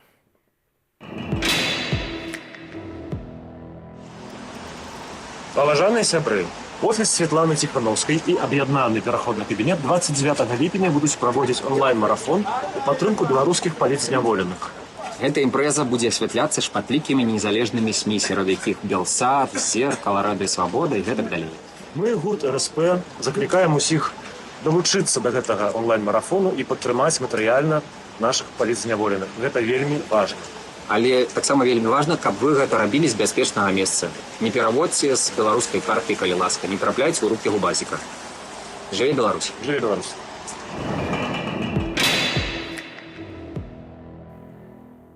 Трэці год беспрэцэдэнтных рэпрэсіяў. Тысячы палітычных вязняў. Іхны спіс папаўняецца штодня. Каб дапамагчы закладнікам рэжыму Лукашэнкі, беларускія незалежныя медыі, блогеры аб'ядналіся ў супольным дабрачынным онлайн-марафоне. Бо нам не ўсё адно.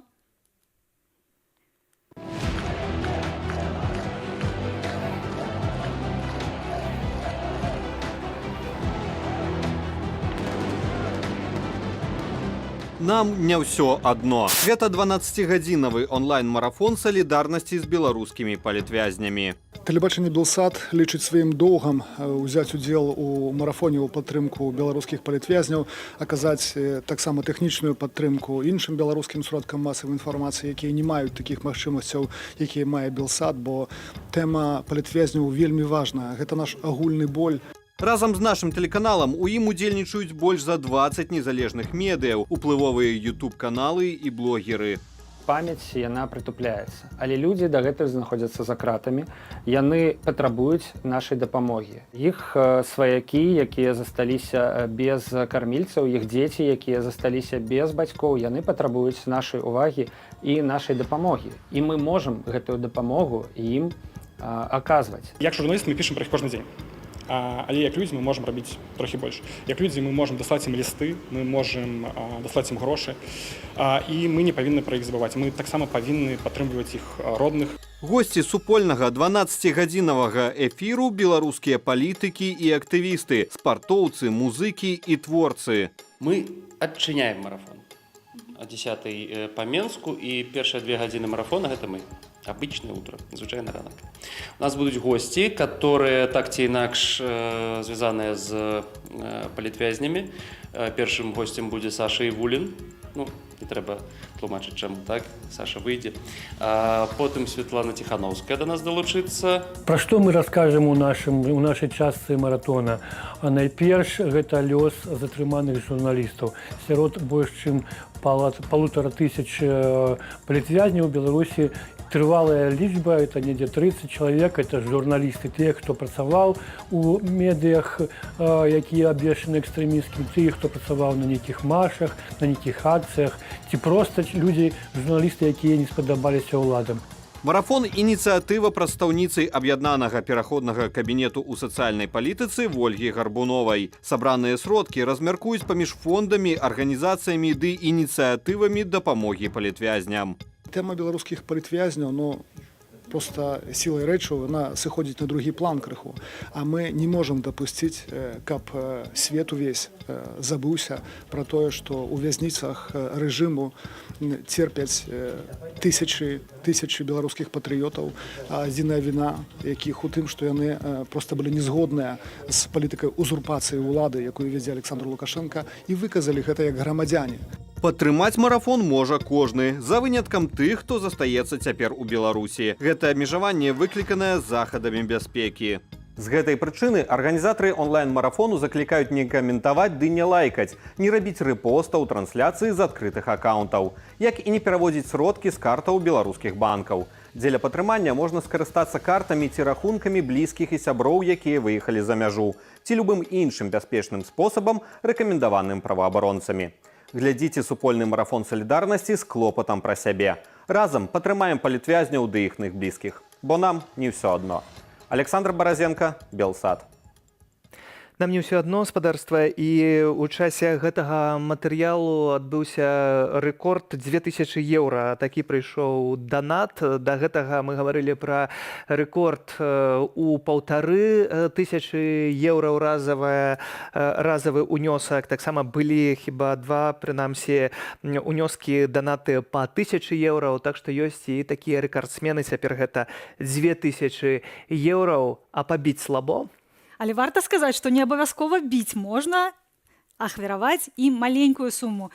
Калі нас будзе шмат, то гэтая сума вырасце. Незалежна ад таго, ці гэта будзе 1 еўра, ці 5, ці 23,34. Бо ўсім разам талако і бацьку біць лягчэй, гэты выраз набірае новых сэнсаў. Тым больш, што памятайце, зрабіць ахвяраванне вельмі лёгка. Дастаткова зайсці на сайт solidarność.com і зрабіць ахвяраванне, альбо з прылады вашай тэлефоннай счытаць QR-код, які вы бачыце на экранах. Рахунак 1 мы ўсе супольна збіраем для палітвязняў. Да беларусаў з нагоды марафону салідарнасці звярнуўся і першы кіраўнік незалежнай Літвы Вітаўтас Ландсбергіс. Ягонае слова ваша.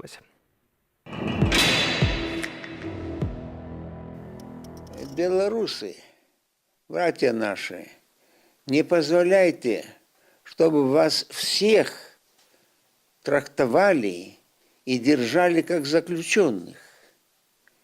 Вы же свободные люди, можете быть свободными, но при этом должна проявиться свободная воля ваша, воля быть свободными, включая и тех, кто в тюрьмах.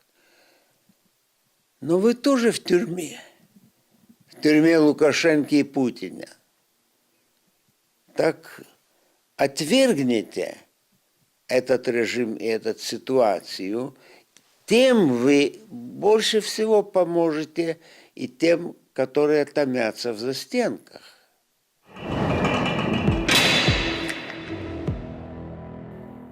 Самыя розныя асобы прымаюць удзел у сённяшнім марафоне, і да нас далучаецца таксама Александр Кусь, клачко, мінамётчык батальёна «Волат» палка Кастуся Каліноўскага на відэасувязі. Вітаем вас. Прывітанне. Прывітанне. Я ПТРКшнік батальёна «Волат».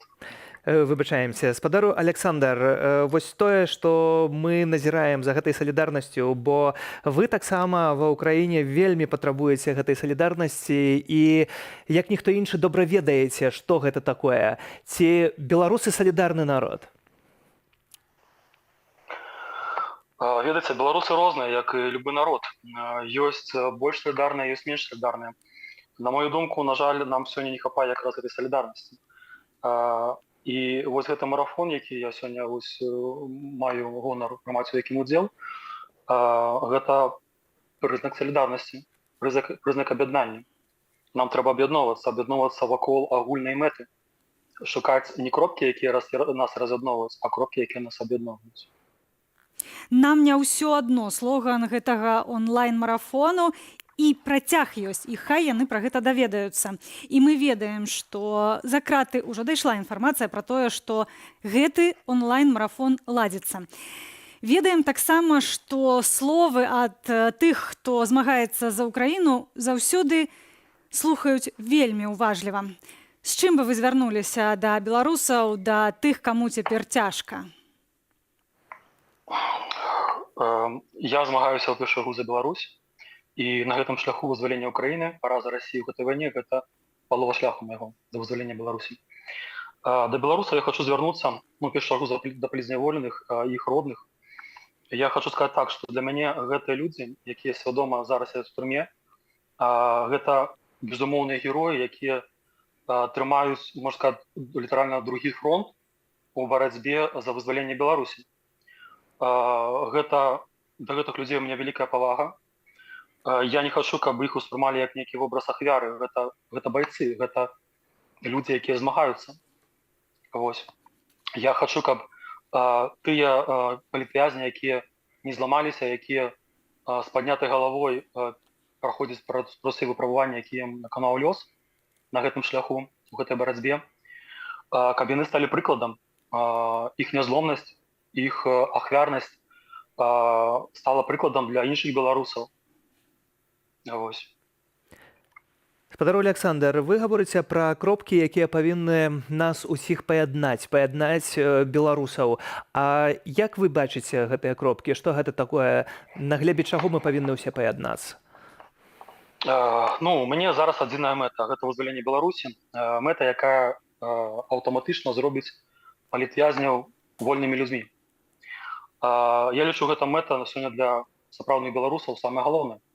І тыя людзі, тыя беларусы, тыя суполкі, тыя беларускія арганізацыі, іншыя арганізацыі, якія маюць гэту мэту канчатковай, павінны шукаць кропкі, у якіх да гэтай мэты яны могуць супрацоўнічаць і быць максімальна эфектыўнымі, каб наблізіць вызваленне. Так, сапраўды, мы маем цяпер вельмі складаны час. Гэта, можна сказаць, цёмныя часы ў гісторыі Беларусі. Як нам усім іх перажыць?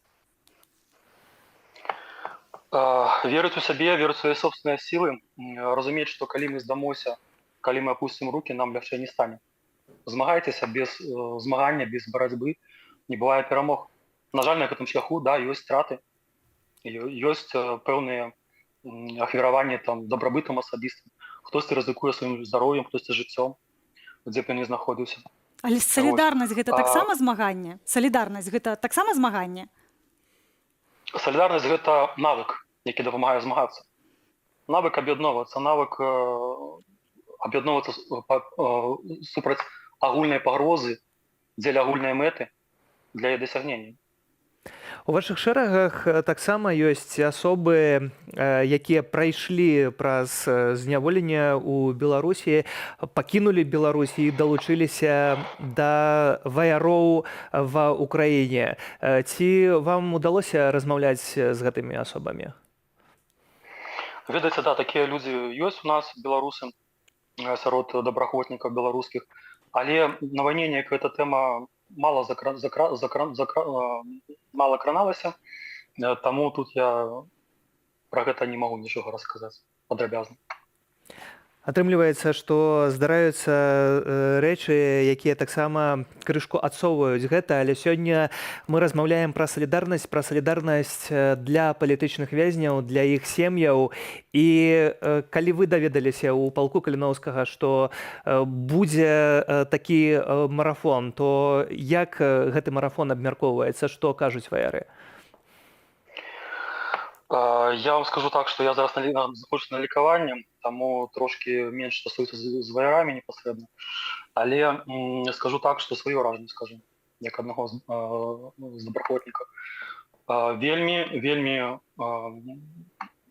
надае эмоцыі, вельмі натхняе тое, што мы, беларусы, смаглі аб'яднацца розныя плыні, розныя напрамкі нашай дзейнасці маглі аб'яднацца ў гэтым марафоне. Палітвязні нас аб'ядналі сёння. І гэта вельмі натхняе. Наш марафон цягам 12 гадзінаў будзе, і калі мінула 6 гадзінаў, мы сказалі пра тое, што ўдалося сабраць тыя 200 тысяч еўра, як мэтаю ставілі арганізатары. І мы тады крычалі: А цяпер мы маем на 10% болей ад той сумы, то значыць 220 тысяч еўраў. Пры гэтым данаты ёсць самыя розныя. Напрыклад, рэкорд на гэтую хвіліну разавы гэта 2000 еўраў.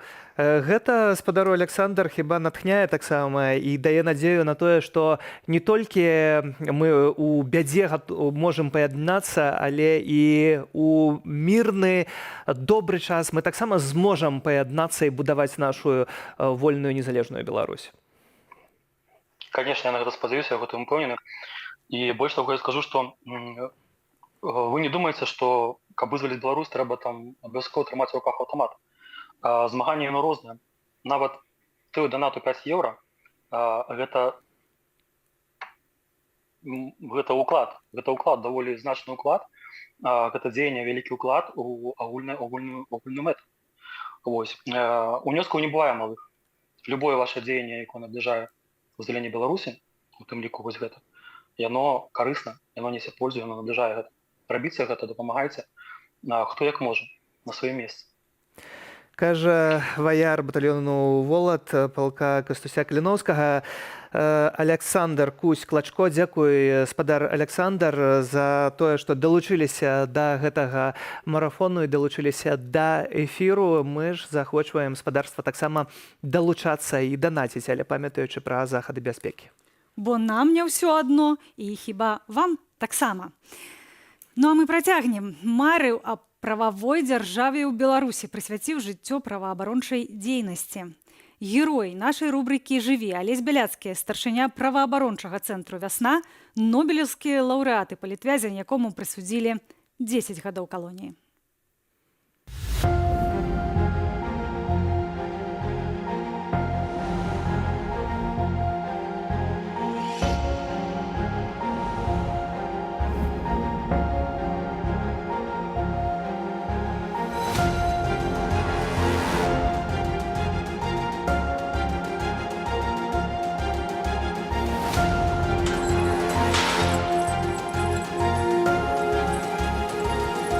Сапраўды, нас могуць вельмі моцна рэпрэсаваць, нас могуць пахаваць па турмах, выгнаць з краіны, але ў гэтай сітуацыі толькі мільёны беларусаў могуць абараніць свае правы.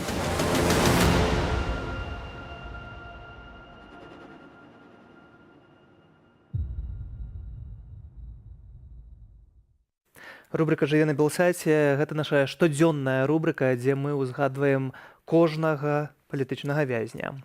І ў тым ліку ўзгадалі нобелеўскага лаўрэата. Гэта чалавека, якім мае ганарыцца кожны беларус.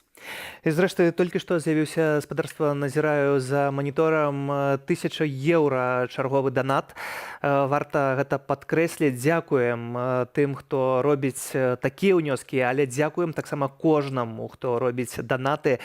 Нават 5, 10, 15, 20 еўра. гэта не мае значэння. Мае значэнне, што мы ўсе разам і робім агульную, вельмі важную супольную справу. Таксама вось гэтыя донаты 2334, а хтосьці зрабіў донат 233.4, таксама падкрэсліўшы, што можна і больш, выкарыстоўваючы такую сімволіку. Таксама мы дзякуем усім, хто далучаецца да онлайн-марафону тым, што распавядае, калі знаходзіцца, напрыклад, у Беларусі і не мае магчымасці зрабіць ахвяраванне, але распавядае сваім знаёмым, сваім сябрам пра тое, што цяпер гэты онлайн-марафон адбываецца. Гэта таксама вельмі важна. Лявон Вольскі, легенда беларускай музыкі, чалавек, які піша сваю музычную гісторыю Беларусі, рэагуе і на палітычныя падзеі, і на светаадчуванне беларусаў. Далучыўся Лявон і да онлайн-марафону салідарнасці з палітвязнямі, бо яму, як і нам усім, не ўсё адно.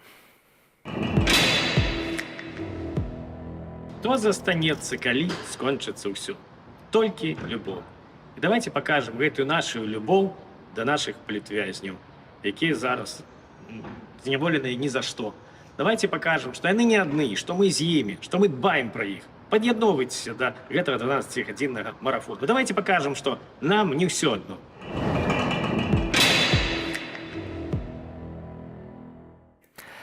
Мы, спадарства, нагадваем, што гэта 12-гадзінны марафон салідарнасці з палітычнымі вязнямі, бо нам не ўсім адно. Усе мы розныя, з рознымі поглядамі, але усе мы здольныя паяднацца. Так, і трэба сказаць пра тое, што палітвязнямі ёсць не толькі людзі сталыя, ёсць падлеткі. Вядомы беларускім дзеткам і іхным бацькам Маляваныч, актор Александр Жданович таксама далучыўся да марафону салідарнасці. Ягоны зварот у вашай увазе. Вітаю, сябры. Мяне зовут Александр Жданович, я актор тэатра і кіно.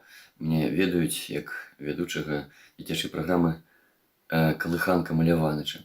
Я заклікаю вас удзельнічаць у марафоне і дапамагчы сем'ям палітвязняў. Мы разам, і ў гэтым наша сіла. Дзякуй.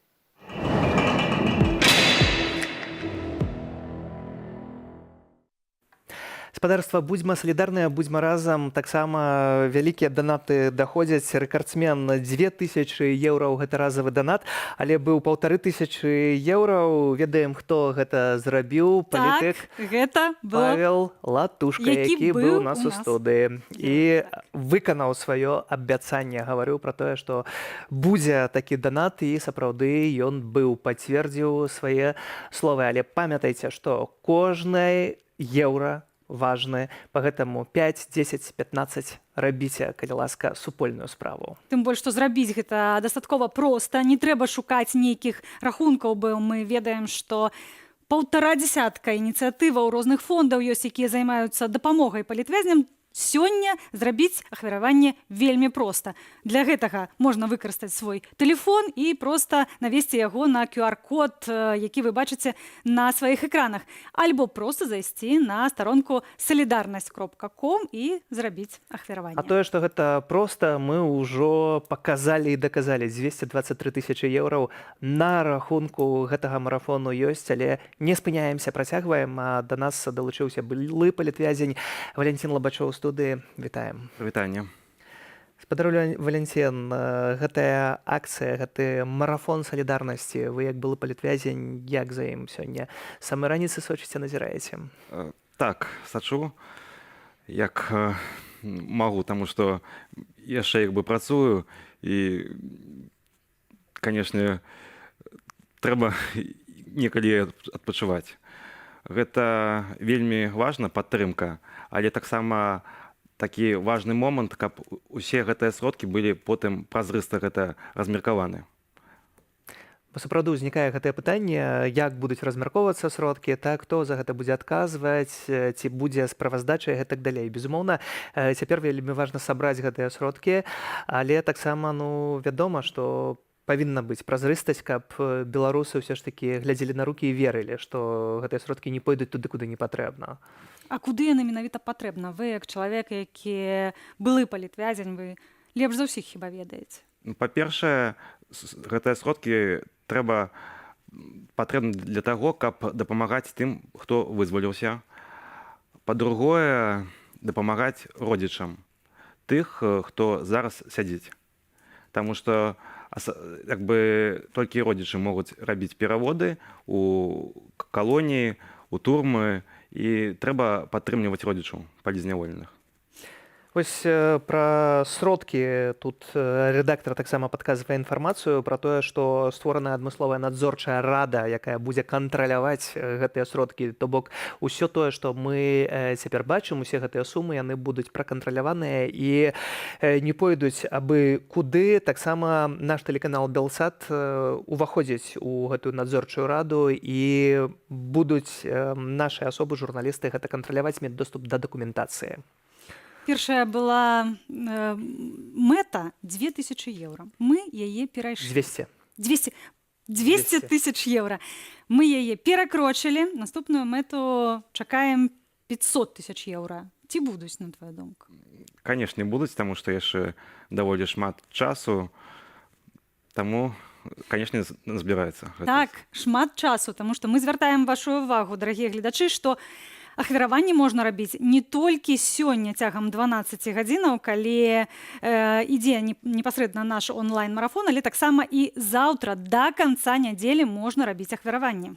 Ахвяраванне гэта тое, што можа дапамагчы вельмі рэальна. На 21 пляцоўцы у Ютубе ідзе гэтая трансляцыя. І таксама ўзнікае пытанне, Валентин, тое, што да турэмных муроў ужо дайшла гэтая інфармацыя, што адбываецца гэты марафон, і адтуль таксама мы атрымалі падзяку, што гэта вельмі важна для людзей, што ёсць гэтае падтрыманне. Вы, калі знаходзіліся ў зняволенні, вось такая інфармацыя, якая даходзіла з волі, як яна ўспрымалася? Інфармацыя практычна не даходзіла, таму што як бы у асноўным сувязь падтрымлівалася як бы нейкія навіны, калі хтосьці хадзіў на доўгатэрміновае спатканне. Таму што інакш, калі б такое штосьці каму там у лісце напісалі, яно б не прайшло. А тэлефонныя размовы, яны праслухоўваюцца. Вось гэта адзін сродак атрымання ў асноўным такой інфармацыі. Але як захаваць тады сілы? Што дае сілы чалавеку, які знаходзіцца ў такой ізаляцыі? Дае сілы, канешне, еднасць, таму што ў асноўным усе палітвязні стараюцца трымацца разам. Нават не ведаю, што сказаць. Цяпер ты ўжо знаходзішся на волі, і скажы, ці узгадваеш часта тое, што адбылося? Канешне, гэта... А што прыходзіць у галаву? Ну, тое, што там адбываецца, гэта вельмі, цяжка уявіць таму, хто там не знаходзіўся. Калі мы кажам пра былых палітвязняў, ці сапраўды ёсць такое, былы палітвязень, ці ўсё ж такі вы сябе дагэтуль адчуваеце вязнем? Шчыра кажучы, жыццё працягваецца, і адчуваць сябе вязнем заўсёды, няма сэнсу. А вы вярнуцца да жыцця такога звычайнага цяжка было? Мне не цяжка, таму што у мяне тут таксама ёсць мэта, я буду працягваць змагацца супраць фашысцкага рэжыму Лукашэнкі. Якім чынам? Рознымі шляхамі, пакуль я не магу іх агучыць. То бок трэба ставіць мэты. Вось мэта, якая пастаўлена сёння, гэта збор сродкаў для палітвязняў, для блізкіх палітвязняў. Што б вы сказалі тым, хто нас глядзіць, ужо можа заданаціў альбо думае пра гэта, данаціць, не данаціць? Паважаныя гледачы Белсату. І ўсяго марафону, не толькі і ўсяго марафону, канешне, калі у каго ёсць магчымасць, данаце, таму што гэта вельмі важна. Таму што шмат тых, хто прыязджае ў Польшу, напрыклад, і ўвогуле ў Еўропу, яны прыязджаюць без сродак, і ім цяжка тут. Але беларусы акурат, якія знаходзяцца ў бяспецы, якія знаходзяцца за межамі Беларусі, цяпер яны ў першую чаргу маюць дапамагчы? Яны так у тым ліку. Будзем спадзявацца, што сапраўды гэтая дапамога будзе яшчэ большай, бо як паказваюць лічбы на маніторах і экранах спадарства, гэтая дапамога ёсць. Валянцін Лабачоў, былы палітвязень у нас у студыі. Дзякуй, Валянцін, што далучыліся да гэтага марафону спадарства. 3 гадзіны мы з Настай у студыі адпрацавалі, як міргнулі вокам. І пачыналі мы, калі было 150 тысячаў еўра на рахунку. Цяпер 226 перакрочылі гэтую суму. Вельмі неблагі вынік. За гэтыя 3 гадзіны мы дасягнулі яго і спадзяюся, што будзе яшчэ лепш. Канешне, мы заклікаем вас не спыняцца, працягваць распавядаць тым, хто, магчыма, жыве ў іншых часавых паясах і гадзіннавых паясах і проста не ведае пра тое, што сёння такое адбываецца. Патэлефануйце, распавядзіце знаёмым і родным. Паволі пачынаецца, пэўна, Канада, Злучаныя Штаты. Калі ласка, далучайцеся да нашага марафону там, за акіянам. Чакаем таксама і на вашыя данаты. Яны вельмі, вельмі прыдадуцца. Бо калі я працаваў у Злучаных Штатах, з Белсатам мы былі на месцы з візітам Святланы Ціханаўскай, то бачыў вельмі вялікія дыяспары. Так што можа быць вельмі сур'ёзная, істотная дапамога менавіта адтуль. Чакаем абавязкова. Зрабіць гэта вельмі проста. Ёсць лінк на вашых экранах, ёсць таксама QR-код. Бярэце, уваходзіце, націскаеце. І гэта дапамога канкрэтным людзям. Так, да онлайн-марафону далучыліся 20 розных медыяў. Супольна, талакой, таксама каля 15 розных ініцыятываў, якія падкрэсліваюць, што сённяшнія грошы мы збіраем не для арганізацый, якія займаюцца палітвязнямі, а менавіта сем'ям палітвязняў і, уласна, самім палітвязням. Ёсць і свае рэкорды. 2000 еўраў. Гэта тое, што адбылося цягам нашай трансляцыі. Павел Латушка разам са сваімі паплечнікамі заданаціў 1500 еўраў. Чакаем вельмі важных жэстаў і крокаў ад іншых палітыкаў таксама. Таксама мы вельмі з цікавасцю назіраем, калі бачым, напрыклад, ахвяраванне 23-34 альбо было 233,4. Нічога няма недасягальнага для беларусаў, якія ў гэтай сітуацыі яшчэ і жартуюць. Таксама, калі гаварыць крышачку пра статыстыку, то прыблізна адно ахвяраванне адбываецца на 4 секунды. І гэта калі вы паназіраеце за лічыльнікам, які ўвесь час ёсць на маніторах, ён гэта вельмі добра паказвае. Так, ёсць яшчэ артыкул 342, пра который узгадваў Сергей, то гэта таксама можа быць сімвалічная сума. Спадарства, на гэтым Белсат у гэтым марафоне дабягае да фіналу, але гэта не значыць, што марафон спыняецца, бо ён працягвае сваю працу. Для вас гэтыя 3 гадзіны ад Белсату беглі ў марафоне. Анастасія Русецкая. Сергей Падзасонны. Дзякую, што вы таксама з намі, а ўжо цяпер бяжыць далей у марафоне Еўрарадыё. Ім голас.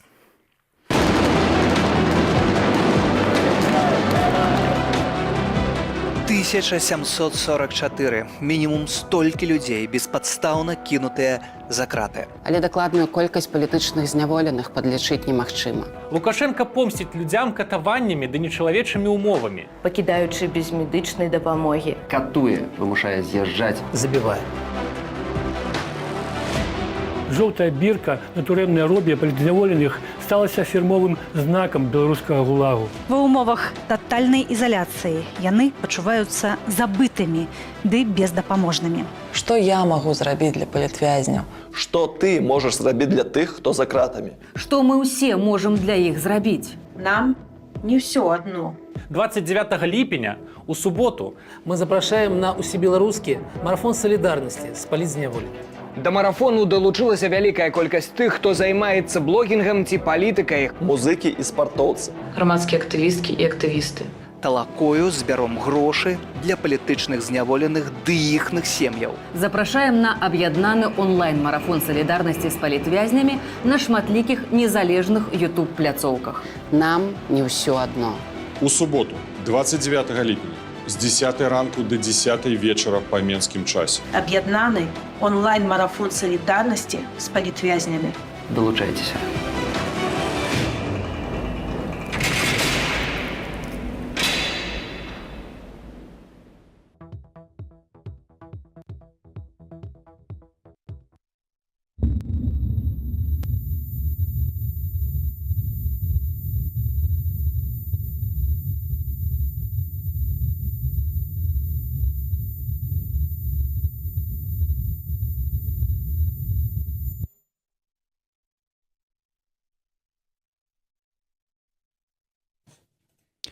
Прывітанне ўсім слухачам і гледачам Еўрарадыё. Так я звычайна вітаюся, калі ў нас на Еўрарадыё адбываецца звычайны эфір, звычайны стрымавы дзень, але сёння гэты эфір незвычайны, таму што студыя Еўрарадыё прымае ў сябе марафон салідарнасці з палітзняволенымі, які называецца «Нам не ўсё адно». Калі я думаў, што чаму важны гэты марафон, чаму мы абавязкова мусім прымаць у ім удзел, я зразумеў, што вельмі важна, каб мы, людзі, не мірыліся з несправядлівасцю. Калі мы пачынаем мірыцца з несправядлівасцю, праходзіць міма яе, мы перастаем быць людзьмі. А палізняволеныя – гэта бадай што адна з галоўных і адна з самых вялікіх несправядлівасцяў, якія сёння чыняцца ў Беларусі. Сёння Тацяна Мартынова ў эфіры Белсата сказала, што захад не вельмі дбае пра беларускіх палітвязняў, і я з ёй абсалютна згодны. У кожнай краіны свае праблемы, і таму беларускія палітвязні, яны могуць разлічваць толькі на нас. Вельмі прыемна пачынаць нашу частку марафона з таго, што ўжо дасягнутая тая мэта, якую ставілі перад сабой арганізатары, тыя 200 000 еўра, якія патрабавалася сабраць, сабраныя, і на гэта спатрэбілася толькі крыху больш за 6 гадзін, а ўсяго марафон доўжыцца 12 гадзінаў. То бок, амаль палова марафона у нас яшчэ перад вами, і давайте паглядзім, колькі мы зможам сабраць, заданаціць разам з вами за гэты час. Шмат, я ўжо сказаў, усяго, але не будзем цягнуць, адцягваць, тармазіць з пачаткам, таму што ў нашай студыі, па-першае, на сваім звычайным законным месцы наш хост Дзміцер Лукашук. Прывітанне, Дзміцер. Прывітанне, Павел. Ну і насупраць яго чалавек, якога мы заўжды рады бачыць, таксама ў сябе, гэта палітычны аналітык Арцём Шрайбан. Прывітанне, Арцём. Вітаю, Паша. Перадаю ім слова.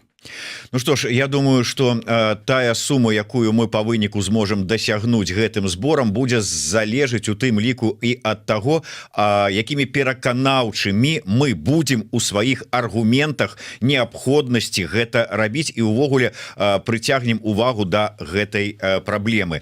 Шмат ужо было сказана, 6 гадзінаў ідзе эфіраў, тым не менш, я думаю, што варта ізноўку такі нагадаць, каб вы данацілі. Спасылкі куды, як і што лепей рабіць для того, каб гэта было бяспечна, ёсць. Я думаю, што зараз і наши СММшчыкі таксама паўтораць, і я звяртаюся да Арцёма. Яшчэ раз вітаю, Арцём, дзякуй, што завітаў. Мы не один раз абмяркоўвалі з вами тэму, і яна да гэтага часу застаецца актуальней. Гэта тэма варыянтаў, магчымасцяў, якім чынам можна дамагчыся вызвалення палітвязняў, перамовы, там ці яшчэ што-небудзь. Мы гаварылі гэта ў нас, вы да гэтай тэмы звярталіся вось буквально днямі ў сваім чарговым выпуску праграмы адказаў на пытанні, але вось буквально учора, здаецца, я пачуў такую тэзу, не буду казаць ад каго, хто трэба будзе бачыць, што, маўляў, калі палітык не здолеў вызваліць хаця б аднаго палітвязня, ён лузер, лох і не месца яму ўвогуле ў палітыцы. І вот у мяне пытанне, а як? Вот ўсё ж таки бачны якія-небудзь варыянты і магчымасці, хаця б чыста тэарэтычныя, як гэта можна дасягнуць? Па-першае, як мы з вами ўжо шмат разоў казалі ў гэтай студыі, лёс палітвязняў зараз, як і лёс шмат якіх закладнікаў, залежыць ад таго, хто іх утрымлівае. І тут, мне здаецца, няма ніякага сэнсу ў перакладванні адказнасці за лёс гэтых людзей на тых, хто нават не знаходзіцца ў Беларусі, хто не можа ніяк уплываць на, амаль ніяк уплываць на прыманне рашэнняў Лукашэнкам і ягоным рэжымам. Ці ёсць рычагі вызвалення палітвязняў у захада. Яны ёсць, яны залежаць ад прыярытэтаў. Калі б захад вырашыў, што вызваленне палітвязняў у Беларусі гэта зараз не проста прыярытэт, а адзіная мэта, на якую варта свае ўсе высілкі як бы прыкладваць, так, то, канешне, можна было б чакаць прапановы зняць усе санкцыі в абмен на вызваленне ўсіх палітвязняў, на гэтым канец як бы гісторыі. І, напэўна, можа быць, не ўсіх, але, напэўна, частку Лукашенка вызваліў.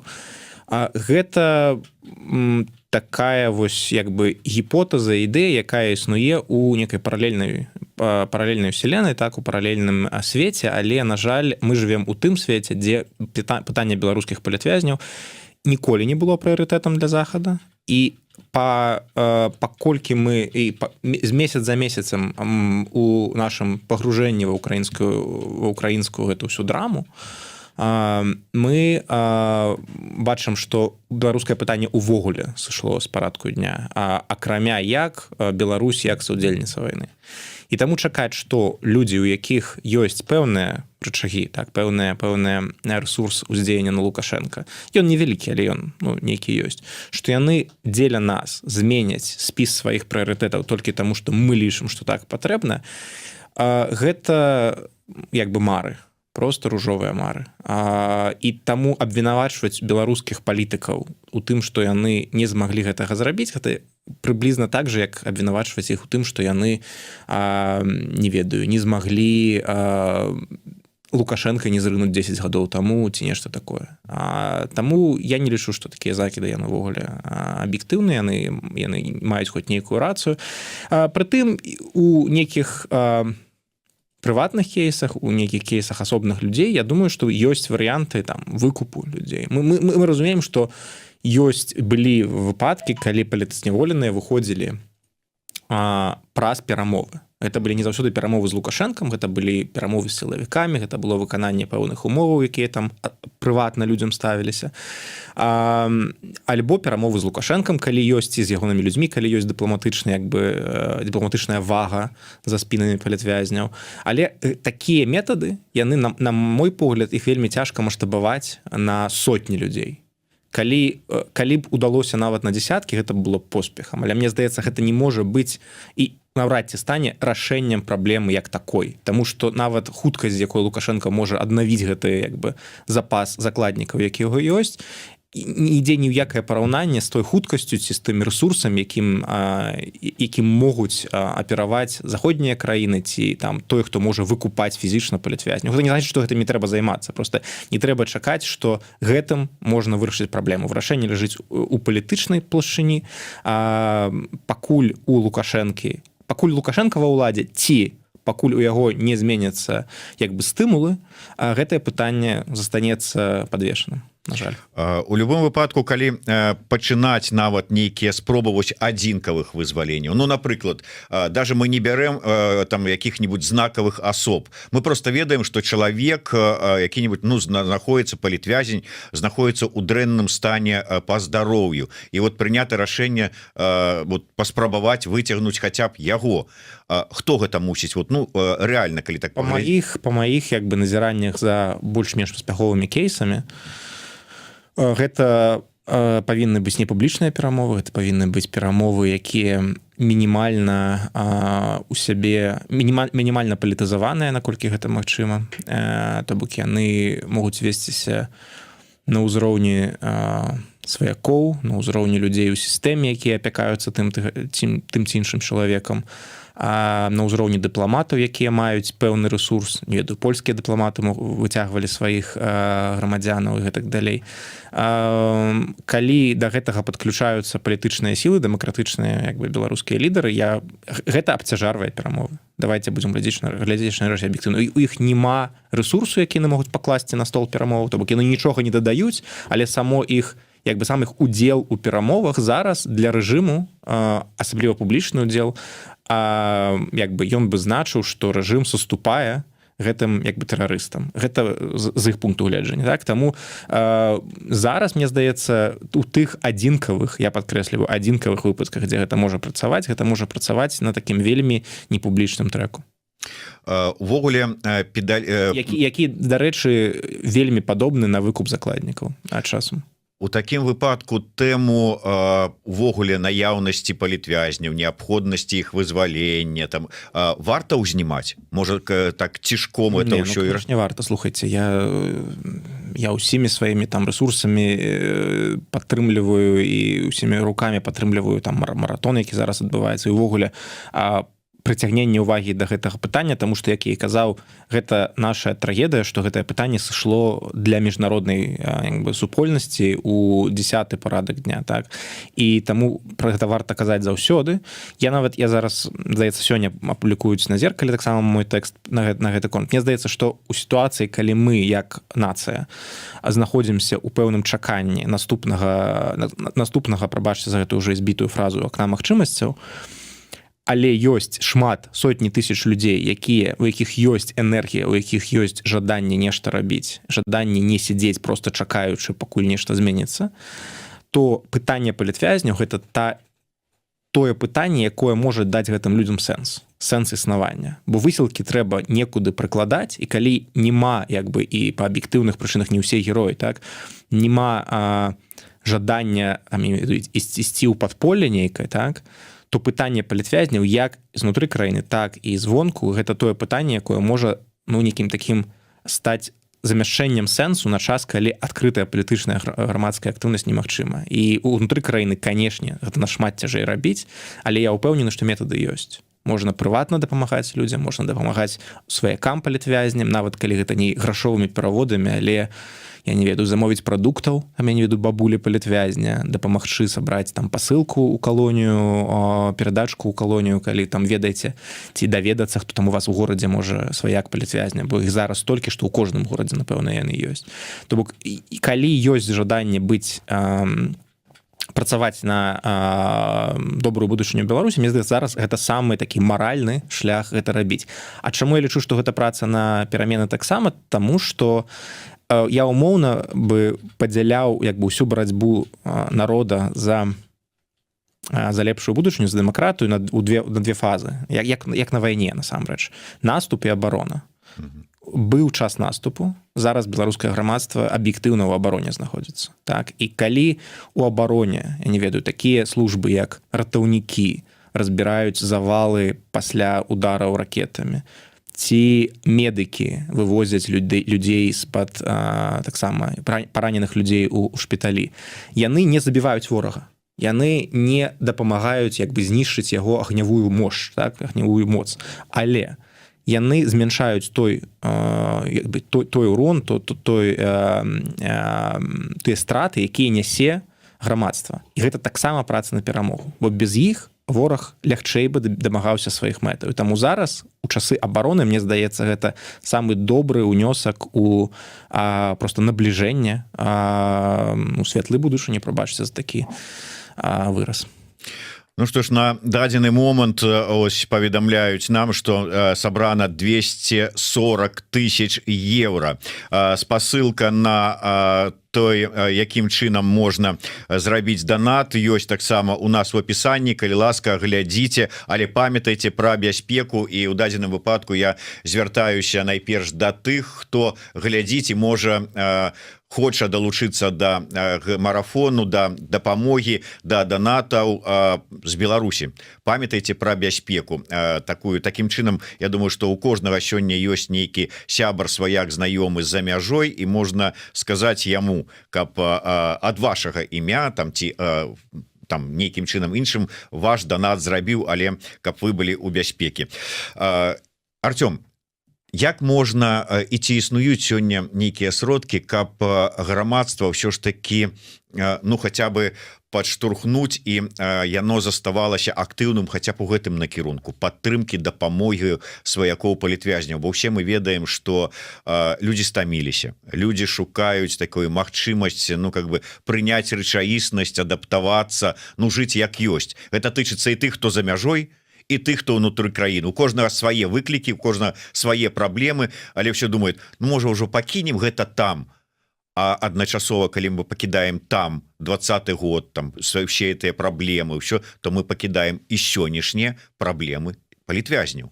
Не трэба чакаць, што энтузіазм у гэтым пытанні будзе заставацца устойлівым ці падвышацца, ці магчыма гэтыя даволі аб'ектыўныя фактары, якія вы пералічылі, павярнуць у іншы бок. Але тое, што палітычныя сілы, грамадскія сілы, медыа могуць рабіць, гэта прынамсі запавольваць гэты працэс, запавольваць гэты працэс страты апатыі, скажем так. І мне здаецца, тут гэта тэхнічнае пытанне ў пэўным сэнсе, таму што журналісты, медыйшчыкі, рэдактары, камунікацыёншчыкі ў палітычных сілах, яны павінны ведаць, што лепш за ўсё ў такіх выпадках працуюць гісторыі жывых людзей. То бок лічба 1500 працуе нашмат як бы на энтузіазме, яна працуе не так добра, як працуе, не ведаю, расповед пра гісторыю якога-небудзь канкрэтнага палітвязня, яго на сям'і, якая шчымлівая, якая кранае людзей і якая матывуе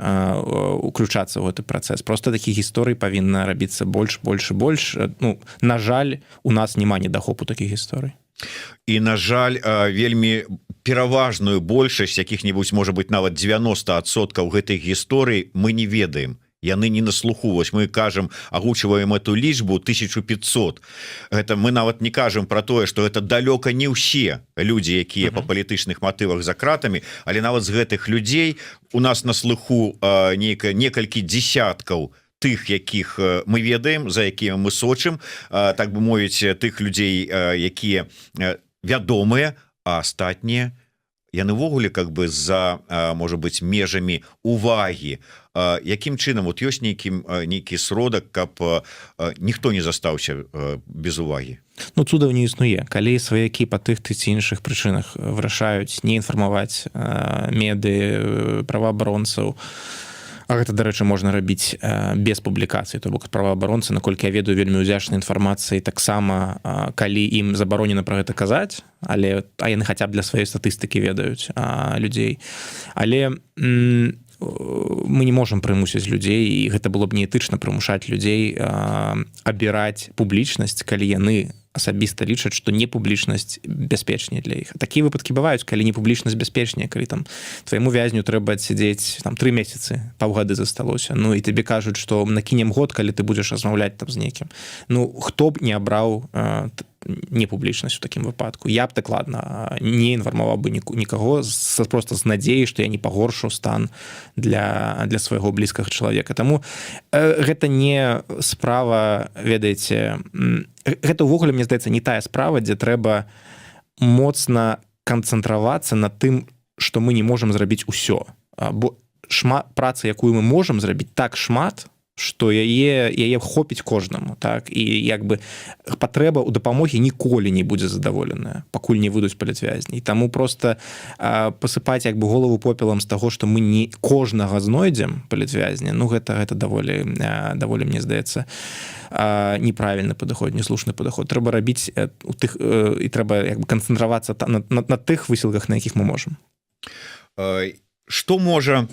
Я разумею, что это залезці ў галаву, але вот сёння, калі разглядаць эту ситуацию, что можа прымусіць рэжым, конкретно Лукашенко, вырашыць, что зараз прыйшоў час, я не ведаю, там ці адкруціць ціск, ці пачаць гандаль, назовіце як хочаце. Залежыць ад маштаба як бы таго, што вы чакаеце ад Лукашэнкі. Мне здаецца, ён быў бы гатовы на нейкія кропкавыя рашэнні па асобных людзях, па асобных, не ведаю, катэгорыях, мабыць, людзей гуманітарных, калі б ён атрымоўваў за гэта нешта нават сімвалічнае, кшталту прызнання на захадзе, кшталту, не ведаю, допуску беларускіх спартоўцаў кудысьці, яму асабіста, каб нехта там давершыя граматы ўручыў і гэтак далей. Я думаю, што ёсць пэўны як бы резервуар, так бы мовіць, і магчымасць без сапраўдных саступак па санкцыях, там і нечым такім, а толькі за кошт сімвалічных крокаў нечага дамагчыся. Па-другое, і калі мы кажам не пра такі кропкавы маштаб, а пра нешта больш сур'ёзнае, трэба, каб ён перастаў верыць у тое, што Расія яго як бы гарантуе яму палітычную бяспеку, а гэта магчыма ў выпадку, калі альбо ягоныя адносіны з Расіяй чамусьці сапсуюцца, гэта па-за межамі як бы магчымасцяў, мне здаецца, сёння захада ці дэмакратычных сілаў. І другое, гэта расійскія паразы і аслабленне Расіі. Пра гэта, мне здаецца, усе кажуць, што калі ён будзе разумець, што Расія не настолькі надзейны донар, не настолькі надзейны цэнтр моцы, так, цэнтр сілы. Ён, як даволі палітык такі, ведаеце, разумеючы, куды вецер дзьмуе, ён, мне здаецца, даволі хутка будзе разумець, што калі ён не можа зараз выгнаць усе расійскія войскі ядзерную зброю, ён прынамсі можа пачаць гандлявацца тым, чым ён можа пачаць гандлявацца, каб палепшыць свае перамоўныя пазіцыі. Палітвязні, мне здаецца, тут будуць аднім з першых крокаў. Таму, на жаль, мы ў той сітуацыі, калі паўплываць на Лукашэнку як такога у нейкіх маштабных рашэннях цяжка. Гэта ўплыў павінен ісці праз аслабленне яго асноўнага патрона. Дзякуй вялікі. На жаль, трэба завяршаць нам з Артёмам. Такім чынам паўплываць на Лукашэнку мы не можам, але паўплываць на сітуацыю, якая ёсць у сваякоў палітвязняў, мы можам. І таму я яшчэ раз заклікаю, далучайцеся да нашага марафона, данатьце, адказваю на пытанне, якое задаюць, ці будзе даступны збор пасля марафона. Так, ён будзе даступны да канца 30 числа, 30 ліпеня. Дзякуй вялікі, Артём, я развітваюся, а з намі ўжо на сувязі дарадца Святланы Ціхановскай па прававых пытаннях Крысціна Рыхтар. Зараз я апрану навушнікі, каб яшчэ раз чуць. Яшчэ раз развітваюся з Артёмам. Да сустрэчы і прывітання, спадарня Крысціна. Прывітанне. Дзякуй, што далучыліся да нашай размовы. Я адразу у лоб, часу у нас не шмат, так што я хутенька. Крысціна, мы постоянно чуем от Лукашэнкі і ад усіх астатніх, калі гучаць пытанні з даўніх часоў. І цяпер, вось калі былі недавно у яго журналісты замежных СМІ, прагучала пытанне ад журналіста BBC пра палітвязняў, на што ён зрабіў у чарговы раз вот такія вочы і кажа: якія палітычныя вязні? Нема у нас ніякіх палітычных, па палітычных артыкулах у нас ніхто не сядзіць, бо у нас палітычных артыкулаў нема. Так вось скажыце ўсё ж таки, як юрыст, ёсць, ну, как бы нейкая праўда ў словах Лукашэнкі. Як гэта ўспрымаць? Знаете, правда заўсёды ёсць, таму што чалавек, як бы, што кажа, што той веры. Асабліва з улікам таго, што Лукашенко ўвогуле ніколі не звяртаецца да міжнароднага права. Калі паглядзець на нацыянальнае права, сапраўды там як бы няма такого тэрміну палітычныя вязні, і таму, сыходзячы з гэтага, ну, як бы, можна сказаць, што, конечно, правы, але калі глядзець на сітуацыю, на міжнародныя стандарты, на тое, што у нас ёсць прызнаныя міжнароднай супольнасцю палітычныя вязні, яны, ну, конечно, ёсць. Вось, таму, калі каментаваць менавіта слова Лукашенка, то, конечно, гэта неправда. У такім выпадку, ведаеце, заўсёды неяк журналіст, які задае пытанне пра палітычных вязняў, чуе такі адказ і неяк так: ну да, ну нема, ну то ладно, і как бы вот здымае пытанне. Як у такіх пытаннях все ж таки лепш рэагаваць, як даводзіць і як увогуле за мяжой палітыкі, журналісты мусяць рэагаваць на гэтыя довады лукашэнкаўскай улады, што ну нема у нас ніякіх палітычных, што вы прыцапіліся. Ну, ведаць, улада заўсёды так будзе казаць, асабліва такая ўлада, як рэжым Лукашенка. Як на гэта можна рэагаваць? Ну, па-першае, ўсё ж таки у нас ёсць вельмі моцная праваабарончая супольнасць. Ввогуле такая моцная праваабарончая супольнасць заўсёды складаецца ў краіны, дзе заўсёды вельмі такі, ну, самы горшы стан правоў чалавека. Таму, па-першае, у нас ёсць вельмі моцная міжнародная супольнасць, праваабарончая супольнасць, якая прызнана ўжо міжнароднымі арганізацыямі, міжнароднай супольнасцю. Праваабарончыя арганізацыі выходзяць у такія асацыяцыі праваабарончых арганізацый свету. Вось, таму і яны заўсёды праводзяць гэтыя маніторингі, гэта заўсёды ўжо даўно гэта фіксацыя парушэнняў, фіксацыя ўзроўню колькасці палітвязняў, яна заўсёды ёсць. Таму, па-першае, трэба спасылацца на тыя рэпорты і тыя маніторингі праваабарончых арганізацый, гэта па-першае. Па-другое, ўсё ж такі ёсць зафіксаваныя маніторингі і ёсць даклады ўжо міжнародных арганізацый. Напрыклад, Управление Верховного камісара па правах чалавека зафіксавала, што ёсць прызнакі злачынства супраць чалавечнасці ў Беларусі. Гэта тычыцца не толькі палітвязняў, але ўвогуле сітуацыі, якая адбываецца ў Беларусі, запущены таксама маскоўскі механізм. Ну, то бок, гэта конечно, я разумею, что для простого человека гэта вельмі такія складаныя рэчы, размаўляць вось пра там маскоўскія механізмы і некія даклады нейкіх камісараў па правах чалавека, але ўжо на міжнародным узроўні, міжнародных арганізацыях ужо ёсць зафіксаваны факт злачынстваў, ёсць зафіксаваны факт колькасці палітвязняў, гэта ўсё ёсць. Таму я мяркую, што замежным журналістам трэба спасылацца на гэта, каб весці размову з рэжымам. Хрысціна, у нас, на жаль, не вельмі шмат часу, таму я ведаю, што вы асабіста і ваша каманда працуеце над там сваёй ініцыятывай, сваёй праграмай. Можете пару словаў такога праанансаваць? Мы з вами ўжо фактычна дамовіліся на тое, што так больш грунтоўна гэтую тэму абгаворым на наступным тыдні в эфіры Еўрарады, але такі анонс акурат такі у тэму нашага сённяшняга марафону. Так, дзякуй, конечно. Ну, калі, можа, вы памятаеце, но я яшчэ раз агучу, весной 21 года быў такі анансаваны акт рэабілітацыі ад імя офісу Святланы Ціхановскай, яшчэ пісаў былы прадстаўнік па правых пытаннях адвакат Сергей Зікрацкі.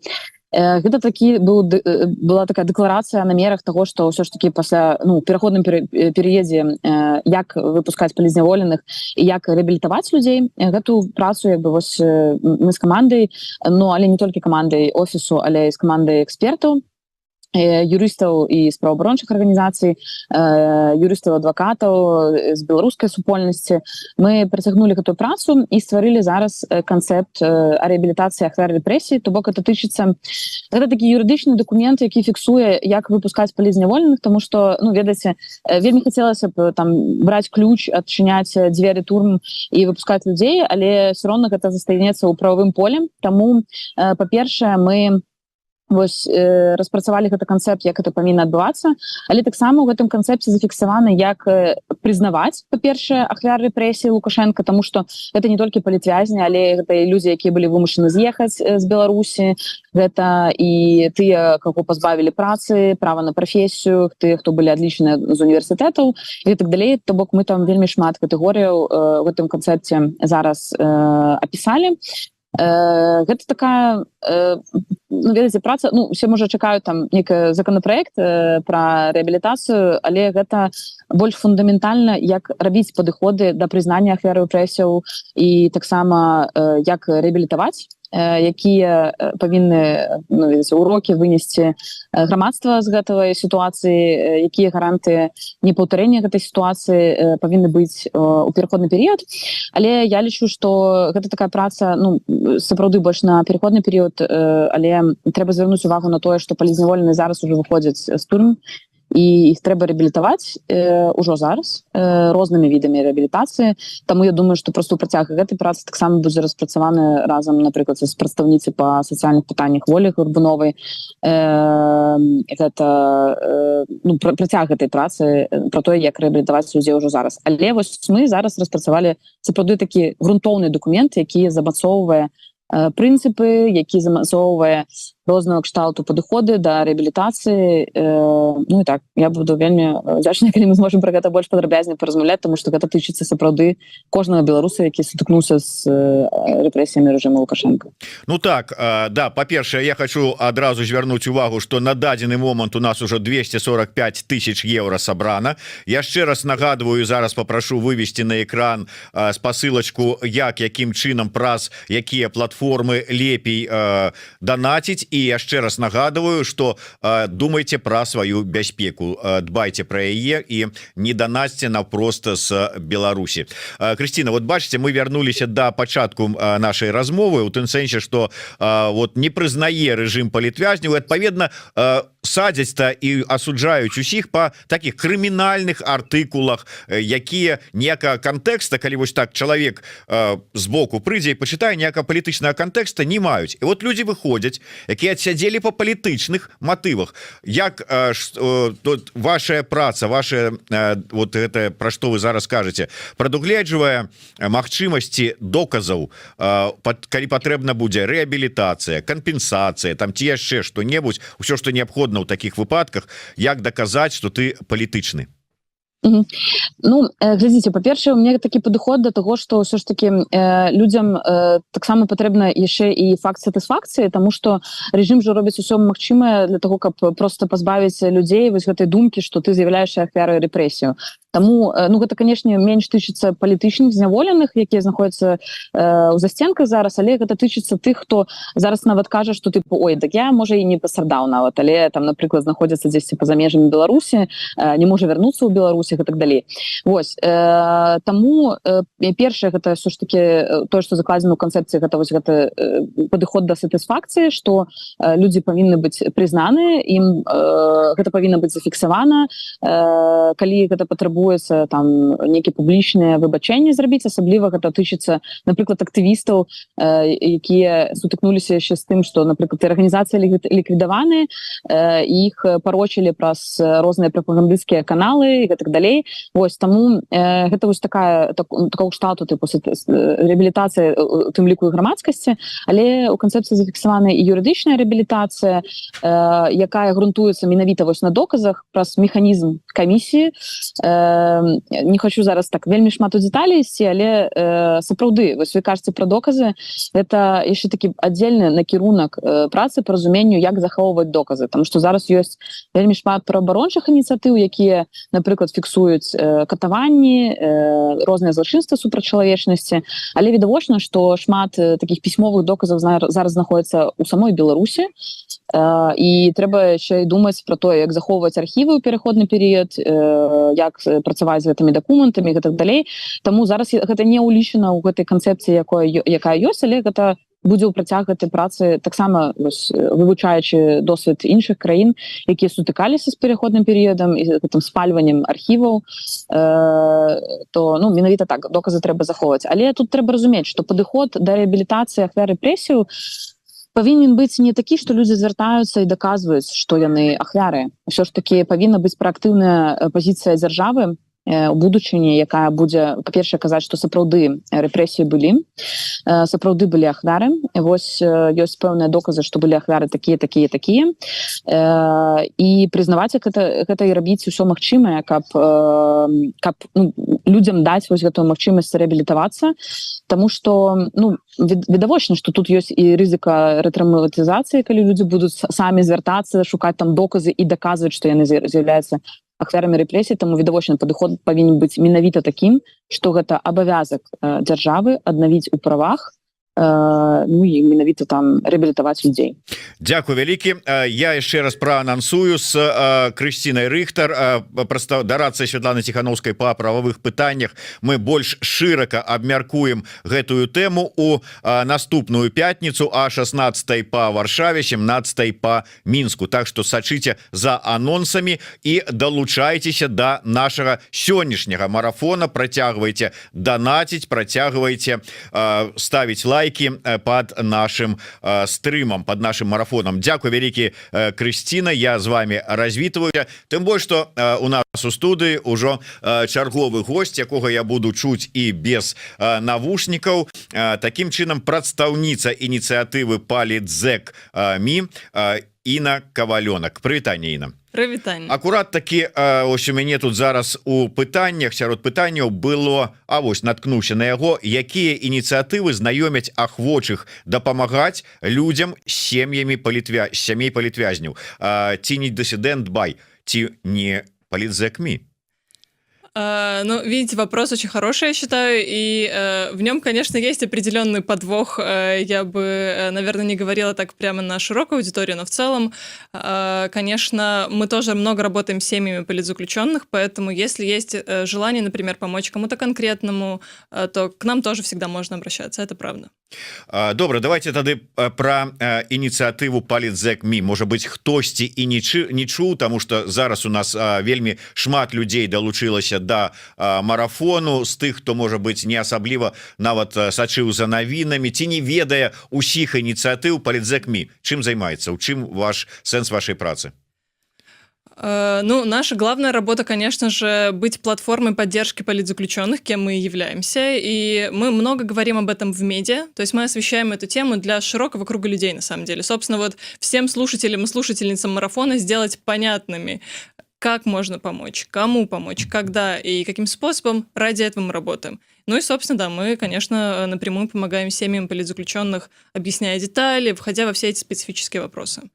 То есть фактычна вось тое, дзеля чаго і працуе сённяшні наш марафон, гэта сабраць сродкі на дапамогу сем'ям палітвязняў, то потым, дзякуючы вам, у тым ліку, мы будзем ведаць, каму найперш неабходна гэтую дапамогу перанакіроўваць.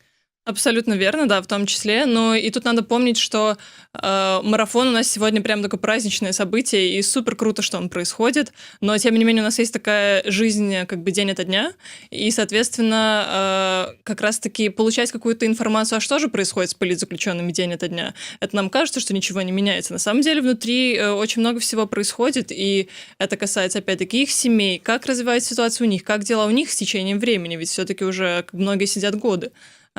Всю эту информацию мы предоставляем, да, чтобы было понятно и было легко разобраться, кому и как помочь. Я задаваў гэтае пытанне вось Артёму Шрайбану, які быў перад вами, і пытанне тычыцца таго, што у нас вялікая колькасць палітвязняў. Афіцыйна там крыху больш за 1500. Дарэчы, палітзэкмі, якую лічбу вы лічыце больш адпаведнай рэальнасці? Ну, конечно же, мы считаем цифру как минимум в 1735 человек, которые есть на сегодня, и мы вместе с Dissident by и Страной для жизни, другими организациями в коалиции выступали с этим заявлением. Я даже была в этой студии насчет этого числа какое-то время назад.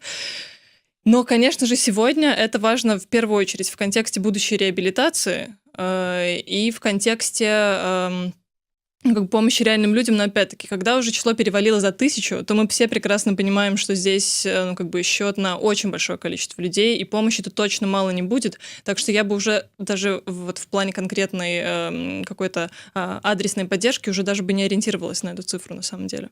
Ну, і якая ваша пазіцыя у дачыненні да словаў, калі кажуць, што 1500 там плюс-мінус, но мы-то ведаем, што іх як мінімум там некалькі тысяч, невядома колькі, то есть вялізная у некалькі разоў больш, чым афіцыйна. Вы ўсё ж якой пазіцыі прытрымліваецеся?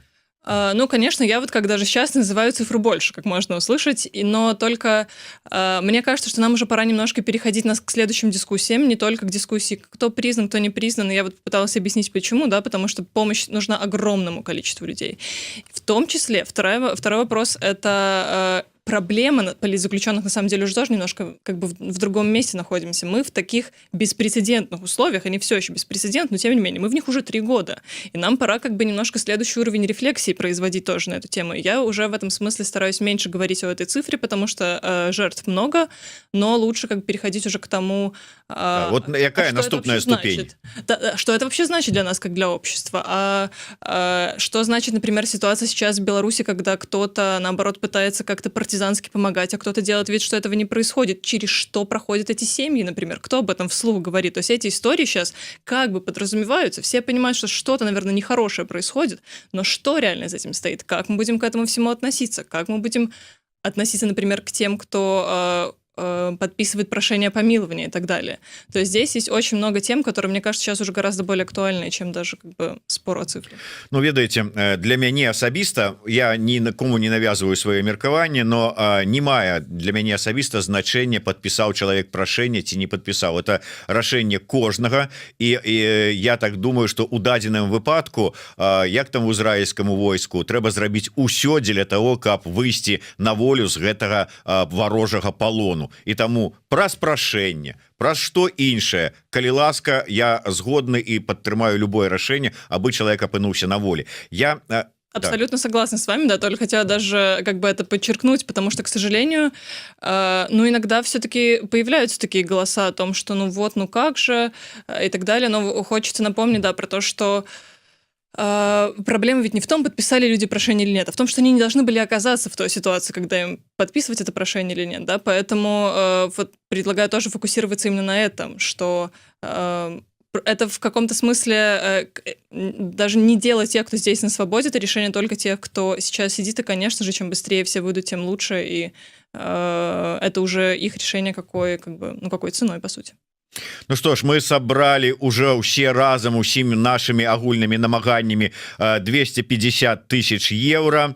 Вось, дарэчы, правильно робіце, спадар глядач, под никам говорите по-нормальному. Знайшоў знаёмых за мяжой, якія закінуць за мяне, а я при сустрэчы аддам. Вось гэта правильная позиция, такі двойны донат. Як правильно неяк сказаў мой калега Паша Свярдлоў, таким чынам вы калегу сябру за мяжой, які можа нават і не глядзіць марафон, а так і намекаеце, і вот далучайся і за мяне закінь, ну і за сябе подумай, а то хто ж ты такі будешь пасля гэтага.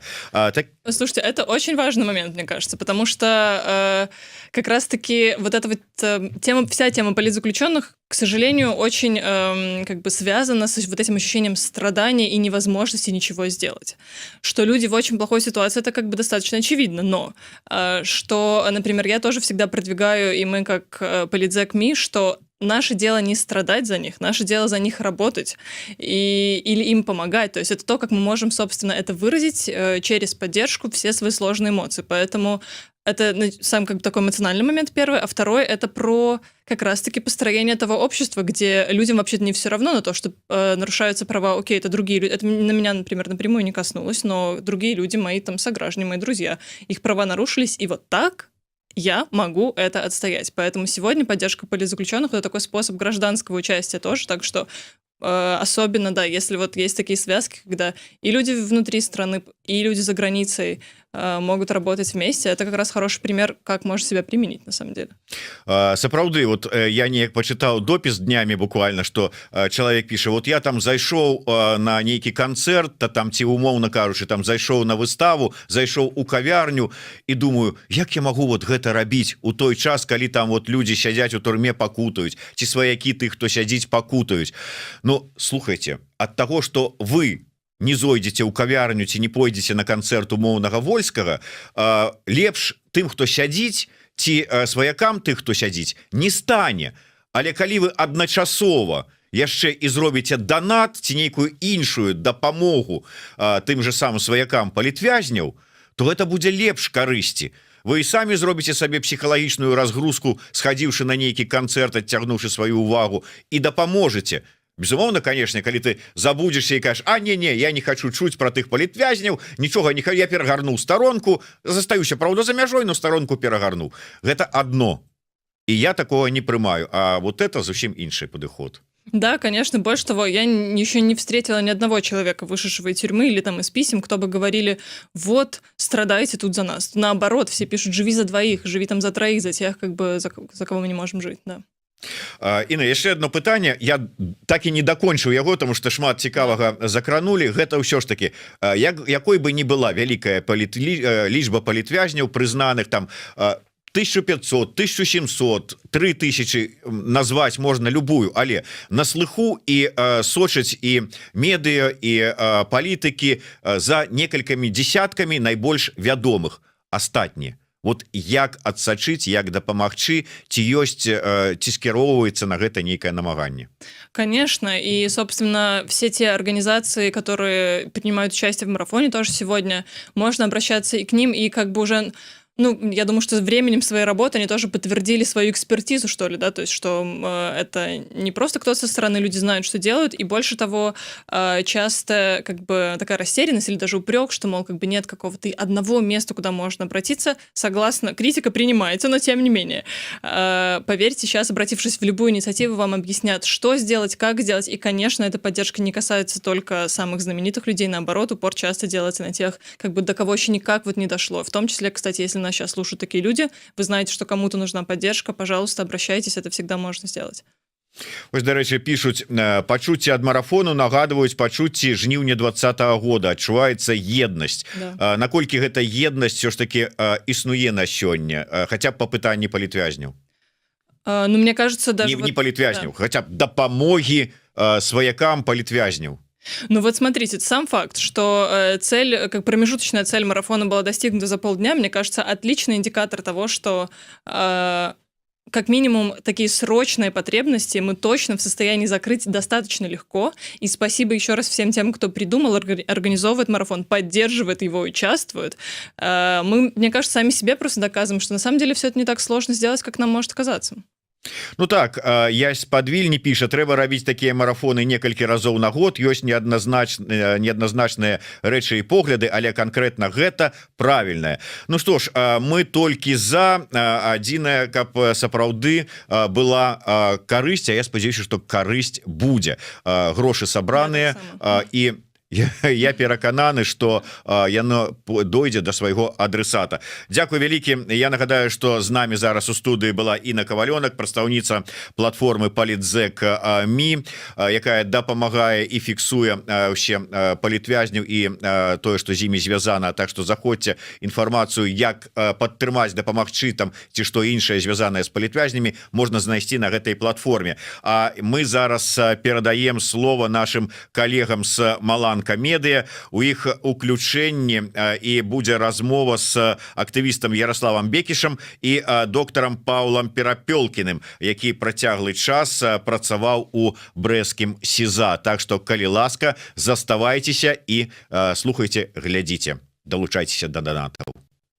Наш марафон продлится до 10 часов вечера, так что не переключайтесь, оставайтесь с нами. Впереди еще много важных интервью и слов в поддержку политзаключенных и их семей. Вообще способов поддержки много, мы об этом говорили и будем продолжать говорить. Это и посылки политзаключенным, и телеграммы, и письма, и открытки, и переводы, ну а также, конечно, помощь в распространении информации о политзаключенных. Уже 3 года разными видами поддержками занимаются многие организации, многие инициативы, которые, мы напоминаем, также получат часть донатов от сегодняшнего марафона для продолжения своей работы. Ну, мы также еще отметим, вспомним еще одного политзаключенного и годовщину его задержания. На этой неделе исполнилось 2 года с момента ареста известного белорусского философа и методолога Владимира Мацкевича. В его поддержку на Маланке мы выпустили короткометражный документальный фильм, где вместе с его соратниками поговорили о том, что философ вкладывал в призыв думать Беларусь. О том, что сейчас происходит с Владимиром Мацкевичем и какой план освобождения политзаключенных предложил бы он. Это и не только. Мы обсудим с нашим следующим гостем. Это общественный активист, член Конституционного совета Ярослав Бекиш. Здравствуйте. Здравствуйте, Ярослав. Ярослав, ну вот у Владимира Мацкевича есть дорожная карта белорусской революции. А как вам кажется, что бы он сказал о дорожной карте освобождения белорусских политзаключенных? В русском обществе существует как минимум 3-4 темы спекулятивные вокруг политзаключенных, которые на самом деле нас отдаляют от решения проблемы. Допустим, можно ли торговать санкциями в обмен на освобождение политзаключенных? Отпускать сразу всех или по частям? Можно ли вести переговоры с режимом или с террористами переговоры не ведутся? Все эти вопросы провокационные и на самом деле никак не помогают, а только отдаляют нас от того, чтобы решать эту проблему. И люди, которые, там, в том числе политики, которые так ставят, действуют против нас. Стреляют себе же, как говорить, в ногу. Такая дорожная карта невозможна, и к политзаключенным, это мое субъективное мнение, мы можем относиться как к военнопленным и как к заложникам. И, соответственно, любые действия планировать, если мы их можем осуществить, конечно, исходя из такого подхода. Ну и тогда мы должны говорить про то, что, например, вот этот почти голливудский ДИС с террористами не ведут переговоров, не торгуются в ситуации, когда ты можешь их уничтожить. Конечно, тогда это имеет смысл, потому что, чтобы не провоцировать новых террористических актов. В нашей ситуации мы сейчас должны решить основную проблему. Почему возникает ситуация, которую мы называем политзаключенной? Потому что существует нелегитимный режим, который ведет войну в прямом смысле слова, пока еще не на нашей территории, и, соответственно, его надо победить или изменить. Это решит проблемы. Мы не можем сейчас этого сделать, по крайней мере, вот в том состоянии, в котором мы сейчас находимся. Тогда мы должны там всеми способами доставать своих пленных, заложников. И если это требует каких-то переговоров с террористами, была бы у нас возможность, надо было бы на нее идти. Но у нас нет такой возможности, потому что наши оппоненты не собираются ни в каких переговорах участвовать, по крайней мере, с представителями белорусского народа. По крайней мере, на сегодняшний день. И тогда это тоже бессмысленный вопрос. Вопрос про санкции. Опять же, только там люди непосвященные, ну или откровенно глупые могут думать, что у кого-то из белорусов сейчас есть возможность там, влиять на то, как вводятся или как будут упираться санкции. На самом деле не мы их вводили. Большинство санкций введены против белорусского режима не из-за политзаключенных, в частности из-за войны в Украине и поддержки путинской агрессии. И не нам их снимать, и, соответственно, не нам ими торговать. И наши оппоненты прекрасно это понимают. И когда вбрасывается какая-то тема в общественный дискурс о том, что кто-то там здрадник пытается торговать санкциями, это совершенно нелепая провокация. Никто в здравом уме не собирается этим заниматься, у нас нет такого инструмента. Следующий вопрос – выпускать всех или там частями. Мне очень нравятся попытки, например, киберпартизаны там, в прошлом месяце заблокировали данные БУ с требованием выпустить 50 политзаключенных. Во-первых, это форма переговоров, то есть выставляется требование. Во-вторых, это действительно то, что под силу белорусам, в частности этой организации, им можно выставлять какие-то условия. Это действенный инструмент. Поведется оппонент или нет, мы еще знаем, но такие действия я бы приветствовал. Конечно, в условиях, когда режим в любой момент может набрать новых заложников, встает вопрос вообще в принципе эффективности такой работы. Но это значит, что надо каким-то образом сопоставлять возможности свои с возможностями режима, как-то оказывать такую степень давления, при которых оппонентам будет понятно, что дешевле брать новых заложников. Пока такого понимания нет, мы действительно освобождаться одни, там, набираются другие. Можно ли освобождать всех или по очереди, или по одному? Зачем это обсуждать, если пока мы не освободили ни одного человека? В принципе, у нас сейчас фактически опробованных рабочих инструментов нету. Ну и обо всем об этом Владимир Мацкевич когда-то говорил и писал. Сейчас он находится в ситуации политзаключенного. Я бы тут, кстати, поспорил еще с своим тезисом. С ним, знаете, он философ, и он философски расколупывает слова, имена. Тезис, являются ли эти люди политзаключенными. Слово «политзаключенный» принадлежит к нарративу правозащитному. Мы находимся в ситуации войны. На войне нет политзаключенных. То есть это не про права человека, это уже про преступление против человечности. Об этом уже и правозащитники говорят.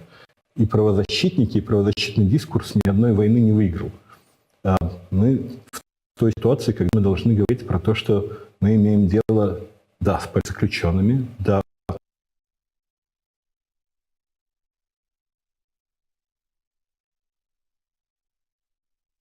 правозащитниками, но и с ситуацией, с необходимостью таким образом взаимодействовать с белорусско-путинским режимом, когда никакие новые преступления будут уже невыгодны. Сейчас у нас мало для этого ресурсов, но ситуация очень динамично меняется, особенно в связи с событиями Украины. И лучшее, что мы можем сейчас сделать, с одной стороны, поддерживать, насколько мы можем, семьи заключенных их самих, хотя эти только символическая поддержка в большой степени, можем про нее говорить, там небольшая финансовая реабилитация тех, кто освободился, но самое важное – это готовиться к тому, что делать, когда, я надеюсь, что это произойдет как можно скорее, когда они выйдут. Поддержки понадобится намного-намного больше. Мы как-то пытались провести оценку, возможно, там, зрители знают про дорожные карты там, по поводу необходимой поддержки. Так вот, больше 60 миллионов нужно там, на 2 года для того, чтобы оказать просто базовую поддержку из расчета 3000 на человека. Этого не хватает не на то, чтобы выехать, там, найти работу, решить вопросы со здоровьем, с психологическим здоровьем, но хотя бы какие-то базовые вещи всем тем людям, которые сейчас находятся в тюрьме по политическим причинам. И тогда, вы знаете, наверняка уже про это говорили много, мы говорим не только про людей, которые получили этот статус официальных политзаключенных, намного больше наших граждан находятся в тюрьме по политическим причинам без этого статуса. Им тоже надо будет поддержка, это тоже наши люди.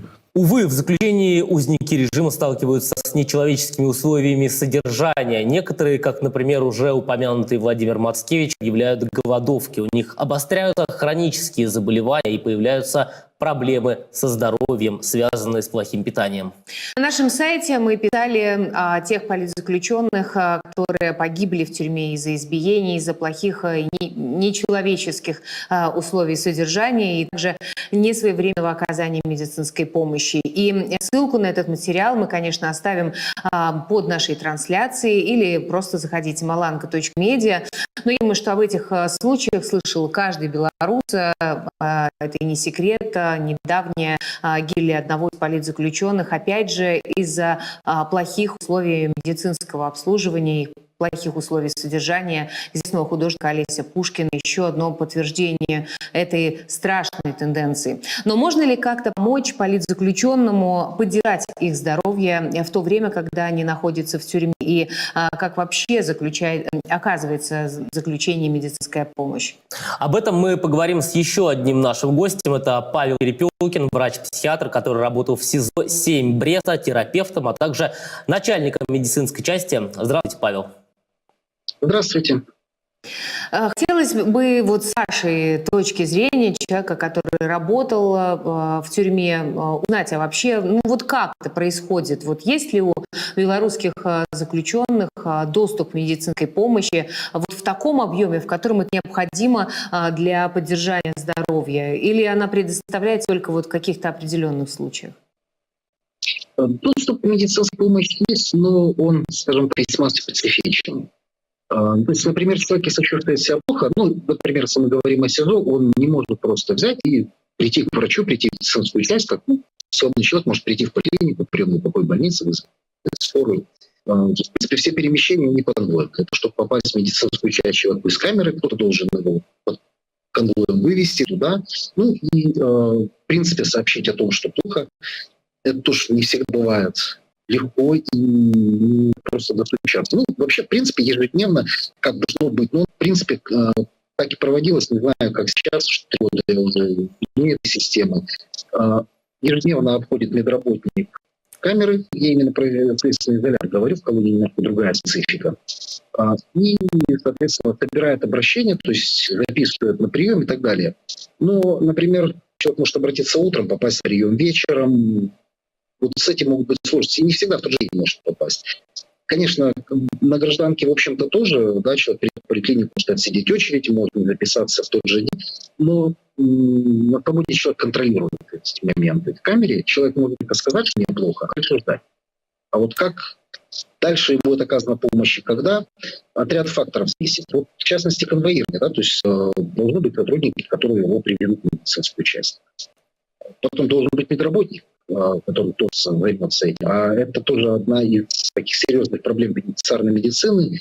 Во-первых, кадровый дефицит. Не знаю, как сейчас думаю, что он усугубился. И до этого было сложно с кадрами. Помимо того, загруженность абсолютно неспецифической, ненужной работой, которая с оказанием помощи не связана. И, например, может быть, по факту, да, допустим, присутствует начальник медчасти, врач-терапевт, фельдшер или 2 фельдшера, медсестра. А по факту в какой-то конкретный момент оказать помощь может быть некому. Начмед на совещании, врач-терапевт проводит занятия для личного состава, 1 фельдшер уехал сопровождать стрельбы, 2 фельдшер обходит, допустим, территорию, проверяет санитарное состояние. Остается медсестра, которая, в принципе, права делать самостоятельное назначение и вести прием. Поэтому достучаться до того, чтобы получить помощь, бывает сложно.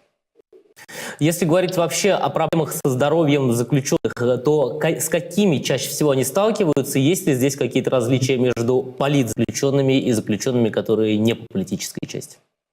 Вы знаете, сейчас мне сложно говорить, потому что я в 2019 году уволился из СИЗО, и тогда, естественно, еще не было наплыва политзаключенных. В принципе, за 10 лет работы в Брестском СИЗО я не сталкивался с этой категорией, поэтому сейчас я могу только предполагать. Вообще, в принципе, проблемы, с которыми человек сталкивается именно в плане здоровья в СИЗО, они по принципу, где тонко там и рвется. То есть это, как правило, хронические заболевания, которые могут обостряться.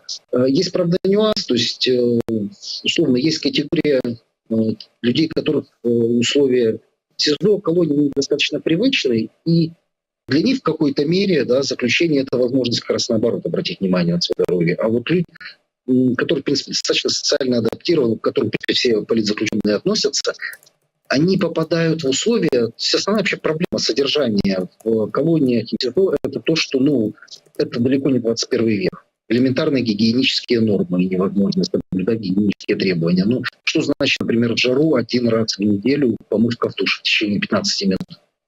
В принципе, температурный режим камеры. Поэтому вот эти все условия, они сказываются на тех проблемах, которые наиболее актуальны у человека. То есть если есть какие-то хронические заболевания или определенные проблемы, например, с желудком, да, с почками, то вот, скорее всего, именно там и вылезет какая-то проблема.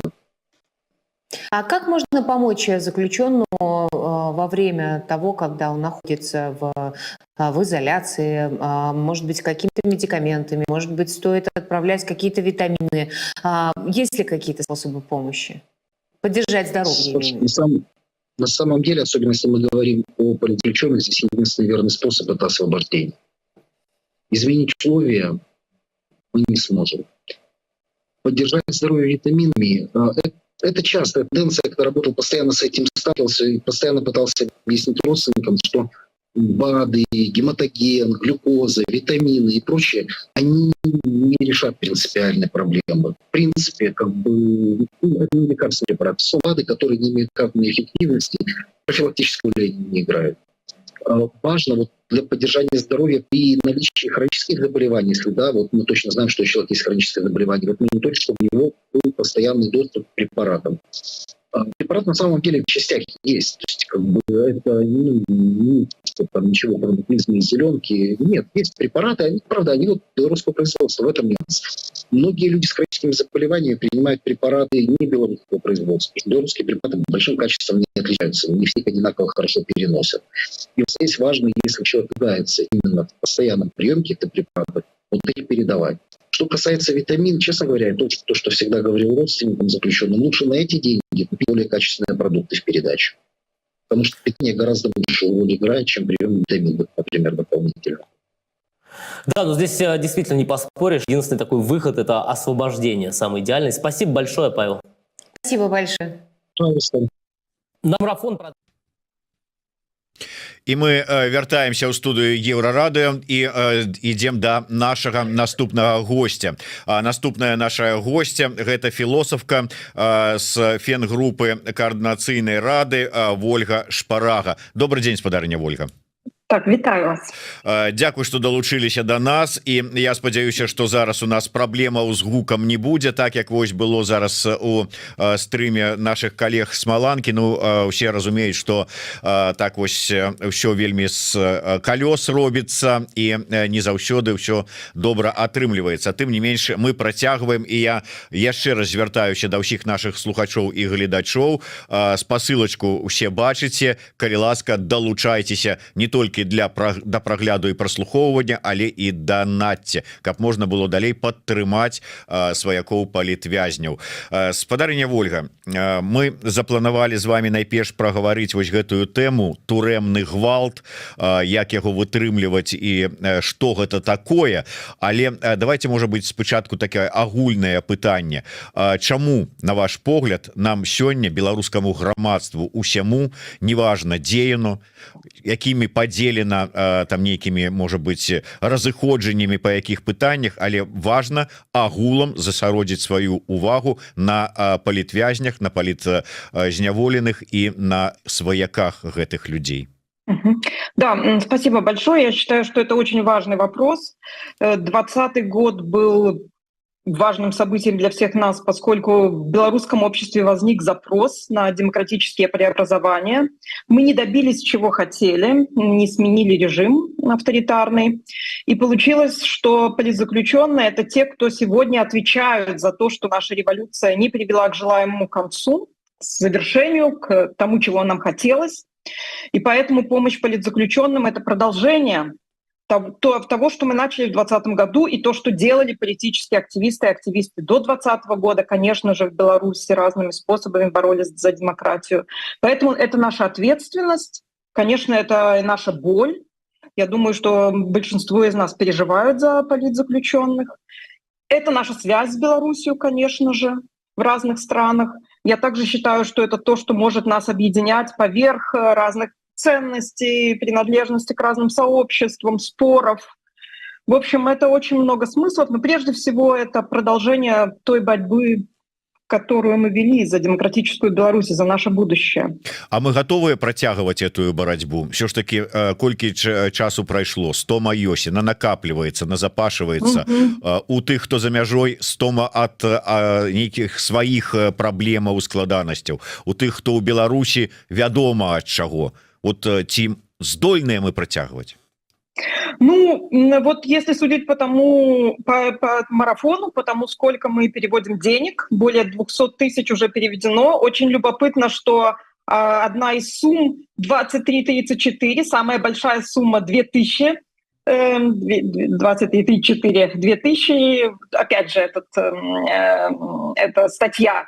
И эта статья отсылает к 2020 году, это значит, что мы все еще заряжены 2020 годом. Что нам эти переводы люди делают, в том числе потому, что чувствуют ту энергию, чувствуют ответственность. Давайте да вельмі важнай тэмы, гэта турэмны гвалт, гвалт у дачыненні да палітвязняў. Вот як філосаф, вы можете патлумачыць, чаму вот такі ўзровень гвалту, чаму да палітычных стаўленне такое, что ты ніхто, ты адсюль не выйдзеш, ты палітычны, ты тут, табе тут прыйдзе кранты. Ну, режим уже сам не скрывает, что речь идет о репрессиях сталинского образца. Мы знаем, какими были эти репрессии. Эти репрессии были нацелены на то, чтобы уничтожить на разных уровнях, на юридическом, на психологическом, на физическом людей, чтобы ни в коем случае у людей не возникало чувство, что они граждане, что они должны бороться за свое собственное достоинство друг за друга, что они способны критиковать режим. Идея в том, чтобы сломить людей в тюрьме, и в том, чтобы нам, конечно, дать сигнал, что мы тоже ничего не можем сделать, что то, что нас ожидает, любое, теперь даже не сопротивление, да, а вот это вот высказывание мнения, несогласного с режимом, какая-то помощь другим людям, объединение, даже решительность. То есть, в принципе, все это режим нам через пытки, которым подвергаются люди в тюрьмах, сигнализирует о том, что любая ваша активность будет вот так наказана. Атрымліваецца, што гэта такая дэманстрацыя нават пра тое, што пра нейкіх людзей не даходзяць, няма ніякіх звестак, як скажем пра Міколу Статкевіча там ці пра Бабарыку ці пра Калеснікаву. Это таксама такі форма ціску нават не на іх, а на ўсё грамадства. Ну, мне кажется, то, что у нас есть вот это, то, что режим сейчас занял позицию, делает невидимыми политзаключенных, тут много сигналов. Один из важнейших сигналов пытается режим дать демократическим странам, сказать, что нет политзаключенных. Есть и другие сигналы, которые показывают, что это вот эта стратегия. Я не представляю, как можно убедить демократические страны, политиков, активистов. Но, тем не менее, на нас это накладывает дополнительную задачу постоянно говорить о политзаключенных, насколько это возможно, поименно называть кейсы, говорить о практиках сопротивления, ситуации в Беларуси. Но также, конечно, это сигнал для политзаключенных внутри, что о них никто не думает, не помнит. Мы это в интервью читаем вышедших политзаключенных, что об этом говорят все время надсмотрщики. Вам не приходят письма, вы никому не нужны. Ну и, соответственно, обществу также сигнал, что если вы попадете в тюрьму, вы попадете в такую изоляцию, возможно, мы вас там убьем или доведем до такого состояния, что вы не сможете говорить, вы будете в очень тяжелом физическом состоянии, никто даже про это не будет знать. То есть мне кажется, ну вот как я сказала, как минимум 3 вот этих посыла у режима. Ведаеце, я быў заўсёды перакананы, што пры тым, што ну ёсць такая ўсё ж такі частка сексістскага такого стаўлення ў беларускім грамадстве от дачыненні да жанчын, тым не менш ударыць жанчыну, пачаць яе катаваць, ну на гэта здольныя, ну толькі можа псіхічна хворыя людзі. А сёння мы назіраем, як катуюць, які ўзровень гвалту ў дачыненні да жанчынаў у турмах. Што не так з беларускім грамадствам? Чаму так вот да жанчынаў ставяцца? Бо ўсё ж таки, ну нават калі ўзяць нейкі фальклор, жанчына-маці, жанчына-зямля, ну неяк ўсё ж таки павага такая, здавалася, была, а раптом изникла? Ну, поскольку женщины активны, поскольку у нас революция, в том числе женским лицом, Светлана Тихановская, наша демократическая лидерка, и женщины брали в 2020 году и сейчас берут на себя ответственность, много делают для этой борьбы, о которой мы с вами говорим. Понятно, что и реакция режима такая на них, да, что женщины активные субъекты, и женщины не только за себя выступают, они создают сообщества, занимаются помощью, они выдумывают новые формы того, как бороться за демократическую Беларусь, Беларусь будущего. Ну, бесчеловечность режима проявляется также в том, что у нас есть люди с инвалидностью в тюрьмах, люди старшего возраста, несовершеннолетние. Так что это вот разные грани вот этих практик, которые достались от времени сталинизма, сталинских репрессий. Это системные практики, которые в институтах, да, этому систематически обучали, внушали, пропаганда играет роль. Я думаю, что нам нужно будет еще более детально исследовать вообще, как поддерживаются, да, вот эти практики, эти субъективности карателей. Но я думаю, что у нас много разных граней, может быть, еще более страшных, чем, как я сказала, да, насилие по отношению к женщинам. Ну так мы часам чуем, что да ўсіх там дрэнна ставяцца, усіх катуюць там і мужчын і жанчын без розніцы, але ўсё ж таки жанчыне значна цяжэй перанесці вось гэтыя катаванні. Дзе сілы знайсці? Ну, мы можем прочесть сейчас в интервью, где женщины находят силы, это тоже предмет моего исследования. Ольга Класковская очень интересно рассказывает. Одна из предметов, которые помогала красная помада, поскольку Мария Колесникова задала этот тон, и Мария Колесникова, пока мы ее видели, использовала красную помаду, чтобы показать, что у нее есть силы, что она сопротивляется. Интересно, что Ольга Класковская не только сама использовала эту помаду, давала знак другим женщинам, получала от надсмотрщиков замечания, но она также другим женщинам раздавала. Я прочла сейчас в одной из глав ее книги об этом, красную помаду, чтобы женщины тем самым поддерживали так друг друга. Но есть и другие способы вот этой поддержки, но они связаны прежде всего вот в этом контакте друг с другом, насколько это возможно, в тюрьмах и колониях. Политзаключенные разными способами пытаются, да, подбадривать друг друга. И что касается женщин, даже в каких-то интервью я замечаю, что мужчины отмечают, что женщины ставят задачу заботиться не только о себе, и о других постоянно, и это дает им силу дополнительную. Вот эта вот установка, что надо максимально помогать друг другу, помогать другим и поддерживать друг друга в этой сложной ситуации, когда у тебя нет сил. Таму я яшчэ раз нагадываю, что мы мусім падтрымліваць адзін аднаго, для гэтага і наш марафон сённяшні. Таму яшчэ раз, калі ласка, вось спасылачка на тую платформу, праз якую можна данаціць, каб потым мы маглі дапамагчы сем'ям палітвязняў. Спадарня Ольга, я ведаю, что вы фактычна ўжо падрыхтавалі кнігу пра беларускіх жанчынаў палітвязняў. Для чаго яна патрэбная? І якая асноўная мэта гэтай кнігі, ну апроч фіксацыі таго, што адбывалася з жанчынамі палітвязнямі ў Беларусі? Ну, это не совсем я, это моя коллега Корделия Дворок в Германии подготовила такую книгу, куда будут входить последние слова в так называемых судах женщин-политзаключенных, выдержки из их писем, цитаты, фрагменты из их интервью. И я подготовила завершительную статью, да, в завершении этой книги, где я как раз показываю о том, что есть разные тактики мягкого, слабого сопротивления в тюрьмах. Я по-прежнему считаю, что нам нужно говорить на всех языках, во всех странах о том, что происходит в Беларуси, говорить про разные социальные группы, конечно, говорить про женщин, потому что мы видим, что женщины сопротивляются, мы видим, что женщины по-прежнему солидаризируются в тюрьмах друг с другом, мужчины обращают внимание на вот эти тактики женщин. И мы видим, что на наши рассказы, на то, как мы делимся фактами, рассказываем про опыт, даем слово тем, кто находится в тюрьмах и колониях, либо вышли из них, что это находит отзыв, что это находит отклик. Это может быть не только предметом обсуждений в библиотеках, но и в более широких пространствах. На это политики обращают внимание. И я считаю, что все эти наши усилия, от всех этих наших усилий зависит то, насколько долго будут политзаключенные в тюрьмах оставаться и насколько долго нам придется вести нашу борьбу. Спадарыня Ольга, можа быть крыху не по такой вот конкретной теме, якую мы азначили на пачатку нашей размовы, але тым не менш падчас сённяшняга марафона мы не один раз чулі про тое, что заходнія палітыкі ну фактычна забыліся на беларускіх палітвязняў, что увагі гэтай тэме праблеме не надаецца. Да, словы гучаць перыядычна час ад часу, але не больш того, там ківаюць в адказ і ўсё.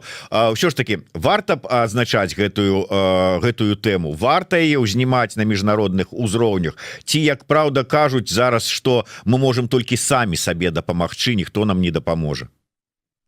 Я считаю, что обязательно мы должны поднимать эту тему. Я в целом считаю, что никто не может помочь себе, никакая одна страна сегодня. Мы живем в глобализованном мире, мы видим, насколько победа Украины зависит от того, насколько мировое европейское сообщество будет помогать этой стране.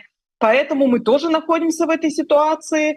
Конечно, наша активность — это отправная точка, но помощь политиков, интеллектуалов, артистов из других стран нам необходима, и я считаю, нам нужно все делать, что мы можем, чтобы наш голос был слышен, и голос политзаключенных, конечно же.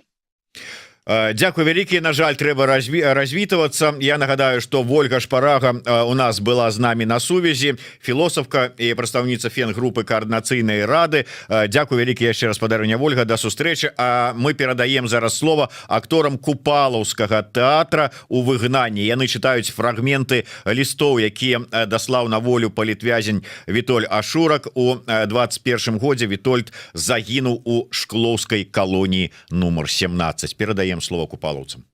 Моя мара палягае ў тым, каб стварыць у нашай Беларусі умовы, якія дазволяць кожнаму з нас раскрыць свае таленты, выкарыстаць сваё прафесійнае майстэрства, стварыць сям'ю, выгадаваць у любові і дабрабыце сваіх дзетак. Вітольд Ашурак.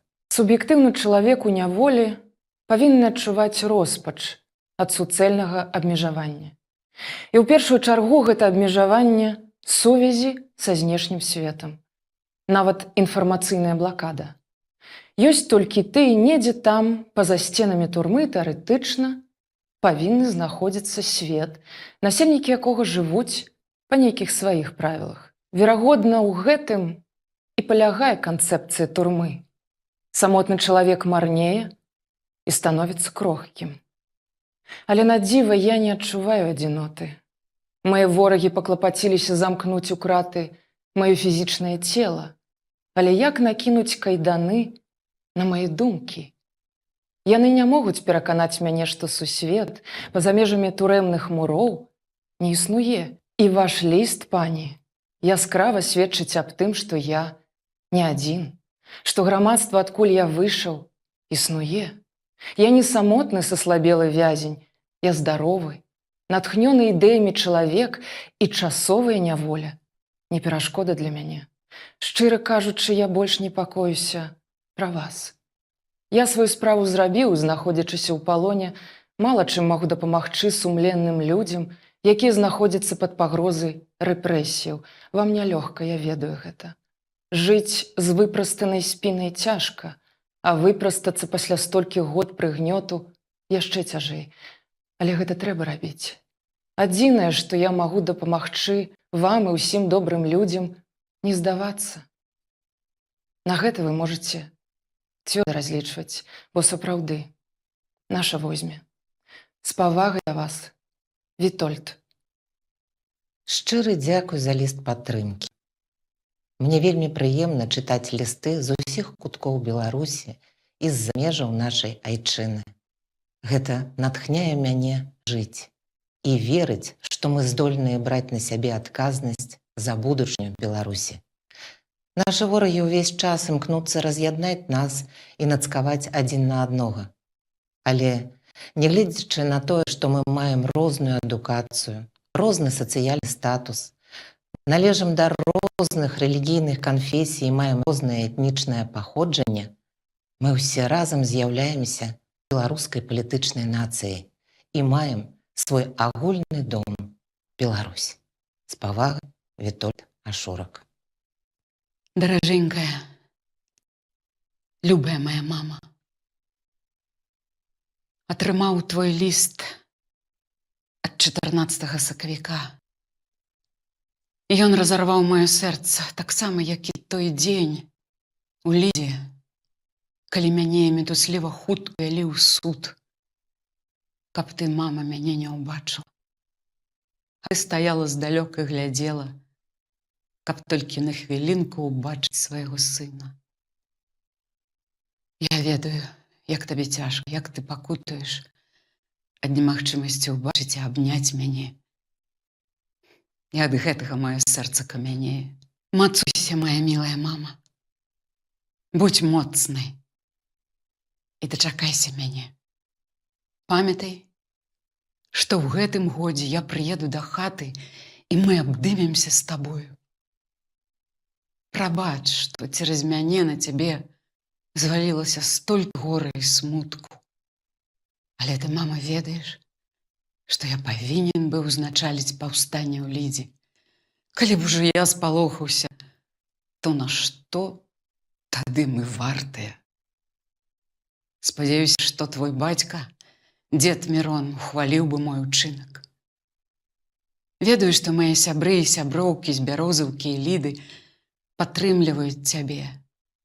Дай ім, Божа, здароўя. Яны цябе, мама, вельмі паважаюць і пішуць, што заходзяць праведаць цябе. Прашу цябе, мама, памятай, што хуткім часам мы з табой сустрэнемся. Час, калі мы абдымемся, ужо блізка. І я не зрабіў нічога, каб табе было сорамна за мяне.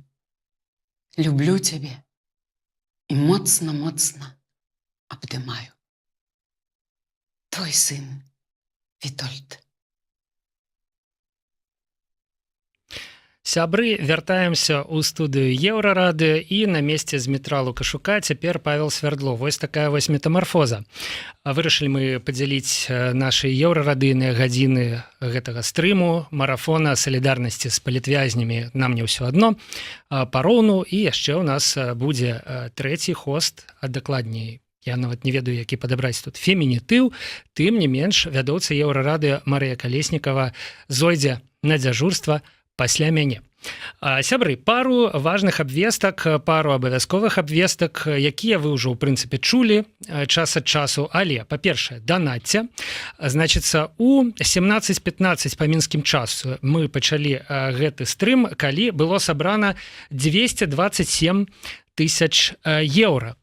І адразу ж у першыя секунды стрыму Еўрарадыё, вось што хочу вам сказаць, вельмі цікавая дэталь, прыляцеў данат на 2334 еўра. Што за дзіўная сума? Вы запытаецеся самі ў сябе і, магчыма, у мяне 2334 еўра, але кожны, хто жыў у Беларусі ў 2020 годзе, кожны, хто быў актыўны ў гэты час, ён ведае, што да чаго. А да чаго, ў прынцыпе, пытанні-то у нас пачалі з'яўляцца? Да таго, што, ну, ведаеце, вось ужо якая гадзіна марафона ідзе? Пачыналі ў 10, цяпер 18:37, гэта значыць, што ўжо больш за 8,5 гадзінаў мы з вамі ў эфіры, і мне здаецца, што час крыху расслабіцца і час пагуляць у квіз. У нас на Еўрарадыё ёсць квіз пытаннячкі, і вось я нарыхтаваў для вас 3 такіх пытаннячкі, адказваць на якія трэба будзе ў каментарах да стрымаў. Сябры, адказваць можна, вядома, у каментарах да таго стрыму, які вы цяпер глядзіце, неважна гэта, Белсат, Наша Ніва, Зеркала ці еўрарадыё, але чалавеку, карыстальніку, які будзе адказваць у чаце еўрарадыё, мы падарым нашыя фірмовыя еўрарадыйныя шоперы. 3 пытання, 3 шоперы за кожны першы дакладны адказ.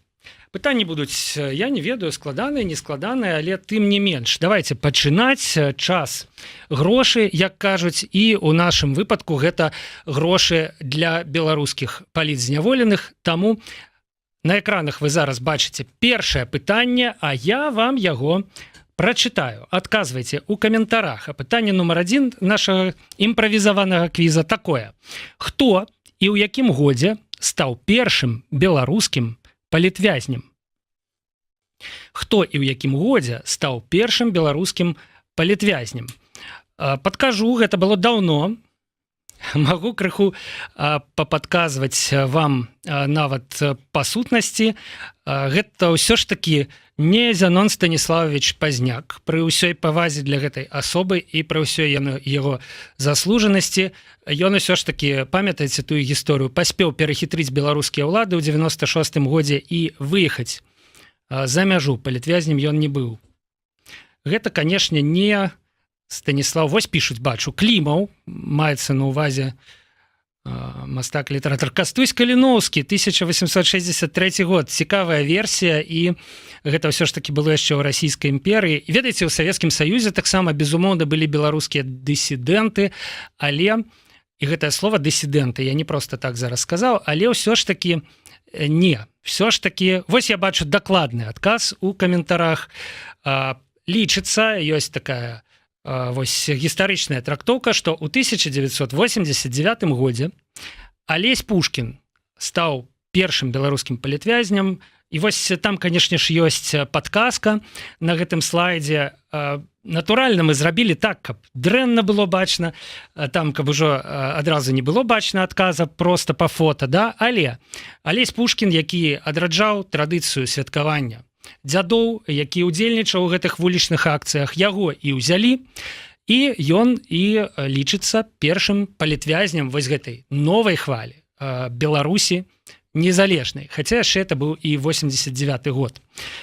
Спадар Белдок, ну я не ведаю, як мы з вами звяжемся, можа напішыце нам, калі ласка, у тэлеграм-канал на Еўрарадыё і знойдзем, як вам гэта наш шопер перадаць. Давайте пытанне нумар 2, сябры.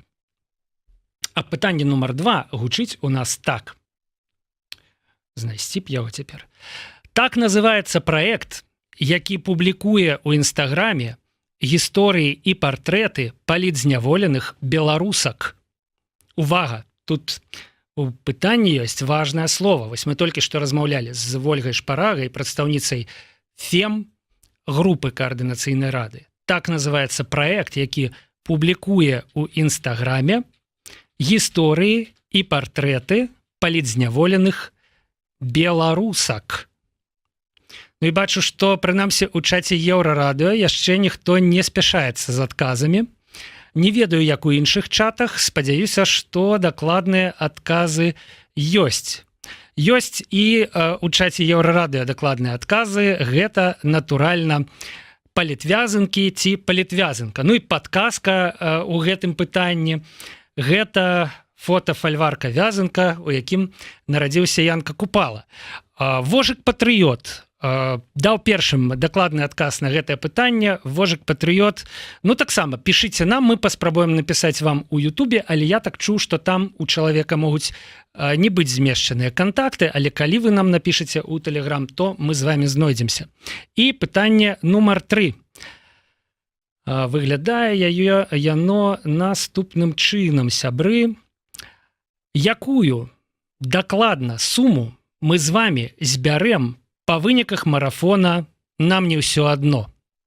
Гэта пытанне адкрытае, і адказваць вы на яго можаце яшчэ 1,5 гадзіны, роўна столькі, колькі Еўрарадыё будзе у стрыме на марафоне «Нам не ўсё адно». А далей мы адматаем каментары і паглядзім, хто з вас быў бліжэйшы да той дакладнай сумы, якую беларускім палітзняволеным нашымі высілкамі, нашымі і вашымі высілкамі прынясе марафон салідарнасці. Сябры, на гэтым вось апошняе пытанне квіза застаецца ў паветры, а мы пераходзім да наступнай размовы і да нашага наступнага госця. Для гэтага мне трэба апрануць навушнікі, таму што на сувязі з нашай студыі Вячеслав Касінераў, праваабаронца з ініцыятывы «Дысідэнт Бай». Прывітанне, Вячеслав.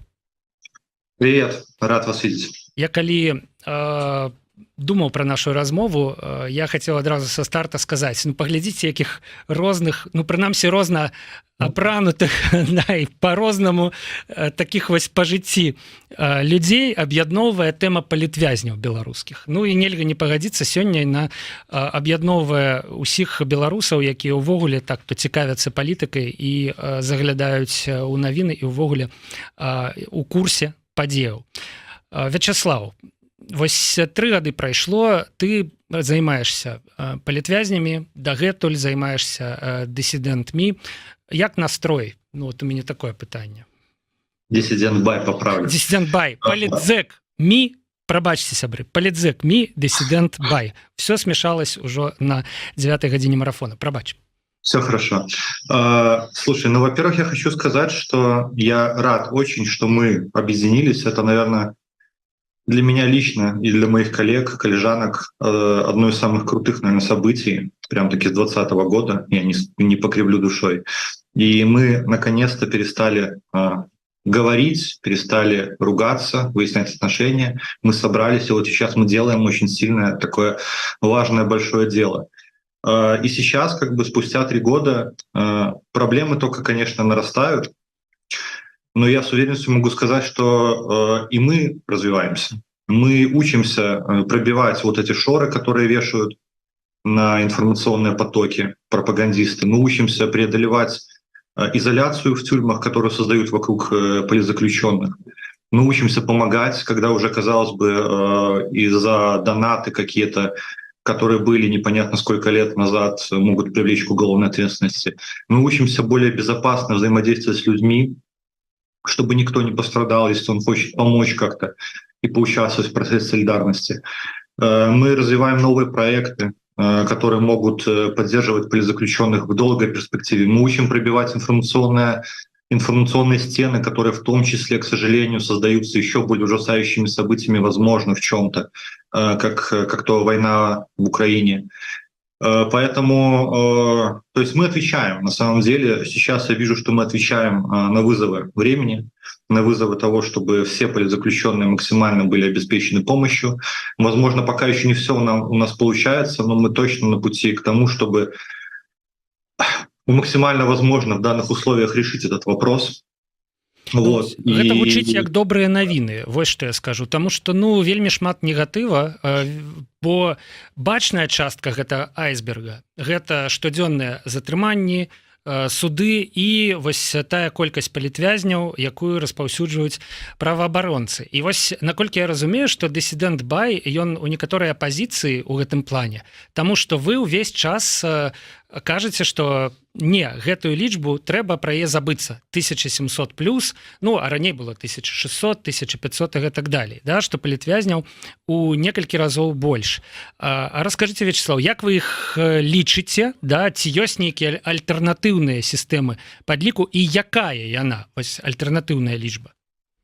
На самом деле, как бы мы как раз-таки те, кто не говорит про вот эти 5 тысяч, 10 тысяч и так далее, потому что это немножко риторика, которую могут себе позволить, наверное, какие-то политики. Мы себе этого позволить не можем.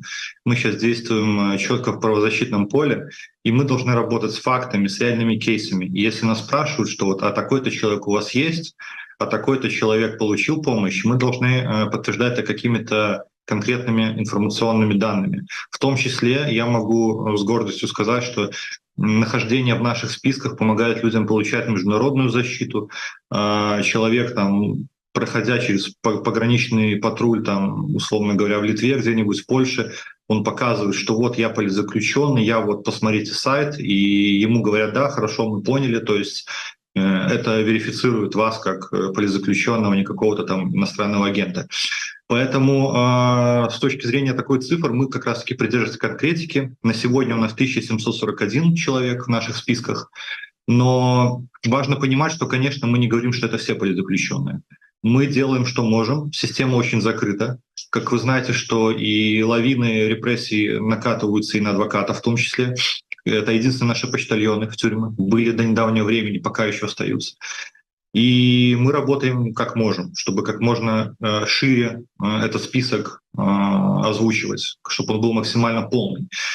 Касательно того, как эти цифры формируются, ну, я не знаю, на самом деле это долгая история, и чтобы так сильно мне не зацикливаться, я бы сказал просто такой тезис, что есть пацифизм, такая крайне пацифистская точка зрения в среде правозащитников, и есть как бы точка зрения более, как мне кажется, актуальная. Это когда невозможно воспринимать государство как иначе тем, кто оно сейчас есть, а именно террорист и насильник, соответственно, над волей человека, над личностью человека. И в этой ситуации мы, как правозащитники, не имеем права, мне кажется, никаких морализаторов выставлять рамки того, как человек может защищать свои базовые естественные права, с помощью чего они прописаны в Декларации всеобщих прав человека, право на жизнь, право на здоровье, на свободу и так далее. То есть если к нему идут террористы в дом, то есть он может предпринимать разные действия. И мы в этом плане более инклюзивны, мы скорее человека, если там очевидно взаимодействие государства и желание государства сохранить свою власть,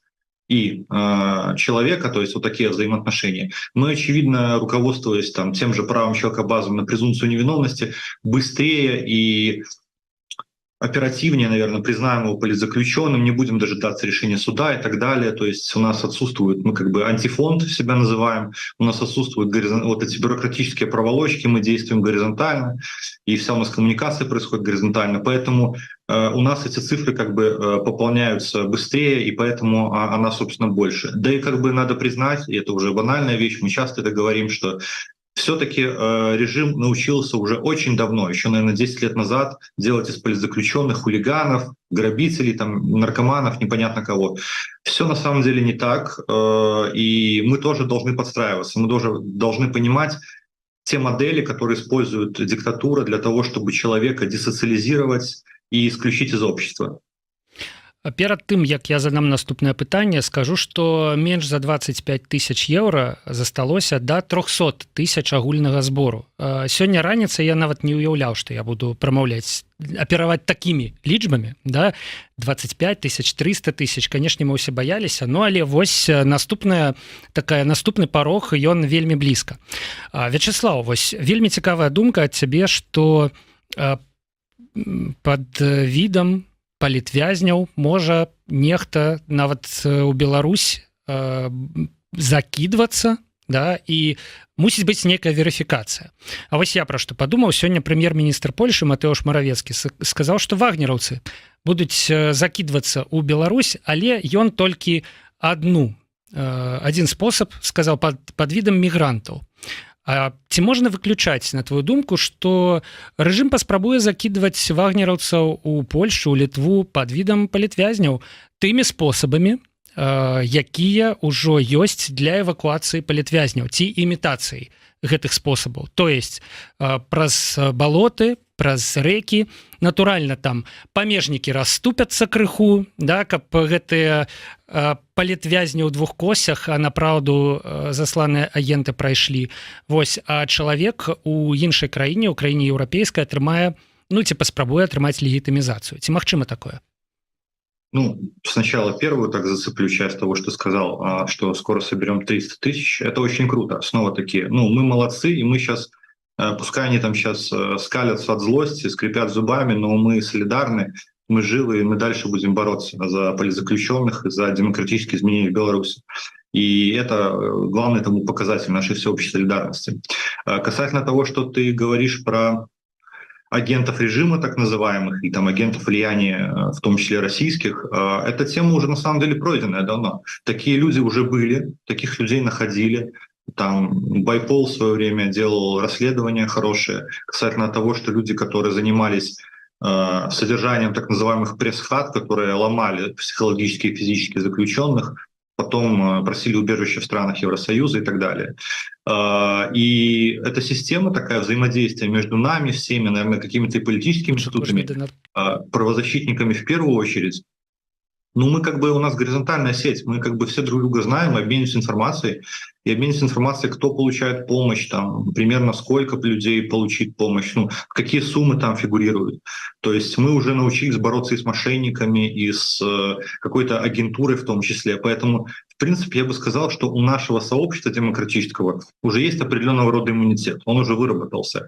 И какие-то, конечно, грубо говоря, такие факапы еще могут случаться, наверное, время от времени, но чего-то серьезного я бы не ждал, на самом деле, потому что, ну, мы большие молодцы, и мы уже разработали те структуры, которые там человек должен пройти прежде того, чтобы его там в какую-то приняли организацию, прежде того, там, чтобы он получил какую-то помощь и так далее. То есть мы обращаемся к нашим коллегам, тут политические силы сотрудничают с местными какими-то спецслужбами и так далее. То есть тут столько ступеней, наверное, что, ну, во всяком случае, это будет крайне категорически сложно, вот как бы инфильтроваться, скажем, в какие-то структуры, получить статус политзаключенного, там, убежище какое-то в Евросоюзе и так далее. Асабліва, мне здаецца, канешне, для вагнераўца з іх акцэнтамі, з іх неведаннем словаў важных для беларуса, накшталт шуфлятка, шуфель і жырандоля і гэтак далей. Слухай, ты калі вось адказваў на самае першае пытанне, ты пералічыў вельмі шмат вось гэтых станоўчых рэчаў, да? А як, ну, вот выглядае твой працоўны дзень, не ведаю, працоўны дзень супрацоўніка Dissident Buy? Чым ён напоўнены, да? То бок, ну, на гэта пытанне не адкажаш вось так, типа, ну, мы там займаемся інфармацыйнай бяспекай, там, і гэтак далей, да? Вось што, чым менавіта ён напоўнены? Слушай, на самом деле абсолютно разным. Вот расскажу буквально из свежего. Вчера там одна знакомая девушка, которая уже получила статус защиты в Польше, пишет мне, что есть такой-то парень, что он там за то-то, то-то привлекался раньше, сейчас там снова у него возникла какая-то проблема, и надо вот помочь ему как-то. То есть, ну, либо проконсультировать там, как остаться и что делать, чтобы там не было дальнейших уголовных каких-то коллизий, скажем так, с режимом, либо как-то помочь ему покинуть страну. Ну и вот, собственно, я вступаю в коммуникацию с человеком, начинаю объяснять различные механизмы, выясняю как бы подробность ситуации, в которой он находится, смотрим, чем можем мы помочь. Если не можем мы помочь, мы отправляем к тому, кто может помочь, даем какие-то гарантии, чтобы, ну, понятно, если от нас человек приходит, то люди уже доверяют, что это человек, которому нуждается реально в помощи, это не какая-то там утка. Слухай, прабач, пераб'ю цябе. Да. Гэта значыць, што працуюць гарызантальныя сувязі, так? Вось адна дзяўчына ці хлопец у іншым выпадку, ім дапамаглі, яны ўжо жывуць нейкім іншым жыццём, спрабуюць там выжываць, абжыцца ў іншых абставінах са зразумелымі ўсім праблемамі, але яны не кідаюць гэты працэс, яны застаюцца ў курсе там нейкіх варункаў, да іх прыходзіць информация, яны перадаюць яе вам. Конечно, супер. Это как раз-таки тот способ, которым мы вообще выстроили всю свою коммуникацию, всю свою работу. То есть мы так изначально получали большинство информации из тюрем. Большинство наших коммуникаций базируется именно на таких. То есть это такое, как бы, как мы это называем, в кавычках, сарафанное радио, но которое работает лучше всего. То есть потому что, ну, я глубоко уверен, что ни одна организация самая крутая, если там у нее даже будут миллионы долларов, она не сможет просто физически покрыть все потребности и всем уделить достаточно внимания в рамках оказания той или иной помощи. Но если мы это распределим, как это мы делаем прямо сейчас, мы распределяем среди всех там, белорусов, каких-то наших коллег из других стран, коллежанок, вот эту ответственность. И тогда, да, тогда у нас может получиться. И посмотрите, как это хорошо работает. То есть когда мы просто все включаемся на равном уровне самостоятельно, то есть только так, мне кажется. И это, например, хорошо же работало как и форма какого-то протеста, потому что, например, я снова-таки, мое личное мнение, что одной из лучших таких форм сопротивления, вот, и вообще то, что дало новый как бы импульс развитию белорусского общества, это были организации вот этих дворовых чатов, инициатив, вот эти чаепития, то есть это когда люди сами начали распределять вот эту коммуникацию. То бок такая тотальная децентрализация. і Абсолютно верно. тады ў 20-м і сёння ў 23-м у працы з палітвязнямі. Вячеслав, дзякуй вялікі. Я вельмі рад быў пабачыць і пачуць цябе. Я вельмі рад быў пачуць пра тое, чым займаецца Dissident Buy. У цябе ёсць яшчэ літаральна хвілінка на тое, каб сказаць што-небудзь важнае. Бо я разумею, што задаць усіх пытанняў пра ўсё важнае за гэтыя 15 хвілін не паспеў. Ну, я хочу поблагодарить всех, сказать огромное спасибо организаторам, организаторкам, участникам и участницам, которые включились в этот процесс. Мы видим, как это удачно все идет, как классно. И вот это, наверное, то, что в какой-то момент стало немного таким, как когда-то говорили, змагары, там вот эти невероятные. Я бы хотел это все вернуть в позитивный контекст. На самом деле все мы невероятные. Очень важно еще также сказать, буквально последнее, что мы конкретно сейчас уже имеем информацию, что люди в тюрьмах знают о нашем марафоне. Они знают и очень ждут позитивных и хороших новостей. Поэтому то, что мы сейчас вот тут делаем, это большое дело, и это та прямая помощь, та поддержка, которую сейчас люди прямо там испытывают. Мы помогаем им сохранить себя. Поэтому давайте дальше работать, давайте дальше донатить, давайте включаться. И вот не надо думать, что этот марафон — это только один день. Пожалуйста, сохраните это чувство единства и продолжайте в том же духе как бы двигаться. И мы всегда поможем вам реализовать какую-то помощь, которую вы можете оказать политзаключенным. У нас есть десяток и 1001 способов, чтобы это сделать. Обращайтесь. Давайте працягваць разам. Вячеслав Касінераў, Dissident Buy.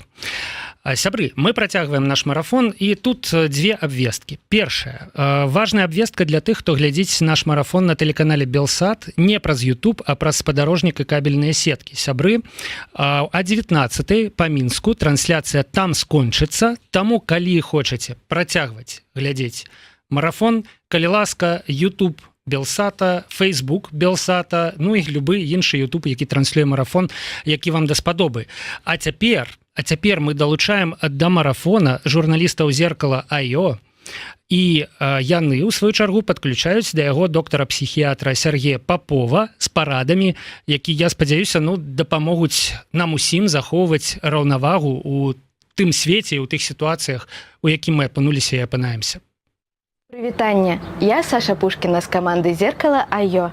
Нашая медыя прыядналась да онлайн-марафону падтрымкі палітычных зняволеных. Перад тым, як вы пачнеце глядзець нашае інтэрв'ю, у мяне да вас ёсць маленькая просьба. Патраце менш за 1 хвіліну і заданатьце палітычным зняволеным. Нам не ўсё адно.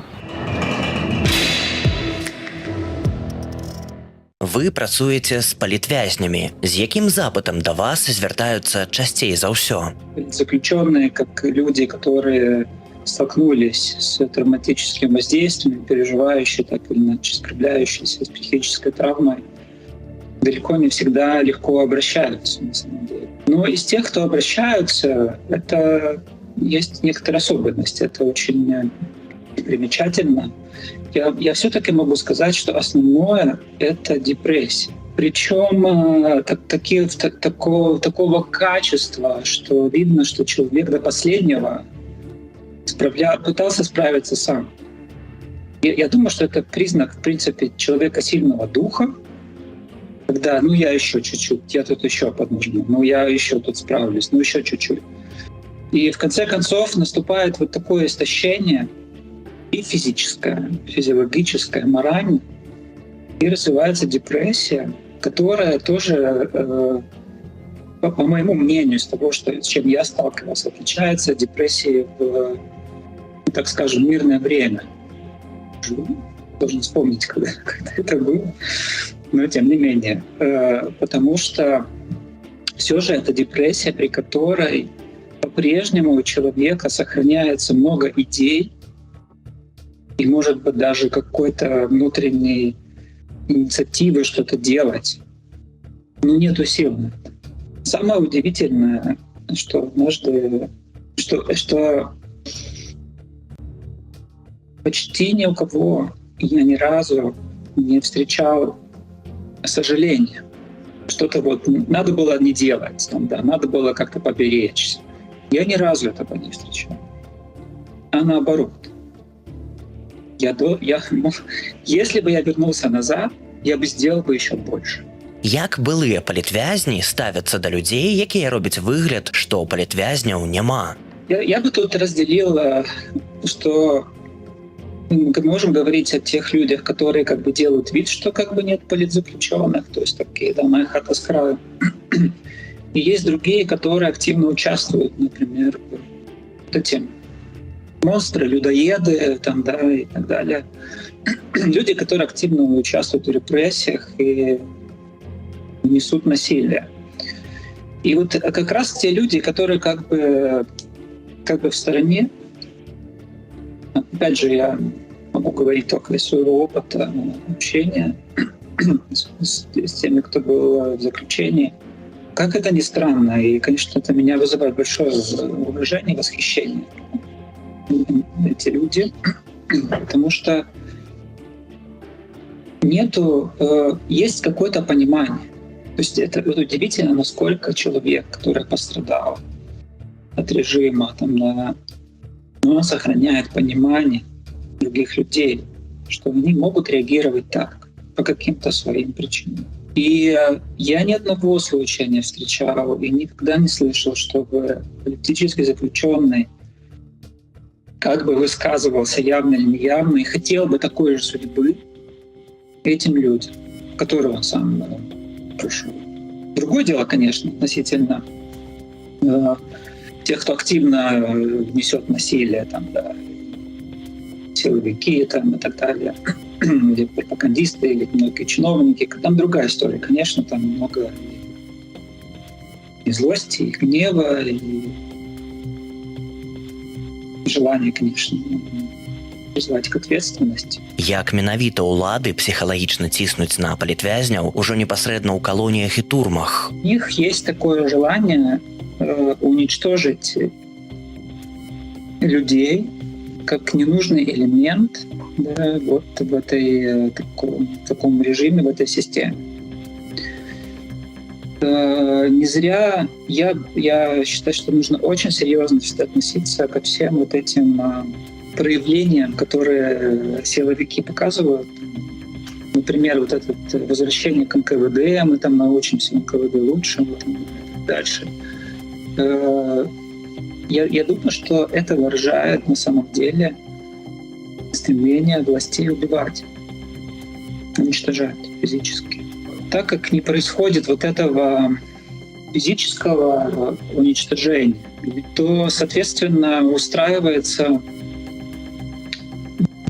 такое, чтобы максимально через пытки, через изоляцию, через вот это специфическое отношение, давление и так дальше выстраивается такая система, фактически она концлагерная, это описано все, в котором смысл в том, чтобы человек перестал чувствовать себя человеком. То есть это расчеловечивание, это гуманизация, моральное убийство, психологическое убийство. Я думаю, что такая цель преследуется на самом деле. Это имеет смысл достичь такого психологического влияния. И он на самом деле же действует на нескольких уровнях. И вот это давление на политических заключенных. Это, конечно же, индивидуальный уровень. Это прежде всего давление на самого человека. Второе — это давление на семьи. Это разрушение семей. И третье — это, конечно же, такой, это коллективный уровень. И про степень ответственности тогда людей, которые осуществляют нанесение травмы, и обществу тоже. То есть в итоге мы получаем травмированное общество. Мы неаднаразова чулі, што іншым зняволеным забараняюць камунікаваць з людзьмі, якія сядзяць за свае прынцыпы. Як такая сацыяльная изоляция адбіваецца на іх психіцы? Я думаю, что здесь две стороны. Одна сторона, конечно, негативная, то, что любому человеку нужен другой, как зеркало. Особенно в экстремальных ситуациях, когда в ситуациях какого-то сильного стресса, дефицита безопасности, насилия, боли. Нам нужно возвращать себе чувство самого себя. Один из самых надежных способов почувствовать себя существующим — реакция другого на меня. И, конечно же, вот эта изоляция, которую устраивают в колониях и в тюрьмах, это, конечно, является пыткой, ограничения в переписке, во встречах с близкими. Это является пытками, это является террором, который, я считаю, что он направлен на то, чтобы политический заключенный чувствовал, что он не существует. Я опять возвращаюсь, что это альтернативное, если так можно сказать, убийство. То с другой стороны, желтые бирки, специальные отношения, ограничения — это одновременно дает подтверждение человеку, что я политически заключенный. И это одновременно может поддерживать этого заключенного. Потому что это часть его идентичности, это сохраняет его смысл. Я знаю, кто я здесь. Это очень важно. Точно так же, как и вся активность, которую общество может делать вокруг этой темы, вокруг политических заключенных, она направлена. Я считаю, что она очень правильно делается. Она направлена на то, что, во-первых, есть статус обозначения, это политический заключенный. Это сразу дает ему место в этом мире. Да, в этих ужасных условиях это есть место. Я существую. И второе, что это все очень персонально. Мы можем почти каждого политзаключенного знать по имени. Да? Человек существует. Я думаю, что это на самом деле очень мощное противостояние вот этой системе, которая, наоборот, стремится убить этого человека как человека. Но при этом еще остаться с незамаранными руками, что мы же никого не убивали. Як близким и родным правильно вести коммуникацию с политвязнем? Как близким и родным самими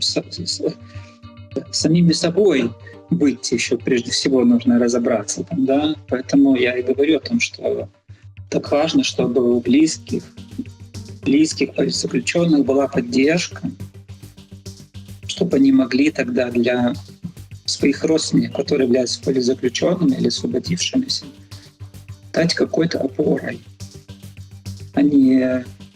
Когда два человека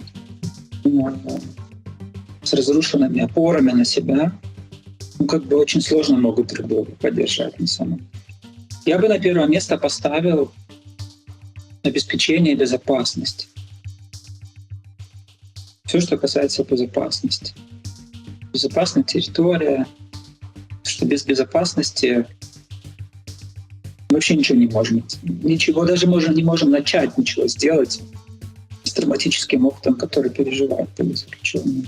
На второе место я бы поставил заботу о физическом здоровье. Близкому, может быть, важно по возможности обеспечить, все, чтобы способствовало физическому восстановлению, нормальному сну, нормальному питанию, доступ к врачам, лечение и так дальше. И уже третье — это уже то, что касается вопросов коммуникации. И я всегда говорю одно и то же здесь, что нужна стабильность и терпение. Нужно время, чтобы человек потихоньку вернулся. Он физически приходит, но психическое возвращение занимает намного больше времени. Где-то быть хорошим слушателем, слушать эти истории, помогать человеку это облекать в слова. Главное не оказывать давления своим собственным ожиданиям, что давай, ты же должен вернуться. Все, ты же здесь, возвращайся. Почему ты не такой, как было раньше? Нужно время. Чаму важна падтрымліваць палітычных зняволеных? Мы можем поддерживать политзаключенных и их семей. Ну, во-первых, понять, что можно сделать для их безопасности. Второе, понять и что-то сделать для их физического здоровья. И третье, коль мы говорим о том, что режим стремится уничтожить человека как субъекта, то поддержка политзаключенных заключается в том, чтобы на всю страну и на весь мир показывать ту реальность, что эти люди существуют. Это будет противостояние и борьба с попытками режима стереть этих людей, что их как будто бы нет. Они уже вот отчаянно это все делают, там, да, уже прям уже, все, куда-то прячут этих людей там, и так далее. Они есть. Они же, как бы, этот человек существует.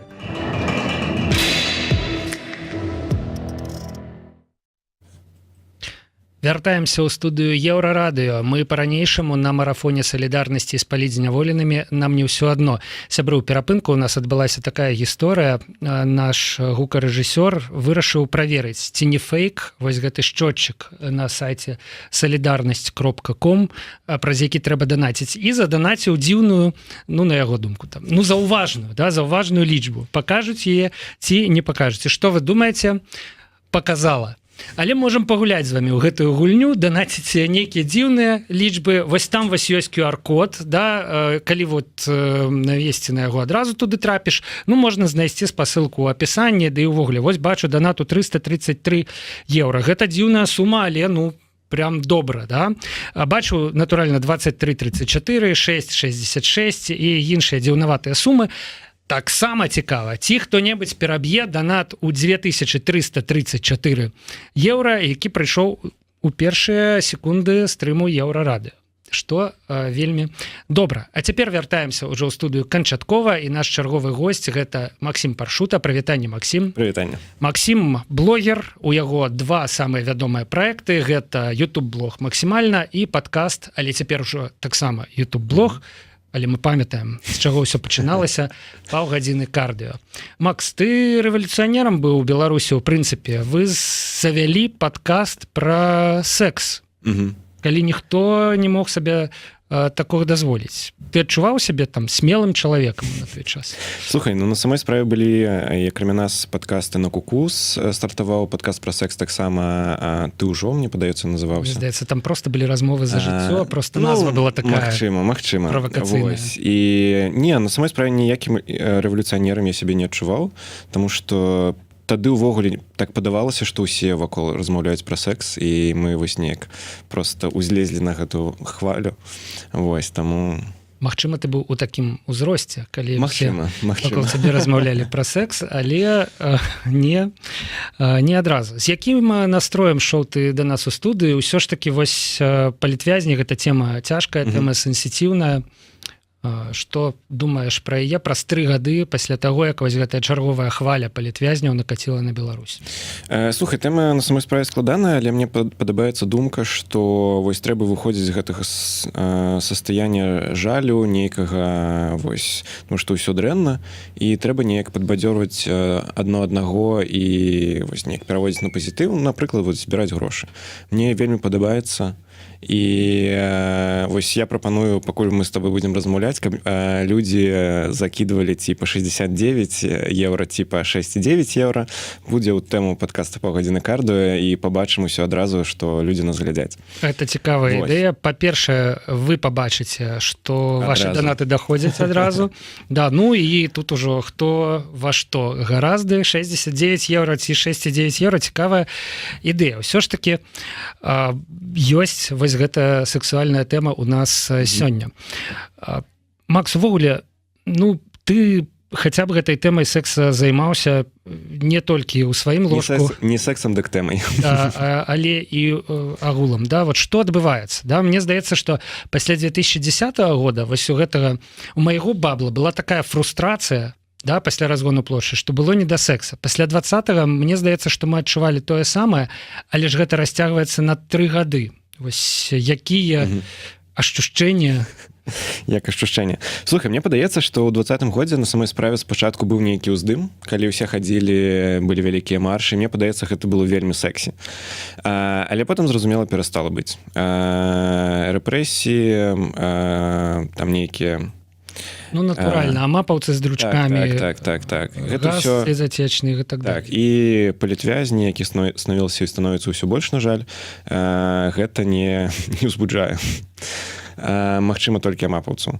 І ты ведаеш, што гэта значыць? Што беларусаў проста чакае выраджэнне, таму што іх такія ўлады, якія робяць усё, каб проста немагчыма было атрымліваць асалоду ад сэксу. Слухай, нягледзячы на тое, што ўлада робіць усё тое, каб нельга было атрымліваць асалоду ад жыцця, мне падаецца, што мы змагаемся і нармальна ў нас атрымліваецца. Вось, таму што доўга і вось 3 гады пакутваць немагчыма і без сексу жыць. І мне, наколькі я ведаю, зноў-такі няма ніякай сацыялогіі, што секс вяртаецца. І з'яўляецца больш нейкіх такіх, не знаю, праектаў, і тэма ўвогуле вяртаецца ў нейкую публічную прастору. Вось. Што я табе скажу, пайшлі данаты па 6,9 і па 6,09 і па 69. Дзякую вам, сябры. Калі вы думаеце над тым, што цяпер трэба зрабіць з донат, у вас ёсць цікавыя варыянты ад Макса Паршута. Таксама я бачу ў нашых каментарах, які секс. Здаецца, сексуальная тэма недарэчы на такім марафоне. Я кардынальна не згодны. Наш марафон пра жыццё. Наш марафон пра тое, што будзе далей. Да? Наш марафон пра станоўчыя эмоцыі. Наш марафон пра тое, чым мы жывём сёння. Ну і чым будуць жыць палітвязні, калі выйдуць на волю на самой справе. Ну, тыпу, жыццё не становіцца на паузу. Так, на нейкі час магчыма, і так было ў мяне, калі я толькі пераехаў вось з Менску ў Варшаву. Так, жыццё на паузу, адносіны на паузу, толькі там рэвалюцыя. Але, ну, год, 2-3 так немагчыма рабіць. І то бок трэба знаходзіць нейкі баланс. То бок вось ты, напрыклад, заданаціў, нешта яшчэ зрабіў добрае дзеля агульнай справы, а вось ты можаш, там, не знаю, на вечарыну схадзіць. І секс тут, мне падаецца, вельмі добры. Ну і там звабіць час нейкі прыемна, і дадае эмоцый, і разнастайнасці ў жыццё дадае. Ну і астатняе. Я яшчэ праспойлеру, што ў нас неўзабаве будзе размова пра гумар. У вось нашыя цяжкія часы, у нашыя часы чумы, але тым не менш пра гумар. І мы не можам спыніцца і перастаць жартаваць, і перастаць займацца сексам, і перастаць жыць, таму што ўлады беларускія ствараюць невыносныя умовы і для нас, і для яшчэ нашмат горшыя умовы для палітвязняў, якія знаходзяцца за кратамі. Але давай павядземся на вось угаворы людзей у каментарах. Блог максімальна, ён пра жанчын. Так. Што там адбываецца? Што адбываецца з жанчынамі? Што яны распавядаюць табе? Слухай, гэта складана. Я б спытаў лепш саміх жанчын, што яны мне распавядаюць. Ну, тое самае на самой справе. Жыццё працягваецца. Калі ты ў эміграцыі, табе нешта трэба рабіць, ты не можаш проста сядзець і пакутваць.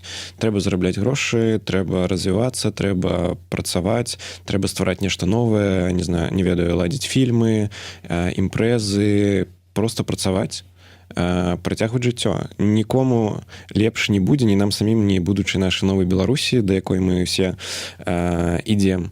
Калі мы будзем проста сядзець пакутваць і там страдаць і паміраць. Я думаю, што Лукашенко толькі паставіць нам класы за такія дзеянні. Вось трэба змагацца, развівацца, калі ёсць магчымасці, калі ёсць жаданне на гэта, проста падтрымліваць сваё жыццё. Калі ўжо ўсё добра, можна падтрымліваць іншых. А былі якія-небудзь гісторыі, звязаныя з палітвязнямі?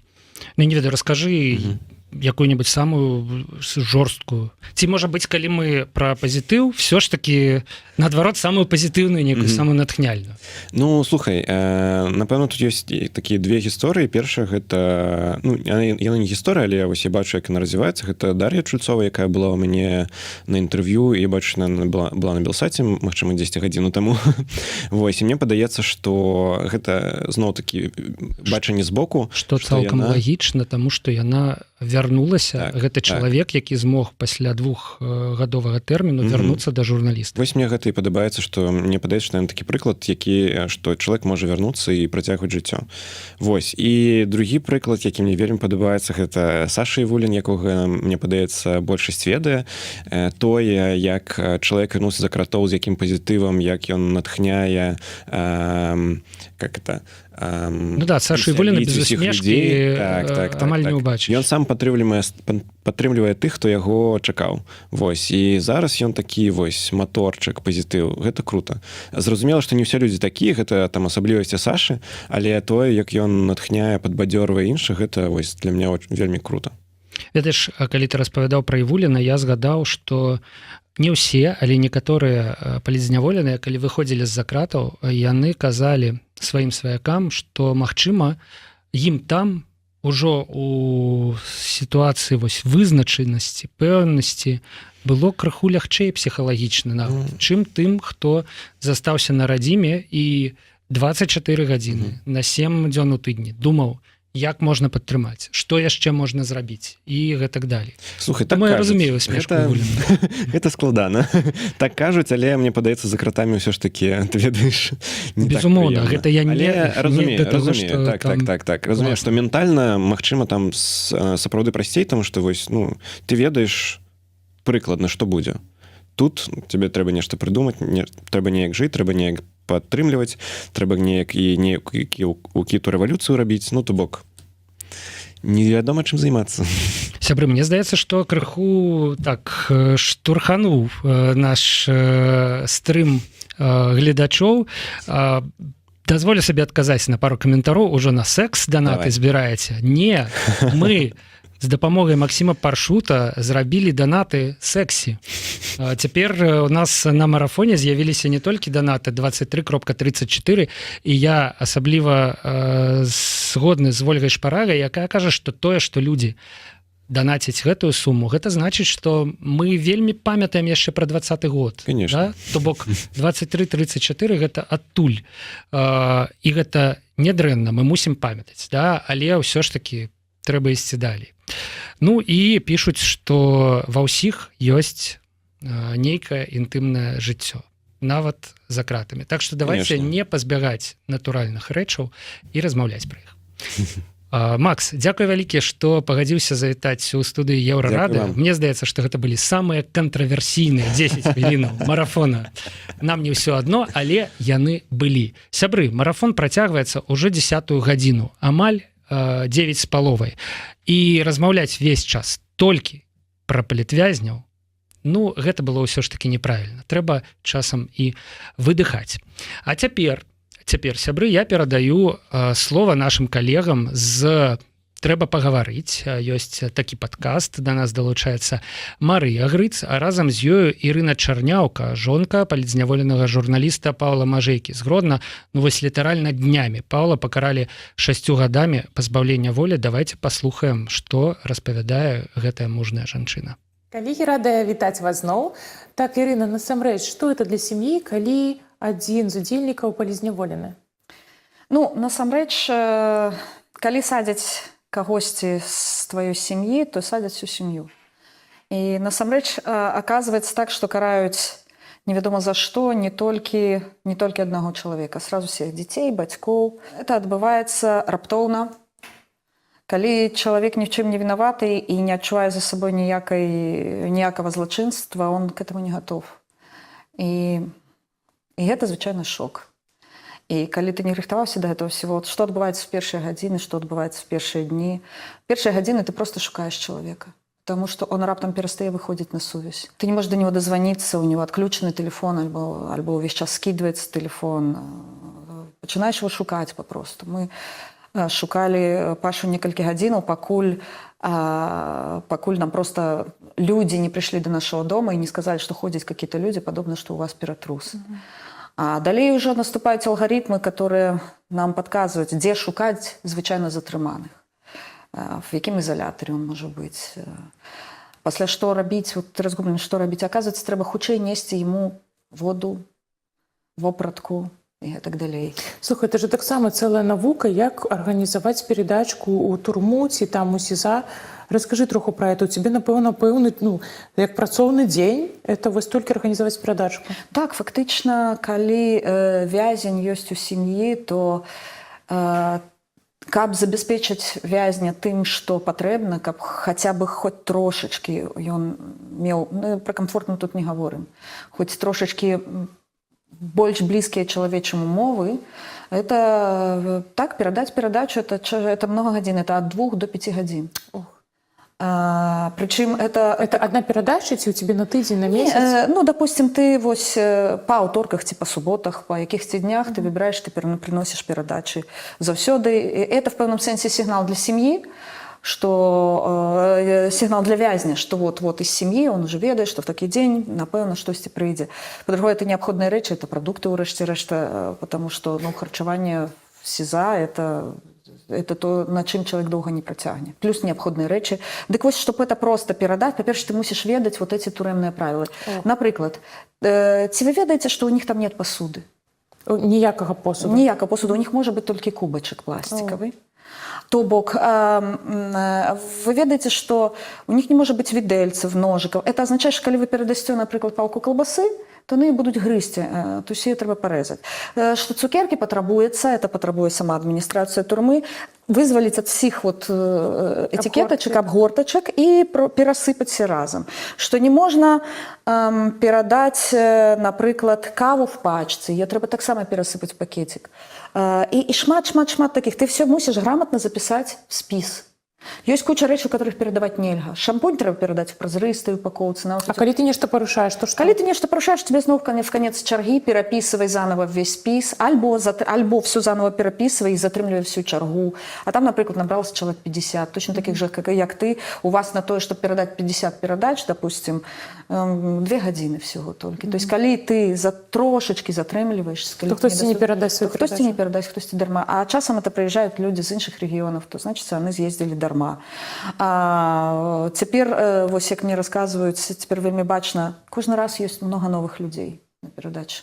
То есть это разгубленные люди, которые этого всего еще не ведают, всей этой науки передач. Калі вось ты уже передаешь передачу, ты ведаешь, які человек на приеме больш лагодных, который на тебе не будет орать за то, что у тебя там не так в списе, да, что у тебя там недохоп ваги, неправильно ты записал вагу, еще что-нибудь, ты неправильно написал в этом списе, а хтось не будет на тебе кричать. То бок, это, да, это вот такая вот конкретная отдельная работа с отдельной квалификацией, передать передачу, и в твоей семье хтось повинен это уметь. Боже, які спецыфічныя веды. І я хочу адзначыць, што насамрэч утрымліваць зняволенага это яшчэ і сур'ёзная фінансавая такая акалічнасць, калі это, вось, напрыклад, твой муж, ён зняволены, і атрымліваецца, што забяспечваць сям'ю это ты. Нам, канешне, дапамагаюць, і у Пашы ёсць не толькі я, але і ёсць і маці, і бацька, і сястра, ёсць іншыя сваякі, ёсць сябры. Таму нам, канешне, в этом сэнсе прасцей, чым тым людзям, которые адныя на землі і трапілі за краты. І я ведаю, што ёсць вот эти святыя людзі, которые просто бяруць апеку над такімі палітвязнямі і дасылаюць ім перадачы, робяць пераводы для этих людей, там, перадаюць там бандеролі там, і так далей. І это неверагодна важны момант. Ось. Я хочу звярнуць увагу, што маленькай дапамогі ў такім пытанні не бывае, таму шчыры дзякую всім, хто глядзіць наш стрім і робіць данаты. Скажы, калі ласка, а табе уласна ці ёсць нейкая дапамога, ці ёсць патрэба ў гэтай дапамозе і ці ты яе знаходзіш? Так, эта патрэба ёсць, я яе знаходжу вот реально просто. Мне дапамагаюць все люди, которые знаходзяцца навокал. І это сябры адразу, як только забралі Пашу, сябры дапамагалі мне з дзецьмі і дапамагаюць дагэтуль. Вельмі важны момант, ведаеце, это атрыманне інфармацыі про вязня. Напрыклад, быў такі момант, сукамернік Пашы, который вышел на волю и принес ягоную, Паша ему передал свою вопратку, в которой его забрали. Он нам хотя бы рассказал про тот стан, и мы дознались през несколько месяцев, как его забирали. Мы дознались, что его сбили, просто страшно, и сбили при затрыманні на Тельмана в будынку КДБ. Вось. І это мы дазнались. І вот такія людзі, те людзі, которые прыходзяць на працэс, і дзякуючы ім мы ведаем, як он выглядае, в якім ён стане, в якім, які ў него голас. То есть мы можем хотя бы хоть трошечки атрымаць інфармацыю. Незнаёмыя людзі. Незнаёмыя людзі абсолютно. Вось. І вот эти люди, которые приходят на процессы, это таксама настолько важная рэч. И, конечно, вот смерть одной из таких женщин, которая, с одной из активисток городенских, Светланы Рынкевич, которая вот на процессе пала попросту, стратила притомность и праз некалькі гадзінаў памерла. Это вот менавіта из тых людей, из тых вот маленьких небачных героев, которые вот просто адчуваюць вот эту вот потребу в тым, чтобы усміхнуцца человеку за кратами. Потому что это сапраўды тая, может быть, адзіная усмешка, которую он трымае за доўгія-доўгія месяцы ўвогуле. І гэта таксама вельмі важная рэч. Могу сказать, что дапамога ёсць адусюль, і эта дапамога вельмі розная, это дапамога ад людзей знаёмых і незнаёмых. І я неверагодна ўдзячная просто всім за эту дапамогу, і это просто неверагодная салідарнасць з боку беларусаў. Дзякую, Ірина, шчыра за твою гісторыю. Дзякую шчыра, што ты распавядаеш пра навіны, пра ўсё, што з'яўляецца любая інфармацыя, можна прачытаць у Ірыны, паглядзець на Белсаце. Дзякуй шчыры, калегі, перадаю вам слова. Сябры, працягваем марафон салідарнасці з палітвязнямі. Нам не ўсё адно, вы знаходзіцеся на Еўрарадыё. І я хочу нагадаць, што ахвяраванні ўжо вось хутка дасягнуць 300 000, застаецца толькі 10 000 падсабраць, таму калі ласачка, актыўнічаем, заходзім на сайт solidarность.com альбо глядзім вось на гэты QR-код, які знаходзіцца на версіі нашага плеера. Наступны наш госць гэта былы палітвязень Олег Кульша. Вітаю, Олег. Олег Кулеша, прывітанне. Кулеша, соры, Олег Кулеша, і не былы дакладна. палітвязень. Чаму не былы? Таму што, разумееце, пакуль мы не павернемся дадому і афіцыйна з нас не будуць зняты усе гэтыя артыкулы, калі гэта не адбудзецца, мы не лічымся, не мы сябе не лічым, і нас не трэба лічыць і былымі. З таго, што вось паглядзіце, у 53-м годзе выпускалі рэпрэсаваных людзей. Ім прыйшлось чакаць і камусьці 64-го, 72-го, 76-го, і людзі згубіліся. Так, давайте я вам вас крыху прадстаўлю. Добра, Олег Кулеша, гэта жыхар Пружан, які патрапіў за краты праз карагодную справу знакамітую. Вы адсядзелі у калоніі год і 7 месяцаў. Не, я адсядзеў у лагеры, я адсядзеў 9 месяцаў і 8 месяцаў у берасцейскім сезоне. Агулам проста правялі за кратамі. Так, і цяпер вы ствараеце асацыяцыю былых палітвязняў. Усе ж былых палітвязняў? Не. Мы ствараем Беларуская асацыяцыя палітвязняў. Гэта значыць, у нас тут нешта пазначана не так добра. Не, у вас все добра пазначана, наўпрост, разумееце, усё пачалося, ось існавала такая закрытая суполка. Суполка мела назву былыя палітвязні. Хадзілі тут і па Варшаве, і па Польшы, і па сусвету хадзілі чуткі, што існуе такая суполка. Я туды трапіў, і вось з цягам часа у нас пашлі такія змены, што мы пачалі рабіць сперш акцыю на 21 траўня, потым мы пачалі рабіць выставу музею, і вось літаральна за месяц мы зразумелі, што суполка гэта недастаткова, і гэта, ну як у нас так жартуюць, там усярэдзіне гопнікі некія. Трэба выходзіць на болей сур'ёзны ўзровень, тым больш, што мы спешаемся стварыць гэтую асацыяцыю, таму што мы разумеем, што зараз пачнуць выходзіць людзі цэлымі стожкамі, разумееце, таму што тэрміны першыя былі прыкладна 2-3 гады, вось так, і суадносна зараз трэба будзе чакаць гэтых людзей, а ўся справа тым, прабачце, калі ты выходзіш, то тебе ўсё роўна пасадзяць. Так, як было і са мною. Ось, мне ратаваў байсол, і скончылася все тым, што мяне натуральна, фактычна выйшаў з ічу, і пачалася эвакуацыя. Олег, ёсць шмат праваабарончых арганізацый, ініцыятыў, якія дапамагаюць палітвязням, так? Але вы лічыце, што ўсё ж палітвязні самі лепш ведаюць, як сабе дапамагаць. Я так разумею вось сэнс гэтай новай арганізацыі. Ну вось разумееце, калі сказаць, што нават прыклад такі жартоўны. У нас гэты сельскагаспадарчы вар'ят кіруе краінаю. Ён можа нармальна кіраваць? Не. Да чаго ўсё прыйшло ў нашай краіне? Ну так і тут, разумееце, палітвязні лепей всего будуць ведаць, як непасрэдна і што непасрэдна трэба палітвязню. Гэта не замінае ніводную працу ніводнага фонда альбо некай пляцоўкі. Ні в якім разе, тому што толькі супраца. Па-першае, вось паглядзіце, што ў нас сёння. Я лічу, што, мажліва, ёсць такое спадзяванне, што нават зараз мы назбіраем гэтых 300 000. Разумееце, гэта же ёсць салідарнасць, гэта супраца. Таму станоўчыя вынікі могуць быць толькі з супрацай. І, мажліва, нават усім праваабаронцам такая вялізная супольнасць, як асацыяцыя, она таксама будзе ў дапамогу. Прабачце, але пільная такая сувязь з зямлёй у нас таксама існуе. Вы кажаце, што палітвязні гэта беларускі Бахмут. Так. Чаму? Чаму? Таму што, вось паглядзіце, гэта беларускі Бахмут.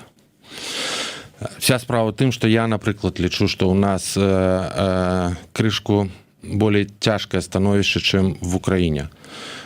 Можна паспрачацца, патлумачце. Не, мажліва. Мажліва, вы са мной паспрачаецеся, але разумееце, в Украіне ёсць вонкавы вораг. Там ідзе гарачая вайна. Суадносна, ты бачыш ворага, ты ведаеш, ты береш стрэльбу, стреляеш. Заражаеш гармату і пайшоў.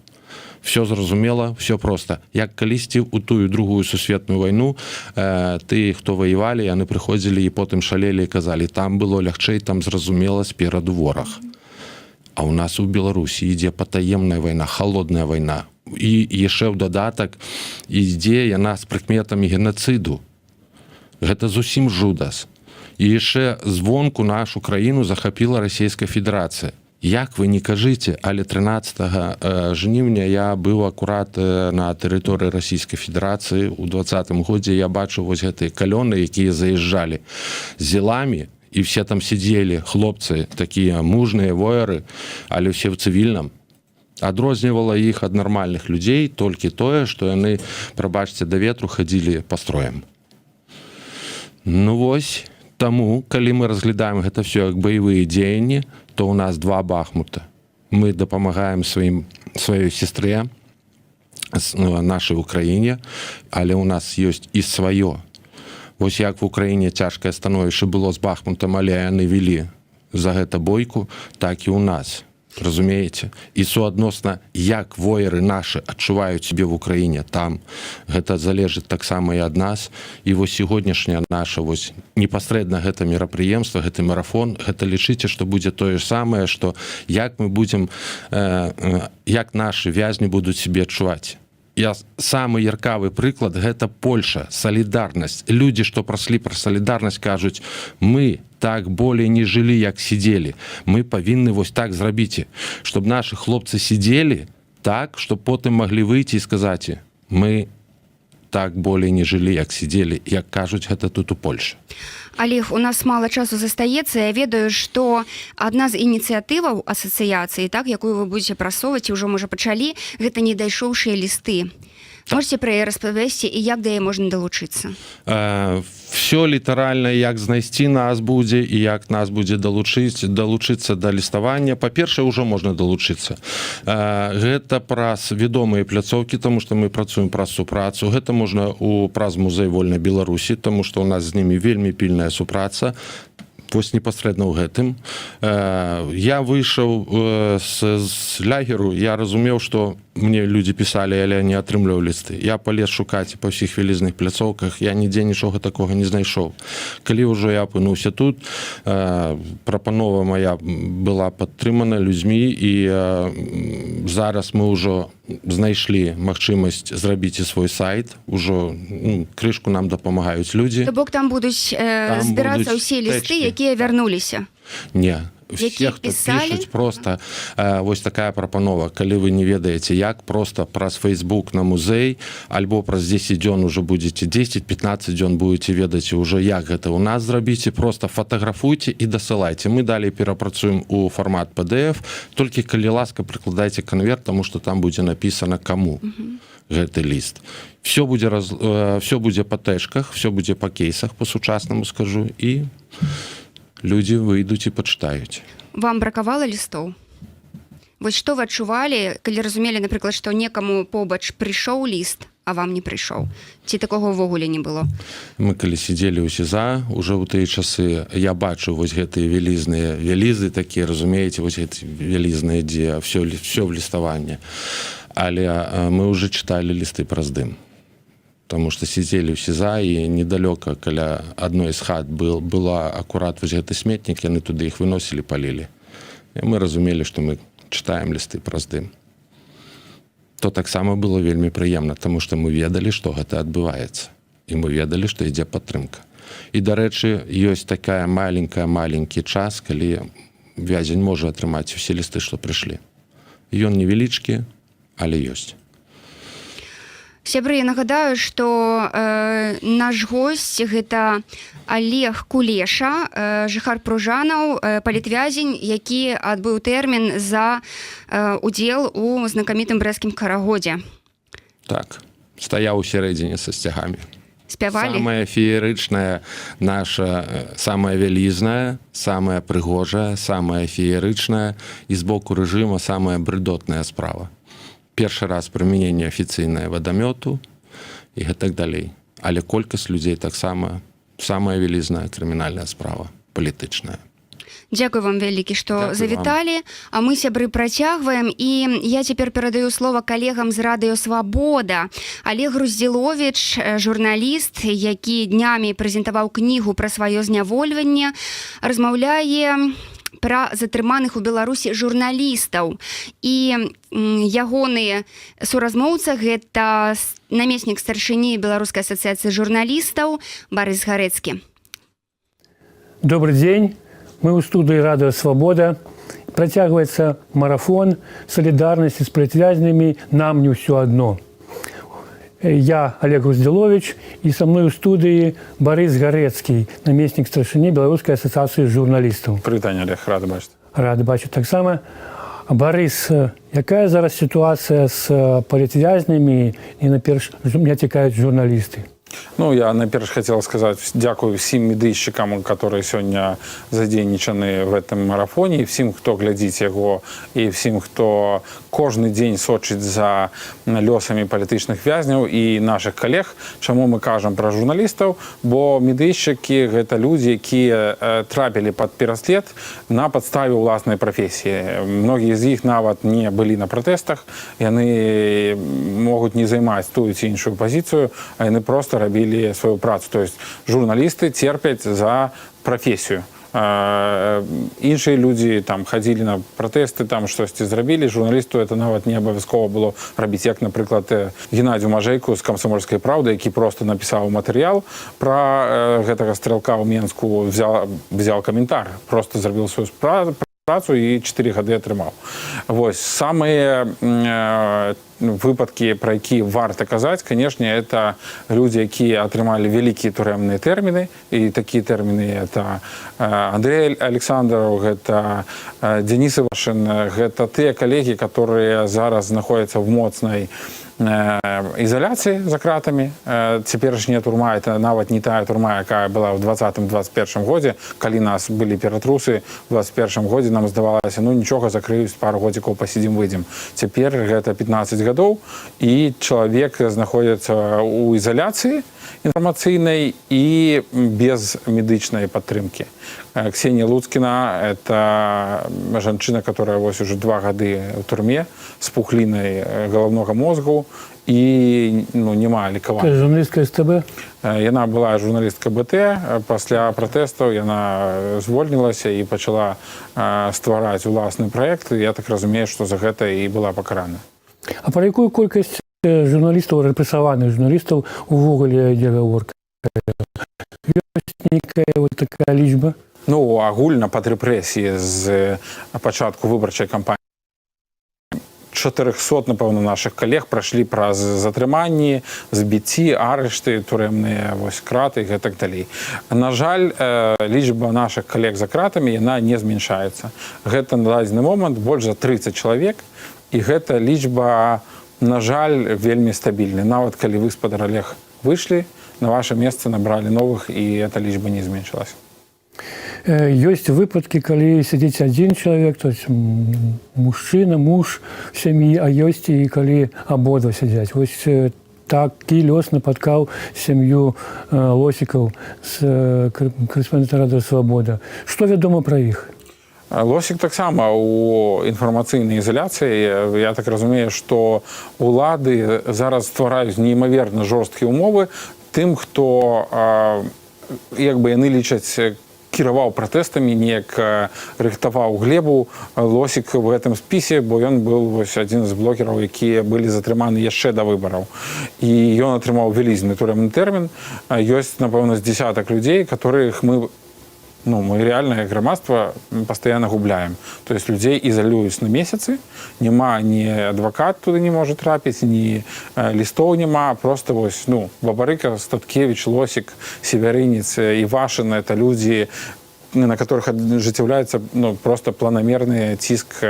Што казаць, Лосік самагубства спрабаваў учыніць і галадаў у турме. Это крайні тэрмін, это крайняя ситуация в турме цяперашняй. Крайнія захады такія. Да, калі понятно, что ніхто там тебе ратаваць не будзе, ты памрэш і просто уладзіць яшчэ і лепш да таго будзе. І жонка Ігора Лосіка Дар'я таксама зараз аказалася за кратамі. Мы можам, дарэчы, паглядзець сюжэт пра іх дачку, і потом паговорить далей на эту тему. Давайте начнем с того, что если вдруг они хотят, там, не знаю, задержать меня, предъявить мне какие-то обвинения, давайте спросим у них, какие. Это реально будет такой абсурд, это в высшей степени абсурд, посадить меня в машину, завести в какой-то РОВД, не знаю, куда угодно, и что вы мне предъявите. Дар'ю Лосік у студзені 23-го году суд пакараў 2 гадамі калоніі паводле артыкулу «Садзейнічанне экстрэмісцкай дзейнасці». Дар'я – жонка журналіста Радыё Свабода і блогера Ігора Лосіка, якога засудзілі на 15 гадоў за нібыта распальванне варажнечы і арганізацыю масавых беспарадкаў. Это, наверное, очень зря умалчивать правду, когда твой человек находится за решеткой в такой страшной ситуации. Ігор Лосік асвятляў у сваім тэлеграм-канале выбары 2020 году. Яго арыштавалі ў чэрвені. Он всегда был со мной, он практически все 11 лет, мы с ним расставались максимум на неделю, и, наверное, самое наше большое расставание было 2 месяца. Игорь из тюрьмы умудрялся делать мне очень много подарков. В основном это были букеты. Я не раз в своих соцсетях публиковала сторис о том, сколько букетов мне пришло его. Эти фотографии, которые я сделала на СИЗО, они были и сделаны именно в этом месте по одной простой причине. Потому что мой муж в СИЗО, и я собираюсь отпраздновать его день рождения там, где он находится. И мне очень тяжело переживать, зная, в каких он условиях находится там. Мне от этого не легче. Придется, наверное, держаться, потому что у меня есть дочь, у меня есть муж, и я должна за них бороться. Я требую прекратить давление на моего мужа. Я требую освободить его из-под стражи. Я требую прекратить это издевательство над ним и нашей семьей. Дар'я упарта змагалася за вызваленне свайго мужа, звярталася ў тым ліку і персанальна да Александра Лукашэнкі. Я готова, глядя глаза в глаза, лично услышать, иногда не до законов, попутно рассказав, каково это быть любящей женой и мамой в декрете, готовой бороться за жизнь мужа до последнего. За моей спиной нет сотен тысяч силовиков, есть только мой муж, разбитое сердце и абсолютно чистая совесть. Так давайте же встретимся, и я расскажу вам, что такое любовь. Дар'ю абвінавацілі за яе інтэрв'ю пра мужа тэлеканалу «Белсат», дзе яна, паводле абвінавачання, пазіцыянавала сябе як жонка палітвязня. Прысуд Дар'і Лосік вынес 19 студзеня 23 году суддзя Берасцейскага абласнога суду Миколай Григорович. Не стало Игоря, а значит, не стало чего-то хорошего. То есть, у меня есть дочь, да, я на нее смотрю, но всегда опорой и поддержкой для меня был мой муж.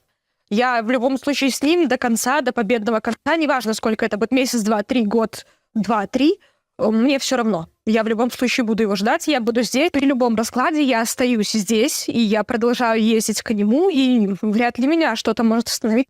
Дачка Дар'і і Ігора ў 4 гады засталася пад апекай сваіх бабулі і дзядулі. Борис, ну вот мы поглядели сюжет. Дар'я Лосік промаўляе свои уже вядомыя словы. У тым ліку кажа про любоў і про тое, што готова сустрэцца з Лукашенком, расказаць ему о том, якая можа быць моцная любоў. Як вы ўспрынялі гэтыя словы?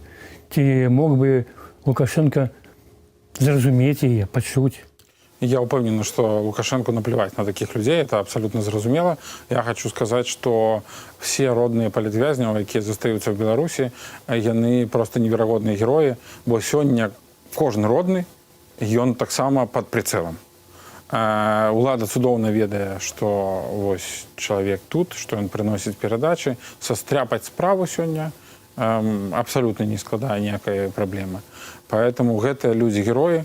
Я таксама вельмі падтрымліваю тых родных, которые вымушаны былі выехаць или атрымаюць сувязь со сваімі роднымі за кратамі. Но это трагедия. Мы живем с вами у час людских трагедий. У нас больше за 1500 людей за кратами, и уже такая великая колькость людей, на жаль, не вышли з этих кратов и не выйдуць ніколі.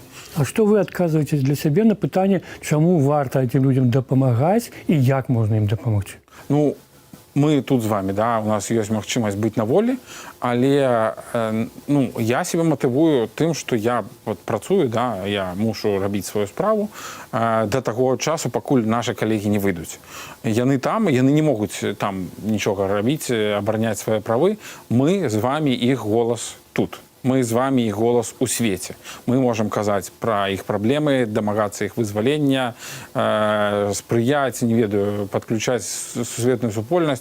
У любым выпадку у журналістаў няма гумовых дручкоў, няма кайданак, у нас з вами ёсць слова. Это наша з вами галоўная абарона і галоўны такі вось, меч, который мы можам змагацца з нашых калег. Таму вот гэта мяне матывуе, і гэта важна, каб беларуская сітуацыя не сыходзіла ў шэрую зону, да, каб нашы праблемы, вельмі добра, што Байден, калі быў тут, ён сустрэўся са Святланай, і вельмі добра, што праблемы беларускіх гучаць на такім узроўні, як прэзідэнт Злучаных Штатаў Амерыкі. Борис, а што вам вядома пра тое, ці ведаюць палітвязні там, у турмах, у ШИЗА, у турмах крытых, ПКТ, ці ведаюць яны пра тое, што іх падтрымліваюць? Вось калі я сидзеў у ШИЗА, то аднойчы я чуў, як ахоўнікі паміж сабой расказвалі, размаўлялі пра мяне. Убачыўшы проста маё прозвішча на дзвярах ШИЗА, яны казалі, што это той чалавек, пра якога шмат пішуць. Магчыма, это неяк паўплывала на іх пазіцыю, у тым ліку, потому что там я сустракаў сапраўды і тых, хто былі вельмі дрэнна ставіліся да людзей, да палітычных у тым ліку, а якія былі нейтральныя ці дэманстравалі нейкую нават такую маральную падтрымку. То вось што зараз? Можа, даходзяць яшчэ нейкія да вас звесткі, што гэтыя людзі сапраўды атрымліваюць такую вот сігналы барацьбы, сігналы салідарнасці з імі? Ну, ёсць розныя сітуацыі. Вы ж самі цудоўна разумееце, калі чалавек трапляе в калонію, там железная заслона, лісты прыходзяць толькі ад родных, і то там крыху этих лістов, да? Пакуль ты сидзіш у СІЗА, ты адчуваеш салідарнасць праз лісты, і, безумоўна, все магчымасці перадаць інфармацыю, я думаю, што за краты яны пасылаюць сюды кропелькі нашай салідарнасці. Я таму заўсёды кажу, што няма 100% сітуацыі, што не даходзяць лісты. Лісты варта пісаць, нават калі мы ведаем, што мізэрная верагоднасць, але адзін са 100 ліст дойдзе. Гэта важна. А я бы дадаў яшчэ, што акрамя лістоў ёсць яшчэ такая крыніца салідарнасці, як званкі. Вось недавно Івашин все ж таки дозваніўся, далі ему магчымасць пазваніць, і пэўна ж ён ад жонкі па сваёй пачуў, што тебе все падтрымліваюць. Гэтыя словы сапраўды, калі я такое чуў ад сваёй жонкі, то это сапраўды акрыляе, што мои сябры пра мяне не забылі, ведаюць і падтрымліваюць. Іншыя людзі, чужыя, незнаёмыя людзі падтрымліваюць. Гэта сапраўды вельмі дапамагае. Ну, тут ёсць ваш досвед. Я вельмі рада, калі я чую інфармацыю, што той ці іншы званок прорваўся на волю. А тут это, конечно, редко бывает. Бо зараз практычна все палітычныя трапляюць адразу у ШИЗА. У ШИЗА, і там адтуль няма ні званкоў, нічого.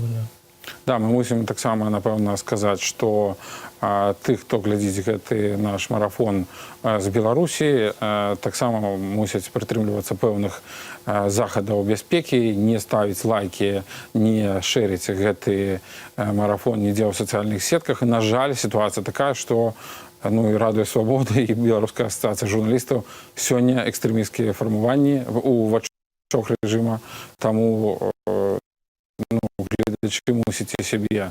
Я могу дадаць, што калі нехта захоча праданаціць, то это лепш рабіць праз картку не беларускую, а праз картку з вашых сяброў за мяжой. Але гэта палітвязні, уласна кажучы, таму сказаць беларускаму грамадству, сказаць еўрапейскаму грамадству, што нам не все адно. Мы памятаем пра вязняў, мы чакаем, мы дамагаемся іх вызвалення. На гэтым мы завершаем выхад са студыі Рады Свабоды, а перадаем эфір нашим калегам.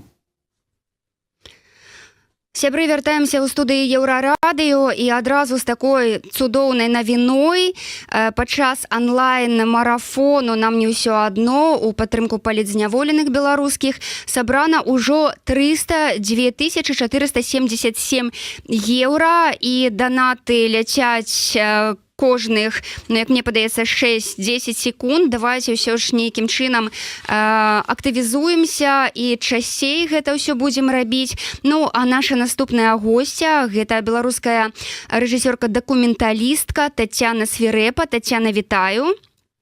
Добрый вечер. Так, зараз я апрану навушнікі. Тацяна — аўтарка фільма пра беларускіх палітзняволеных «Беларусь 2334». Тацяна, наколькі вас уражвае вось гэтая лічба 302 000 еўра ў падтрымку палітзняволеных? Ці можна казаць, што беларуская салідарнасць — гэта па-ранейшаму зброя беларусаў? Так, я вельмі радая, што так шмат грошай удалося сабраць, і я ўражаная тым, што беларусы нават праз столькі лет і праз такія рэпрэсіі здольны дапамагаць адзін аднаму. З 2020 года выйшла даволі шмат фільмаў пра беларускія пратэсты. Многія з іх былі паказаныя ў розных кутках свету. Ці можна казаць, што гэтыя фільмы ўсё ж больш разлічаныя на замежнага гледача, на тое, каб распавесці, які жах, якая бяда зараз адбываецца ў Беларусі? Бо здаецца, што для беларусаў вось гэтыя флешбэкі — гэта па-ранейшаму цяжка. Большасць так, але гэта трэба яшчэ размаўляць аддзельна па кожнаму фільму, я думаю, таму што я лічу не толькі на замежную аўдыторыю і, можа, нават больш на беларусаў, каб памяталі. Таму што тыя беларусы, якія паглядзелі гэты фільм, так і казалі, што гэта вельмі карысна паглядзець яшчэ раз і зразумець, за што мы змагаліся і за што нам трэба змагацца далей. У сваім фільме вы заблюрылі твары герояў, так? Праз бяспеку і праз мастацкі такі момант, што можна ўключыць фантазію і прыдумаць, уявіць сабе, так, як выглядае герой, і лепш зразумець сітуацыю. Ці застаецца вось у гэтым сэнсе дакументалістыкай, калі твары заблюраныя? Так, застаецца, тому што гэты фільм расказвае найперш гісторыю, і мне так падаецца, што там няма такой адной гісторыі аднаго чалавека, іх шмат. У інтэрв'ю я выкарыстоўвала, у фільме я выкарыстоўвала 25 інтэрв'ю, і яны ўсе звязаны паміж сабой і расказваюць як бы адну гісторыю. Таму твары там і не патрэбныя, каб зразумець, о чым яны кажуць. Вось, і заблюрыла я твары для таго, як паказаць на фестывалі Ардукфест, які праходзіў онлайн, і мне калі прапанавалі гэта, я адразу сказала, што з адкрытымі тварамі гэта рабіць небяспечна, і нават сабрала цэлы шэраг артыкулаў, дзе было напісана, што людзей затрымліваюць за відэо ў інтэрнэце, якія знаходзяць. Там быў вядомы кейс пра кнігу. Мы выходзім і растлумачыла, чаму я хачу заблюрыць гэтыя твары, і аргкамітэт Ардукфеста пагадзіўся. Таксама трэйлер гэтага фільма быў у інтэрнэце. Напрыклад, гэты фільм быў бы навінаваны да награды Silver Eye у Чэхіі, але я паразмаўляла з арганізатарамі, і мы замянілі трэйлер, дзе ўсе ліца, твары былі заблюраны. То бок, па сутнасці, гэта такі мастацкі вобраз, і ён застаецца далей у гэтым фільме, і на іншых фестывалях і добра ўспрымаецца, так? Так, але я яшчэ вырашыла, што, напрыклад, на офлайн-фестывалях я магу паказваць часткова заблюраныя твары. Я пыталася ўжо асобна ў людзей, ці як яны лічаць, магу я паказаць офлайн іх твар. І калі яны адказвалі так, то я вырашаю, што магу гэта зрабіць, але онлайн я ніколі не пакажу. Нават калі чалавек знаходзіцца зараз у Польшчы, і я ведаю, што некаторыя героі з фільму ўжо з'ехалі, але я лічу, што таксама можа быць небяспечна для іх і для іх сям'і. Але калі аднойчы Беларусь будзе вольнай, вы адкрыеце гэтыя твары? Так, я вельмі буду рада, калі змагу адкрыць усе твары і паказаць фільм з адкрытымі тварамі. Вось гэты кейс, які здарыўся на мінулым тыдні, я маю на ўвазе фільм Мікалая Мамінава «Хроніка рэчаіснасці», так? Мікалай палічыў, што, ў прынцыпе, вось гэтыя кадры ўсе ёсць у інтэрнэце, і большасць пратэстоўцаў у іх з адкрытымі тварамі.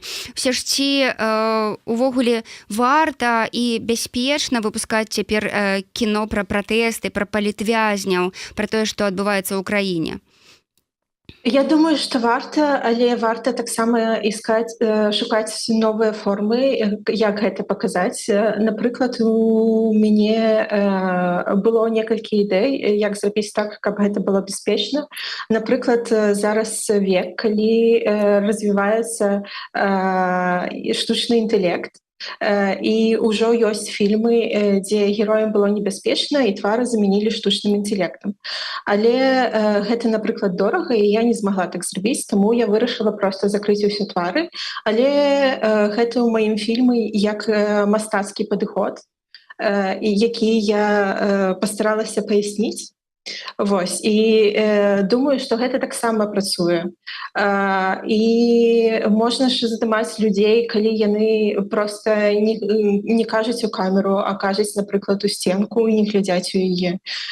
Існуе шмат падыходаў, трэба проста думаць, які лепш падыдзе і як гэта абыграць.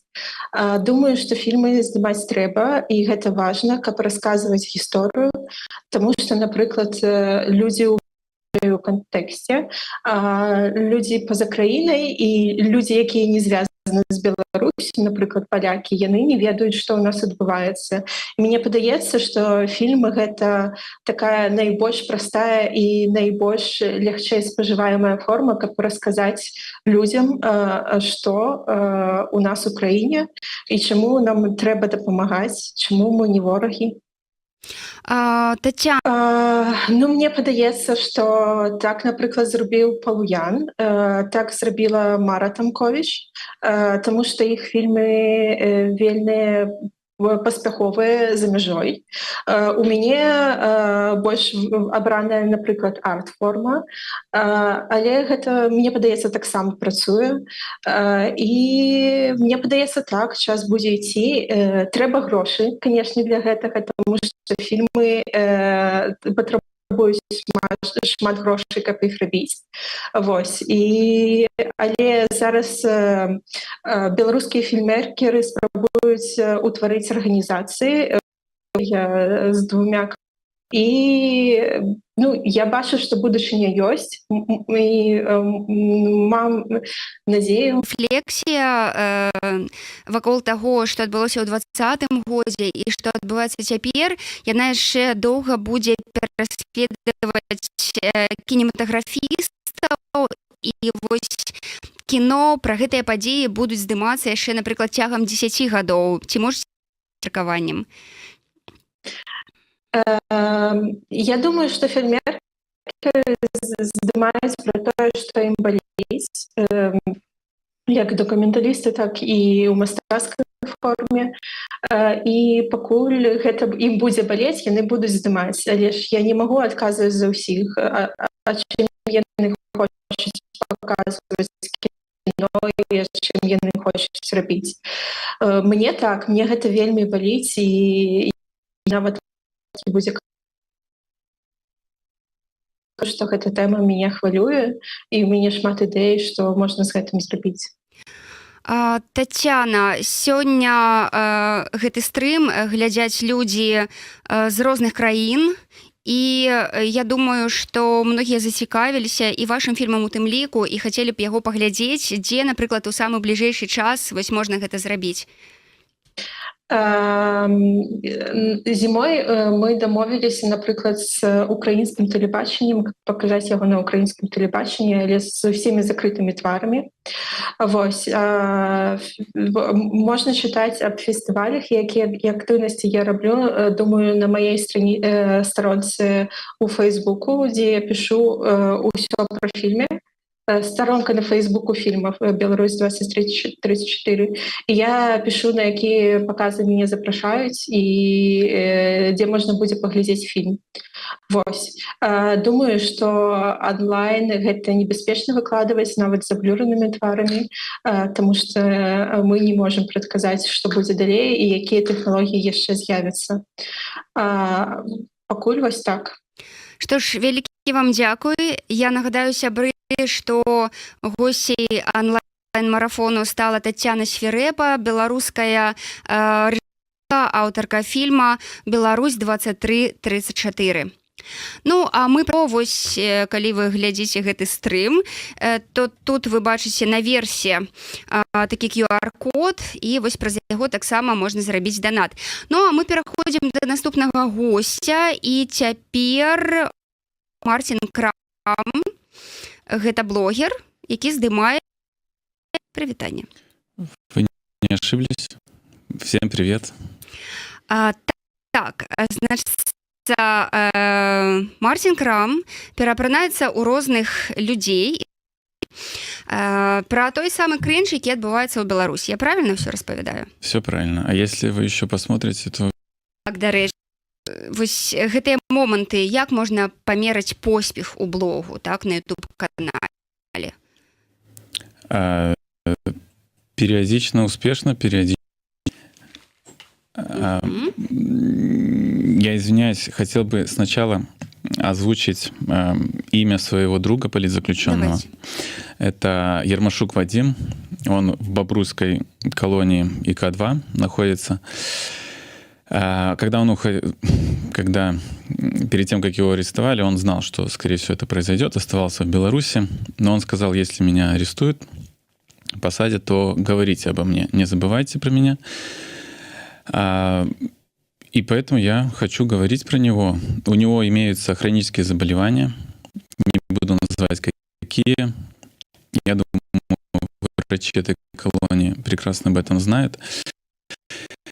И надеюсь, что они не доведут до худшего сценария. Все. А будут помогать не только ему, но и всем политзаключенным, да и в принципе всем заключенным, потому что не брать политзаключенных, просто заключенные, они уже и так несут наказание, это то, что не лишены свободы. Но лишать их еще и здоровья, это негуманно, мягко говоря. Ваш сябра долго уже находится? На 2 года еще. Письма не доходят только от 2 самых близких людей. Его тетя-сестра Ну и вот передачки еще получает, поэтому... А мне сказали размаўляць з вами про гумор. А вот теперь мы будем только на позитиве. Добра, давайте тады. Наколькі гумар увогуле дарэчны падчас рэпрэсіі войны? Ну, юмор, он всегда полезен. И вообще запомните одну такую вещь, что наш мозг устроен так, что позитив — это хорошо. Видеть позитив. Его сейчас находить, в принципе, тяжело из-за новостей, которые поступают.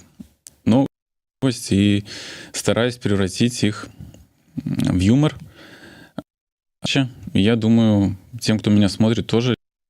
Ну, ось я хотела запитати, чи, ну, щиро до такого лі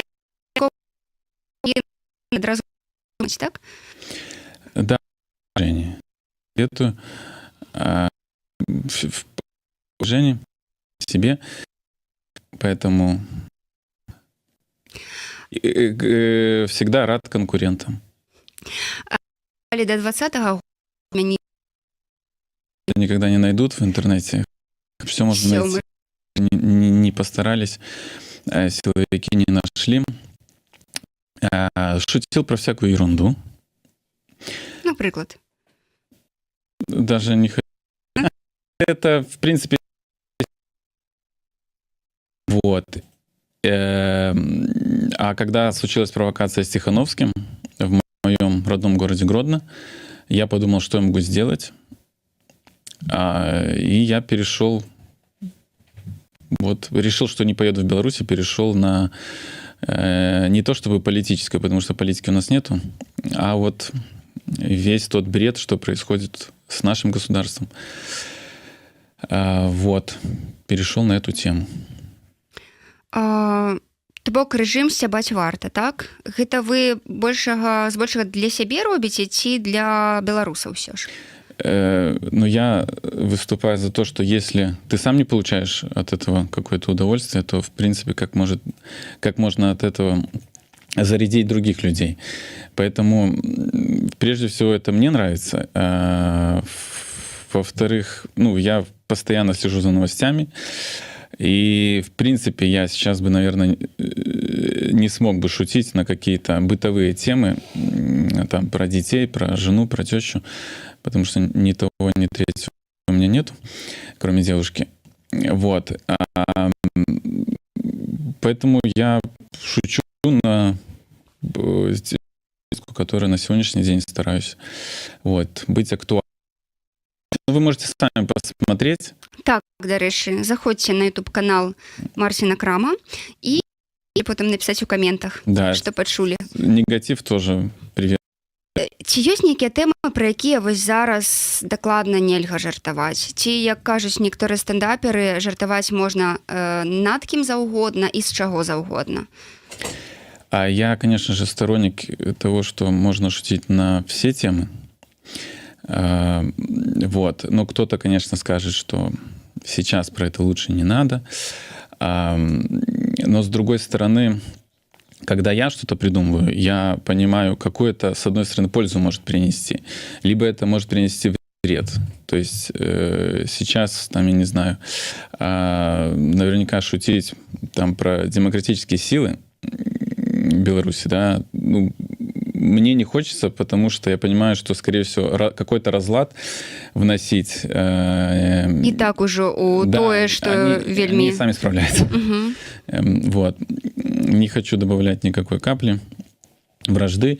Поэтому сейчас, конечно же, это основная тема для меня режим, все, что с ним связано, его пропагандисты.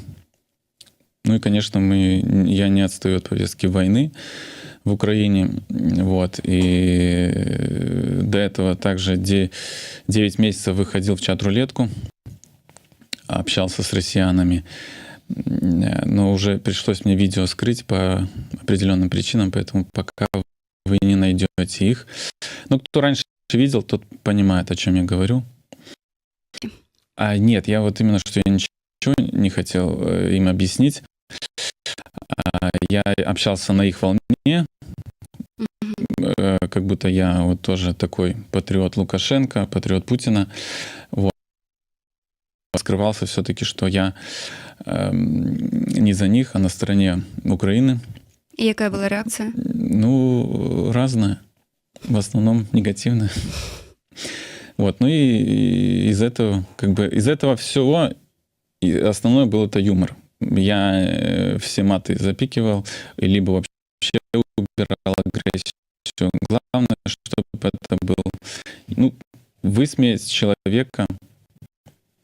Почему нет? Если меня можете тоже высмеивать. Я отношусь к самокритике хорошо и всем советую. Смеяться над собой тоже. Зараз, до речі,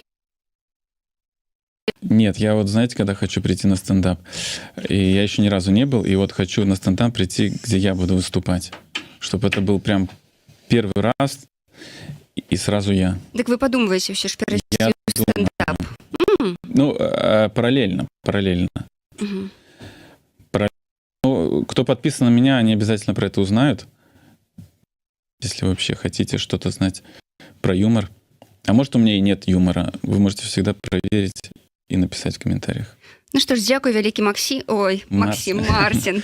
Сори, тому що був Максим у нас розмовляв про секс, а тут уже на меня посмотрели и сразу подумали про секс, потом про Максима. Я шучу. Так. Что ж, все ж таки, не вытравить, не выбить нават палітвязняў.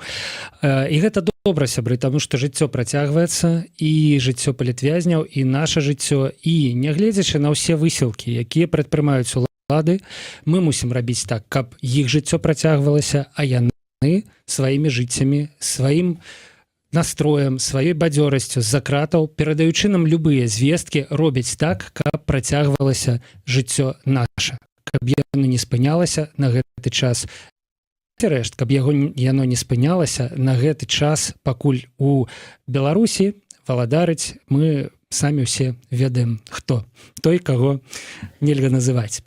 Раз я з'явіўся тут, сябры, гэта, я думаю, вы ўсе зразумелі, што адзначае, што марафон працягнецца, але ўжо на іншай пляцоўцы. У нас засталося з вами яшчэ крыху больш за 1,5 гадзіны да нашай мэты, да 12 гадзін марафона салідарнасці з палітвязнямі. Нам не ўсё. Наша мэта ўжо дацягнутая. Мы сабралі не проста 200 000 еўра, якія збіраліся сабраць раніцай, а мы сабралі разам з вами 300, а можа ўжо нават 311, мне здаецца, за 312 000 еўра. Не слаба. Праўда, мы гэта з вами змаглі, мы гэта з вами можам. Ну і паглядзім, сябры, што мы можам за астатнія 1,5 гадзіны, які марафон ужо працягнецца на іншых пляцоўках. Нешта мне чакае не проста працяг стрыму, а нават і нейкі канцэрт, але я думаю, што вы самі все пра гэта хутка вельмі даведаецеся. На развітанне хочу аддзячыць усім, асабліва хочу аддзячыць нашых калег, журналістаў, якія зрабілі гэта ўсё магчымым, ну і які тэхнічна цягне гэту грамаду, весь гэты гмах-фон. Давайте разам рабіць крутыя рэчы, на тое мы з вами і беларусы. Да пабачэння.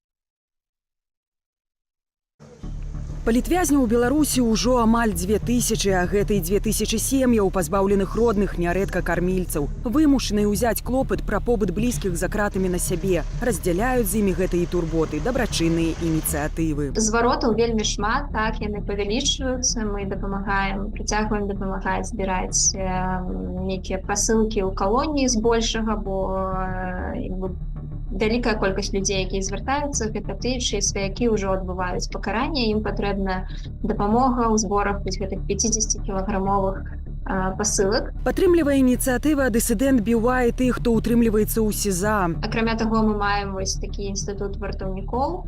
Так, гэта больш за 120 вязняў маюць нейкую рэгулярную падтрымку ад іншых людзей, якія дапамагаюць. У зборы сродкаў дысідэнт BY дапамагае праект «Вольныя паштоўкі», які вырабляе разнастайныя рэчы з малюнкамі і выразамі вязняў. Зараз у нас 10, можа 300 гэтых дызайнаў, гэтых малюнкаў. Вось як я казала, што там ёсць і такія простыя, як там рука Марыі Калеснікавай ці Сергея Ціхановскага, а ёсць там такія карціны, можна сказаць, там Алеся Пушкіна, напрыклад. Паштоўкі, майкі, шоперы ці кубачкі на знак падзякі атрымліваюць тыя, хто зрабіў ахвяраванне ў рамках адмысловага збору праз фонд BaySoul. Праўда, ахвяраваць туды грошы могуць не ўсе. Уладальнікаў беларускіх картак просяць не пераводзіць грошы ў мэтах бяспекі, што значна абмяжоўвае магчымасці падтрымання. Нядаўна мы пераводзілі грошы Dissident Buy, гэта было каля 800 еўра за 3 месяцы мы сабралі,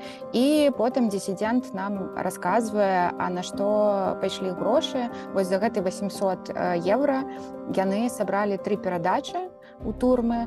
Гэта трэба разумець, што перадача гэта вельмі дарагая рэч. Акрамя дысідэнт BY дапамагаюць пацярпелым ад рэпрэсіяў і зняволеным такія арганізацыі, як сацыяльны праект «Анід Гелбай», медыяпраект «Палітвязанка», ініцыятыва «Палітзе.me», анархічны Чорны крыж Беларусь, Беларуская асацыяцыя палітвязняў «Даволі», арганізацыя «Літувін Лайнс Клаб», фонд «Разам», фонд «Страна для жизни», Беларуская рада культуры, фонд медычнай салідарнасці «BayMedSol», фонд спартовай салідарнасці і, бадай, самыя вядомыя BaySoul ды BayGelp. Але нават пры такой іх колькасці ахапіць самыя базавыя патрэбы вязняў у адвакатах ды перадачах яны не ў стане.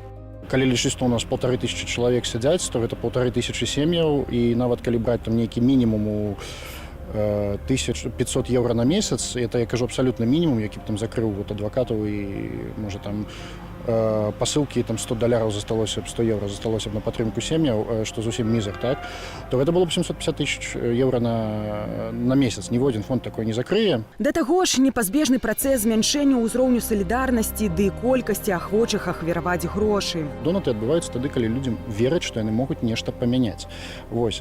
Потым, пасля гэтага піку, гэта ўсё спадае і пачынае ісці ў такой вот роўнай лініі. Калі занадта шмат становіцца ось такой бяды, жахаў, калі сітуацыя, там, вайна зацягваецца, калі зацягваюцца рэпрэсіі, ну, плюс, конечно, яшчэ той чыннік, што калі ты можаш атрымаць турму за факт доната, то мала жадаючых заданаціць. У параўнанні з 2020 годам, калі беларусы аб'ядналіся ў барацьбе супраць ковіду, а пасля і на пратэстах супраць фальсіфікацыі вынікаў выбараў, цяпер узровень падтрымання ніжэйшы. Летась на гэту у тым ліку паўплывала вайна ва ўкраіне, але, зазначае кіраўнік фонду BaySoul Андрэй Стрыжак, ужо сёлета зноў большасць ахвяраванняў скіраваная на пацярпелых ад рэпрэсіяў беларусаў. На сённяшні момант мы сабралі для дапамогі беларусам толькі на персанальных зборах, я не лічу інстытуцыйных праектаў, 500 000 еўра.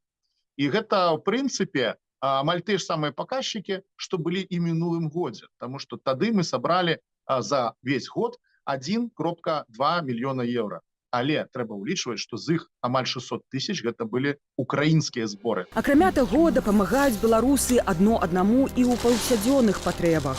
Ну, мы маем такіх гісторый, калі людзі дапамагаюць унутры Беларусі адзін аднаму там абсталяваць пакой, так, прывесці канапу, там зрабіць усё, каб дзіцёнка не забралі. Ну і вось гэта, я не ведаю, як гэта палічыць, гэта проста бескаштоўныя рэчы. Цяпер жа падкрэсліваюць нашыя суразмоўцы, любыя ўвага і падтрыманне важныя і адчувальныя для вязняў. І рабіць гэта не так і складана. Шмат людзей зараз сядзіць за кратамі, таму што яны хочуць вытрымліваць іх, і ўсё будзе тады добра. Пачаць трэба з аднаго, проста ганарыцца тым, што ты беларус. Марыля Дакуцька, Белсад.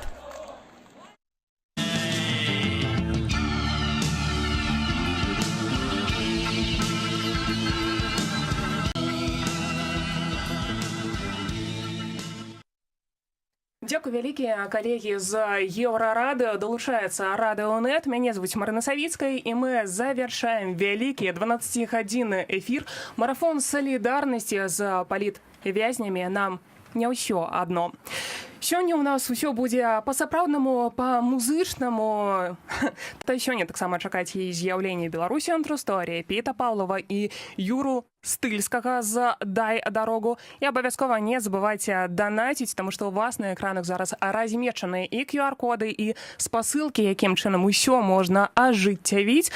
І дапамагайце тым, хто цяпер за кратамі, іх родным, блізкім, не заставайцеся, калі ласка, у баку, але памятайце пра сваю бяспеку. Памятайце пра тое, што у Беларусі рабіць гэта небяспечна, таму можна папрасіць тут каго-небудзь, хто зараз знаходзіцца за межамі. Але гэтыя людзі, якія сёння разам з намі, гэта менавіта яны забяспечвалі неверагодную атмасферу дваровых канцэртаў у свой час.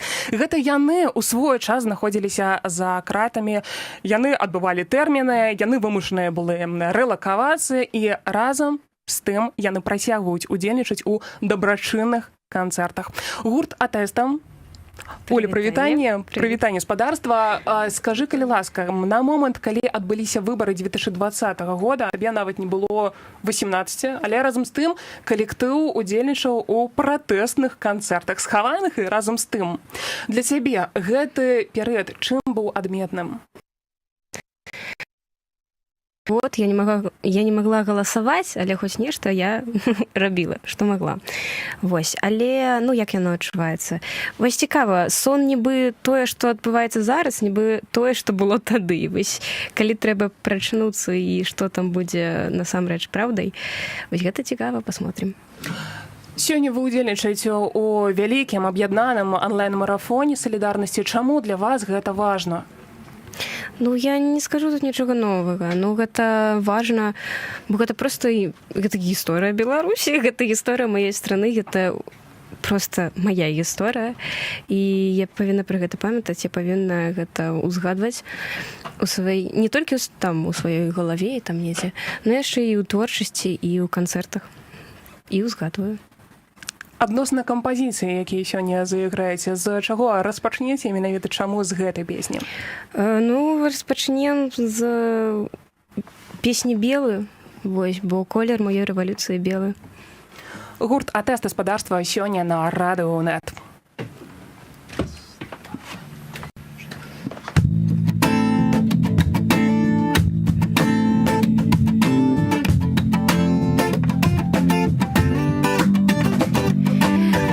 Свет, белый день, белый снег, кветень, белая дрэво вішнёвых. Я чакаў, я шукаў, шпарка пех.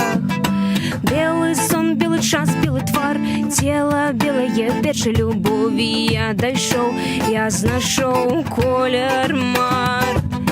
Белый свет, белый день, кветень, белая дрэво вішнёвых. Я чакаў, я шукаў, памыляўся ў справах я і словах.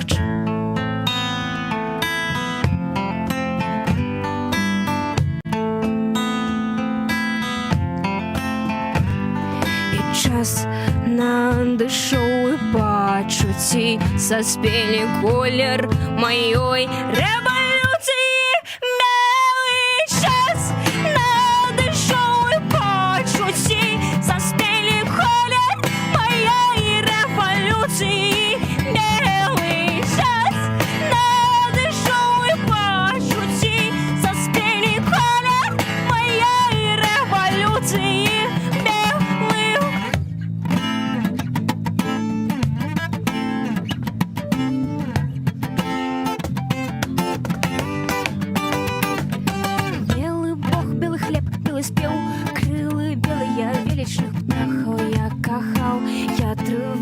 Я паспеў.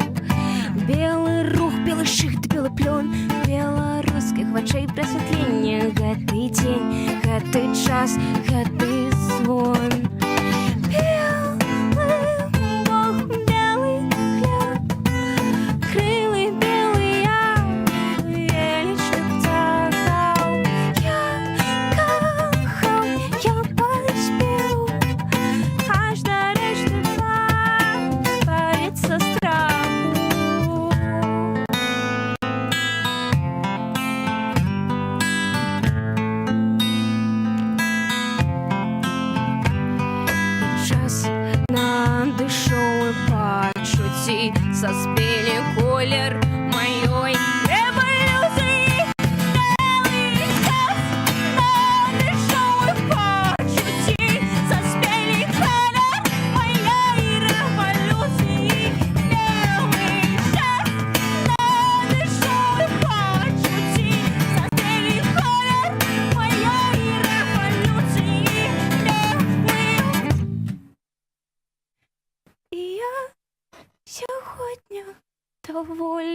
готовы.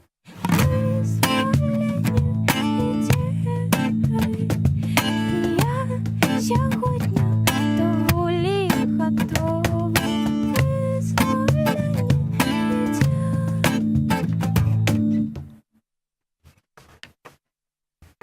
Добре, вибач, цікаво, зараз я веду гэты эфир. Ну, тоді граємо нон-стопом. Наступная песня «Ляльки» про тых самых людей. Поехали.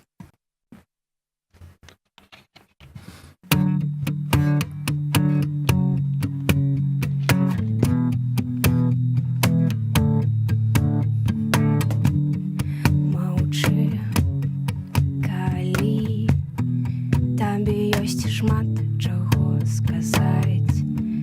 Кажы, што напісана, ці хочаш ты існаваць.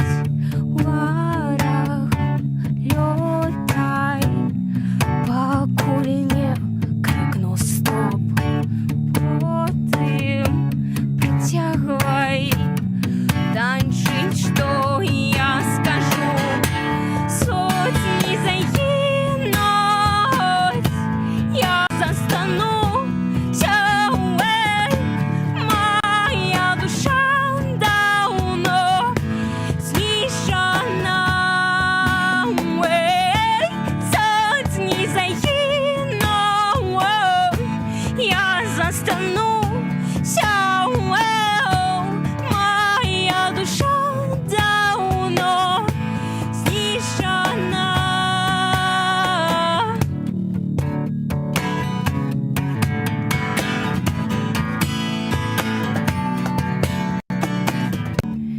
Не трэба плакаць, ты не для гэтага тут. Лялькі не плачуць, інакш нам не цікава граць. Усім згусі пра свае мінулыя, забудься на свае планы, толькі нашы засталіся. Сотні загінуць, я застануся, моя душа давно знішчана. Сотні загінуць.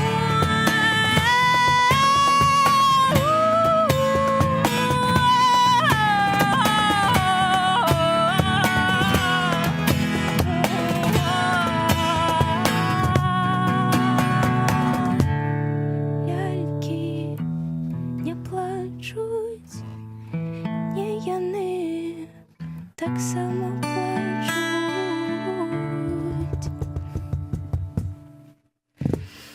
Ну, яшчэ крыху можам ўсё ж такі чагось паспяваць. 2 песні можам паспяваць. Ну, тады ўсё, спяваем 2 песні. Хочаце вы таго ці не? Ну, все, граем. Попелам.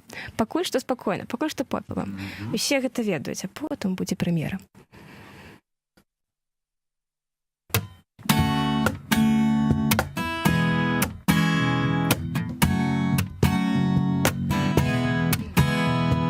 Тихо і недзе на фоне лямпа. Сонна так стогне, а я ляжу на канапе. Што у галаве там шмат прысакоў гожных. Нешта гамоніць, але ўсе пра трывогі. Кожнага свае трывогі. Хай, я пра каханне, хай, а я пра працула.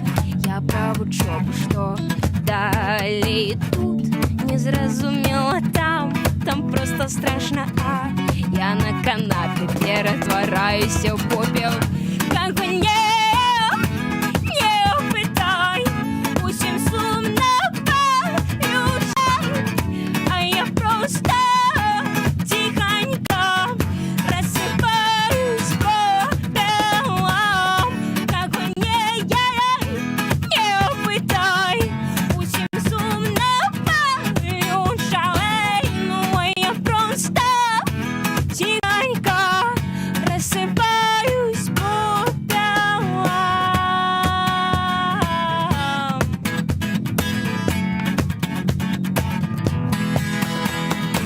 гучно, але толькі мне навушнікі вушы пыюць ціха у гэтым пакоі. Прысакі маўчаць, танчу адной ногой вачыма.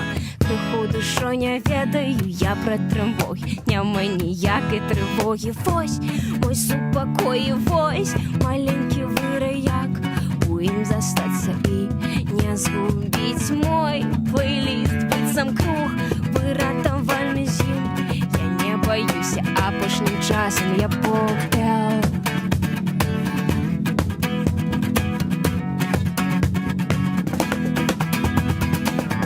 Каго не пытай, усім сумна палюча, ну а я просто тихонько рассыпаюсь попелам.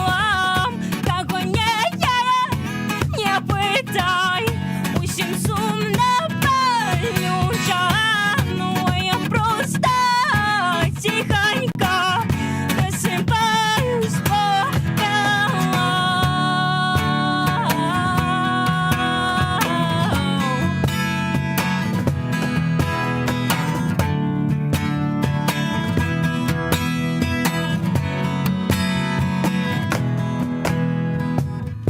Кого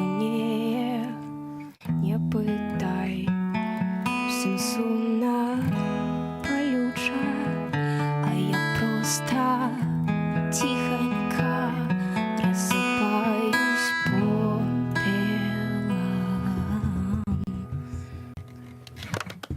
Кого не пытай, усім сумно палюча, ну а я просто тихонько рассыпаюсь попелам.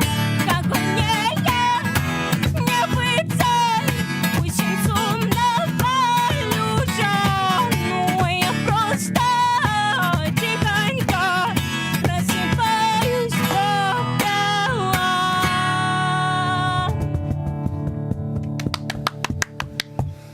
Ну, карацей, ведаеце што, зараз будзе ў нас прэм'ера. Ну, цікава, бо мы выпусцілі учора песню адну, а зараз будзем граць іншую. Вось такая прэм'ера. Ну, карацей, прэм'еры ў атэста кожны дзень.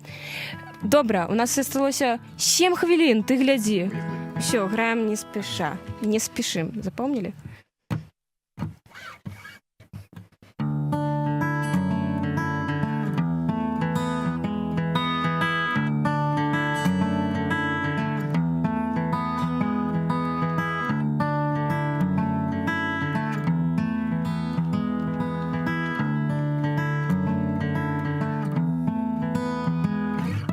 Разрывать ночью поветра, отгонять рукой замоту, хутка скончится напевно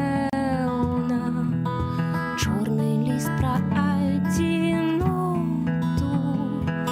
Все, что есть, быцем бы без сексу, марнотравно шукай меду, вытискаючи на шиї вену, не поможе, дик тримай веру. Детки дмухаются, летять до сонця раз дощ. Детки дмухаются, згубилися країни снов. Детки дмухаются, летять до сонця раз дощ. Детки дмухаются, згубилися у країнах снов.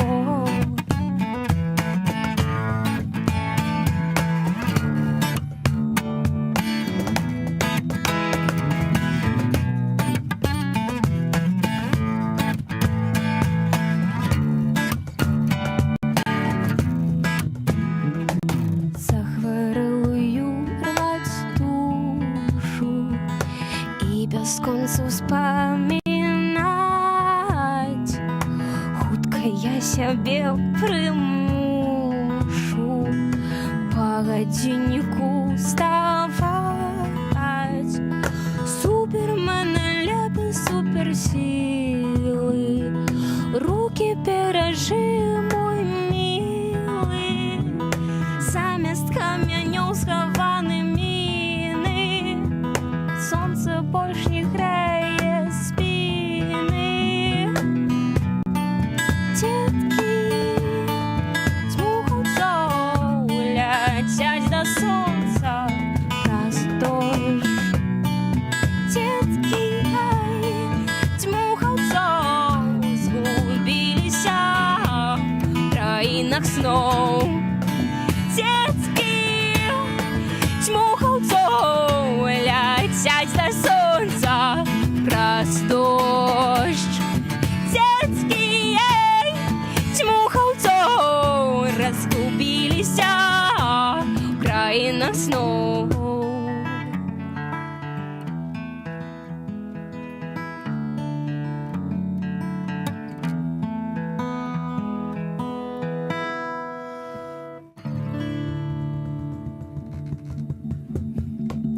У нас ще 3 хвилини. Граємо далі. Добре, далі нам нема чого грати, ми не рихтувалися. Але, може бути, у вас є жаданне нешта зазначыць для тых людзей, якія сёння глядзяць наш марафон, для тых, у каго ёсць магчымасць падтрымаць у тым ліку і донатамі, і словамі, што таксама вельмі важна маральная падтрымка. Оля? Ну, падтрымлівайце, навогул, падтрымліваць трэба кожнага. Падтрымлівайце, каго лічыце, што трэба, але не забывайце, што ёсць людзі недзе далёка, ёсць людзі недзе блізка, і ўсім патрэбна дапамога. Вось. Я просто кажу пра тое, што міграцыя таксама нелёгка, але навошта я пра гэта кажу, калі тэма зусім іншая.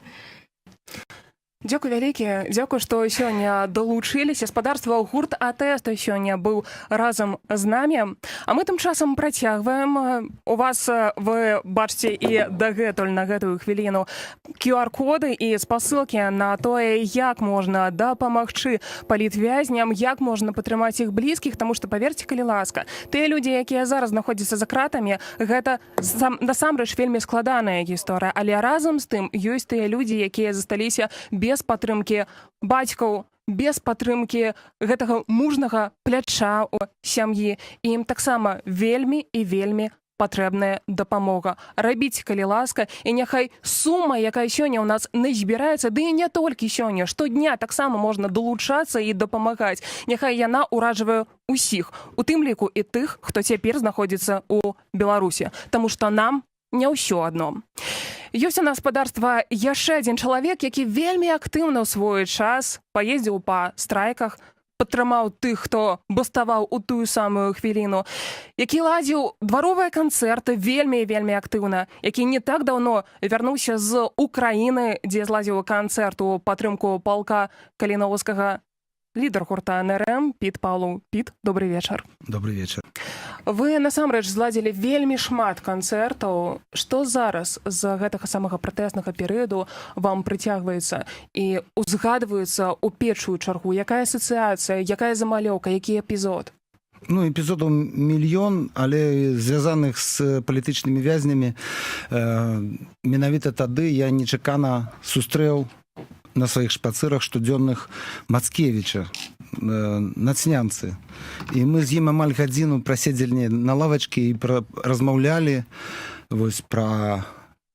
Тады ўжо адчувалася, што ён канкрэтна ў небяспецы, таму што ён быў вельмі такі заўважны, публічны, і было зразумела, што ён ужо пад ударам. Вось. І я запытаўся, натуральна, у яго, і ён сказаў, што гэта свядомы яго выбар не з'язджаць, што ён застаецца, разумеючы все небяспекі таго, што можа здарыцца. І вось, ну, напэўна, вось гэтая размова, гэта нязлоўнасць, мужнасць, вось гэта самае такое, ну, тое, што зараз прыйшло ў галаву. Натуральна, разумееце, кожны дзень з гэтых паловы гады, кожны дзень для мяне ён Можна, я зараз залез в свой телеграм-канал, там все засталося, і там кожны з гэтых канцэртаў дваравых, а іх было больш за 100, і кожны ёсць, а это цэлы дзень, разумееце, падрыхтоўка, канцэрт, вяртанне, эмоцыі гэтыя, сустрэча з сотнямі, нават з тысячамі людзей в некаторых месцах, напрыклад, на мегаполісе. Таму, зараз я не магу расказаць пра ўсё. Разам з тым у вас былі сустрэчы кшталту твар да твару з сілавікамі, калі ладзіліся гэтыя вялізныя акцыі і маршы. Быў перыяд, калі сталі забіраць за краты, затрымліваць на суткі тых музыкаў, якія падтрымлівалі гэтыя самыя забастоўкі і страйкі. І калі вы ведалі пра гэта, ці не ставілася страшна за тое, што аднойчы могуць прыйсці і па вашу душу? Слушайте, я не самый смелый человек в этом свете. Я кожны день, кожную секунду жил под гэтым ціскам. Потым это стало звычайным таким, звычайным нармальным адчуваннем. 2 гады я сядзеў у Беларусі. Вось, адзінае, што мера бяспекі, я адключаў тэлефон, каб зранку, калі прыйдуць, і набяруць тэлефон, і геалакацыю. Калі набяруць, каб яны не ведалі, што я за дзвярыма. Каб, калі яны захочуць ламаць дзвер, каб у іх был выбор. Зламаем, а там нікога, можа тады не ламаць. Вось такое ў мяне было. Адзіная мера бяспекі, але, натуральна, увесь час. Я дагэтуль хожу па Варшаве і бачу, стаіць паліцыянт. І там размаўляе па тэлефоне. І вось я іду на пустой ночной вуліцы, бачу паліцыянта, і ён раз падымае на мяне вочы, і у мяне ўнутры все так раз напружваецца, што зараз ён выкліча дапамогу, і мяне будуць тут вінціць, кудысьці павязуць. І потым я разумею, што нічога гэтага не будзе, што ён проста стаіць тут, каб мне было бяспечна гуляць па Варшаве. Ён выконвае свае абавязкі, як і мусіць выконваць. Вось, таму натуральна, што яно нікуды не дзяецца, і вось гэтая траўма, яна засталася. Дзякую за тое, што вы сёння разам з намі. Гаспадарства больш за 320 тысяч еўра сёння сабралі мы ўжо, але не спыняемся, але працягваем, але ідзем да перамогі разам. Піт Паўлоў. Спяю вам песню, з якой пачыналіся ўсе дваравыя канцэрты.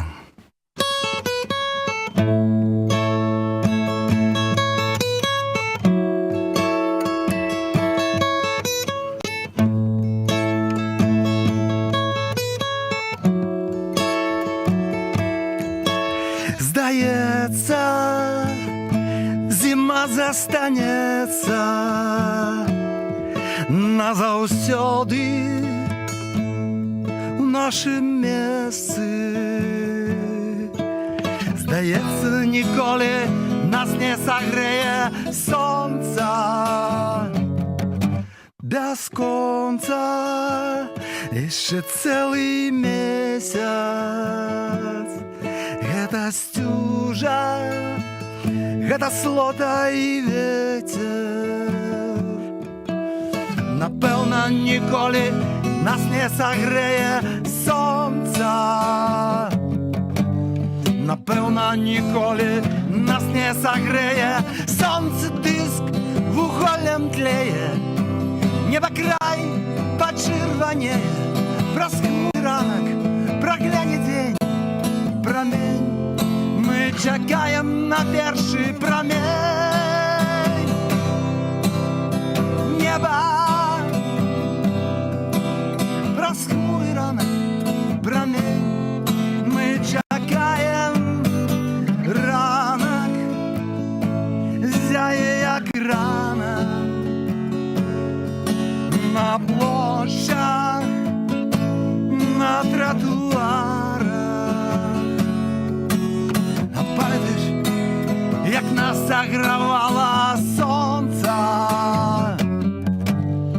Я пам'ятаю, сонце диск вуголлем тлеє, небокрай почервонеє. Праз хмуры ранок прагляне день, промень. Мы чакаем на першы промень неба.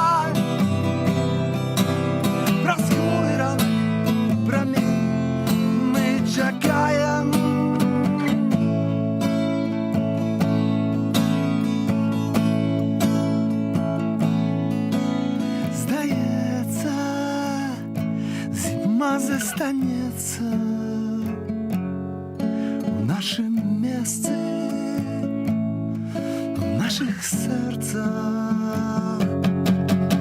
Здається, ніколи нас не согреє. Солнце диск вуголем тлеє, небо край почервонеє, проснулий ранок, прогляне день, промень. Мы чекаем на перший промень неба. Проснулий ранок, промень, мы чекаем.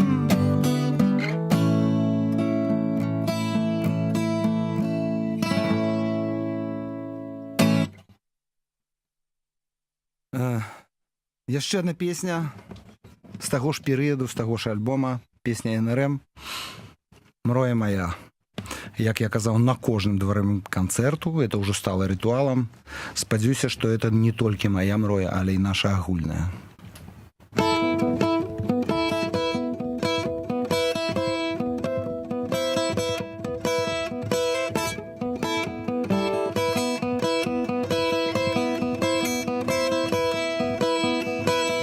Калі сцены сціскаюць в пустым пакоі і тэлеэкран паралізуе волю, за гарамі запушчай, за сінім полем я прымроіў сабе краіну мрою. Ностальгія ці параноя, я цябе з табой параўноваю. Мроя моя, где-то ты, здесь не моя, агу. Мроя моя, где-то ты, здесь не моя.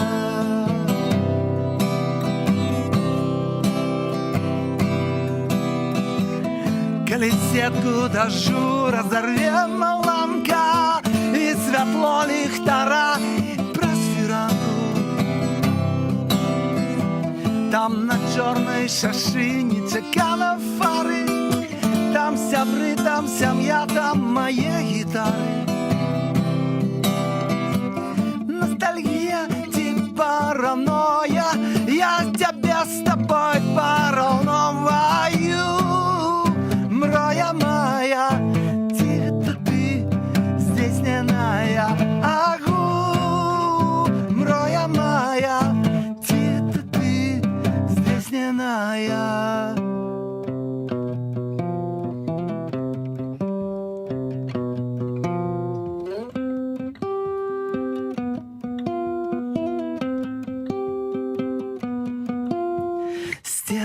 Стены стискають в пустым покої, але ж я при мрої Україну мрою. Ностальгія ці параноя, я себе з собой параўноваю. Ностальгія, параноя, мроя моя, агу. Мроя моя, где-то ты, здесь не моя.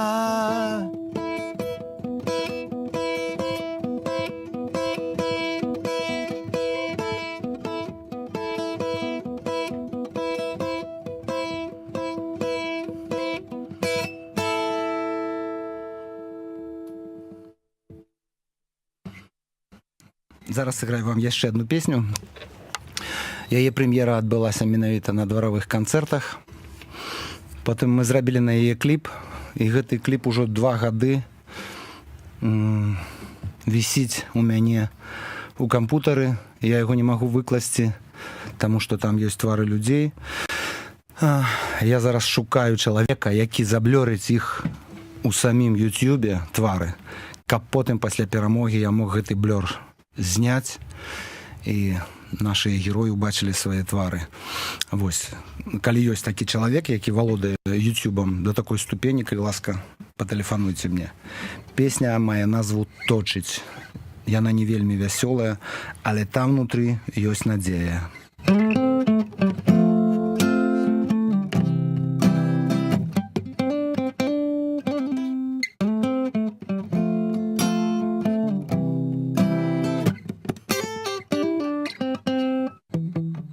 Точыць вільготную сцежку на твары, долу збягае сляза.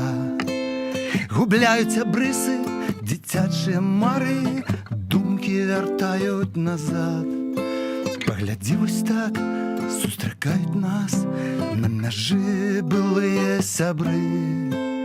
І ты яшчэ верыш, што ўсё гэта жарты, што ўсё будзе як заўжды, як вчора. А я хочу верыць, што гэты дзень не стане чарговым днём. З шэрагу шэрых, пазбаўленых сэнсу, забітых лухтою, а потым мы ўсе памрем.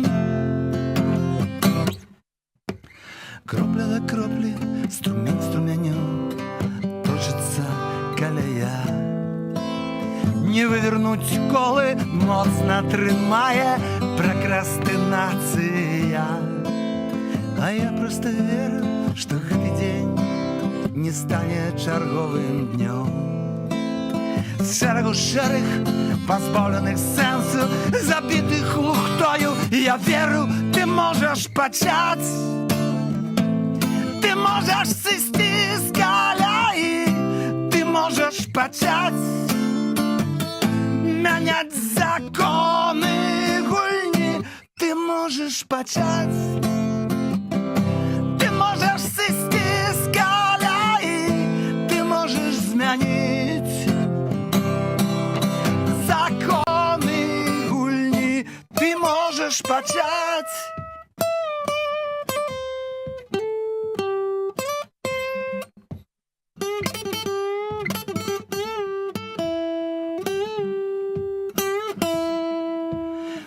Точыць вільготную сцежку на твары, долу збягае сляза.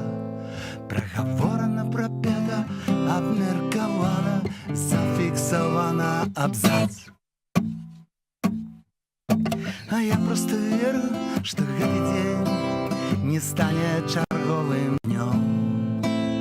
З шэрагу шэрых, згубленых в свеце, згубленых в часе, згубленых в свеце. А я проста веру, што гэты дзень не стане апошнім днём. Што будуць яшчэ і золкі, і ранкі, і вочы твае, і толькі потым мы памрэм.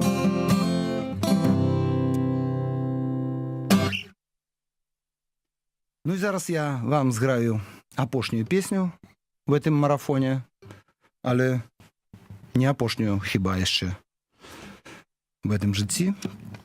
Гэтая песня вельмі спадабалася хлопцам з палка Каліноўскага. Мне было прыемна, таму што гэта песня, апошняя песня, якая была напісана в новы альбом НРМ. І тыя, хто прыйдзе на канцэрты НРМовскія, якія зараз запланаваны амаль ва ўсіх гарадах, дзе вы жывіце, вы яе пачуеце, але ўжо не в акустычным выкананні, а в электрычным, так як яна напісана. Песня мае назву «Палае».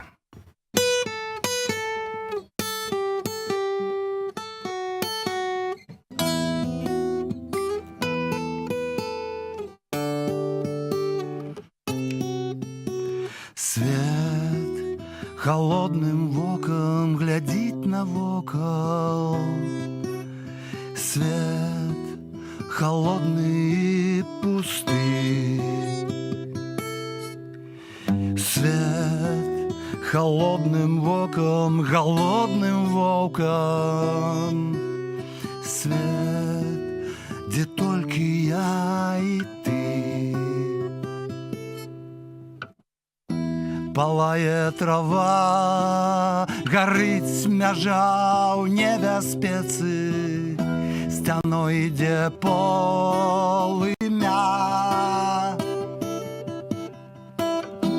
Палае трава, палае дзень, палае ветразь, палае зямля моя.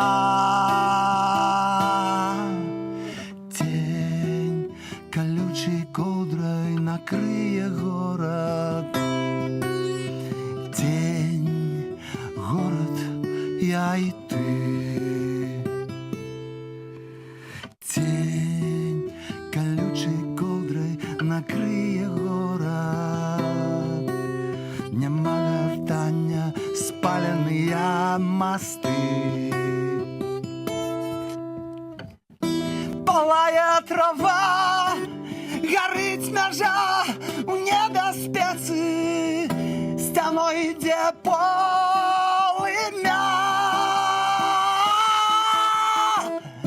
Палая трава, палая день, палая сердце, палая земля моя.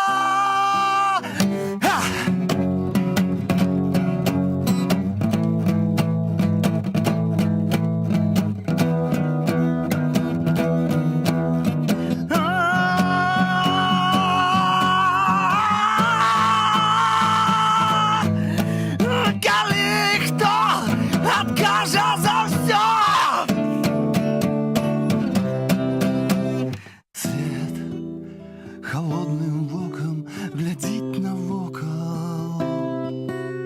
Свет бездушный и пустый. Свет холодным воком, голодным воком. Свет душный и пустый. Палая трава, горить межа, в небе спецы, стеной иде полымя.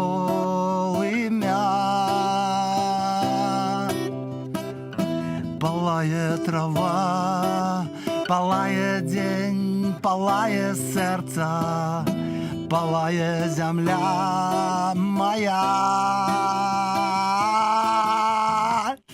Тихутка финал, коли хто за все откажа, триває безглуздая гульня. Палая трава, палая день, палая сердце, палая земля моя.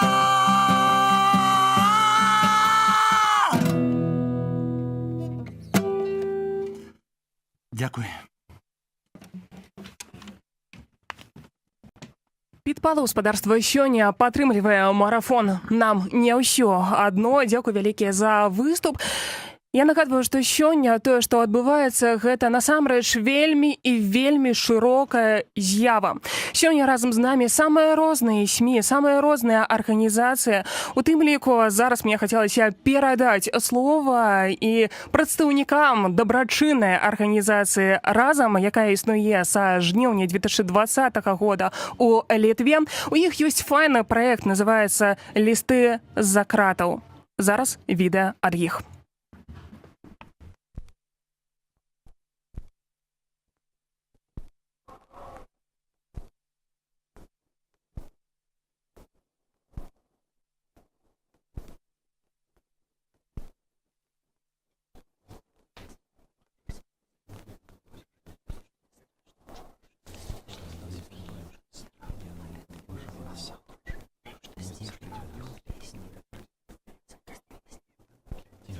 Неба глядзіш праз краты, не бачыш кратаў, а бачыш неба. Учорашні хлеб пахне цвіллю і стратай, а заўтрашні пахне сапраўдным хлебам. Сон для вязня, лепшае кіно. Мроя ў паўсядзённасці турмы. Саладзей замёт, п'яны бы віно, подых ветру у ветразях тваіх. Ён нясе праз краты ды муры, да сяброў, да родных, да бацькоў. Ушчэнт ён разрывае кайданы, з плеч скідае цяжар. Пакуль блукаю глухою сцежкай, дзе звер пакінуў свае сляды, ужо не страшна, ужо не смешна. Ужо ніякай няма бяды. У тым, што сціхлі навокал песні, а замест песняў хрусцяць хрыбты. У любым краі, дзе на прадвесні, в акно астрогу, мне не сяеш ты. Ды перадасць твоей матулі, што я яе кахаю. У снах вандруй, сустракай, дзівоса ў светлых край. Люблю цябе, маё дзіцятка. Баю, баю, баю. Яны ў цемры мяхі пакідалі. Яны думалі. Гэта адказ. Але мы прарасталі ў падвале. Мы жывыя. Не знішчыце нас. Як навагодняя паштоўка, што сястры на волю піша брат. Дзякуй вялікія. Арганізацыя, якая зараз існуе ў Літве, і за 3 гады існавання яны дапамаглі больш за 1000 беларусаў. Салідарнасць спадарства гэта вельмі і вельмі важна. А яшчэ вельмі важна, калі музыкі аб'ядноўваюцца і разам па ўсім свеце ладзіць самыя добрыя справы. У гурта «Беларусіан True Story», які зараз з'яўляецца ў нашым эфіры, таксама адметная гісторыя. У вас пратэсты адбываліся не зусім у Беларусі, а хутчэй у Піцеры, дзе вы ў той момант знаходзіліся. Добрый вечар. Юля, распавядзі, калі ласка, як гэта было? Добрый вечар, Марына. Беларуская дыаспара Піцера, яна утварылася так раптоўна пасля 9 жніўня 2020 года. Просто людзі сцікаліся да пасольства, да консульства ў Піцеры і просто падтрымлівалі адзін аднаго, ладзілі акцыі пратэстаў, асвяшалі ўсё гэта ў СМІ расійскіх. Ну і, канешне, у нас былі такія своеасаблівыя дваравыя канцэрты. Мы просто збіраліся і спявалі акапельна. Бо нам забаранялі ўжываць нейкія музычныя інструменты. Мы спявалі просто акапельна. А якія песні менавіта вы выконвалі? Мы выконвалі песні на роднай беларускай мове. Яны для нас былі такія, як тэрапія некая. Просто словы, разбуры-муры, розныя, тры чарапахі, купалінку. Але сёння у вас у рэпертуары з'явілася і кампазіцыя Торбэнда. Хлопцы зараз знаходзяцца за кратамі, ёсць у іх праблемы і медычныя. Як гэтая кампазіцыя так патрапіла ў ваш рэпертуар? Просто хлопцы, як ты сказала, за кратамі, і самі свае кампазіцыі пакуль што па гэтай менавіта прычыне не могуць выконваць, і таму мы гэта зробім за іх, бо творчасць, такая творчасць, якая не падабаецца Лукашэнку, за якую нават трапілі ў турму, яна павінна існаваць, павінна працягваць, павінна агучвацца. І пакуль хлопцы, спадзяюся, што хутка яны ўсе выйдуць у добрым стане здароўя і будуць рабіць свае канцэрты самі, выконваць свае песні, але пакуль што мы як падтрымаем іх такім вобразам. Прычым адно, што кампазіцыя гэтая прысвечаная Раману Бондарэнку. Так. «Беларусіан True Story» спадарства сёння разам з намі на Радыё УНэТ у марафоне салідарнасці з палітвязнямі. Нам не ўсё адно.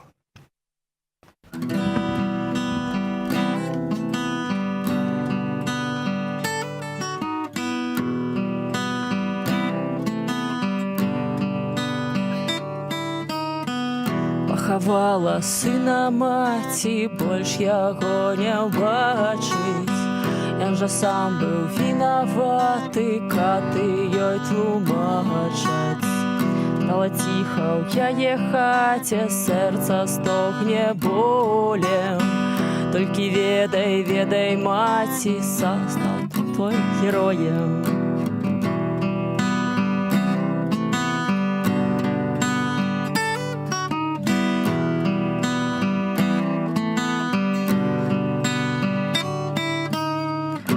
Сядзіць адна на ганку, а перад вачыма хлопец бегае маленькі, нагадаў ёй сына. заболела серце маці, і в одну хвіліну дыхаць поўнай груддзю ёй стала немагчыма. Вечная ім слава, героям слава, будуть жить у серці, як колос ды купала. Вечная ім слава, героям слава, будуть жить у серці, як колос ды купала, як колос ды купала.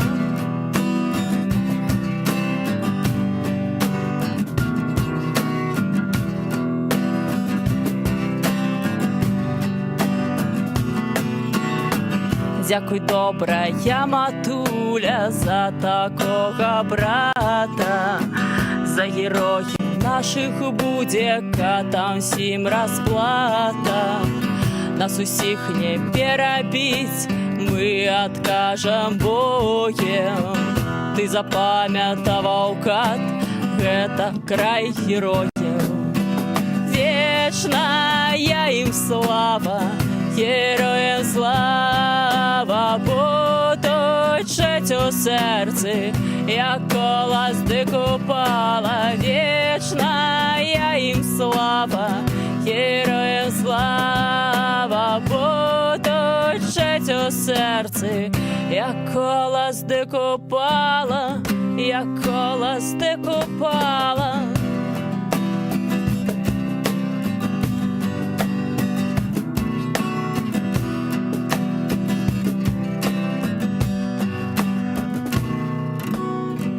Пахавала сына маці, больш яго не ўбачыць. Ён жа сам быў вінаваты, каты ёй тлумачаць. Стаў яе хаце, сэрца стогне болем.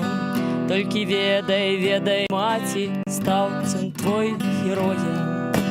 Вечная ім слава, героям слава, будуть жить у серці, як колос ды купала. Вечная ім слава, героям слава, будуть жить у серці, як колос ды купала, як колос ды купала.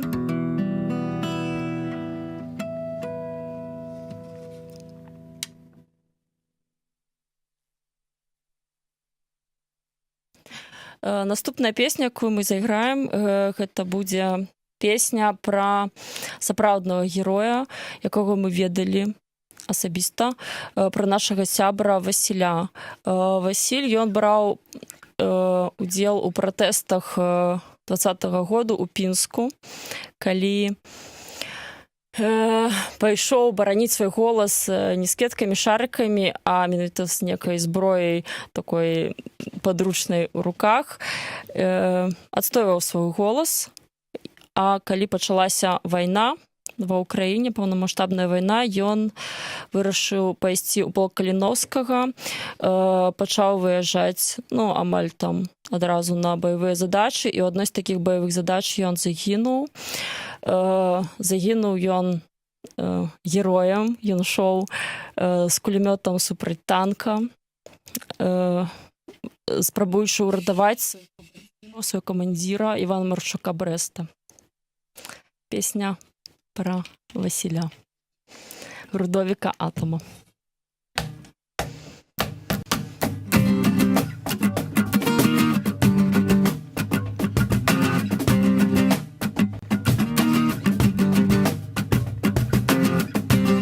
У Пінску жив, дом будовал, 20-й год протестовал.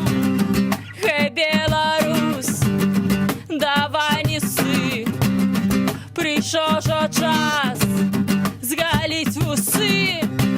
Штакет от лавки одорвал, ментов побил, шпиталь дослал, горвы конка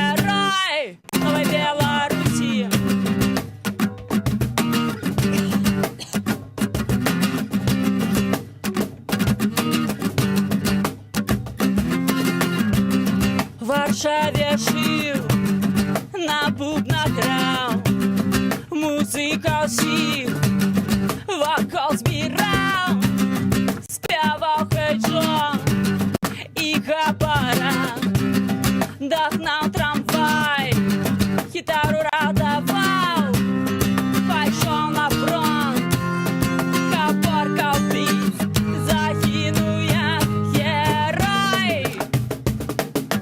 Вася, Вася, ял червона-білий шлях. Вася, Вася, рок-н-рол, огонь в очах. Вася, Вася, злу завжди давав ён бой. Вася, Вася, герой вольної України.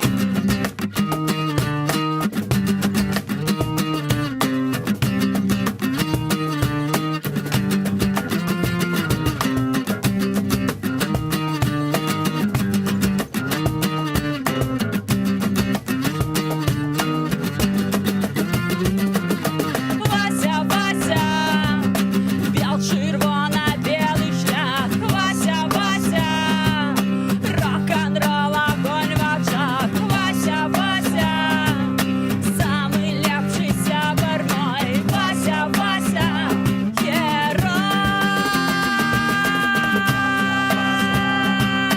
Біл червона-білий шлях. Вася, рок-н-рол, огонь в очах.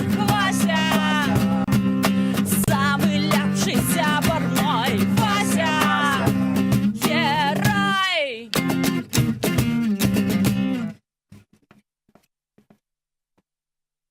Наступная песня таксама наша песня, называется «Май». Яна была написана ўжо у эміграцыі і пра наше жыццё тут, пра нашы мары. Поехали.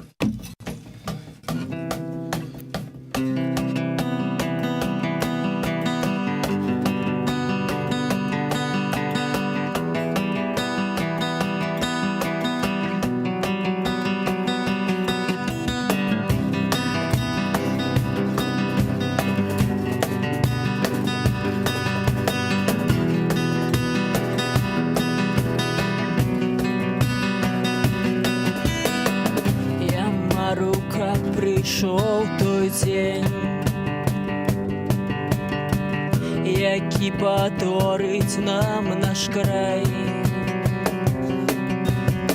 Счастливый день, сонечный день, хай гэта будзе месяц май. Добро пераможа ўрэшце, і мы вернемся домой. Будем смажить дранікі і танчыць зноў, спяваць добрые песни, святкаваць, а пакуль адаптацыя, адаптацыя, адаптацыю ў новым сусвеце. Мы станем жыць як назаўжды і завядзем сабе кота. Зло будем бачыць толькі ў снах, страшэнных снах, драпежных снах.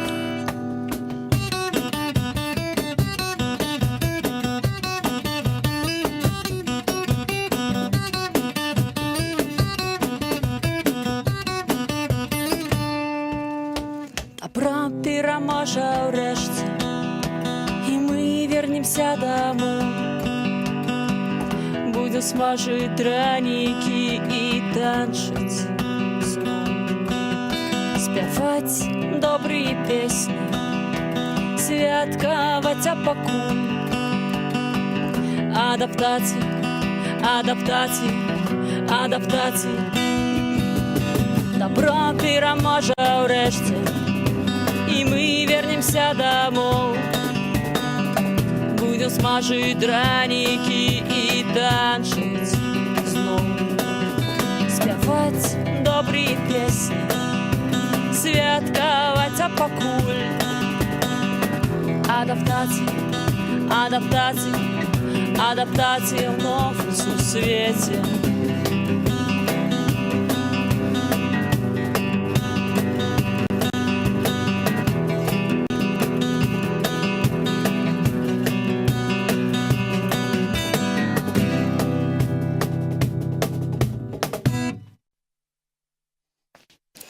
Ну і апошняя песня, якую мы падрыхтавалі, гэта такая старая песня, стары такі гімн свабоды, мне падаецца 90-х, песня гурта «Уліс», «Радыё Свабода». Ну і карыстаючыся выпадкам, перадаем прывітанне аднайменнай радыёстанцыі.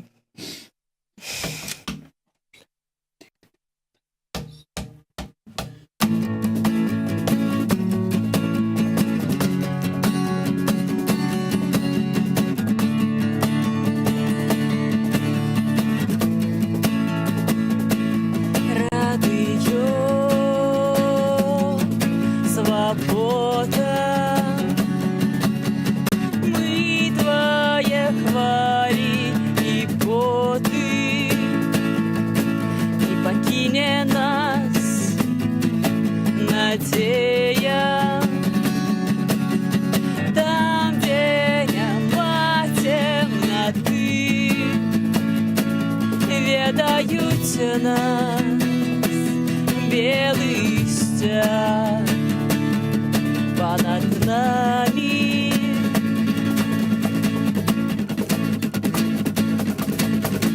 Радио Свобода, твои усны и словы, ці повинен я быть ширым, там, где няма темноты, слухают нас белый стяг понад нами.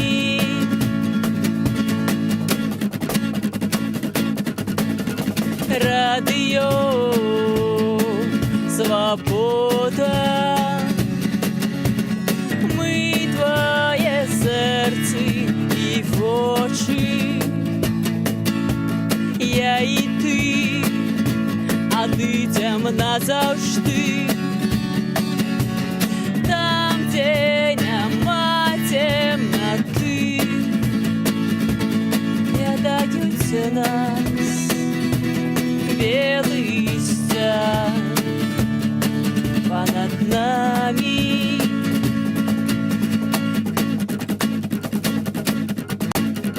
Радио Свобода,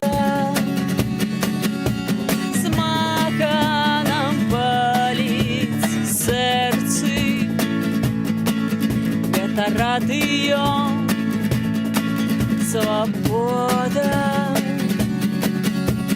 там, где няма темноты, наша вода, белый стяг понад нами.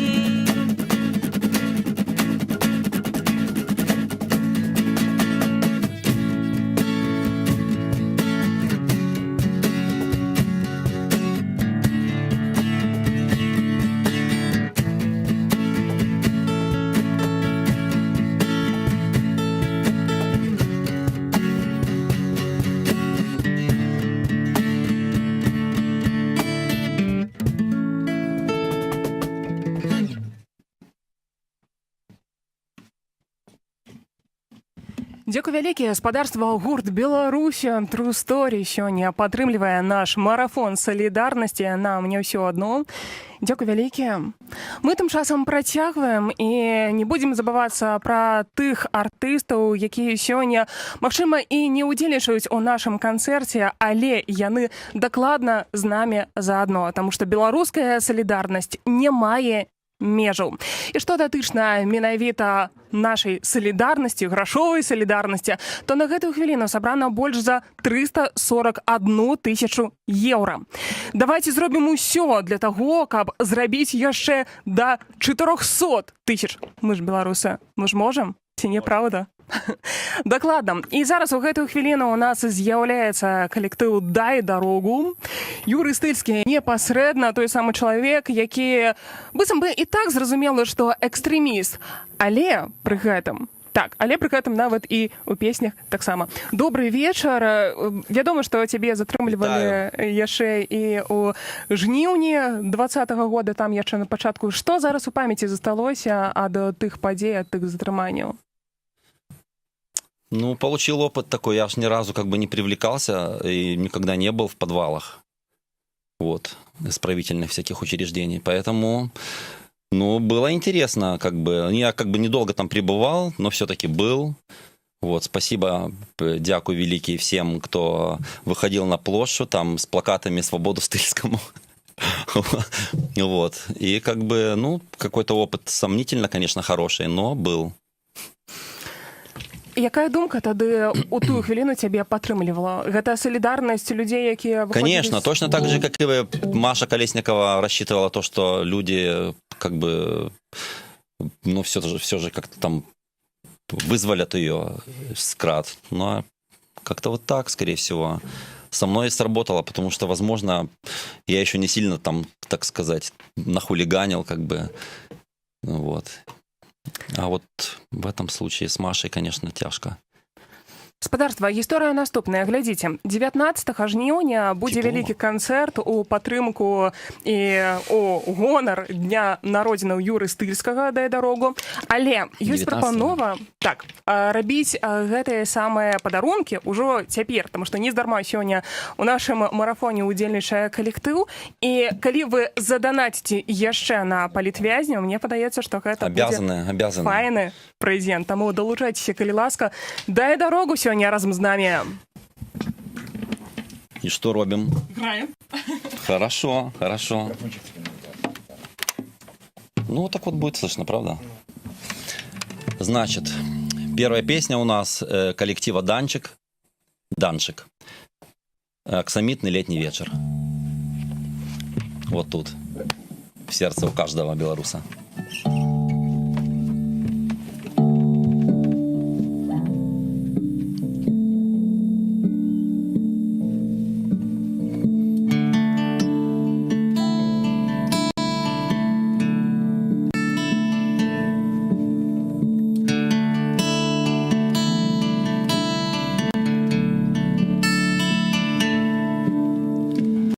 Аксамитный летний вечер ахину землю,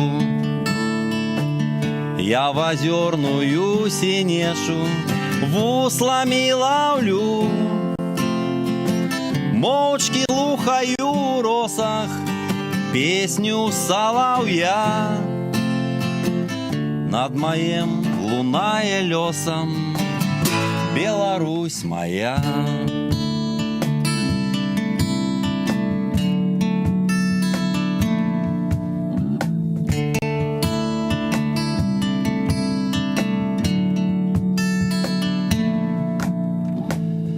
А над лесом, над сусветом выпростал крыло. Золотистый чогань веток, зорное вясло. Стан дзявочы белой вежи, подых ручая. Я одной тебе належу, Беларусь моя.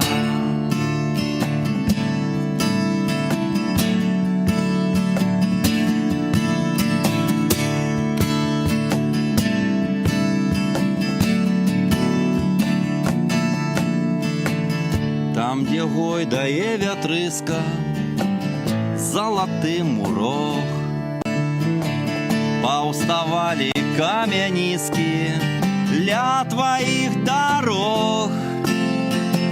Чырванее ранних золах рэха у гаях, а в грудях моих осколок.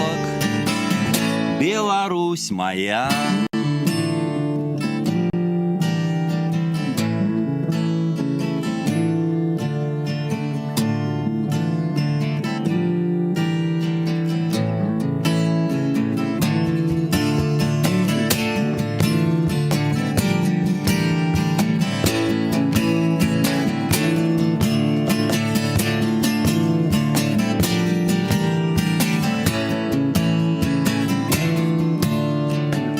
Мне краёў чужих не трэба, як не варажы. Не хочу чужого хлеба, радостей чужих. Бо чужина сердце жалить, тисни, як змяя. Бо гукае з дальніх даляў Беларусь моя. Бо чужина сердце жалить, тисни, як змяя. Бо гукае з дальніх даляў Беларусь моя.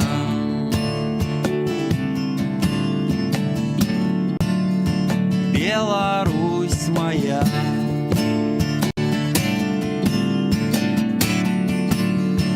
Беларусь моя.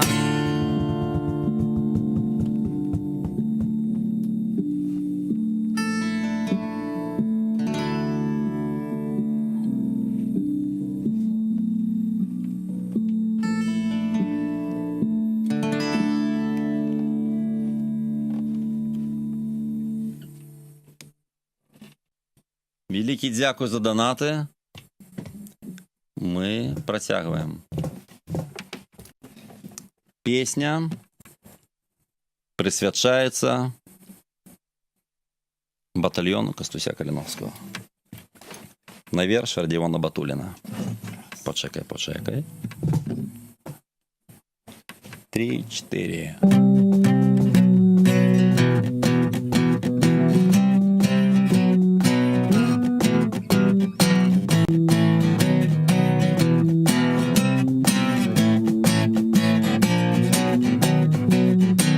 Пройду неухильно тяжкий шлях войны мерзотной и кривавой на наших волотных плячах. Уздымем стяг шляхетной славы, як Калиновский наш Костусь. Мне приклад так и лёс Литвина, я вызволяю Беларусь. Праз вызволення України, як тур, клянуся боронить. У пекле битва побратима, наш гонор вечно буде жить. У памяти моей родимы обовязково повернусь. Коли у битвах не загину, у родный край, у Беларусь. Праз вызволення України, у родний край, у Білорусь. Праз вызволення України, у родний край, у Білорусь. Праз вызволення України.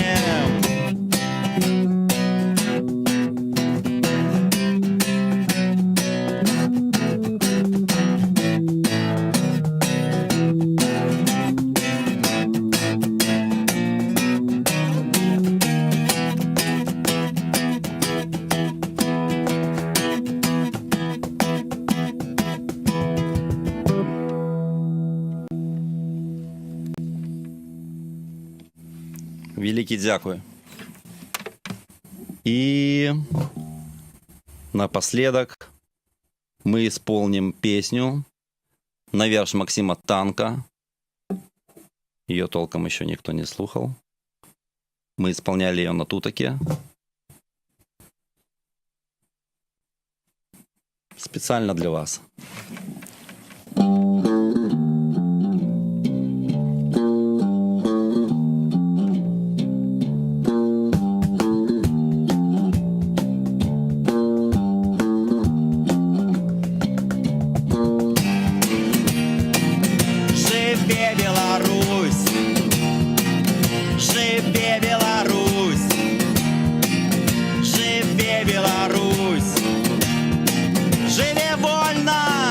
Ты чуешь, брат, як на прадвесце вятры лёд кручы гудуць, як на сваю радзіму з песняй зноў птушкі з выраю лятуць.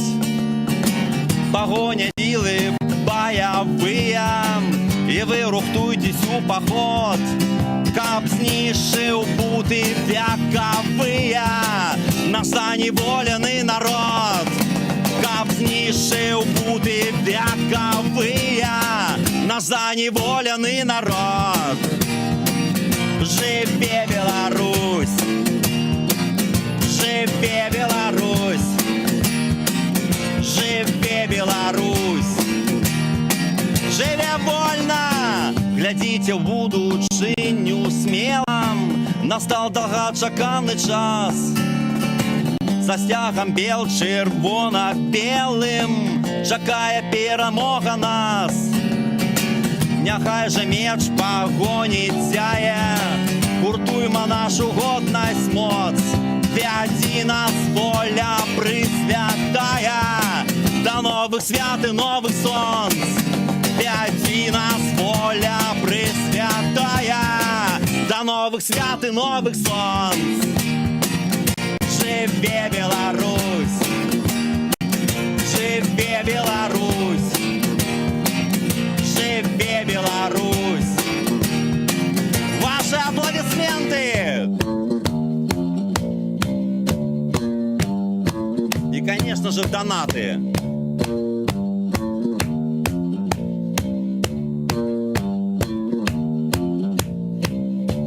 Не утрымайте наше імкненне, не згамбаваць вам бацькоў зямлі. Гэта гісторыя усіх пакаленняў, гэта гісторыя ў нашай крыві. Пакуль я жывы і пакуль б'ецца сэрца, я да цябе ўсёй душою імкнусь. Птушкі спяваюць ужо ў Бярэсці, вольна жыве Беларусь! Птушкі спяваюць ужо ў Бярэсці, вольна жыве Беларусь! Жыве Беларусь! Жыве Беларусь! Жыве Беларусь! Жыве вольна!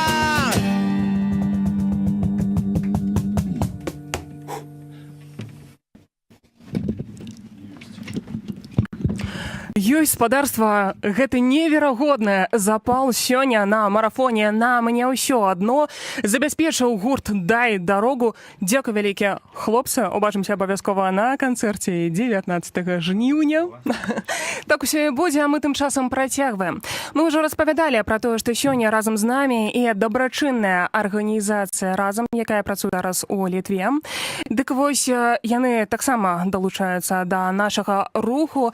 Яны забяспечваюць падтрымкай тым, каму гэта зараз неабходна. У тым ліку і тых самых адметных людзей і іх сваякоў. Праект «Лісты з-за кратаў», арганізацыя «Разам».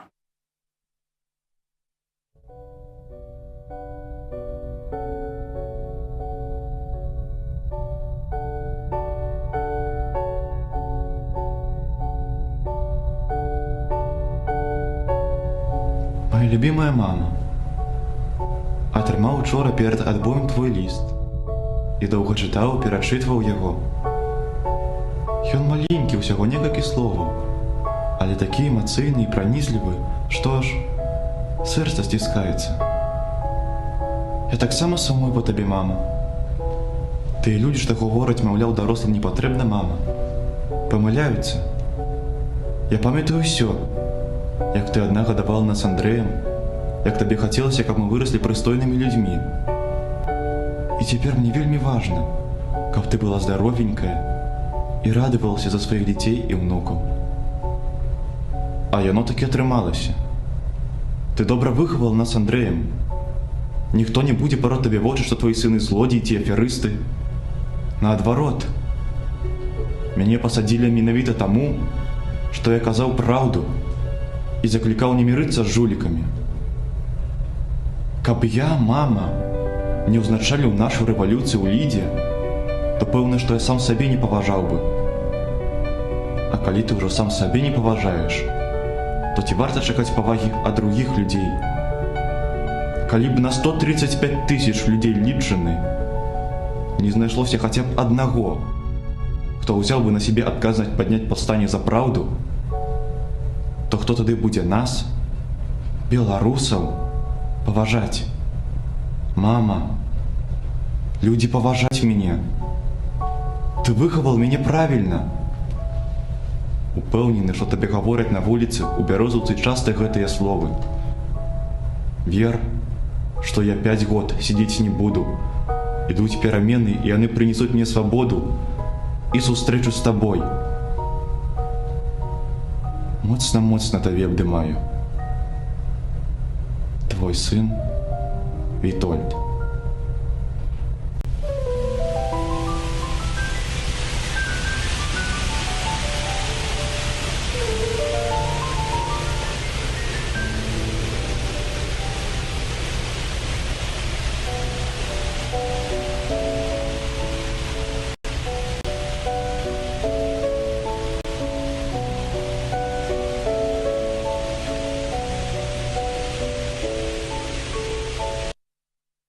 Спадарства, гэта моцны, аб'яднаны марафон салідарнасці за палітвязнямі.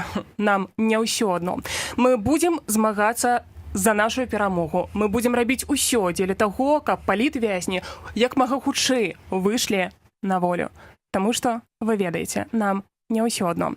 Вынікі марафону сёння разам з намі падводзіць галоўны рэдактар радыё УНэТ Вольга Сямашка, а таксама суарганізатарка марафону Наста Базар. Жыве Беларусь, добрый вечар. Добрый вечар, жыве вечна. Добрый вечар. Наста, калі пачыналася уся гэта авантура з марафонам, столькі нерваў было, і за гэтыя 12 гадзін таксама было вельмі шмат нерваў, але, як я зараз ужо бачу, вельмі шмат аптымізму. Ці удалася задума? Я лічу, што безумоўна ўдалася. Я не памятаю дакладную дату, калі Вольга Гарбунова паведаміла нам на планёрцы, што ёсць такая ідэя, але гэта дакладна не больш чым месяц. І безумоўна мы б нічого не зрабілі, каб не далучылася такая вялікая колькасць медыяў і каб мы не былі ўсе заадно.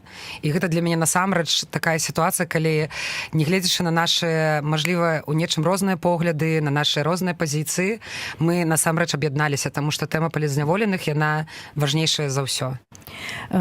Амаль 350 тысяч я зараз бачу на нашым лічыльніку. Ці разлічвалі вы на такую суму ад пачатку? Не, мы не разлічвалі, і мы нават троху баяліся называць нейкую суму, да якой мы імкнемся, таму што Воля разлічвала на 100 тысяч, і гэтыя 100 тысяч у першую частку дня і прайшлі. Потым, калі было ўжо болей, стала зразумела, што, безумоўна, калі палічыць хаця б на 100 еўра на аднаго альбо адну палітзняволеных, то гэта ўжо амаль 200 тысяч. Ну вось зараз у нас 350, і безумоўна, нас гэта вельмі радуе. До канца марафона засталося 13 хвілін. Я просто заклікаю наших гледашоў і слухачоў далучацца, паднаціснуць крыху, так, каб, можа, ужо не да сённяшняга марафона, а ўжо да заўтрашняга вечара сума, якая там была заяўлена, 400 тысяч, можа, нават 500 тысяч, каб мы адолелі гэтую суму, назбіралі. Але яшчэ раз патлумач, калі ласка, ці вось праз 12 хвілін завяршаецца збор, ці ён будзе працягвацца? Гэта вельмі важна, дзякую, што ты удакладніла, таму што насамрэч збор закончыцца заўтра ў 23:59, і заўтра яшчэ будзе цэлы дзень, таму што адна з такіх таксама неверагодных рэчаў сёння здарылася, это тое, наколькі людзі пачалі далучацца, людзі пачалі крэатывіць. Вольга Якубоўская выставіла сваю карціну, вядомая мастачка, якая малюе коцікаў, выставіла сваю карціну на аукцыён. Таксама далучаліся розныя, і цішоткі пачалі прадаваць, і Павел Латушка, наколькі ведаю, нейкі аукцыён таксама зрабіў. Таксама я б хацела сказаць пра крэатыўнасць беларусаў-беларусак, таму што проста заданаціць грошы гэта проста. Таму людзі пачалі данаціць розныя такія знакавыя сумы. Гэта было і 23 еўра 34 цэнты, і 233 еўра 40 цэнтаў, і 2334 еўра. Некалькі разоў такая сума прайшла. Таксама гэта было і 13-12, і 09-12, і 20-20. І, ну, гэта таксама паказвае, што нават у гэтым мы ўсё роўна знойдзем, як яшчэ і крэатыўненька быць. Ну, вось ты ўжо крыху такіх лічбаў назвала, вось, а калі падсумоўваць статыстыку, ці вядома, з якіх дзяржаў данацілі беларусы? Не, пакуль што гэта ўсё невядома, таму што у нас вельмі маленькая каманда, настроя. І дзякуй вялікі тым, хто далучаліся, і я так разумею, што вось тэхнічная частка, і вось пакуль нам недасяжна, але, безумоўна, як толькі у нас будуць нейкая інфармацыя, мы, канешне, будзем яе агучваць. Але мне здаецца, што гэта, безумоўна, шло з усяго свету, ну, абсолютно з розных краін.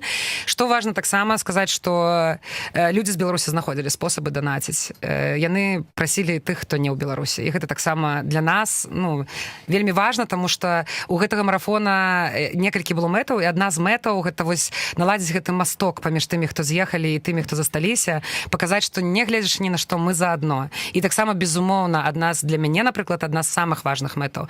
Гэта каб все-таки кожная палізняволеная і кожны палізняволены даведаліся, што мы будзем працягваць рабіць усё, што мы можам для таго, каб іх падтрымліваць. Пра гэта мы зараз пагаворым. Я яшчэ назову лічбу, таму што яна ўвесь час расце. Падчас нашай з табой размовы зараз гэта 350 еўра, 350 614 еўра.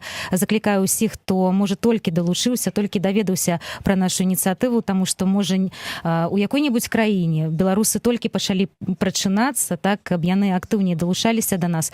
А вось калі казаць пра зваротную сувязь, якую вы атрымлівалі ў тым ліку з Беларусі? Зваротная сувязь вельмі цёплая. Безумоўна, гэта першы вопыт. Безумоўна, ёсць нейкія пытанні. Вельмі балюча, што не ўсе, хто хацелі патрапіць у эфіры, патрапілі. Але я хочу сказаць, што мне здаецца, у нас ужо контенту было на 3 марафоны. Таму зразумела, што ўсе немагчыма, каб патрапілі ўсе, хто хацелі б.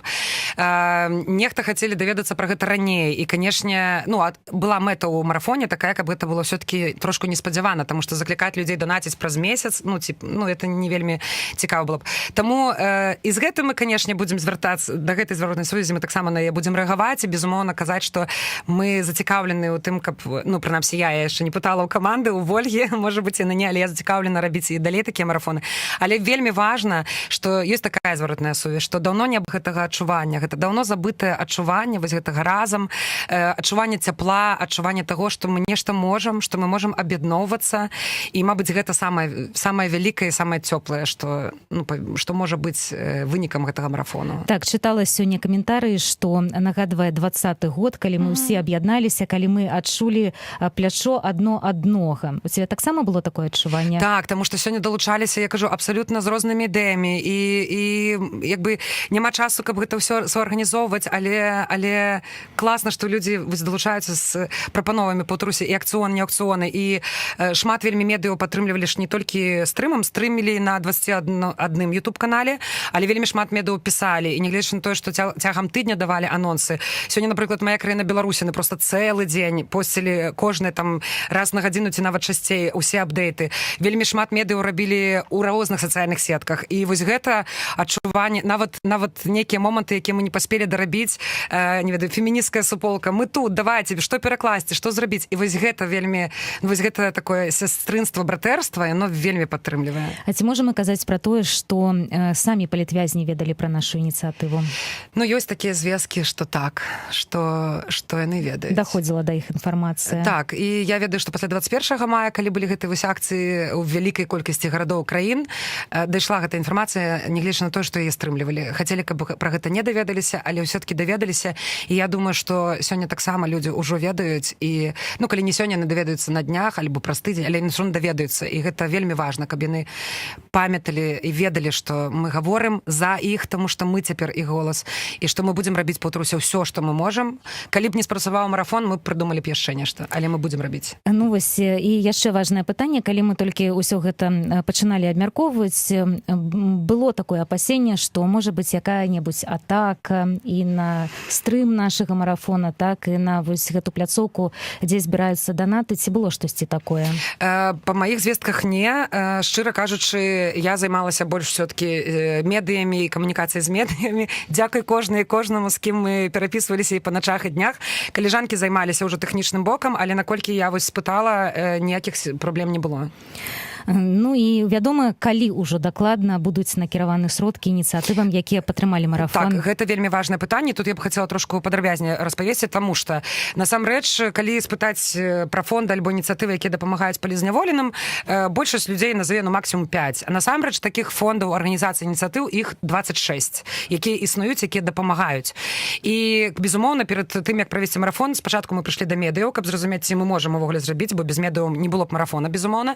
Але потым мы пайшлі да фондаў, каб запытаць, якія ў іх на дадзены момант ёсць патрэбы, якія ў іх незакрытыя зборы, на што менавіта зараз ім патрэбны грошы. І 13 фондаў выступілі, прынялі нашу прапанову прыняць грошы. Некаторыя фонды прынялі прапанову быць проста інфармацыйнымі партнерамі. І вось усе сабраныя грошы пойдуць у 13 фондаў ініцыятыў арганізацый, якія падтрымліваюць палізняволеных іх сем'і. Што вельмі важна сказаць, таксама адзін з такіх важных пытанняў, так, ці будуць неяк размеркаваны грошы. 100% з гэтага рахунку, на які сёння цэлы дзень быў збор, 100% апрача камісіі банку, канешне.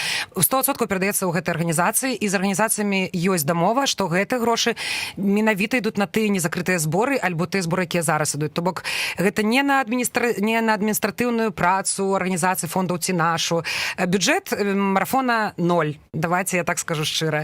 І ўсе, хто рабілі, гэта наш агульны унёсак медыяў, каманды Клопата, каманды прадстаўніцы па сацыяльнай палітыцы Вольгі Гарбуновай, каманды фондаў арганізацыі. Я таксама дзякую калегам, таму што я сёння 12 гадзін фактычна сачыла онлайн за гэтым марафонам і скажу, што праца была зроблена проста каласальная. Я разумею, колькі гэта каштавала. Ну і у нас таксама запланавана музычнае наше заканчэнне, так? І пакуль тут наступныя нашы героі заходзяць у нашу студыю, раскажы, хто гэта будзе і што ў нас запланавана на канец. Я вельмі рада, што до нас далучыліся Руся, наша цудоўная беларуская спявачка з гурта «Шума», Руся і яе жаночы хор з-пад моста, таму што гэта ўжо такая традыцыя атрымалась так, што жанчыны проста пачалі збірацца пад мостом у Варшаве спяваць, і гэта неверагодна, і я вельмі была рада, што яны пагадзіліся, таму што песня, якую вы зараз, дзяўчаты, праспяваеце, называецца «Дадому да хаты». Я лічу, што гэта вельмі сімвалічна, таму што «Дадому да хаты» гэта песня і пра палізняволеных, якія знаходзяцца зараз у няволі і хочуць патрапіць дадому да хаты. Гэта пра нас, пра тых усіх, хто вымушана з'ехалі з Беларусі, і нават пра тых, хто ў Беларусі, таму што да нашага дому, да нашай хаты, мне здаецца, хоча вярнуцца кожная і кожны. Дзякую усім, хто былі сёння з намі. Я таксама дзякую, дзяўчаты, вам слова. Дадому.